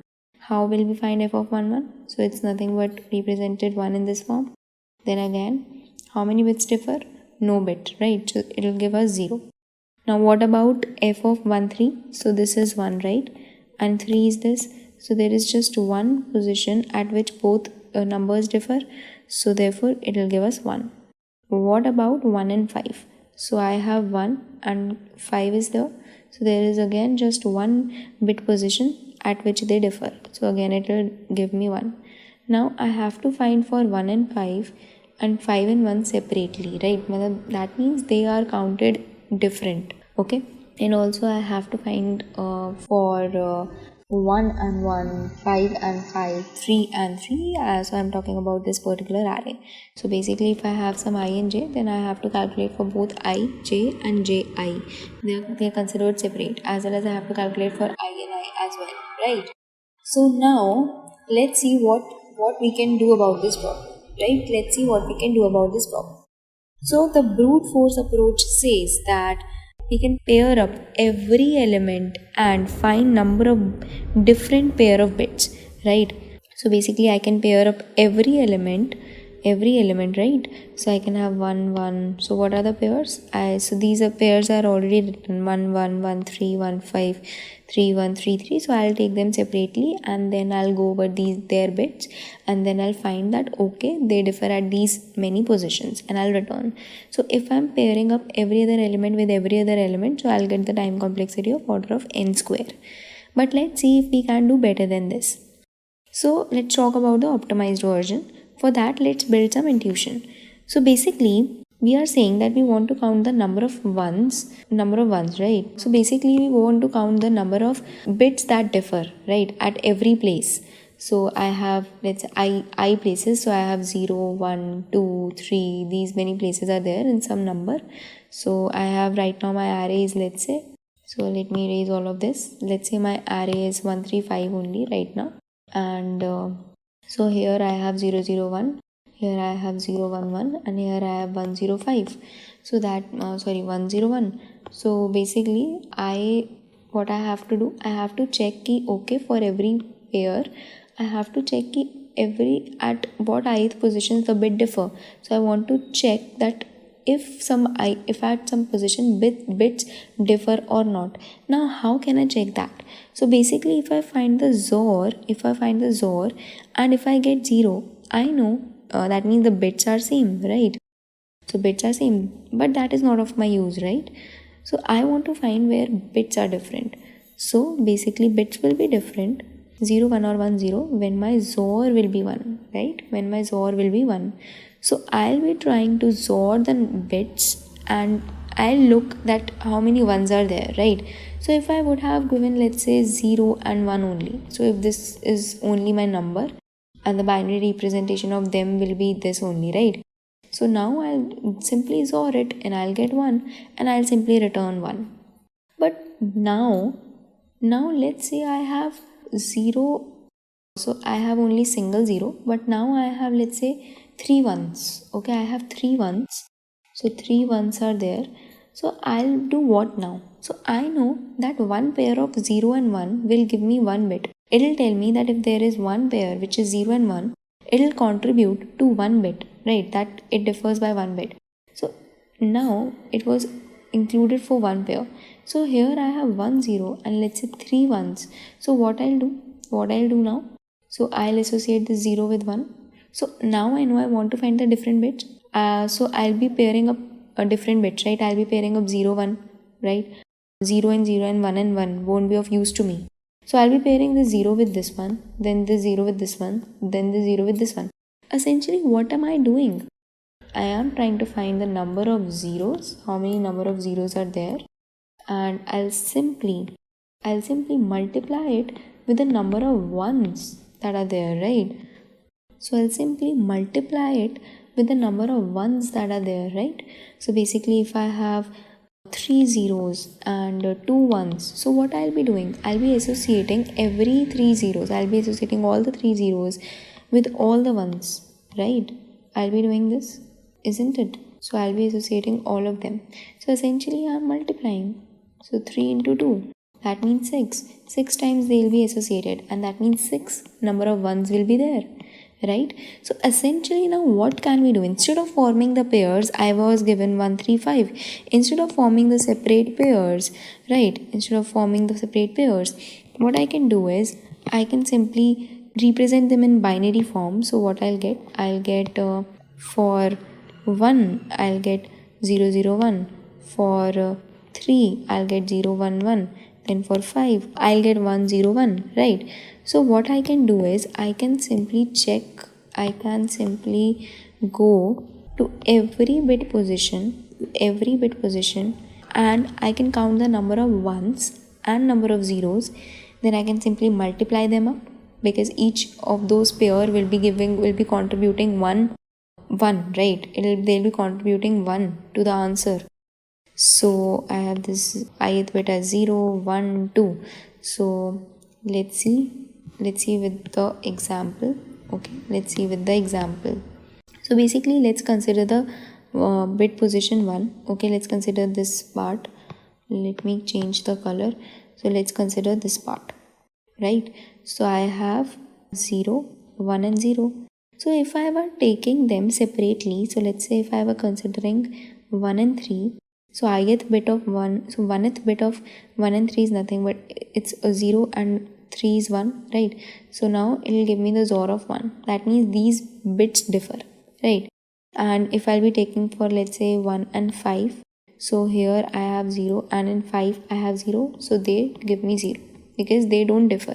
Now if I have 3 and 5, so here 3 is 1 and 5 is 0, so they give me 1. That means they differ. So since I'm associating every 0 with every 1, so I'll simply count the number of at every ith position. I'll simply count the number of 1s and number of 0s. So here my number of 0s is 2 and my number of 1s is 1. So I'll simply do 2 into 1. That will give me 2. That will give me 2.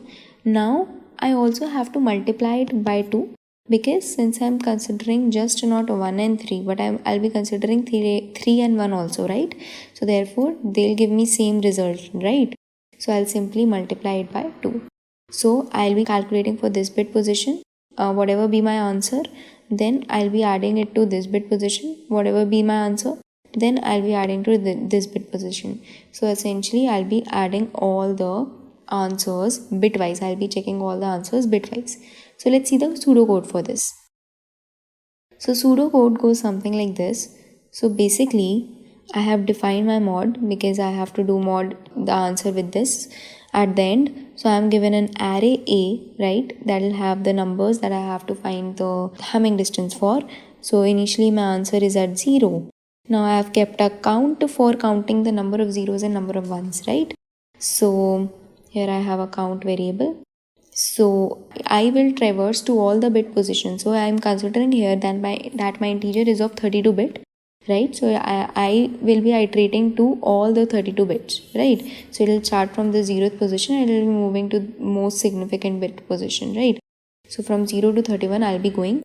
Then my count is initially 0, and then I'll be iterating over my given array, right? Then simply I'll be checking that what all bits are set. So in case of 1, right, so it's 0th bit is set. So this will essentially give me what? This will give me, so AJ in this case is 0, 0, 1, let's say. So I have 1, 3 and 5 with me. So let's say AJ in this case is nothing but 1, and 1 left shifted by I, that means 1 left shifted by, sorry, so this shouldn't have, no, it's right. So basically I is 0, right? So 1 left shifted by 0, it gives me what? It gives me 1 only, right? So I'll have this. Now it will give me 1, that means this bit position is set in this number, so it will give me true, and I'll simply count. Now my count becomes 1, right? So I'll simply iterate it over for all the elements. Now I'll go for my j will become 1 and I'll be going to 3. So now I'll check that okay, 3 is this, and again 1 left shifted by 0, it will give me 1 only, right? So I'll get 0, 0, 1, and again this will give me what? This will give me 1, that means this bit is set. So this will return me true, and I'll simply increment my count to 2. Right, and at the end of iterating all these elements, after checking there the unit positions bit, right, then I have my count of the number of ones, right, and the count of the number of zeros will be nothing but number of elements that are there in the array minus the count. So that will give me the count of the number of zeros. And since we have seen previously that if I multiply them together, then I'll be associating every 0 with every 1, and that will give me the set bit, right? And I'll be multiplying that with 2 because I'll be considering ij as well as ji separately, right? And then I'll be adding that to my answer, and I'll also be doing the modding it with the mod, which is here I have taken, and then I'll simply return my answer. So this is the approach, and the complexity is going to be nothing but this loop will run for 32 times, so it's going to be 32, and this loop will run for the number of elements in the array times, so that means n, so it's going to be 32 into n. So thank you so much. Hello everyone, let's talk about a new problem today, that is single number 2. What does this problem exactly says is that you will be given an array of integers, and in this particular array every element is going to appear thrice except for one element which is going to appear only once. And your task is to find that particular element which does not appear thrice. I hope the question is clear. Let's look at an example now to understand it better, right? The first array contains all these elements, right? And in this array, you will see that there is only one element, that is 4, that is appearing only once in this particular array. So for this array, for this first example input, the output is going to be 4. Now, for the second example, you will see here that in the given array, there is only one element that is appearing once, and that element is 1, and this element needs to be returned. So for this particular question, the output is going to be 1. Now, let's try to make some observation to see how we will solve this question, right? Now here, let us look at every bit position. Here, you will see that every number that appears thrice will either contribute to 3 ones or 3 zeros to that particular position, right? Also, the number that appears once, let's say that number is x, will contribute exactly 1 0 or 1 1 to that particular position depending on whether it has 0 or 1 in that position, right? So let's take an example to understand this. Let's say the array elements are 4, 4, 4 and 2, right? So if I write the bit values of these numbers, I will get this, right? So here you will see that since 4 is occurring thrice, it is contributing to 3 ones at this particular bit position, and since 2 is occurring once, so it is only contributing 1 0 to this position. Similarly, for this next bit position as well, 3 zeros are being contributed, whereas only 1 1 is being contributed. And here 3 zeros are being contributed from the 3 fours, and 1 0 is being contributed from the number 2. So you will see at every bit position we will have either 3x plus 1 zeros, right, or we will have 3x plus 1 ones, depending on the bit values of the number x, right? So these 3x, right, since every number is appearing in a multiple of 3, so this x could be any common number, right? Basically will be depending on the numbers which are occurring thrice, and this will be the factor multiplied because each number is occurring thrice, right? So we will have this factor 3x factor because every number is occurring thrice for the bit positions, and this one factor will come because of a number which is uniquely occurring in the array, right?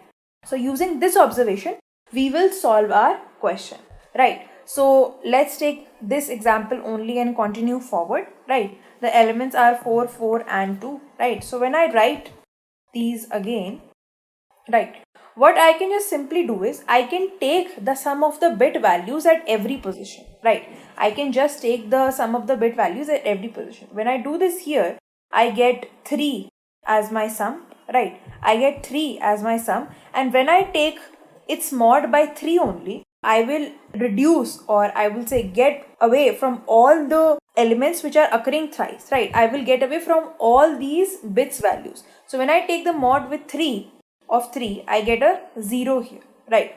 Similarly, the process is followed here. When I take the sum, I get 1. I take a mod with 3, I get 1. So this bit, right, this bit which is here is presenting the bit which is actually left out, right? Because when I take the mod with 3, all the bits which are occurring thrice in a multiples of 3 are being cancelled out, and the only left bit here is 1, right? And here also when I take the sum, I get 0, and when I take the mod with 3, I get 0 again, right? And when you get, and whatever sum or whatever, let's say the number you get in the end is actually the number which is occurring once, right? Here I get, when I take the sum of all the bit positions and then take a mod by 3, and in the end, which is the number which is being formed, is here 2, and I can simply say that this is the number which is occurring once. Now, what will be the time complexity? You will see here that since we are, let's say we are taking n bit numbers, right? We are taking n bit numbers and we are going over each bit and calculating its sum. So the time complexity here is going to be order of n, right? And what about the space complexity? You will see here that let's say we are taking the only numbers or numbers up to 32 bits. So I can basically take an array. I can basically take an array of size 32 and store the bits or the sum of the bits after taking the mod at every ith index only. And since I am taking constant space of size 32, I can say that my space complexity is order of 32, which is equivalent to order of 1 only. So I am taking a constant space here to solve this question and a time complexity of order of n. I hope this question is clear to you. Thank you. Hey everyone, welcome to another exclusive video tutorial by Scalar Academy. Before moving forward, please subscribe to our channel because a lot more tutorials are coming up and you don't want to miss them.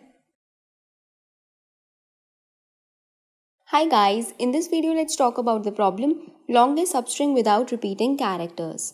So, given a string, we have to find the length of the longest substring without repeating characters. For example, the longest substring without repeating letters for this particular string is just ABC, right? So if we look here, then this is the longest substring, which is of the length 3. Therefore, we will simply return the length. Right, this is 3 for this particular string, and for the next case, which is this, so the longest substring is the single letter B, right? Because if we consider any other substring, then B and B repeats. So therefore, there is just a single letter here, and therefore we will return the length 1. So now how can we approach this problem? Let's see that. So there is a brute force solution which says that we can consider all substrings one by one and check for each substring whether it contains all unique characters or not. So the total number of substrings are n into n plus 1 by 2. And to check if a substring contains all unique characters or not, we can keep a map of the visited characters. Therefore, this step can be done in a linear time. The total time complexity of calculating all the substrings and then checking if they contain unique characters or not. So the time complexity is going to be order of n cube. Let's understand this with the help of an example. So this is the string, let's suppose A, B, C, B, E. Then what are all the substrings that can be present with the starting from A? So we can have just A, then AB, then ABC, then ABCB, then ABCB, E, right? To check if the substring have the unique characters or not, for that we can use either map or we can use a set.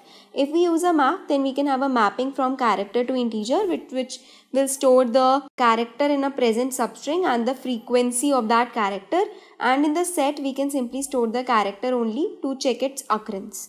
Now starting from A, we can have all these substrings. So at present we have just A, let's suppose this is the first string, and for now we are just considering a set. So A is not present, so let's put A and let's maintain a length variable. So length at present, the maximum length is just 1, right? Now let's move to the next substring, so which is AB. So right now A is not present, so let's put A into the set, okay? And B is not present, so let's put B into the set. Now the maximum length is 2. Now let's move to the next substring, so which is ABC. A is not present, let's put A into the set. B is not present, let's put B into the set. C is not present, let's put C into the set. The length, maximum length is 3 now. Let's move to the next substring now, which is ABCB. So A is not present, let's put A.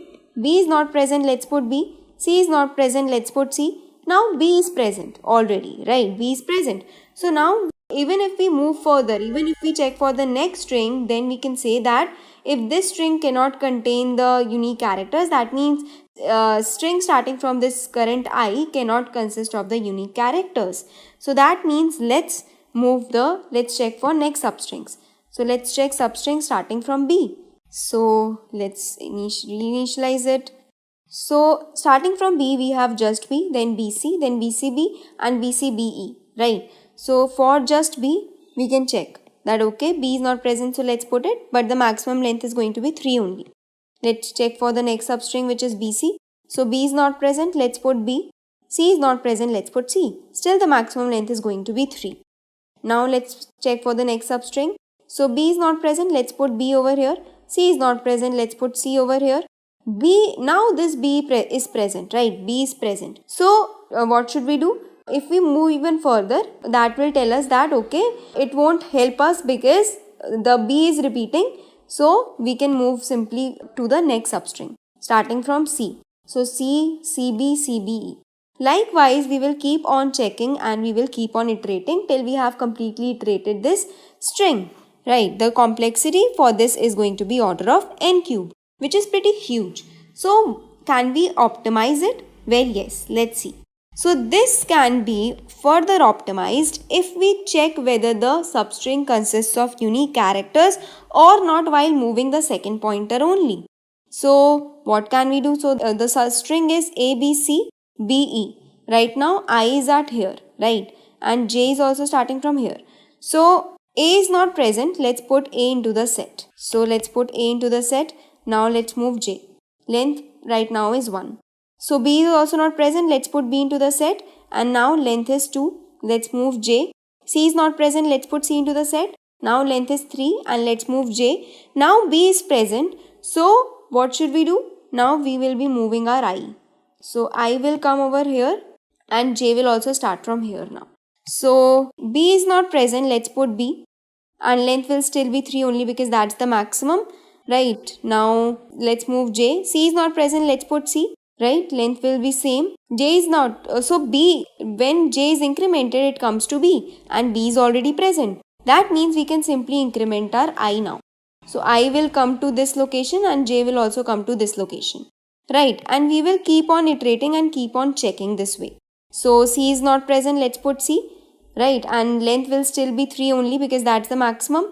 Let's increment J. This B is not present, let's put B. Right, now increment J. E is not present, let's increment E.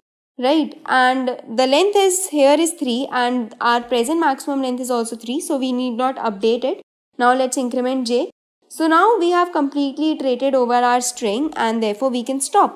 And here we are checking the uniqueness of the characters in the string while iterating with jth pointer.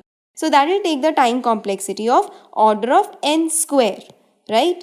Now can we even optimize this further?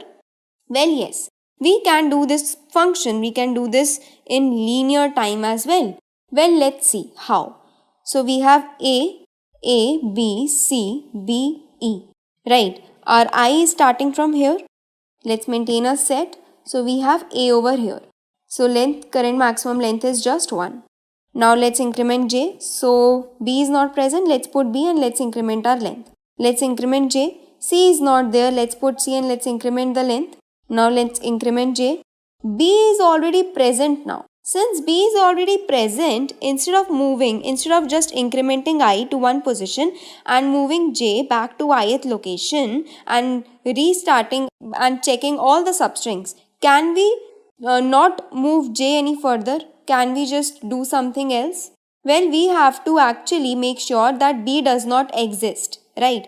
So in that case, we can actually, instead of moving J back, we can increment our I till the point this jth character does not exist in the set anymore. Now what do I mean by that? Let's see. So I is incremented and this particular character now can be erased from the set as it is no more in the current window from I till J, right? So A can be erased. Now still the character at B is present in the set. So we need to increase our I further. Let's increase it and let's remove this B now. Now does this character at J is present in set? Well, no, it's not present, right? That means this B has just one occurrence now and let's put it in the set now.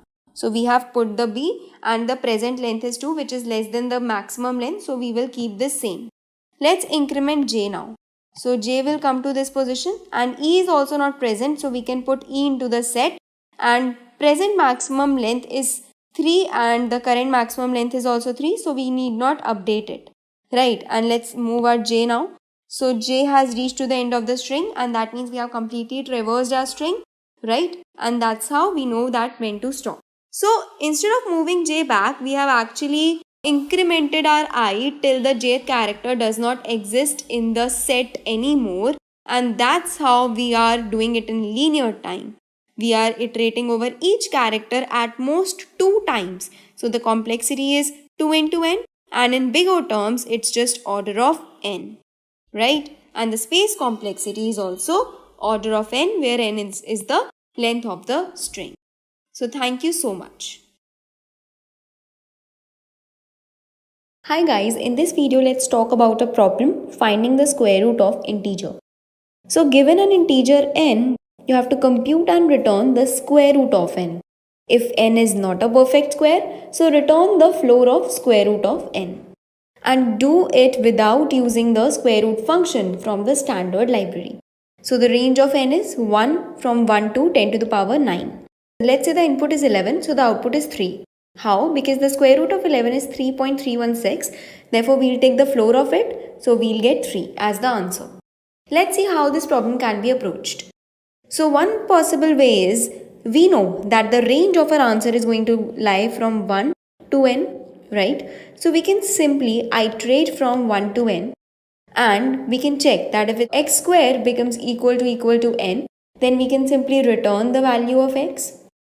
Else, if x square is less than n, then we know that this x is one possible answer, and we'll check for higher values of x.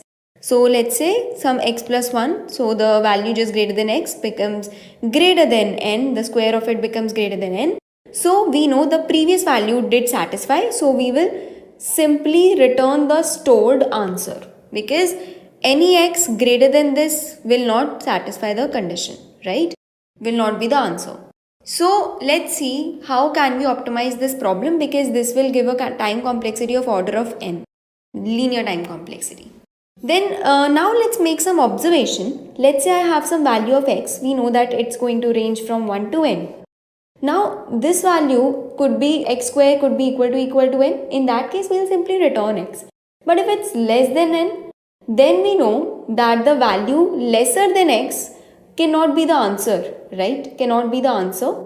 It's quite possible that the value which is greater than x could be an answer. X or any value greater than x can be one such answer. So we can reduce our search space, and then now we can search between from x to n, right?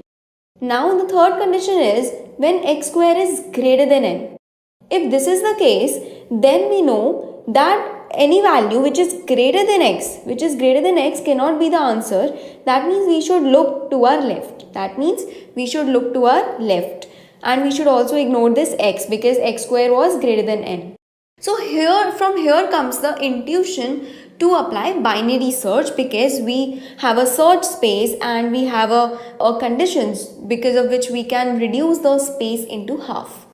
So let's see the code for binary search. So here we will take, so if x equal to 0, we'll simply return 0, and otherwise we'll put our start to 1 and end to x, right? Now this is going to be the while loop for the binary search. We'll find the mid, so start plus n minus start by 2. This we have found our mid like this way, because this will avoid overflow, okay? And if mid is less than equal to x by mid, what this means, that if mid into mid is less than equal to x, now this could cause overflow, therefore we'll write it like this, right? So first we have reduced the value and then we are checking. So if this condition becomes true, that means mid is one such possible answer, right? So we will simply store the answer and we'll move to right. Else, if this condition fails, then we'll move to our left. So at then we'll simply return our answer. Now this particular binary search approach is going to take the complexity of order of log base to n. Let's see this with the help of an example. So here our n is equal to 10. The start is going to be 1 initially and end is going to be 10. Mid is 5. So 5 square is greater than 10, right? Therefore we should move to our left. So end will become mid minus 1 and 1 will remain same. Start will remain same. So mid is equal to 2. Now 4 is less than 10. So we will move to our right. And start will become mid plus 1 and 4 will remain same. End will remain same. Now mid is 3. 3 square is less than 10. So what we'll do, so basically whenever we are getting it as less than something, less than the value, so this particular number could be one possible answer. So first we have stored 2 because 2 square was less than 10. Then when we got 3 square less than 10, so we will simply store 3 now. Okay, and we will move to our right. So we will get start equal to mid plus 1. This will remain same and we'll get mid as 4. Now 4 square is greater than 10. So we will simply exit the while loop and we will return the stored answer, which is 3. So that's the running of the algorithm. So thank you so much. Hi guys, welcome to Code Drift Day 5. So the first question we have is saving Gotham, where we are given an array of n elements and there's a special kind of an operation and we can do it infinite number of times, and by doing that operation we have to make all the elements equal to 0. So in one operation what we can do is we can select two different numbers in the array and such that the AND value, let's say we select AI and AJ. So if the AND value of AI and AJ is X, then we can just replace AI with AI XOR X and AJ with AJ XOR X. So we can do this operation any number of times. So we have to find out if we can make all the elements equal to 0 or not. So let's take an example. Let's say this is the array that we've got. So here I've written all the binary representations of the numbers of the array 2, 3, 4, 5. So let's try to do the operation on 2 and 3 once. So what is the value of 2 and 3? Value of 2 and 3 is 2. Now 2 will be replaced by 2 XOR 2, which is 0, and 3 will be replaced by 3 XOR 2, which is 1. Okay, so the updated array is 0, 1, 4, 5. Okay, now let's try to do the operations on 4 and 5. Okay, so this is the updated array. Now let's try to do the operation on 4 and 5. So 4 and 5 gives us 4. Now 4 will be replaced by 4 XOR 4, which is 0, and 5 will be replaced by 5 XOR 4, which is 1. Now what is the updated array? So the updated array is 0, 1, 0, 1. Okay, now we can do the same operation on 1 and 1. So 1 and 1 is 1. So the first one will be replaced by 1 XOR 1, which is 0. And then the second one will also be replaced by 1 XOR 1, which is again 0. So the array becomes 0, 0, 0, 0. So how do you think we can find out if we can make the elements 0 or not? So the brute force solution which comes to our mind is just perform the operation on every pair possible in the array. So the number of pairs in any array of size n are n square. So for every n square pairs, we can perform the operation and find out at the end of all the operations if the elements have become 0 or not. But the what's the time complexity of that method? Since we are doing the operation n square times, so the time complexity would be of n square. So can we do better than that? So if we need to observe what is happening when we are performing an operation on two numbers. So when we performed an action operation on 2 and 3 in this case, so 2 was we were able to make 2 as 0, but the 3 was transformed into 1. So if we look at the binary representations of 2 and 3, only these bits, this bit right here, we were able to destroy it because it existed in both the numbers. But this bit did not get destroyed in 3. Why? Because it did not exist in the other number, which was 2. So the observation here is, in this operation, only those bits which exist in both the numbers, they get destroyed and all the other bits stay as they are. Okay. So what do you think? Let's suppose there's a bit which exists in only one number in the array. Do you think we will ever be able to destroy it if no other number carries it? Let's take an example. Let's take an example where the array just has two numbers, 4 and 8. Okay. So the binary representation of 4 is 0, 1, 0, 1. This is 4. And the binary representation of 8 is 1, 0, 0, 0, right? Okay. So 4 is 0, 1, 0, 0 and 8 is 1000, right? So do you think we will ever be able to destroy these bits no matter how many operations we use? No, because this bit will never be paired with other such bit of the same value, because we don't have any other bit of the same value in any other number. Because the only other number we have is 8, and it does not have this bit. And in 8 we have this bit as set, but 4 doesn't have this bit, because this bit is in 4 is 0. So we'll never be able to destroy these bits. So the thing we can notice by this operation is that only those bits which exist in pairs can be destroyed by these operations. So let's say there are many numbers. Let's say this is the number A, B, C, D. Let me just write random binary notations. Let's say this is 1 1, this is 0 1 1 1, this is 1 0 0 0, this is 1 1 1 1. Okay, so let's talk about this particular bit. Okay, so this bit is coming 3 number of times. So I think we can destroy these two, because these two make a pair. But after performing operation on these two numbers C and D, both these bits will be destroyed, but this bit will never be able to get destroyed, because we won't be able to pair it with any other number which contains this bit, right? So the answer for this test case will be no, because we will not be able to ever destroy this particular bit.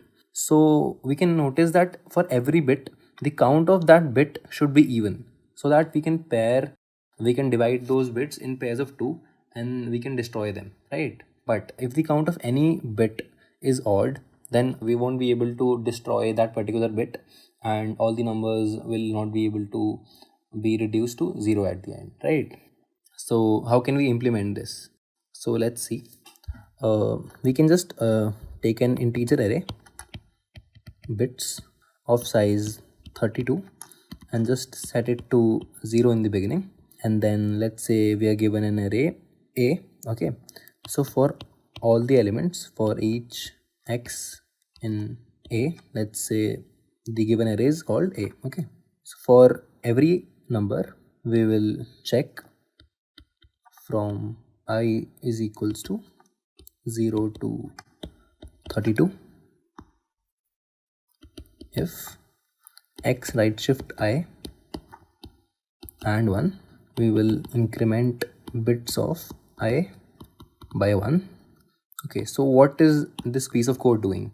So what this is doing is, when we right shift any number by 2 or 1, so what it does is, let's see the binary notation of x is 1 0 1 1 0. So what happens when I right shift? So this operator is called right shift. What happens when I right shift the number two times?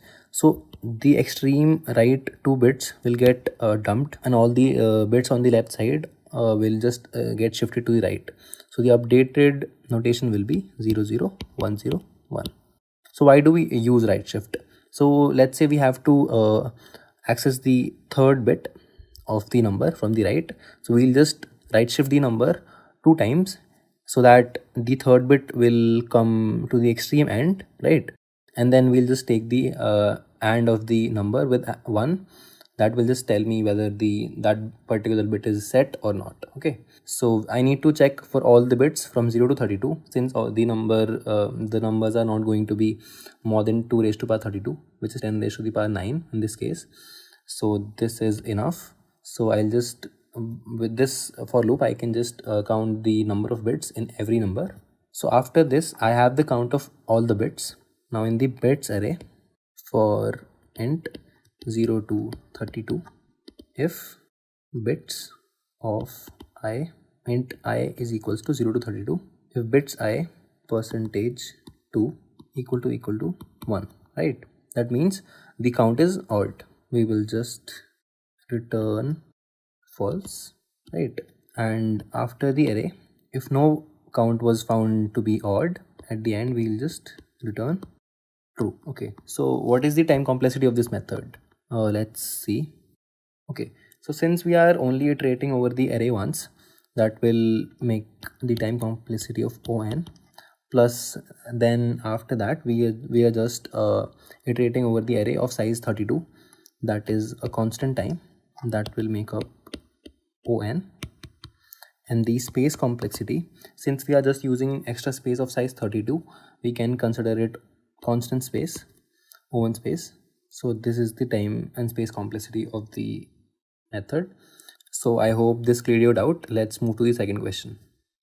Hi guys, so the second question for the day is loudspeaker.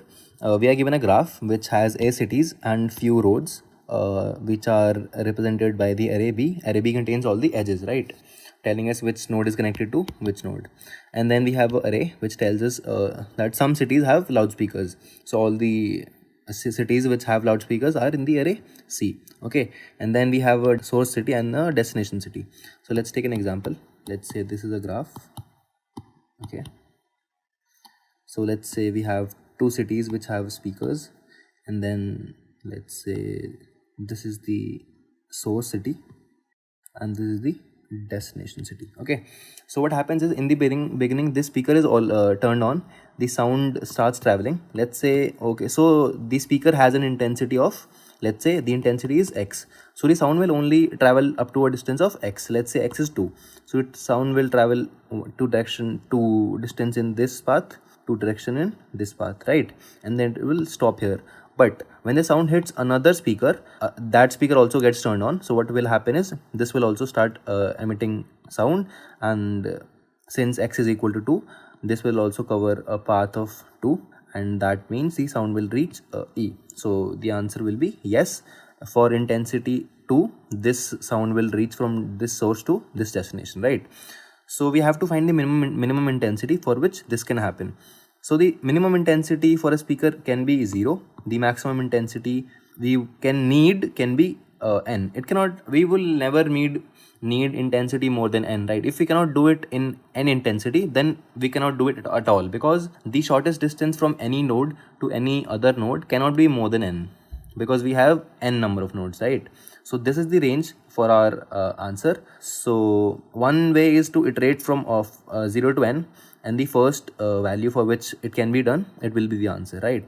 But instead of doing that, since it takes on time, what we can do is we can use binary search in this range, and it will give us the value in log n, right? But for every intensity, how do we check if for that particular intensity we can this is possible or not? So we will binary search between this range, and for every value we'll call a function solve with the intensity. We'll send it the intensity, and it will return a value whether it's possible or not. Okay, so how will that function work? So what we can do is since all of these speakers can be sources for the sound, we can use a multi-source BFS, and we can consider all of these speakers to be different sets, right? Let's call this to be set 1. Let's call this to be set 2. So all the cities which can be reached from this speaker will be in the set 1. All the cities which can be reached from this speaker will be set 2. And if some city collides, that means this sound is reaching from here also, and this sound is reaching here, both the cities. So we will check if the distance between this speaker and this speaker is less than equal to x. What does that mean? That means if a sound ever starts from this speaker, it will reach this speaker as well, and eventually this speaker will also get turned on, and all the cities that this speaker is connected to will also be reached. So what this will do is, what we can do is we can just combine both these sets. So we'll just at the beginning all these speakers will have different sets, and after the BFS some speakers will be connected, their sets will be connected. What that will mean is that all of these speakers are interconnected. That means the distance between them is less than equal to x, and they can be reached from any speaker to the another speaker, right? So no matter from which speaker we start, we can always go to some other speaker and eventually some node which can be reached from that speaker, right? So we'll just do a DFS. At the end, we will check if the source node and the destination node are in the same set, right? So how do we make sets? So we can use DSU. So let me just give you a brief explanation of how DSU works, right? So let's say we have a few nodes, 1, 2, 3, 4, and let's say 4 and 5 are connected, right? Let's say all of these nodes are islands and these are bridges.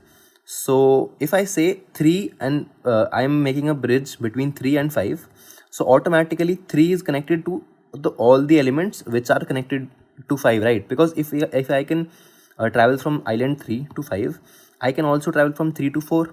If there was a element 6 connected to 5, I could also travel from 3 to 6.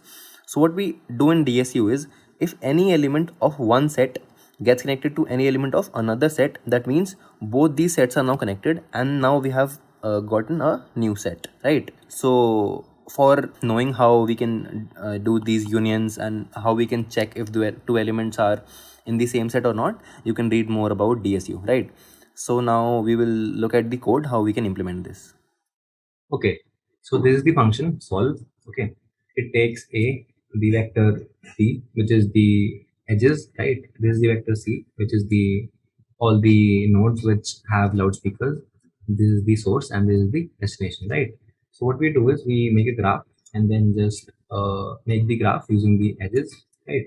And then what I do is, for all the nodes which have speakers, I just insert them into a set so that later on it's easier to check if some particular node has speaker or not, right? And then what I do is I just set the constraints, low as 1 and high as 1 10 to the power 5. So you can either set high to n, or I'm just taking the worst case here, since n goes up to 10 raised to power 5, I just set it to 10 to the power 5, right? Also, I've set answer to int max. You can also set it to n or the maximum value, right? Then we start the binary search. While low is less than equal to high, we calculate the mid, and then for that particular mid, call this function can do and see if it's true or not.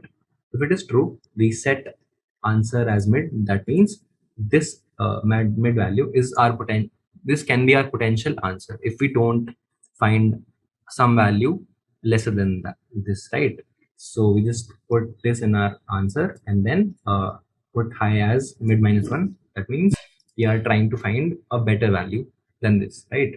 But if it doesn't return yes to us, that means that the sound does not reach the destination with this intensity, so we have to find a bigger intensity. So we'll set low to mid plus 1, right?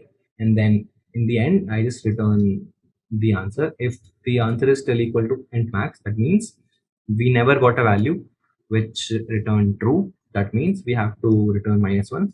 Otherwise, I'll just return answer, right? So let's take a look at the function can do. So this is the function can do. So this just takes in all the constraints. The mid goes as x. So x is the intensity for which we are checking, right? This is the graph, this is the set. These are the source and destination. And what's n? N is just a, right?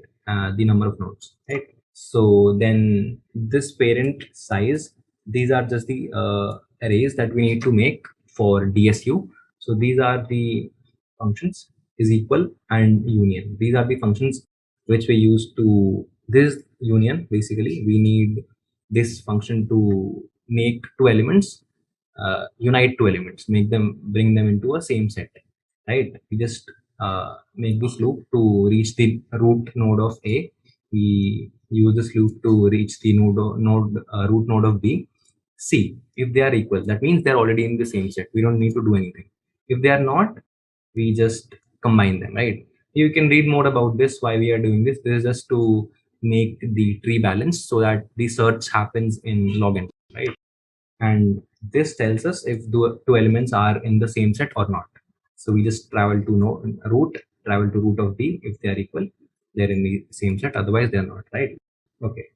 In the can do function, what we do is we just perform the BFS and then we perform the function is equal.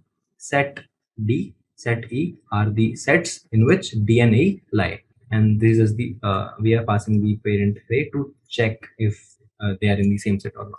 So what does BFS do, right? That's the main thing. So what we do is we create a array distance. So this is just to, we just initialize it by distance I is equal to minus 1. That means all the nodes which are not yet visited, we have set the distance to minus 1, right? And since we are starting from all the sources which are the speakers, we are doing a multi-source BFS. So for all the sources which have all the nodes which have speakers, I set distance I equal to 0. Since we earlier talked about how starting from all the speakers will be equivalent if those speakers can be reached from the destination speaker, right? So in the end, if all the speakers that will be in the same set as D, we will know that these speakers can be reached by the speaker D, right? And then we can just see if D and E are in the same set, right? So this is what we are doing. This we are just setting the distance of every I, which is the speaker, to 0, right? And then we are assigning some sets to these nodes. Set of I is equal to j plus plus. So we just start j by j with 1, and we do j plus plus. So just numbering from 1 to, we just keep increasing it and keep assigning a different set to every node which has a speaker, right? Then we just start the DFS for every element in the front. What we do is, if we'll come to this in a second, but so what we do is, for all the elements that are connected to T is the element in the front of Q, right? So all the elements which are connected to T, if distance of JJ, which is the element which is connected, is equal to -1, that means it has not been visited yet. So what I'll do is, I'll just add that to my set. So I will just assign the set of JJ to set of T. That means that element and the speaker we have started from, which is the T, we just put them in the same set, right? And then distance of JJ is distance of T plus 1. This is very logical. The distance will just keep increasing by 1, and then I just push JJ to the backside, right? This is how BFS works, right? So in the else condition, which means if distance of JJ is not equal to -1, that means JJ has already been visited before, right? So if it has been visited, distance of J must be some positive value. It means it has been visited from some other speaker, right? So we'll just check if this set and this set can be joined together. For that, the distance between the speaker from which JJ has been visited and the speaker from which T has been visited, the distance between them must be less than equal to X, right? That's only when these two speakers can be in the same set, right? So we just check. This is the distance till T, and since we are going one step further, we add 1 to it, and the distance which was already covered to reach J, this is the total distance between the two speakers. If this is less than equal to X, what we do is, we just unite the set that T belongs to. That means the speaker from which we have reached T, the set which JJ belongs to. That means the set of the speaker from which JJ was previously reached, right? And then we just unite them, put them in the same set, right? Yeah, we just keep doing this for all the elements, and in the end, we just check in the can do function if T, the set of T, and the set of E are connected. If they are, that means the sound will travel from D to E, right? So now let's see what the time complexity of this program is. Okay, so we are performing a binary search from 0 to n, right? And for every query, we call the function solve for that particular mid value, right? So in the function solve, we perform a BFS, and there are n elements, n nodes, and since we don't revisit any node, only we will visit n nodes in total. For every node, we use that query union set, where we attach this every node to some particular set from whichever speaker it has been visited, right? And that query takes up log n time, right? And the function and the binary search takes log n time too, which makes total time complexity n log square n, right? Talking about space complexity, in DSU we are using 3 linear arrays, so that makes the time complexity linear. And for the BFS also, we use a queue, which will we will push n nodes in the queue, that will take up linear memory as well, right? So the overall time space complexity is also linear, which is O of n, right? So when we were using DSU for the queries, we can also use you can read more about it about DSU and read more about path compression.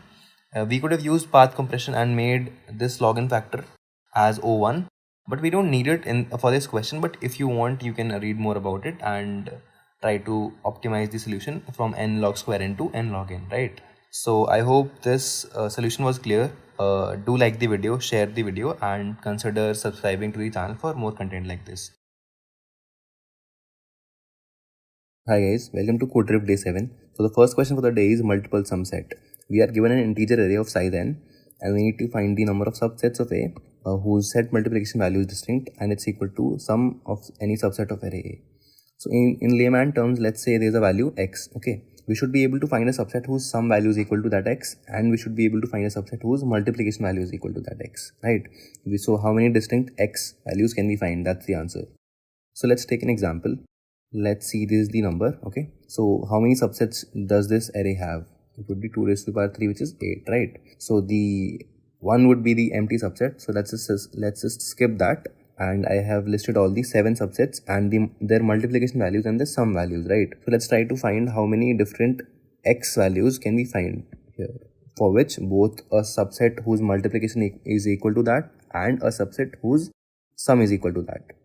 Okay, so 1 can be this, 2 can be an answer, 3, 6. Okay, so these are the 4 distinct values. So the answer is 4.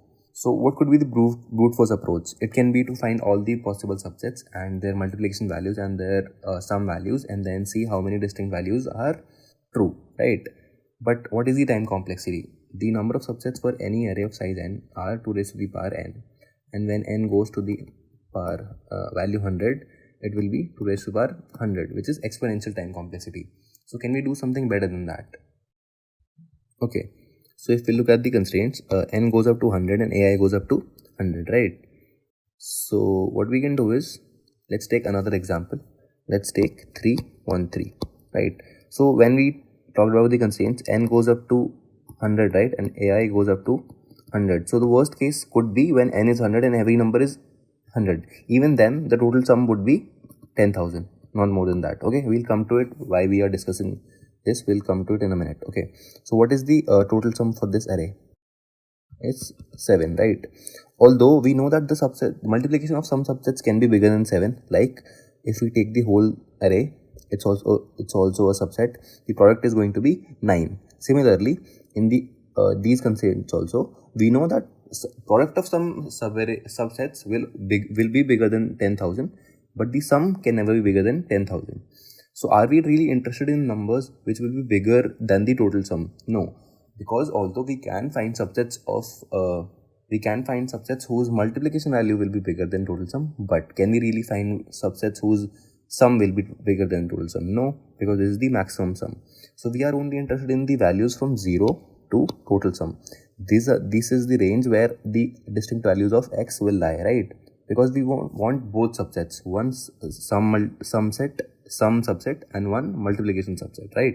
So what we can do is, we can make a DP of size sum plus 1. So I'm adding a 1 so that we can use 1 based indexing instead of 0 based indexing. Okay, so let's try to build it. We'll make 2 DPs, DP and DP of 2, one for sum and one for product. Okay, so let's try to build it. It will be of size 8. Okay, so the array is 3, 1, 3. This is DP.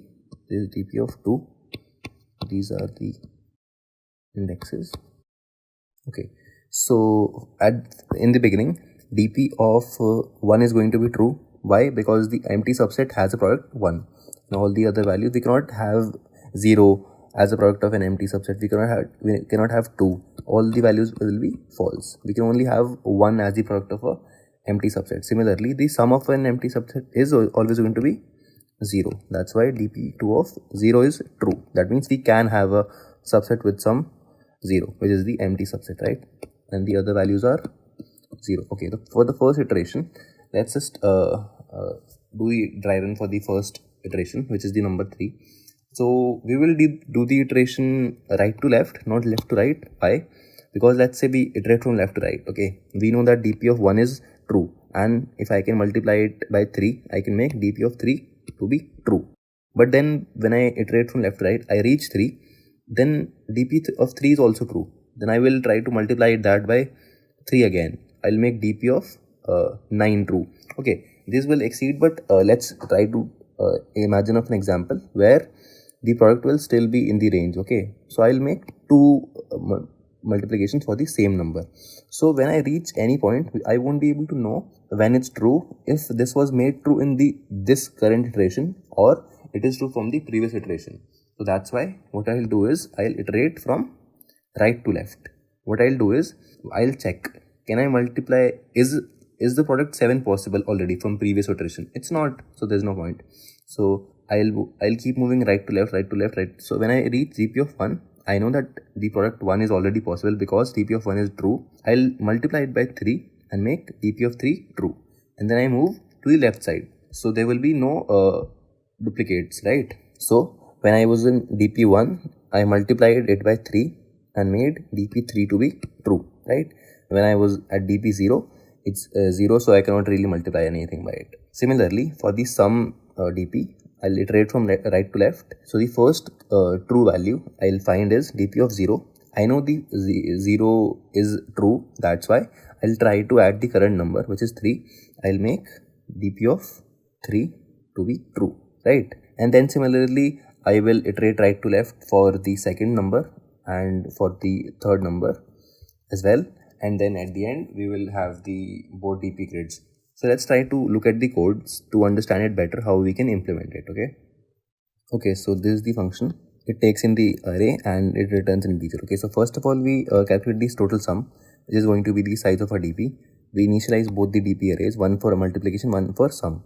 Then we initialize the base cases. DP of 1 is 1. So that means the product of an empty subset is always 1. So we'll set DP of 1 to true. And for sum, the empty subset has a sum 0. So that's why DP of 0 is true, right? Then we iterate for all the elements, and for every element we iterate from right to left, right? And then for every number, check if DP of j is already true. Is it true? Yes. If it's true, then I can also, this number, I can also make a contribution to it. Why? How? I can multiply that already number j by I, then check if the total product will be in the constraints, that is less than or equal to sum. If it will be, then I'll set DP of j into I also equal to 1. In the case of sum, I'll check if DP2 of j is already true. Is it true? Okay, then I'll try to add this current number to that sum and try to make j plus I also equal to true. If it's under the constraints, I'll set DP of DP2 of j plus I equal to 1, right? I'll do this for all the numbers, and at the end, I will have my DP and DP2 fully. I will have the values which I can make at the end, right? And then I will take a variable count, and then for every value from 0 to sum, I'll check if DP of I and DP2 of I is true for both the numbers. That means that will count as a distinct x, right? So I will increase the count by 1, and at the end I'll just return the count, which will be the answer. Okay, so I hope this was clear. Let's move on to the second question. So now we are going to solve the second problem of today, that is another counting problem. So in this problem, Alice and Bob were fighting over the last piece of cake. And then Bob said to Alice that if you can solve this problem, then you can have the rest of the cake. You are going to generate an array of size A. Elements of the array can be elements from 1 to B. So there are b to the power A possible ways to generate an array. The score of an array is equal to the number of distinct elements in array to the power C. You need to find the sum of all the possible scores of b to the power A possible arrays modulo 10 to the power 9 plus 7. Alice asked you for the help, please help him. And constraint on this problem is that A, which is the number of elements in the array to be generated, is from 1 to 10 to the power 9, and B, which is the maximum value an array element can have, is from 1 to 10 to the power 9. And the value of C in this problem is from 1 to 2000.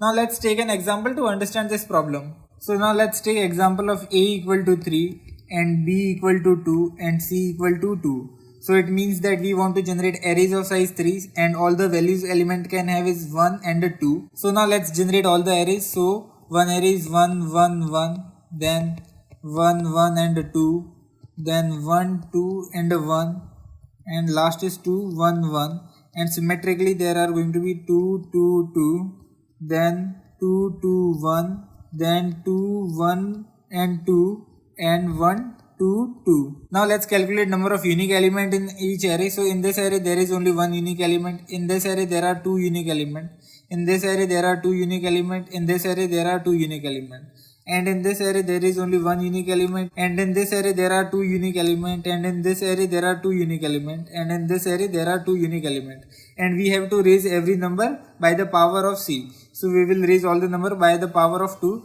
So 1 to the power 2, 2 to the power 2, 2 to the power 2, to the power 2, 1 to the power 2, 2 to the power 2, 2 to the power 2, 2 to the power 2. So now we are going to add them up and calculate their sum. So their sum is going to be 1 plus 4 plus 4 plus 4 plus 1 plus 4 plus 4 and plus 4, and their sum is going to be is equals to 26. So this is going to be our answer for this example.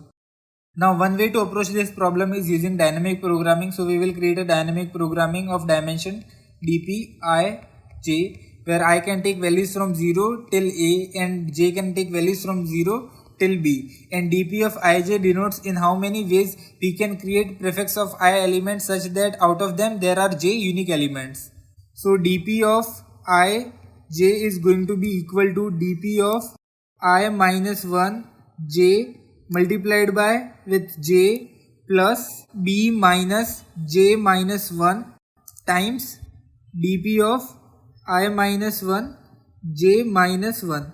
So this term here denotes that we already had j unique element in first I minus 1 elements, and this j is the ith element. So this j is one of those elements that has already appeared in I minus 1 prefix. And this term here denotes that our current element is the unique element. So the ith element is unique element and it has not appeared in its prefix. So dp of I minus 1 j minus 1 is the number of ways in which we can generate prefix of I minus 1 element such that there are j minus 1 unique element. Now this ith element is going to be a unique element, so it has to be one of b minus j minus 1 elements. And after iterating over all the values of I from 0 to a and all the values of j from 0 to b, we can calculate our answer. So this is how we can compute our answer using this algorithm. The time complexity of this solution is going to be O of a cross b, which is very large, and now we have to optimize our solution. Now before solving the entire problem, let's solve a subpart of this problem. So in the subpart of this problem, we are going to calculate our answer, but we are going to fix the number of unique elements. So let it be k. So we have now fixed the number of the unique element in our array. So in this subproblem, we have to solve this problem in such a way that after creation, array A has exactly k unique element. So here out of b elements, we have selected k elements. So now we are going to use these k elements to create our array A. So in array A, there are a indexes from 0, 1, 2 till a minus 1. So all of these indexes are going to have one element out of these k elements. So we have to allocate these a indexes to those k elements. Now let bk1 be the first element selected from 1 to b, and bk2 be the second element selected from 1 to b, and bk3 be the third element selected from 1 to b, and let bkk be the last element selected from 1 to b. So we have selected these k elements from b, and now let's consider that out of those a indexes we gave a1 indexes to bk1 and a2 indexes to bk2 and a3 indexes to bk3 and ak indexes to bkk. Now the total number of ways of doing this allocation are going to be a factorial divided by a1 factorial multiplied by a2 factorial multiplied by a3 factorial till ak factorial. So now we have to iterate over all the combinations of a1, a2 till ak such that their sum a1 plus a2 till ak is exactly equal to a, and all these value a1, a2, a3 till ak are non-zero. So these values must be greater than or equal to 1. It means we have to give at least one index to one element. So now let's calculate if our array A has exactly k unique element, then how much that is going to contribute to our answer. So the total contribution is going to be bck multiplied by a factorial divided by a1 factorial multiplied by a2 factorial till ak factorial, such that all a of I are greater than or equal to 1, and summation of all of these ai is exactly equal to a multiplied by k to the power c. So this is the number of ways of selecting k elements from 1 to b, and this is the number of ways of allocating indexes to those k elements, and this is the contribution of individual array. Now this term here and this term here can be easily computed. Now let's try to understand how we can compute this term here. So now let's try to evaluate this term as a coefficient of some polynomial. So now what we can do is that if we write k polynomials of the form x plus x square divided by 2 factorial plus x cube divided by 3 factorial and so on, and one more polynomial of the form x plus x square divided by 2 factorial plus x cube divided by 3 factorial and so on till the kth polynomial. And here you can see that the number in the power and the number in the denominator, so these factorials in the denominator are exactly same. So now if we multiply all of these k polynomials, then in the end we are going to get a polynomial of the form x and x square and x cube and so on. So all of these terms are going to get some coefficient here. So now let's try to understand what is going to be the coefficient of some generic term x to the power alpha. So now let's consider that from this polynomial we took an element with the power x to the power alpha, and from this polynomial we took a term with x to the power alpha 2, and from here alpha 1, and till from this last polynomial we took an element with x to the power alpha k. So their multiplication is going to be x to the power alpha 1 multiplied by x to the power alpha 2 till x to the power alpha k, and in the denominator we are going to get alpha 1 factorial, alpha 2 factorial till alpha k factorial. So on simplifying we are going to get x to the power alpha 1 plus alpha 2 plus alpha 3 till alpha k, and in the denominator we are going to get alpha 1 factorial multiplied by alpha 2 factorial till alpha k factorial. So the coefficient of a generic term x to the power alpha is going to be the summation of 1 over alpha 1 factorial, alpha 2 factorial till alpha k factorial, such that alpha 1 plus alpha 2 plus alpha 3 till alpha k are equal to alpha.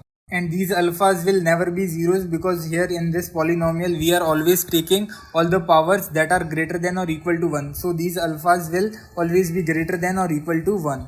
So now if we consider the coefficient of x to the power a, then that coefficient is going to be the summation of 1 over a1 factorial, a2 factorial till ak factorial, such that a1 plus a2 plus a3 till ak are equal to a, and all of these ai are going to be greater than or equal to 1, because all the powers in our polynomial are greater than or equal to 1. If we look at this function, then this is nothing but e to the power x minus 1. Now the total contribution of all the arrays with exactly k unique element is going to be bck a factorial multiplied by e to the power x minus 1 to the power k and k to the power c. So all the polynomials of the form x plus x square divided by 2 factorial plus x cube divided by 3 factorial were nothing but e to the power x minus 1, and those polynomials were multiplied k times. So finally we are going to get e to the power x minus 1 to the power k. So the total contribution is going to be the coefficient of x to the power a in this polynomial. And if we iterate over all the values of k from 0 till b, so we are iterating over how many unique elements we are going to have at the end in our array a. So if we iterate over all the values of k, then this summation here is going to give us our final result, and this a factorial is common. So we have taken this out. So the coefficient of x to the power a in this polynomial is going to be our final result. So each term of this summation is a polynomial, and if we add all these polynomials together, then in the end the coefficient of x to the power a is going to be our final result. So now let's try to calculate the coefficient of x to the power a in this polynomial. So what we can do is that we can substitute e to the power x minus 1 with a y, and this a factorial is a constant, and we can take this out. So the new equation is going to be summation of k goes from 0 till b, bck, y to the power k and k to the power c. Now let's try to write multinomial expansion of 1 plus y to the power b. So it is going to be is equals to the summation of k goes from 0 till b, bck and y to the power k.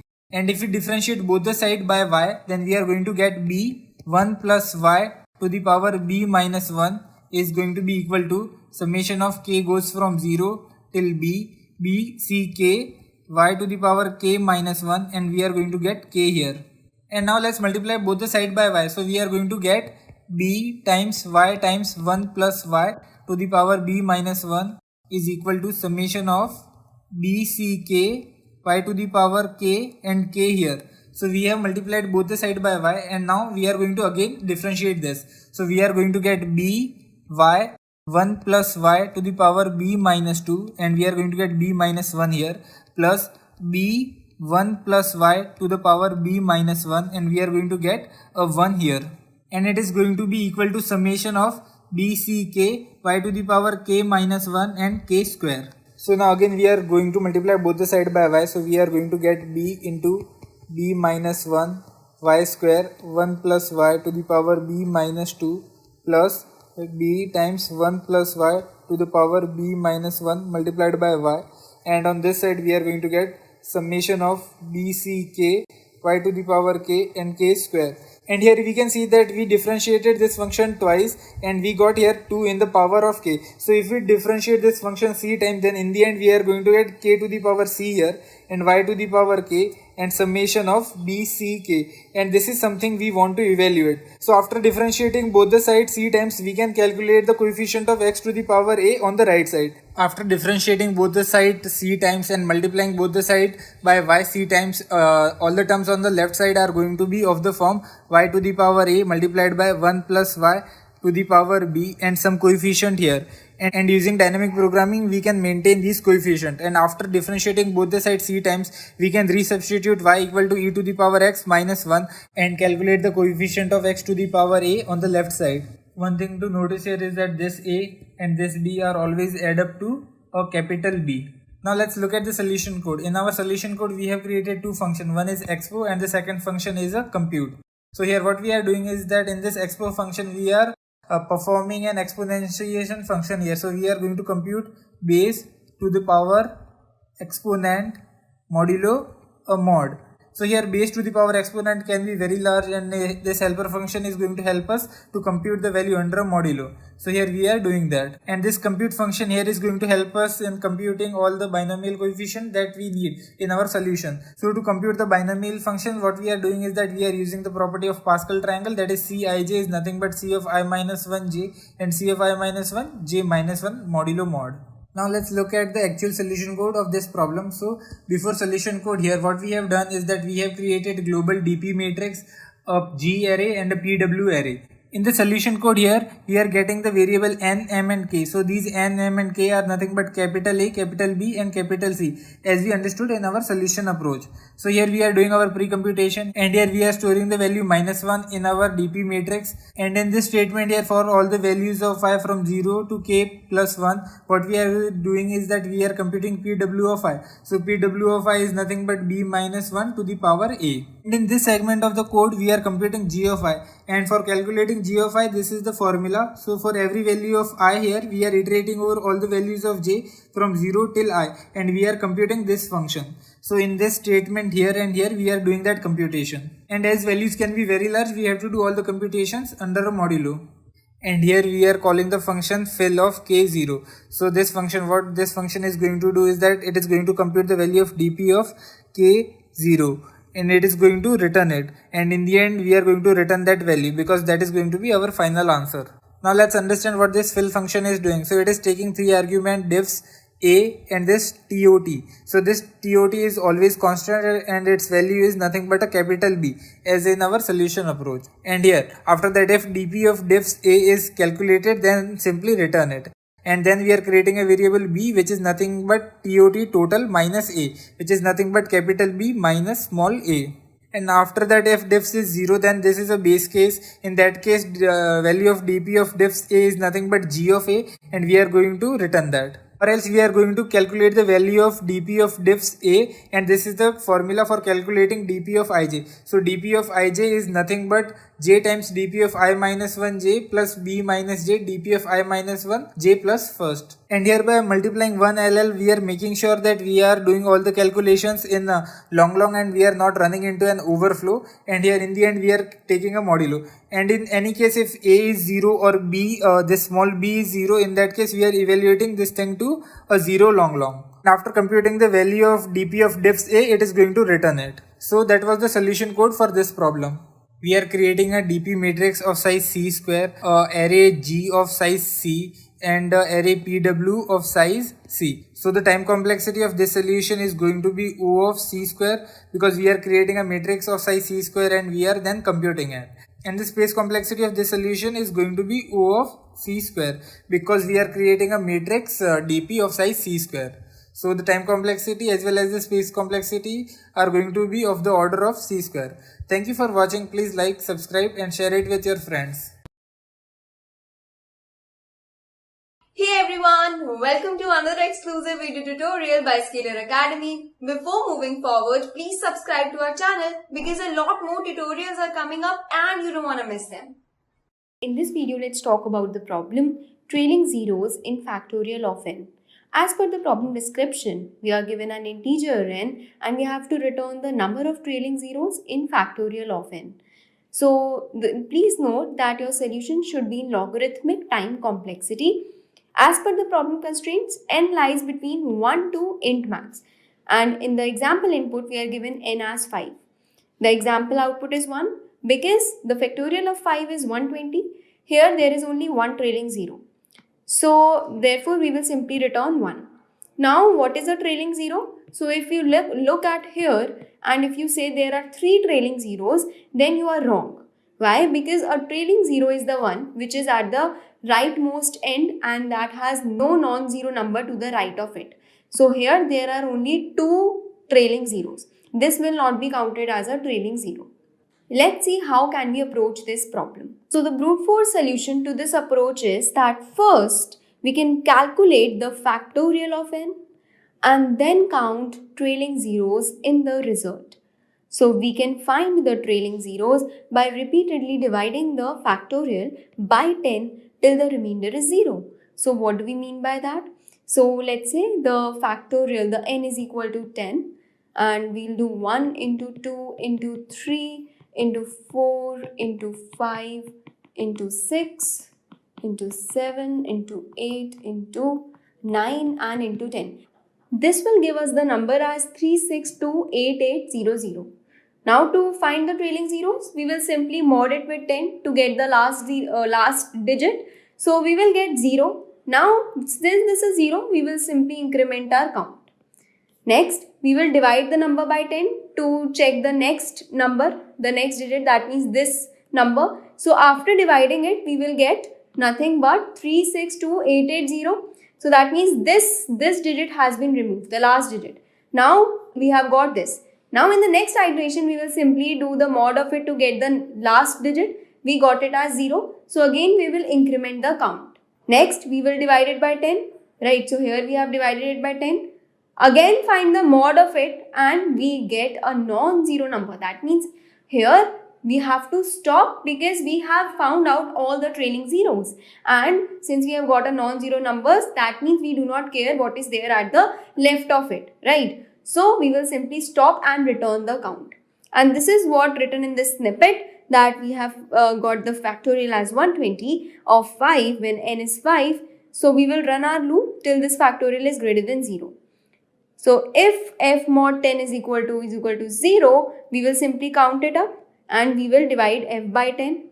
And else if it's not 0, then we will simply break because we do not care what is there on the left and we will simply return the count. But the problem with this approach is that the above method can cause overflow for even slightly bigger numbers, as the factorial of a number is a big number.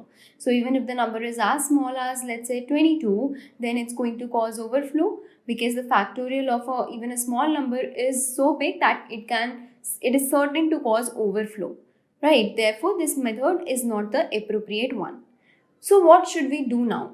Let's see what is a better approach. So how can we find a trailing zero in any number? So when a number is multiplied by 10, we get a trailing zero, right? So let's see 24. If it's multiplied by 10, we get 240. So here we have got a trailing zero just because we have multiplied it by 10. Then we have, let's say, 240, and if we multiply it by 10, we get 2400. We have got another zero which is contributed by this 10. Right, so in 2400, if we do into 10, we will get 24,000. So another zero which is contributed by 10. So here there is an observation to make that a number, if multiplied by 10, it will give us a trailing zero. So for example, if n is equal to 10, then we'll get this as this is the factorial of 10. So 1 into 2 into 3 into 4 into 5 into 6 into 7 into 8 into 9 into 10. The factorial is this, and we can see that there are 2 zeros, the 2 trailing zeros. That means there must be 2 tens, right? There must be number of tens is equal to 2 that are contributing to 2 zeros. So how are we getting that? So one 10 is here and 110 is formed by the combination of 2 and 5. So if we multiply 2 and 5, we'll get 110, right? So this is 110 and we will get 110 from here. So that accounts to 2 zeros. So this tells us that if in a number we look at the number of pairs of 2 into 5, then we'll be able to count the number of trailing zeros.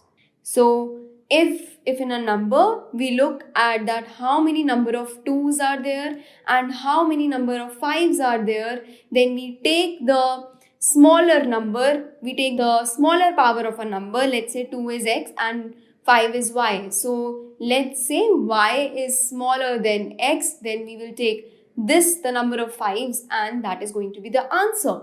Why? Because let's see with the help of this example. So in this case, the power of 2 is 3. That means there are number of 2's as 3. So this is 1 and 2 into 2 gives us 4. So 1, 2, 3.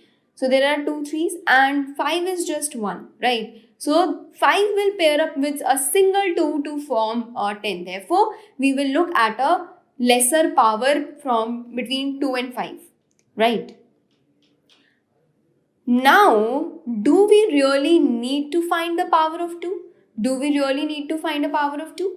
Well, here the observation is to be made that if we carefully look, then every second number is a multiple of 2 and every fifth number is a multiple of 5. So, if we are just able to find the power of 5, then they can pair up with that many number of 2's to produce a trailing 0. So let's look above with the help of example. So in this case, every alternative number, so this is a multiple of 2, then this is a multiple of 2, 6 is a multiple of 2, 8 is a multiple of 2, then 10 is a multiple of 2. So at every second number, we are able to find the multiple of 2, which will give us the number of 2's, right? That will give us the number of 2's. And every fifth number is going to be the multiple of 5 that will contribute to a power of 5, right? That will contribute to the power of 5. So as we can see that the number of multiples of 2 are greater than number of multiples of 5, that means we are going to get more number of 2's as compared to 5. So the number of 2's are going to be greater as compared to the number of 5. So we need not calculate the power of 2. Instead, we can simply calculate the number of 5's or the power of 5. So the problem has now reduced to finding the power of 5. So this is a generalized equation, like if we want to find a power of any number, then we can apply this formula. Here our x is equal to 5. So here we are actually trying to find the power of 5 and let this be any number, the remaining number which when multiplied with the power of 5 gives us factorial n. So how can we find the power of 5 or how can we calculate the number of 5? So for that purpose, we can simply take the floor of n by 5. For example, let's say n is equal to 11. Now n by 5 gives us 2.2. The floor of 2.2 is nothing but 2. That means the factorial of n is going to have 2 zeros. If we see here, then the factorial of 11 is nothing but 3991680. So there are 2 zeros, the 2 trailing zeros. Because in 11, how many multiples of 5 are there? It's 5 and 10. So this has contributed to 1 5 and this has contributed to 1 5. Therefore, the total number of 5's are 2 and therefore the trailing zeros are 2. But we are not through yet. Why? Because what about if n is equal to 28? What will happen in that case? So if n is equal to 28, so in 28 factorial, what are the multiples of 5? So the multiples of 5 are 5 itself, then 10, 15, 20 and 25. 5 will contribute to 1 5, then 10 will contribute to another 5, 15 another 5, 20 will also contribute to 1 5, but here 25 is going to contribute to 2 5's. So by taking floor of n by 5 with the formula n by 5 and taking floor of it, we'll get 1 5, right? So if we do n by 5, that means 28 by 5, this is going to give us 5 only, right? So that means here we are going to get just 5 zeros. But here we can see that there are 6 zeros in total. So for getting the left out 5, that means the 5 which is still to be counted, we'll have to divide it by next power of 5, which is 25. So now we actually have to calculate the power of 25. But now what about 128? So in that case, we'll get 125 as well in the multiples of 128 factorial, the multiples of 5 in 128 factorial. So it's going to be 5, 10, 15, then 20, 25, 30 and so on. Then 125 as well, right? So 125 has 3 number of 5s. So after dividing by 5 and then by 25, we'll still be left with one more 5. So for that, we'll have to divide it with the next power of 5, which is 125 to actually get the third 5. Now the formula has become, so the count of number of 5s in prime factors of n factorial, it's equal to floor of n by 5 plus floor of n by 25 plus the floor of n by 125 and so on till the number is greater than n by power of 5. So the time complexity of this approach is going to be order of log base 5n. What was the question? That we have to find a logarithmic time complexity, and we have actually achieved that. So why? Because we are incrementally dividing n by powers of 5. So first we are dividing n by 5, then n by 25, then n by 125, so on till n by 5 to the power k, which reduces to 1, and n by 5 to the power k is equal to 1. So n is equal to 5 to the power k. After taking log both sides, we will get k as log base 5n. That means log base 5n number of steps we have to take to get the solution, and therefore the time complexity is going to be order of log base 5n. So this was it.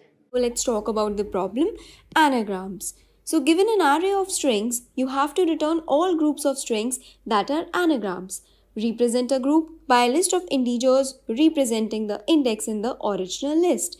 Let's look at this sample case for clarification. So an anagram is a word, a phrase or name formed by rearranging the letters of another. For example, spar and rasp. Both are anagrams because they have same set of characters, the frequency of characters are same, but only the order is different, right? Also note that all inputs will be in the lower case. So for example, the input is cat, dog, god and TCA. So you have to return 1, 4 and 2, 3. So basically we have cat over here, then dog, then god and TCA. So this is 1, 2, 3, 4. Right. So cat and TCA, they are anagrams because they have same set of characters. Even the frequency is same, but the order is different.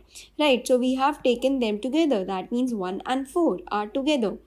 Likewise, dog and god, they both are anagrams because again the characters are same, the frequency is same, but the order is different. So 2 and 3 are anagrams. So we have to basically return the answer like this. Now here in the explanation, it's written that cat and TC are anagrams which correspond to index 1 and 4. Dog and god are another set of anagrams which correspond to index 2 and 3. So the indices are 1 based. The first element has index 1 instead of 0. So let's see how can we approach this problem. So the solution approach is that we can sort the given strings. Now how does this intuition came? So basically from the question itself, it said that anagrams are the words that have different order of the same set of characters. So if we sort both the strings, then if those strings become equal, that means they are anagrams. right? Because the order was different only, but they have same characters. So if we sort them, then the strings which are anagrams will become equal.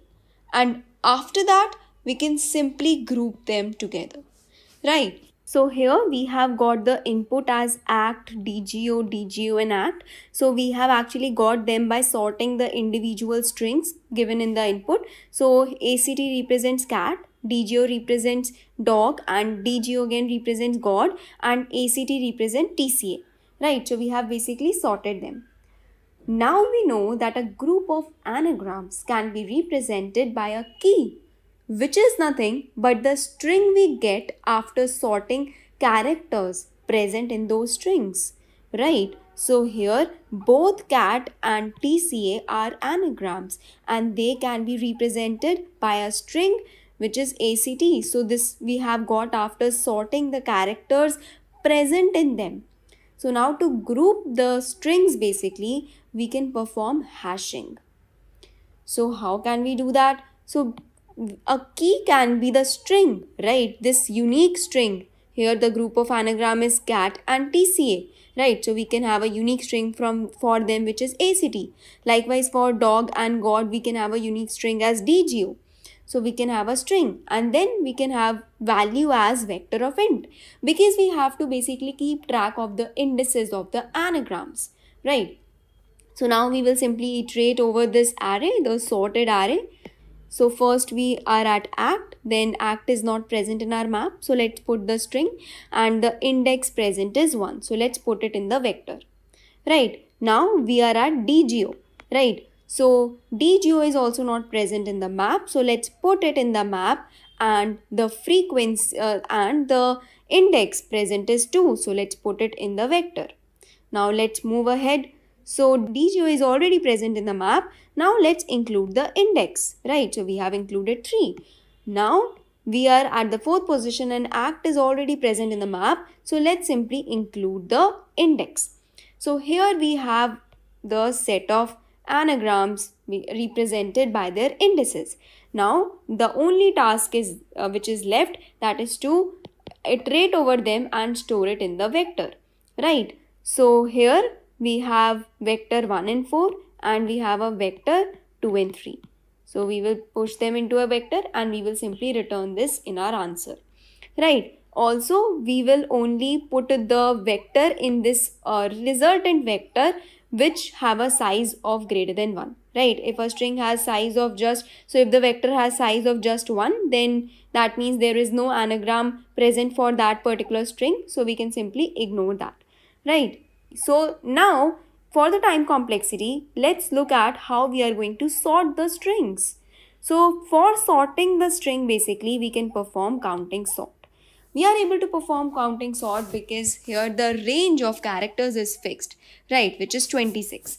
So we have 26 characters and therefore the complexity is going to be order of n into k, where n is the number of strings and k represents the length of the longest string. So the time complexity turns out to be order of n into k. Now, if we don't want to sort the strings up, then we have another approach as well.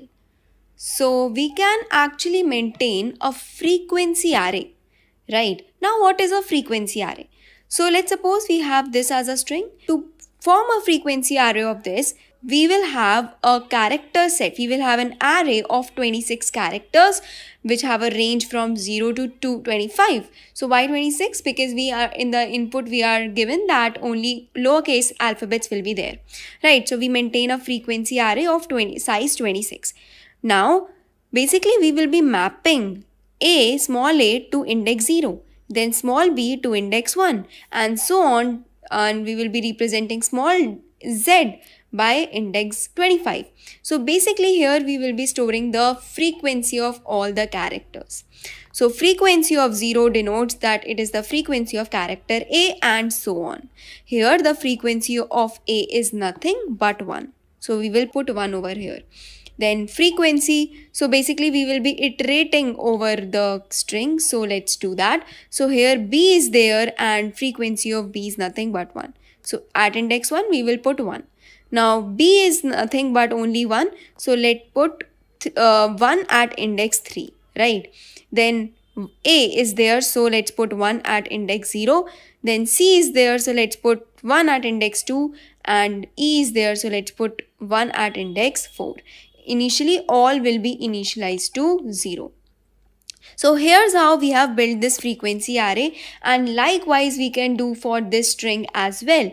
And if the frequency array of both these strings come out to be equal, that means they are anagrams of each other. And likewise we can check this for all the strings given in the array. So for this purpose, we can basically have a map where the key can be, instead of string, it can be the vector of int. So here it represents the frequency array. The strings having the same frequency array will be pushed to the corresponding vector. So let's see how we will maintain this. So here we have cat, right? Frequency array for cat will look something like this. So here in this will be the key, right? Since was not present, so first we will be pushing it, right? And then we will be placing this one over here. Then we will be moving on to dog, and frequency array of this will look something like this, and we will simply put 2 over here, right? Then we will move on to god, right? The frequency array of god will look something like this, so we will put 3 over here. And for TCA, the frequency array will look something like this, so we will put 4 over here. So that's how we can do it, and then the last thing left will be to simply iterate this like we did previously and return the answer. The time complexity for this approach is going to be, so for creating frequency array for a string, it's going to be order of k, where k is the length of the string, and the total time complexity will be order of n into k, where n is the number of the strings, so it's going to be order of n into k. So this was it. Thank you so much. Hello everyone. So I'm Naman Bhala. So today I will be solving two problems from binary search, and let us say one other problem, that whatever comes in my mind. Okay. So let us solve the problem of, let us say that we will solve the matrix median and we will implement the power function. Let us start with the matrix median.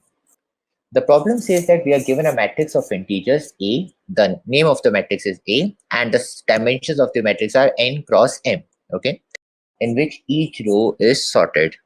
Okay, so basically each row is sorted, and we have to find and return the overall median of the matrix. No extra memory is allowed, and rows are numbered from top to bottom, and columns are numbered from left to right. Okay, so basically we have to take order of one space to find the median of the matrix.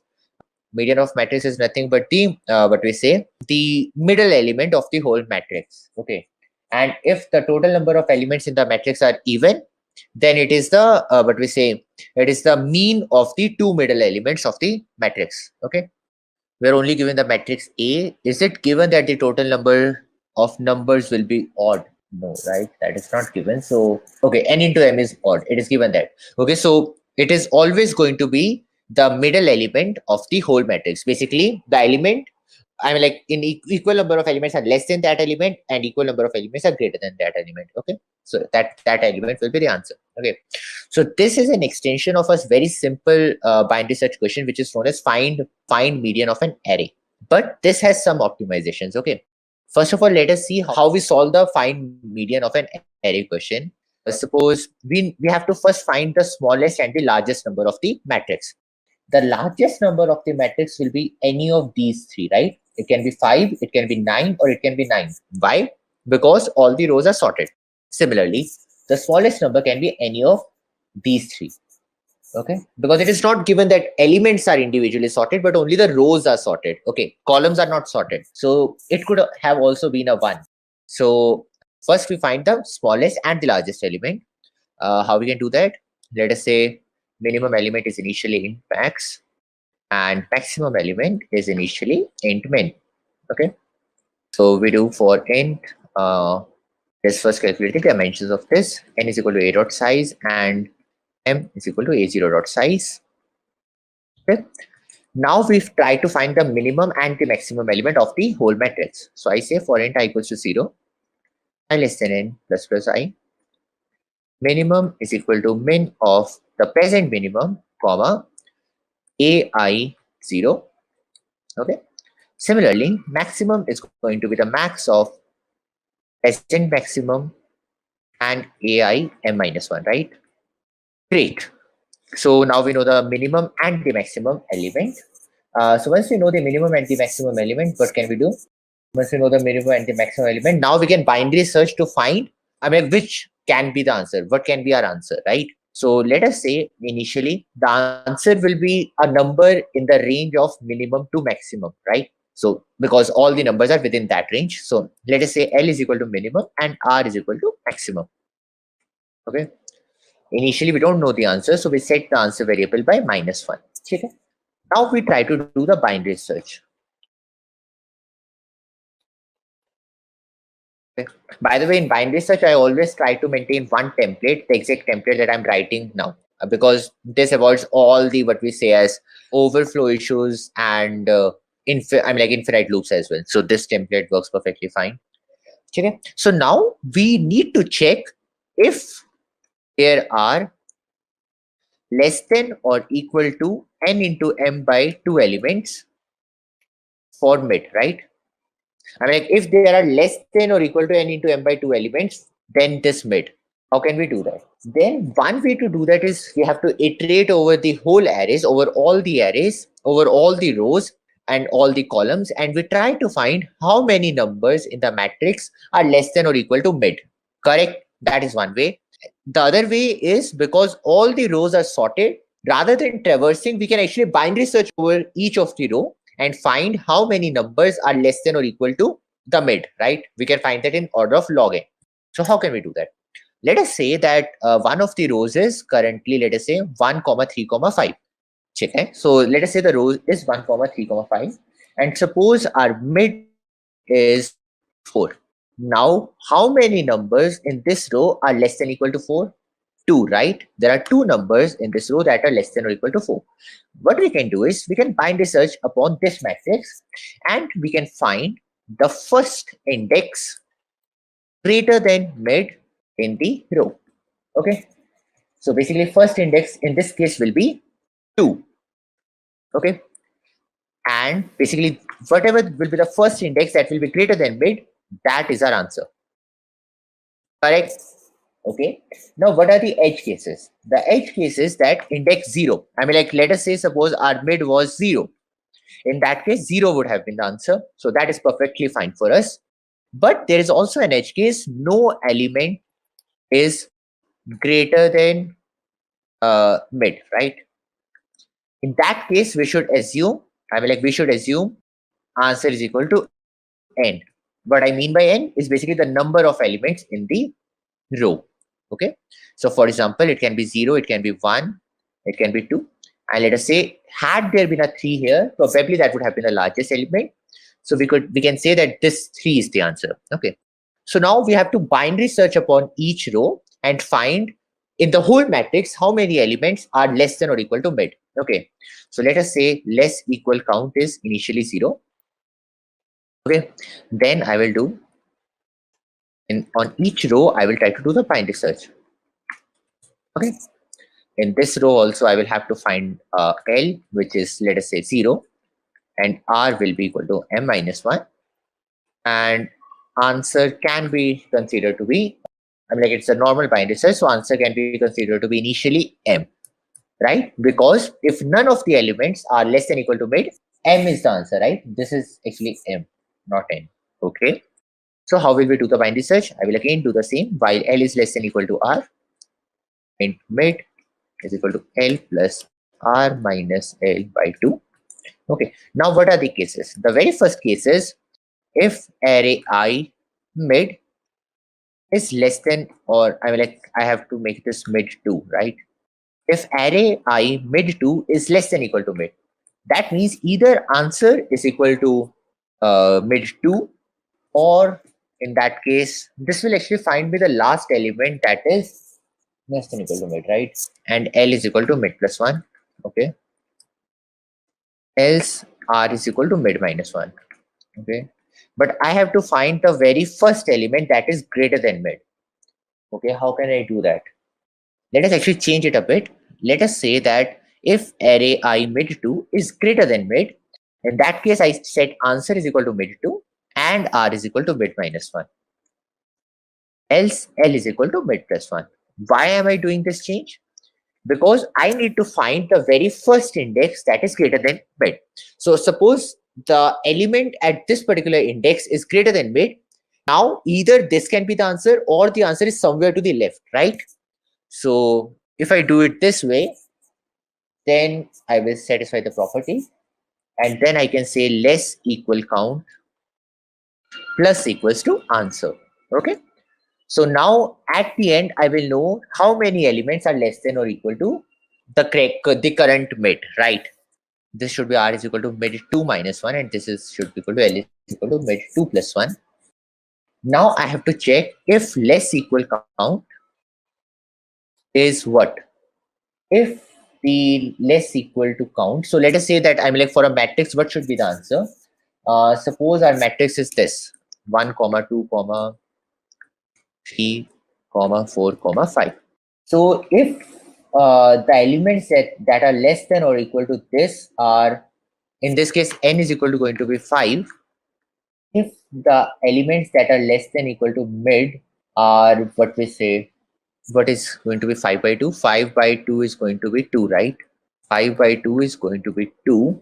So I have to find the first index for which this is equal to 3, right?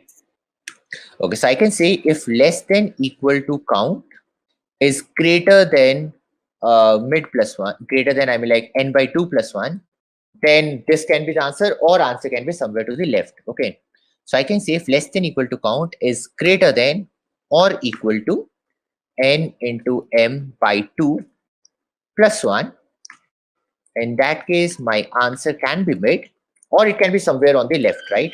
R is equal to mid minus 1, else L is equal to mid plus 1. Now my answer will be the real answer and I can finally return answer, right? Because I'm setting this here. Will it work? Yes, it is the correct answer. Yeah, here I have done one bad coding practice. I'm using the same variable names here as well, right? But why this is going to work? Because I mean like the upper L and R are not really going to be affected, right? Ideally, this should have been a different function in itself, okay?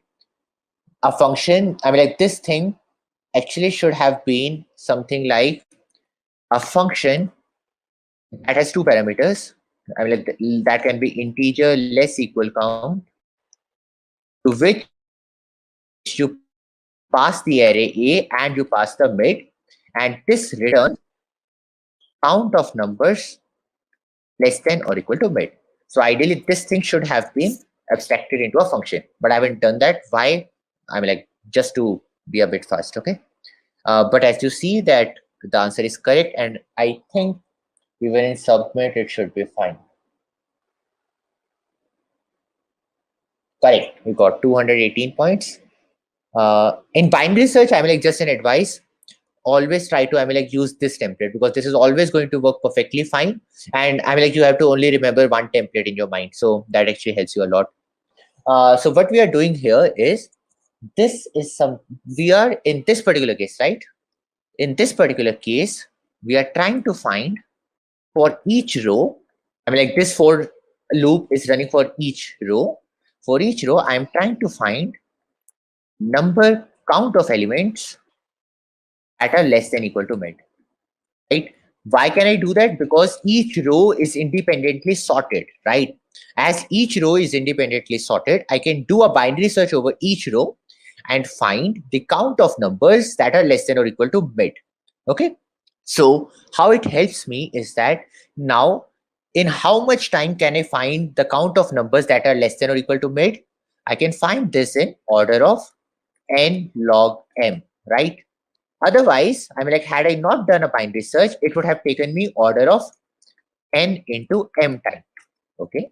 Now, what is the overall time complexity of this algorithm? This loop, this while of L is less than equal to R loop runs for order of log of maximum minus minimum, right? Basically, that is a range of numbers. So the overall time complexity is going to be order of n log m into log of maximum minus minimum. Got it? I'm finding the count because I need to find which is the number that is the median of this matrix, right? Now, which is the number that is going to be a median? The median is that number, I mean, like the count of numbers less than equal to that is equal to the count of numbers greater than equal to that. Okay. Now, how can we find the number is equal to count of numbers that is greater than equal to that? We can do a binary search, right? Because I mean, like, why can we do a binary search? So definitely we know that, I mean, like, let us say this matrix. Okay. Suppose X numbers are less than or equal to 6. Then we are definitely sure that more than that, greater than X number are going to be less than equal to 9, right?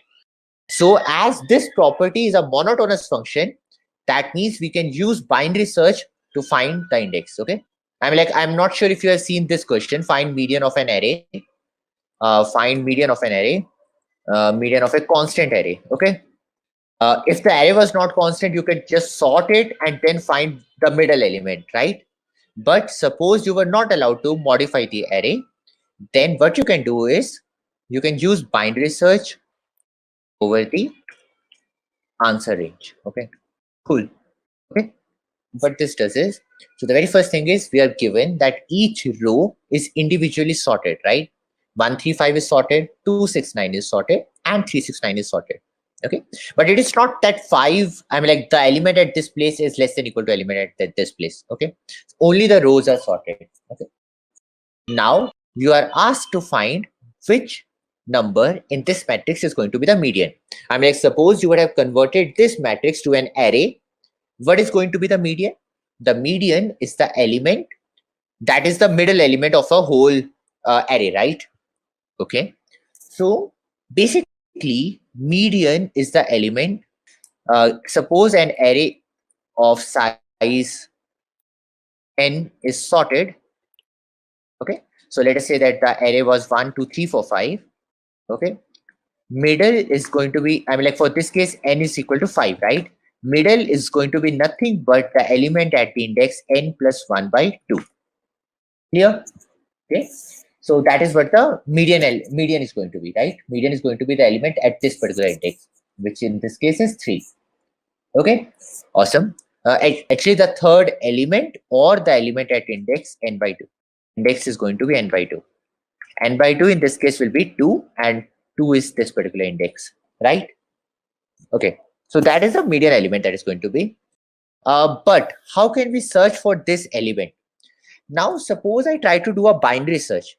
The question then changes to finding the n plus 1 by 2th smallest element of the array, right? I mean, like, I'm not sure if you have seen this question as well.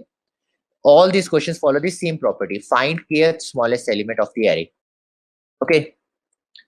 This question is a very, I mean, a popular question of binary search. Okay. A median problem is nothing but find kth smallest, where k is nothing but n plus 1 by 2. Right? This is what the problem reduces to. Now, what code I'm doing here, this code is nothing but the code to find the kth smallest element of the array. Okay, so that is why I try to, I mean, like, if I do go here, I try to find if, I mean, like, if this is greater than equal to k, then I do. I mean, like, this is the exact observation that you do. I mean, like, let us actually discuss the kth smallest problem as well. Kth smallest element has a lot of ways in which you can solve this. The very first way in which you can solve this is sort the array and return a k minus 1, right? This has order of 1 space, but order of n log n time. Okay. Okay. The second way is use a priority queue. Use a heap or priority queue. Okay. This has order of k space and time complexity of order of n log k. Correct? The third way in which we can do that is binary search. Binary search allows you to do this in order of 1 space and time complexity of order of n log of range. Okay, so in the questions when you are not allowed to use an extra array, in the questions when you are not allowed to use an extra array or extra space, in this case the binary search works. Okay, Also, in some cases, you might not be allowed to modify the array. In that case, you can't use sort, right? Unless you create a copy of the array, which you don't in most of the languages, right? So I'm like, this will have order of n space only if you are not allowed to modify the array, because in that case, you will have to create a copy of the array, right? Cool. So actually, if you have not seen this question before, try to solve this particular question as well, kth smallest element, in all the three ways, okay? Using the array, using a heap, and actually, I'm like, if you want to solve it in even a better way, there is also quick select. Quick select allows you to find this in order of n, probabilistically. This intuition is just like intuition of Quicksort. So there are multiple ways to solve this simple problem, okay? So if you actually encounter this problem in an interview and you tell all these ways, person will be impressed, okay? Cool. Do try to solve this question. After this question, also try to solve this question. Find median of an array. When you will solve this particular question, you can solve this in binary search on answer way, okay? Then the question that we solved today, find median of a matrix, is nothing but an extension of the web question, extension of median of an array. Okay, cool. I think let me actually explain how this quick select works, but let me just give you a brief idea of this. In Quicksort, what you do, in Quicksort, you partition and solve two subproblems, right? And that is why the time complexity that you get is a tree, and then you get a time complexity of order of n log n, correct? But in quick select, you partition, that is the very first step. Okay. Now, what are the possible scenarios after you partition? Okay. The scenario one is that partition is at an index, like pivot is at index greater than k. In that case, solve problem only of left side. Like the problem is then find kth smallest on left side. Find kth smallest on left side. Okay. And the other scenario is pivot is at index greater than k, right? At index less than k. In that case, the problem is find basically which smallest. Suppose pivot is at index less than k. Let us say that in this index is u. So the problem is just find k minus uth smallest on right side. Okay. So now the time complexity t of n is going to be nothing but t of like order of n plus t of n by 2. Right. Now this time complexity, if you try to solve this particular recursion relation, is order of n. Okay. Yes, but in this case, we will have to modify the array. So this will only works only if we are allowed to modify array. Okay. So basically, if we are allowed to modify the array, the best solution probabilistically is quick select. But I mean, like in worst case, this can be order of n square. So that is a takeaway that you have to do. So one question, it can be solved in multiple ways, right? Even if we are not allowed to, I mean, like even if we were not given a sorted array, we can use binary search to find the median, but then the time complexity that will be needed will be order of n into m into log of range. Okay. So basically, I mean, like let me give you an idea of that. Okay. How you can get an idea of that is, let us say that you were given an array like this: 7, 3, 9, 4, 2. Okay. Okay. Now what you try to do is you have to find the median element, right? So first of all, in the very first step you do, suppose you calculate a mid element. Okay. Suppose initially the L will be 2 and R will be equal to 9. Okay. So you try to see, in the case 1, you try to see, can suppose what is mid. Mid comes out to be suppose 5.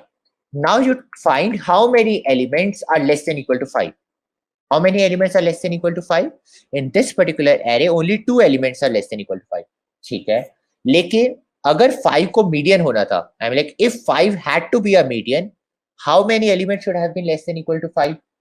3, right? I mean, like if 5 was to be a median, so I mean, like if we would have sorted this array, this would have become 2, 4, 2, 3, 4, 7, 9, right? Acha. So if mid is 5, how many elements are less than equal to 5? 3. Okay. Acha. अगर 5 को median होना था तो how many elements should have been less than equal to 5? 3, right? Because the element that is the median, I mean, like in this case 4 is the median, there are less than or equal to 3 elements. I mean, like there are 3 elements that are less than equal to 4. Acha. So 5 can be the answer. So सबसे पहले mid is equal to 5. Then we do an order of n iteration over this array and we see how many elements are less than equal to this. ठीक है? Acha. Now when we see that okay, the answer is 3. Acha. So if 5 would have to be the median, then how many elements would have to be less than equal to 5? 3, right? Acha. So yani 5 can be the answer. This means 5 can be the answer. But something less than that can also be the answer, right? Can also be the answer. I mean, like suppose हमारा mid would have been 7. हमारा अगर mid 7 होता तो how many elements would have been less than equal to 7? 4, right? तो शायद ये answer होता, but something smaller than that would have also been the answer. ठीक है? In the next iteration, suppose our mid comes as 3. Then we again do an order of n loop and we see that only 2 elements are less than equal to mid. So can 3 be the answer? No, 3 cannot be the answer because अगर वो median होता तो there should have been less than equal to 3 elements that are. ठीक है? अच्छा. So now the range reduces to 4 to 5. I mean, like या तो 4 होगा या तो 4 होगा आंसर या 5 होगा. ठीक है? In this case, mid will be 4. ठीक है? Now we again do an order of n loop. How many elements are less than equal to 4? 3. So that means now my range changes to 4 to 3. This is an invalid range. So my answer is 4. Okay? So this is how we solve it. So how many different mids we will have? We will have total of order of log of range mids. And to verify if a particular mid can be the answer, we need order of n time. So that is why the total time complexity is order of n log range 2. Okay? Cool. Let us solve one more question then. Cool. We will solve one backtracking question and then we will call the end of the day. Okay, so let us take this question. Palindrome partitioning is the next question. Interesting. So the question says that we are given a string S. We have to partition S such that every string of the partition is a palindrome. Okay. And we have to return all possible palindrome partitioning of S. Okay. Okay, like this is one palindrome partitioning. This is another palindrome partitioning. Okay. Then we have to order the results in such a way that smaller entries should come first. Okay. And I mean, like first smaller entries should come first. And yeah, so that is the only thing. I'm like the partitions should be sorted by the length. Okay. So AAB should come before AA comma B. Why? Because length of AA is greater than the length of A. So that is actually a very easy thing to do. Okay. How can we solve this question? Okay. So in any, what we say, backtracking question, you have to first think that about what thing will I make a decision for, right? In this case, what can I make a decision about? In this case, I can make a decision about, hey, can I partition after this particular index? Can I break the string after this particular index? That is a decision that I can make, right? Okay. But when can I partition after this particular index? When can I partition after this particular index? I can partition after this particular index only if the current string is a palindrome, right? Because I can partition only if the current string is a palindrome, right? Okay. So I mean, like, how can I check if the current string is a palindrome? One way to check that is, hey, I maintain what is the start index, where is the partition starting from, up to the end index, and then I do an order of n loop to see if that particular string that we made is a palindrome, right? Let me actually implement it in that way, and then I will try to even give an optimized version of that. Okay. Acha. So let us, I mean, like, how I solve the backtracking questions. I first try to write the recursive function, and then you will see that how we solve it. Okay. Recurse. What is the thing that I'm making? First of all, what is the thing that I need? Firstly, I need the string itself, right? Firstly, I need the string itself. So I will need the string A. Okay. And what is the next thing that I need? I told you that I need to know where is the current partition starting from, right? So I need to know what was the start index of the current partition. Okay. Okay. What do I also need to know? I also need to know the current index, because after that only can I make a decision that, hey, should I partition after this or not? Okay, because that is the thing I'm making the decision about. Okay, so I need the current index. Do I need anything else? I also need to store what was the current, what are all the other partitions that I've already made before the start index, right? I mean, like I already, suppose I have to make a partition at B, I already need to know that AA partition has already been made. Or I mean, like in this case, when I'm going to make the partition of B, I need to have an array where I have already stored that I have made these two partitions, right? So I can also have a, I mean, like vector of string current partitions, current parts. Okay. Awesome. Acha, what is the base case? The base case is when the current index is equal to the end index, right? So I mean, like if current index is equal to what I say a dot size, in that case probably that is the base case. I'm like, how will I solve this base case? I don't really know right now, but let us say that this is the base case. But first of all, let us try to recurse. I mean, like, what will we do for other cases? Other cases, we have two choices. The very first choice is not partition here, and the second choice is partition here. Okay. Acha. First of all, if I do a partition after this particular index, and that is a valid partition, should I first partition or should I first take the case of not doing a partition? I should first take the case of doing a partition. Why? Because that will give me a smaller value of the current string, right? Okay.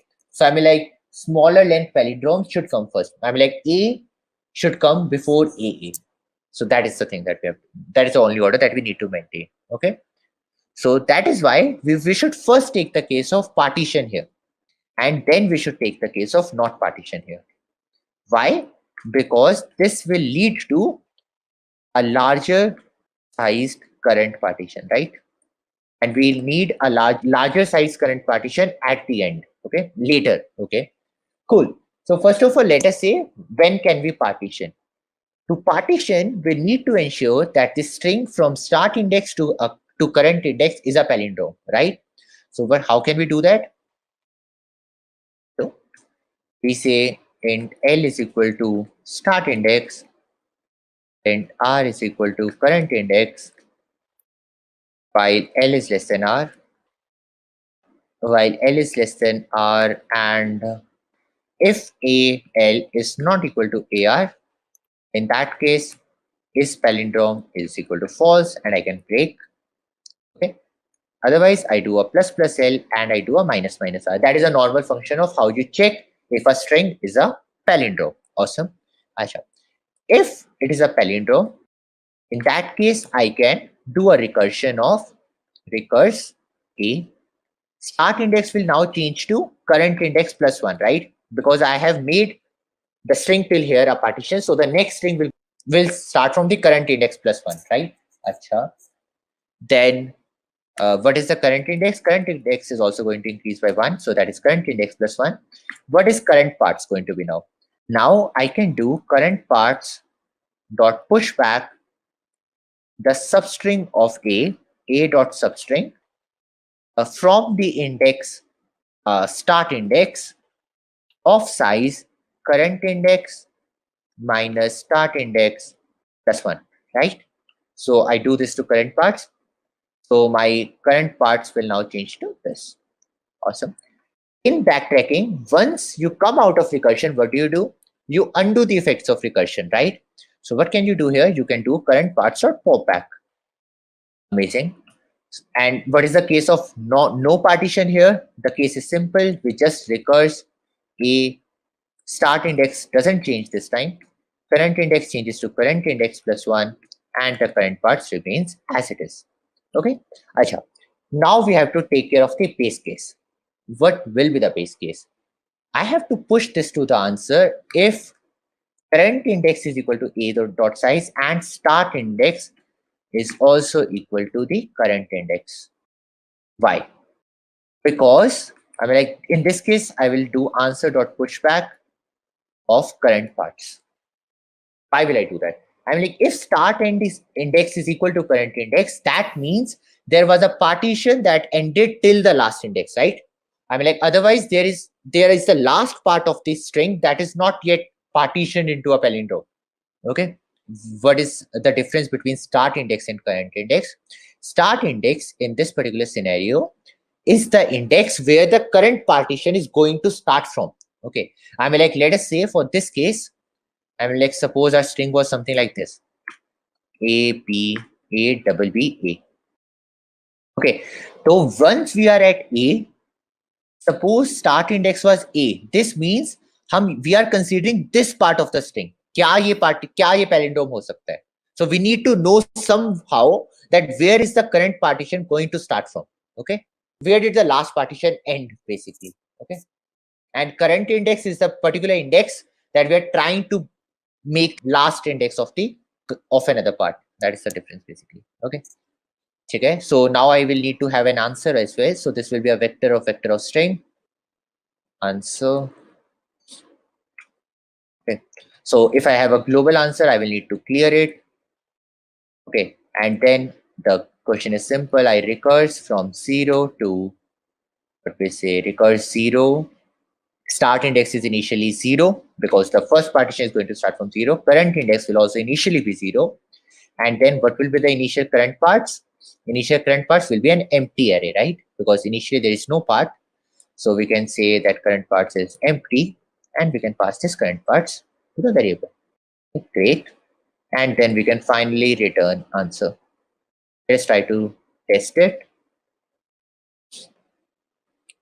I hope I have not done any issues. A comma 0 comma 0. So this should be an A. That is all. Correct. So this is working perfectly fine. And let us try to submit. Great. So yes, we are done with another question. So there is a doubt, sir. I always confuse backtracking step. Can you please explain why we pop that string if we finally need to print it? Awesome. Yeah, let me tell you. Okay. Acha. So now take this case. Okay. When will we come back to this line? We will come back to this line only, only after we have completed the recursion and we are trying to, we are back from the recursive stack, right? So that means we have already printed the answer. What backtracking helps us with is, otherwise, what were the different choices? Otherwise, first of all, you would not have passed a reference of the vector, but you would have passed a copy of the vector. Okay. Then in this case, what you would have done, you would have included this substring in the in the copy and then pass this, right? This would have been the first case. So this is the normal recursion, right? Hey, the very first part is I partition after this particular index. In this case, I include the current substring to my current parts, and the other cases when I don't include them. So this is the normal case. But what is the issue with this? The issue with this is that, hey, you need to create a copy of the answer variable every time, right? You need to create a copy of this current parts every time, which adds an additional order of n complexity. Creating a copy is not order of 1, it's order of n. So if you have to do it order of 1, what you can do is basically put something to the answer. Give something, but once that particular recursive call is done and you're back, take away something from that. Take away that thing that you gave back from it. Okay. How you can do that? So basically backtracking, the general approach is, in swapping question as well. So suppose in backtracking, you do swap A comma B, then you do recursion. After that, you again do swap A comma B. Okay. So the steps is something like, this is do some work, go ahead. Okay. And once you are back to your life, undo that work that you had done. So taking an example with your general life, suppose you make a very bad decision in your life, then what do? First of all, you don't know if the decision that you have made is a bad decision, right? So you make that decision. So do some work is a bad decision that you made. And now you proceed with your life. At the end stage of the life, you encounter that, oh, I had done bad work. Or even if you had done good work, but suppose someone gives you an opportunity to live the life again. So what will you do? Because you have already seen a part of the life, and when you come back to the same situation, now you will take a different road, that hey, I could have also made this particular decision, right? But before you take that different road, you have to undo whatever change you had done at the previous stage of your life, right? So what can you do? I mean, like, you just first undo the work that you had done here and then take another decision in your life. Got it? So I mean, like, in Sudoku question, that thing is more clear. In Sudoku question is, first decision is, let us put 1 at current index. Okay? Acha. Then you proceed solving the remaining Sudoku. Okay. Acha. So once, suppose you are done, I'm like, suppose you have solved this Sudoku, then you will never come back to the same state of life, right? But if you later encounter that, hey, because of the decision that I had made here, I cannot solve this Sudoku now. I mean, like, I was not able to solve this Sudoku. So what will you do? The very first thing that you will do is undo whatever changes you made here, right? So undo the decision and then decide to take 2 at current index and so on. Okay? Cool. Okay, guys. So that was all from my side. Bye-bye. Hey guys, so the first question that we are going to discuss today is the question longest valid parenthesis. And this question was previously asked in Google.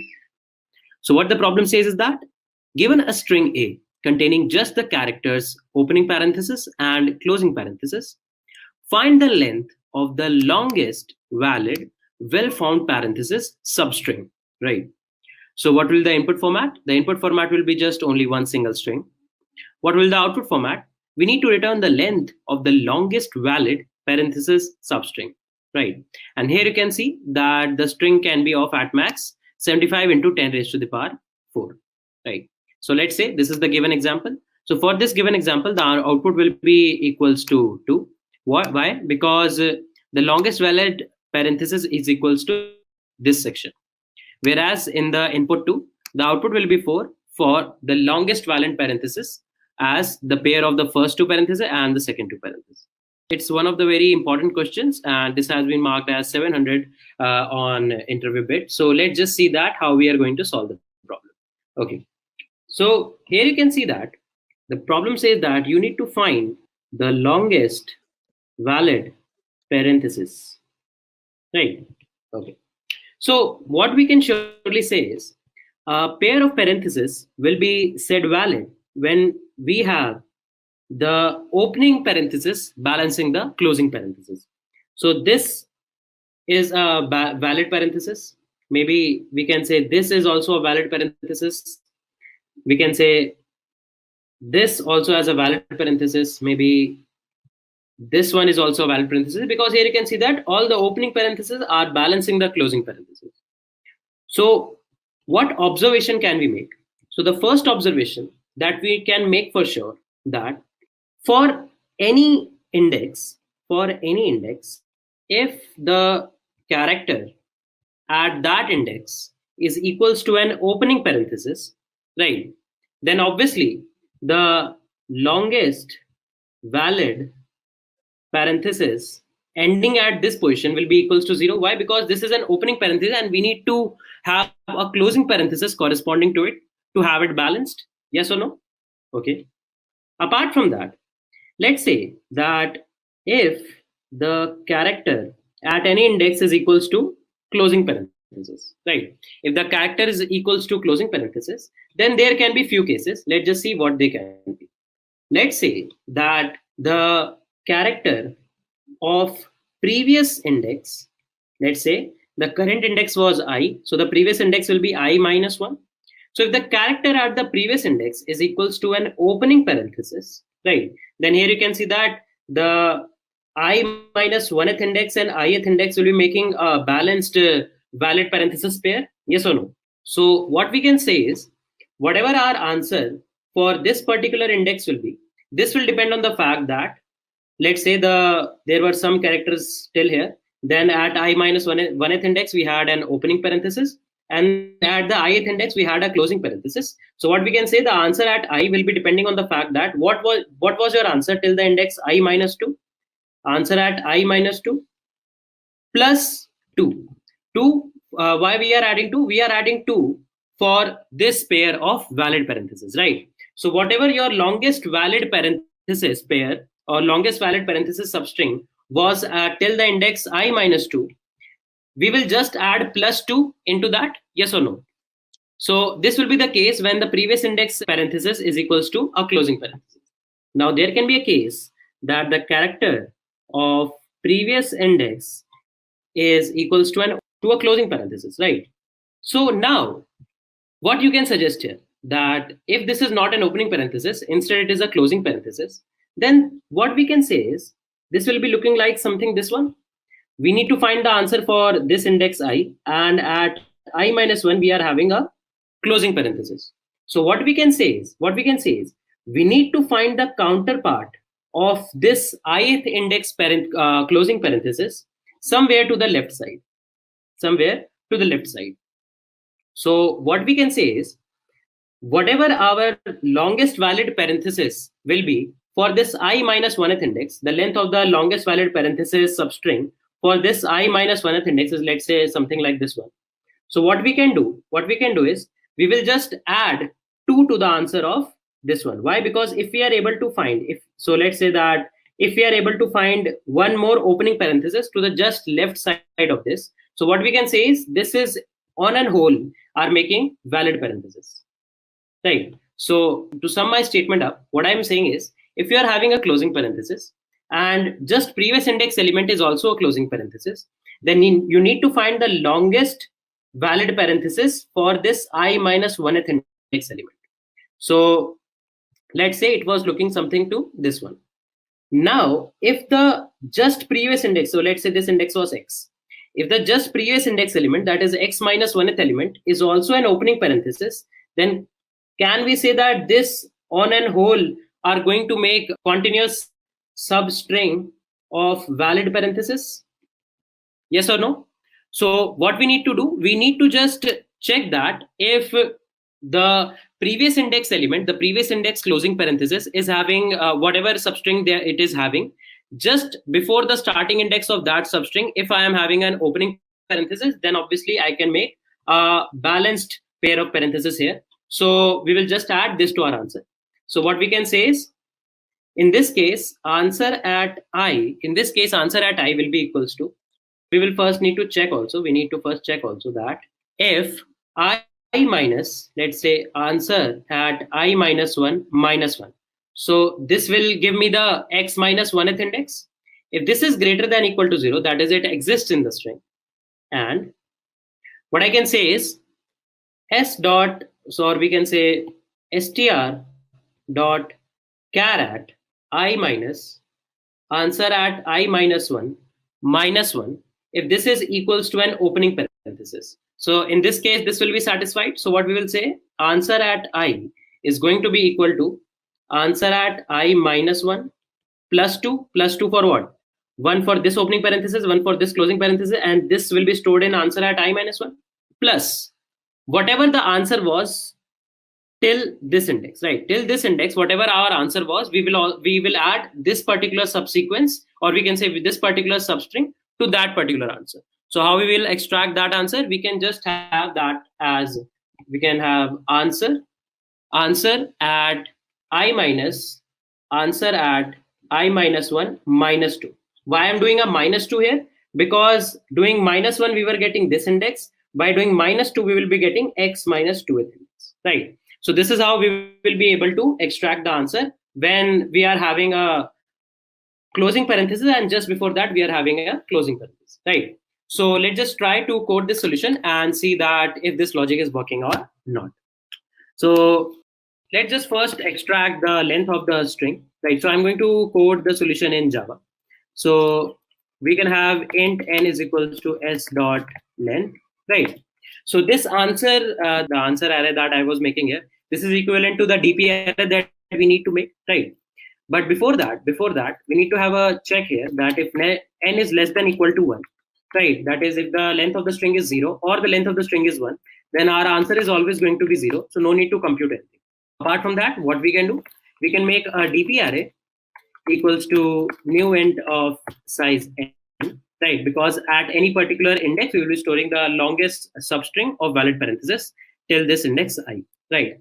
Now what we can say is, if let's say char ch is equals to s dot char at 0, we'll check that what is the first index element. So if ch is double equals to a closing parenthesis, so let's say if the first character that we were having was equals to a closing parenthesis, so irrespective of this fact, we can say dp of 0 is equals to obviously 0, because for the first character there can never be a valid parenthesis string.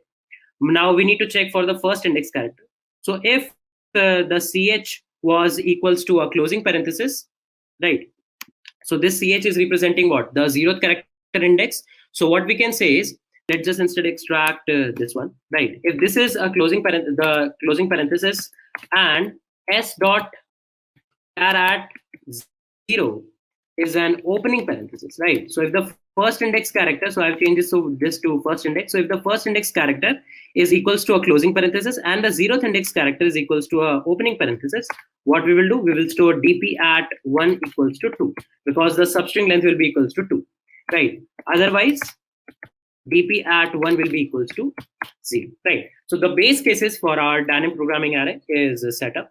So now what we will do, we'll check that for int I equals to 2, I less than n, I plus plus, right? So we are going to iterate over all the possible characters, right? Now we'll extract the character as ch is equals to s dot char at I, right? Now if ch is double equals to, and so what cases we were having here? So here you can see, if we are having an opening parenthesis at any point of time, if we are having an opening parenthesis, so our answer will be equals to 0. So what we can say, dp at I equals to 0. Else, if we are having a closing parenthesis, we will check that, okay? If s dot char at I minus 1, if this was double equals to an opening parenthesis, right? So this is the case where we are having the previous index element as the opening element. So what we will do, we will do dp at I is equals to dp at I minus 2. We will be having dp at I minus 2 plus 2, right? So 2 for the sake of the new valid parenthesis pair. Else, we will check that if for the current index, that is I minus dp at I minus 1, if this is greater than equal to 0, right? That is, this index exists, and s dot char at I minus dp at I minus 1 minus 1, if this is double equals to, so let me just this is double equals to an opening parenthesis, right? So let me just bind this in one pair of parentheses, right? If this condition holds true, so what we are going to do, we are going to do it like dp at I is equals to dp at I minus 1 plus 2 plus, now we need to add the previous answer, right? That was present before this particular index. So we need to first check that if this the previous index exists or not. So if I minus dp at I minus 1 minus 2, if this is greater than equal to 0, so what we will do, we will add the answer of dp at, I'll just copy this one here, otherwise I'll just add a 0 in place of it, right? So we will just bind it here again, right? So at last, so whatever the maximum value in our whole dp array will be, we will just return that. So we will just do return arrays dot stream dp dot max dot get as int. So you can use this inbuilt function of arrays dot stream dot max to get the maximum element from the whole dp array or for any corresponding given array, in particularly in Java. So let's just test it. And here you can see the sample test case has been passed. So we'll just submit our solution. And here you can see that we have scored full marks in this solution, right? So I hope the logic for this problem is clear to everyone, right? Okay. So the next problem that we are going to discuss, right? Yeah, so this is the next problem that we are going to discuss today. So what the problem says is that given an array of integers a of length n, find the longest length subsequence which is first increasing and decreasing. So you will be given an array as the input format, right? And you need to return an integer representing the answer, right? and the length of the array can be as big as 10 raised to the power 7. So here you can see that this is 1 to 1. So answer will be equal to the whole array, that is 1 to 1. For this array 1, 11, 2, 10, 4, 5, 2, 1, the longest subsequence, first increasing and then decreasing, will be 1 to 10, 4 to 1. That is equals to the length 6. So generally, a subsequence which is firstly increasing, then decreasing is also called as a biatonic subsequence. Right. So let's just see how we can solve the problem. So I guess you all might have already learned about the problem. You might have already learned about the problem of longest increasing subsequence. Right. So let's just get our test case here. So 1, 11, 2, 10, 4, 5, 2, 1. Right. In this array, we need to find the longest subsequence, first increasing, then decreasing. Right. Now, what we can visualize here is, we can find the increasing part using this LIS algorithm that we have already discussed in the previous lectures. But for this decreasing sequence, how we will be able to find this decreasing subsequence? Can we say that if we visualize the LIS from reverse direction, then this will lead us to a longest decreasing array from the previous side, right? So let's just see what I'm trying to say. So firstly, I'll make the increasing subsequence array. So for 1, the longest increasing subsequence will be 1. For 11, it will be 1, 11, that is 2. For 2, it will be 1, 2, that is 2. For 10, it will be again 1, 10 or 2, 10, that is equals to 2. Then for 4 also, so for 4, we will be having 1, 2, 4, that is 3. For 5, we'll be having 1, 2, 4, 5, that is 4. For 2 again, we will be having 1, 2, that is 2. And for 1 again, that will be equals to 1. So this is the increasing subsequence. Now what we need to do, we need to find the increasing subsequence from the reverse direction. So if you will visualize from the reverse direction, so here you can see that this is equals to 1, right? So 1 will be equals to 1 only for the longest subsequence.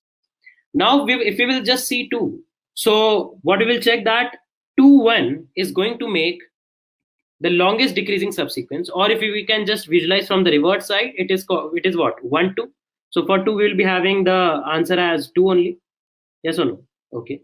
Now for 5 again, we will do the same thing that we were doing for longest increasing subsequence, that we are at 5. We will go to the next index of 5, that is 2. Is 5 greater than 2? Yes, it is. So whatever the longest increasing subsequence, longest decreasing subsequence we were having, which was ending at 2, we can just append a 5 in front of it to make it of length 3. So we'll add a 3 here. Now we'll go to 1. So longest decreasing subsequence ending at 1 is equals to of length 1. If we will append 5 in front of it, it will be of length 2. So it is not better than 3. So we'll do nothing. So for 4 also, it will be appended to 1, 2, 5, 4. That will be equal of length 4. For 10, it will be of length 5. For 2 again, it will be of length 2.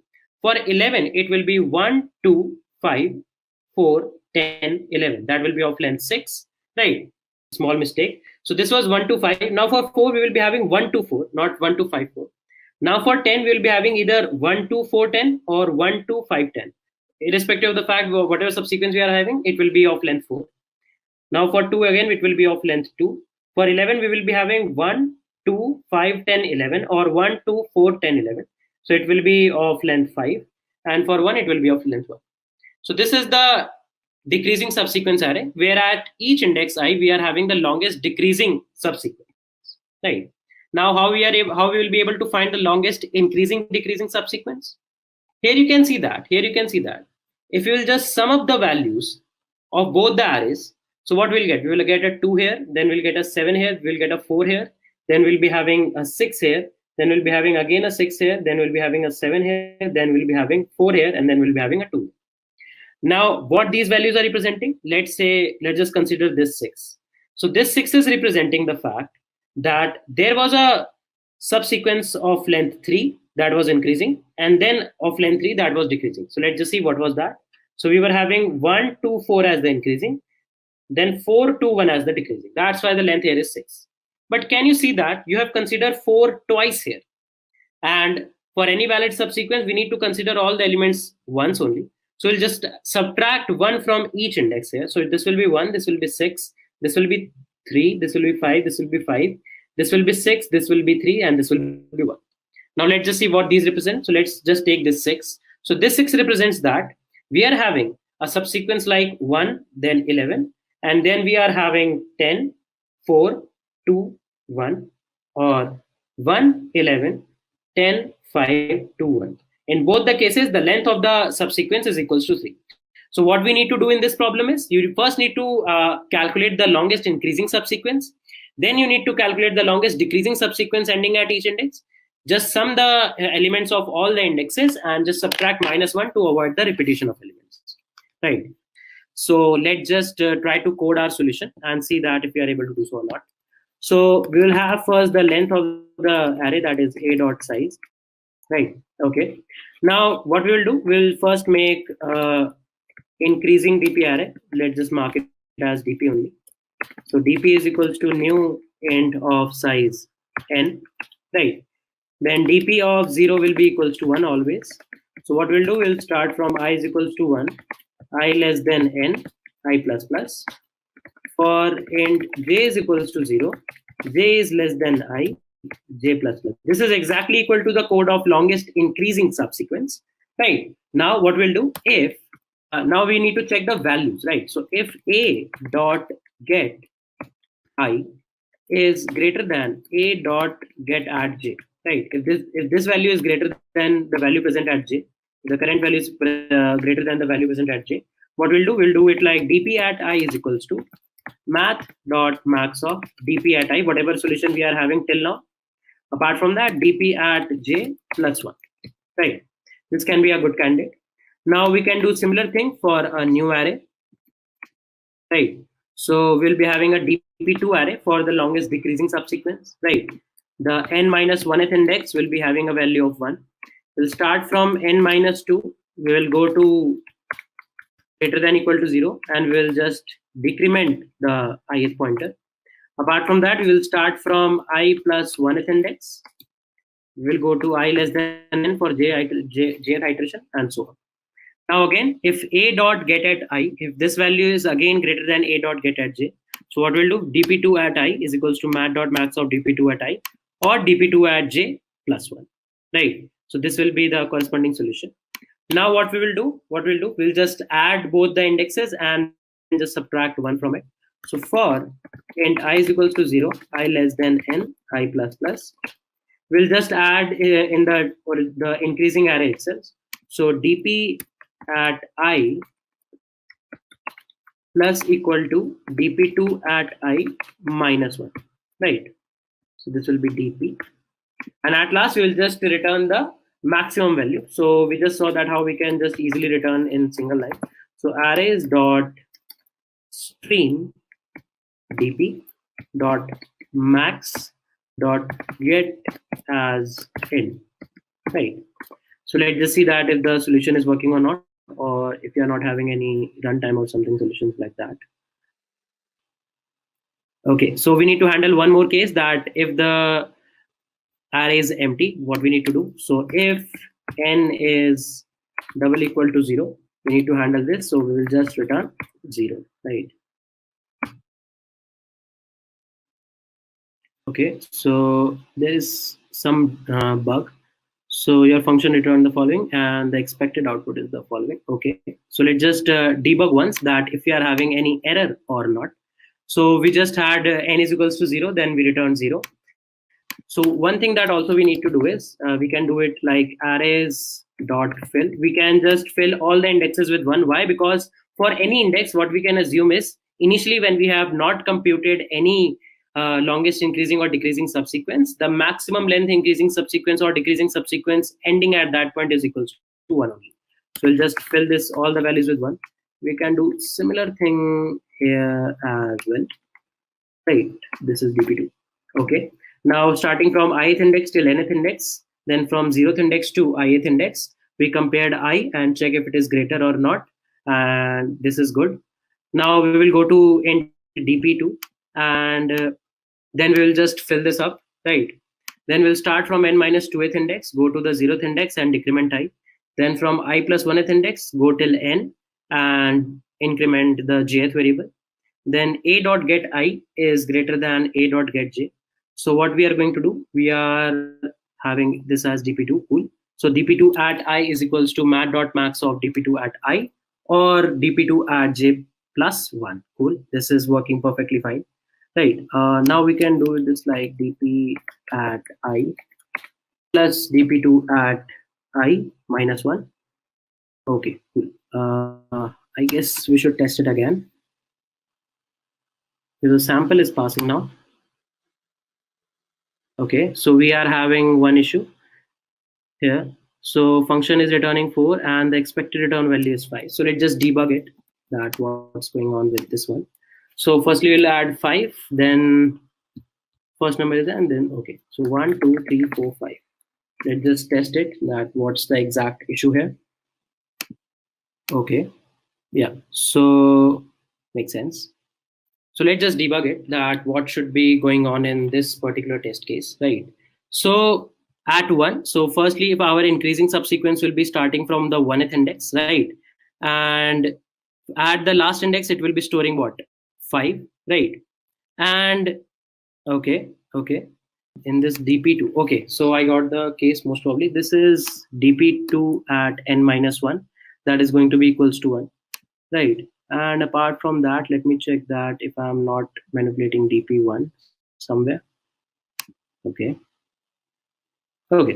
yeah, so this was a small issue, and here you can see that we have completely solved the problem, right? So there was a small bug that I was just manipulating dp1 instead of dp2, right? So I hope the logic for this problem is clear to everyone, and we will move to the next problem for today, right? So the next problem says that the problem name is max sum without adjacent elements, right? So what the problem says is that given a 2 cross n grid of integer, choose the number such that the sum of number is maximum, and no two chosen numbers are adjacent horizontally, vertically, or diagonally. Okay. So let's say that this was the case. Let's say that this was the case. So what we can say here is the output will be 2. Why? We need to choose 3 and we need to choose 5. Why? Because if we are choosing this 3, we cannot choose this 2, we cannot choose this 1 or this 3. Either we cannot choose this 2 or this 4, right? So the next choices we are having is from this particular row only, that is from 4 or 5.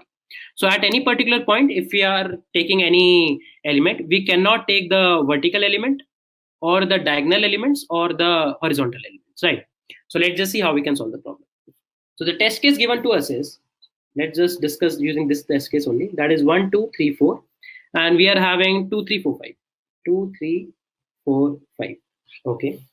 So what you can say here is, if we are choosing this element, we cannot choose this 2, we cannot choose from this column, we cannot choose from this column, right? We cannot choose from this column, right? And the same thing will happen. Let's say this was the case. If we will choose this 2, we cannot choose this 3, we cannot choose anything from this column, we cannot choose anything from this column. Now for this particular column, that is the first column, we had 2 choices. Either we could have chosen 3 or we could have chosen 2. We could get a maximum value by picking up the greater element. What we can say is, for any column, we will always pick the max element. If that's the case, now this problem will boil down to the fact that from the 0th column we'll be getting 2, from the first column we'll be getting 3, from the second column we'll be getting 4, from the last column we'll be getting a 5. Now having an array like this one, what we need to do, we need to choose the element such that we are not choosing any adjacent element, right? Now this is a trivial problem to solve. Why? Because if we are choosing this element, let's say let's just discuss with 4. If we are choosing this 4, what we can say is we cannot choose this 3, right? And whatever the answer we have till this index I equals to 0, we will add 1 to it, or let's say we will add 4 to it. This is one choice, that we are picking 4. If we are not picking 4, then whatever answer we will be having at index I is equals to 1, that will be our answer. So what we can say is dp at I will be depending on the fact that what is the maximum among dp at I minus 1, that is when we are not choosing the current element, or dp at I minus 2 plus array at I. Whatever the maximum we'll be having among these two, we will be just storing that. Okay. So let's just try to code the solution and see that what goes on. So here you can see that you will be getting an array list of array list, or in C++ you will be getting a vector of vectors. So we'll just generate the single array first. So int n is equals to a dot get 0 dot size. Right. So here you can see that it will be a matrix where we will be having two single arrays, right? So this will be something like this one. So now we'll construct the array int arr is equal to, sorry, this will be an array is equals to new int of size n. Right. Now what we are going to do for int I equals to 0, I less than n, I plus plus, right?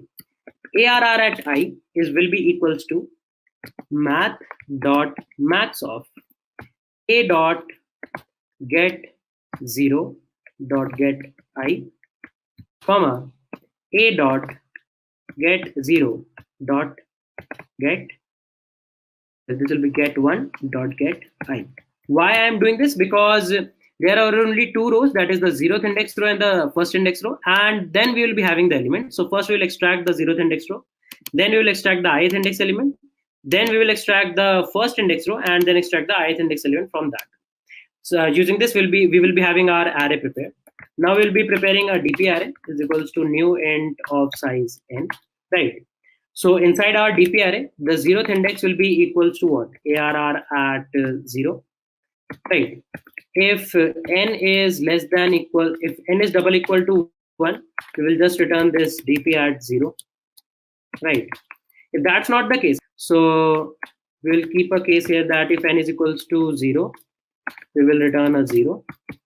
So if these two if checks will not be executed, what we can do is we can have DP at 1, right? So what this can be, if ARR at 1 is greater than ARR at 0, we will be storing ARR at 1 here, otherwise ARR at 0 here. Why? Because if we will be picking the first index element, then we can't pick the 0th index.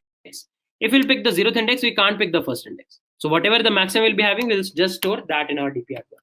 And now what we'll do, we'll just do int I is equals to 2, I less than n, I plus plus. DP at I is equals to math dot max of DP at I minus 1, comma DP at I minus 2 plus ARR at I, right?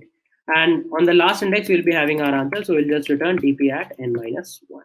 So let's just test the solution. Okay, so sample case has been passed.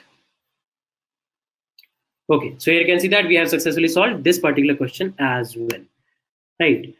Okay, so one piece of advice I would like to give to everyone, that as you can see that considering the fact that what situation we are having outside, utilize this time as much as possible, right? You guys can even subscribe to the channel of Scalar Academy to get some awesome content related to computer programming, including data structures, algorithms, some web development stuff, system design stuff, so on and so forth, right? So I hope that you liked today's lecture. So thank you guys. See you next time.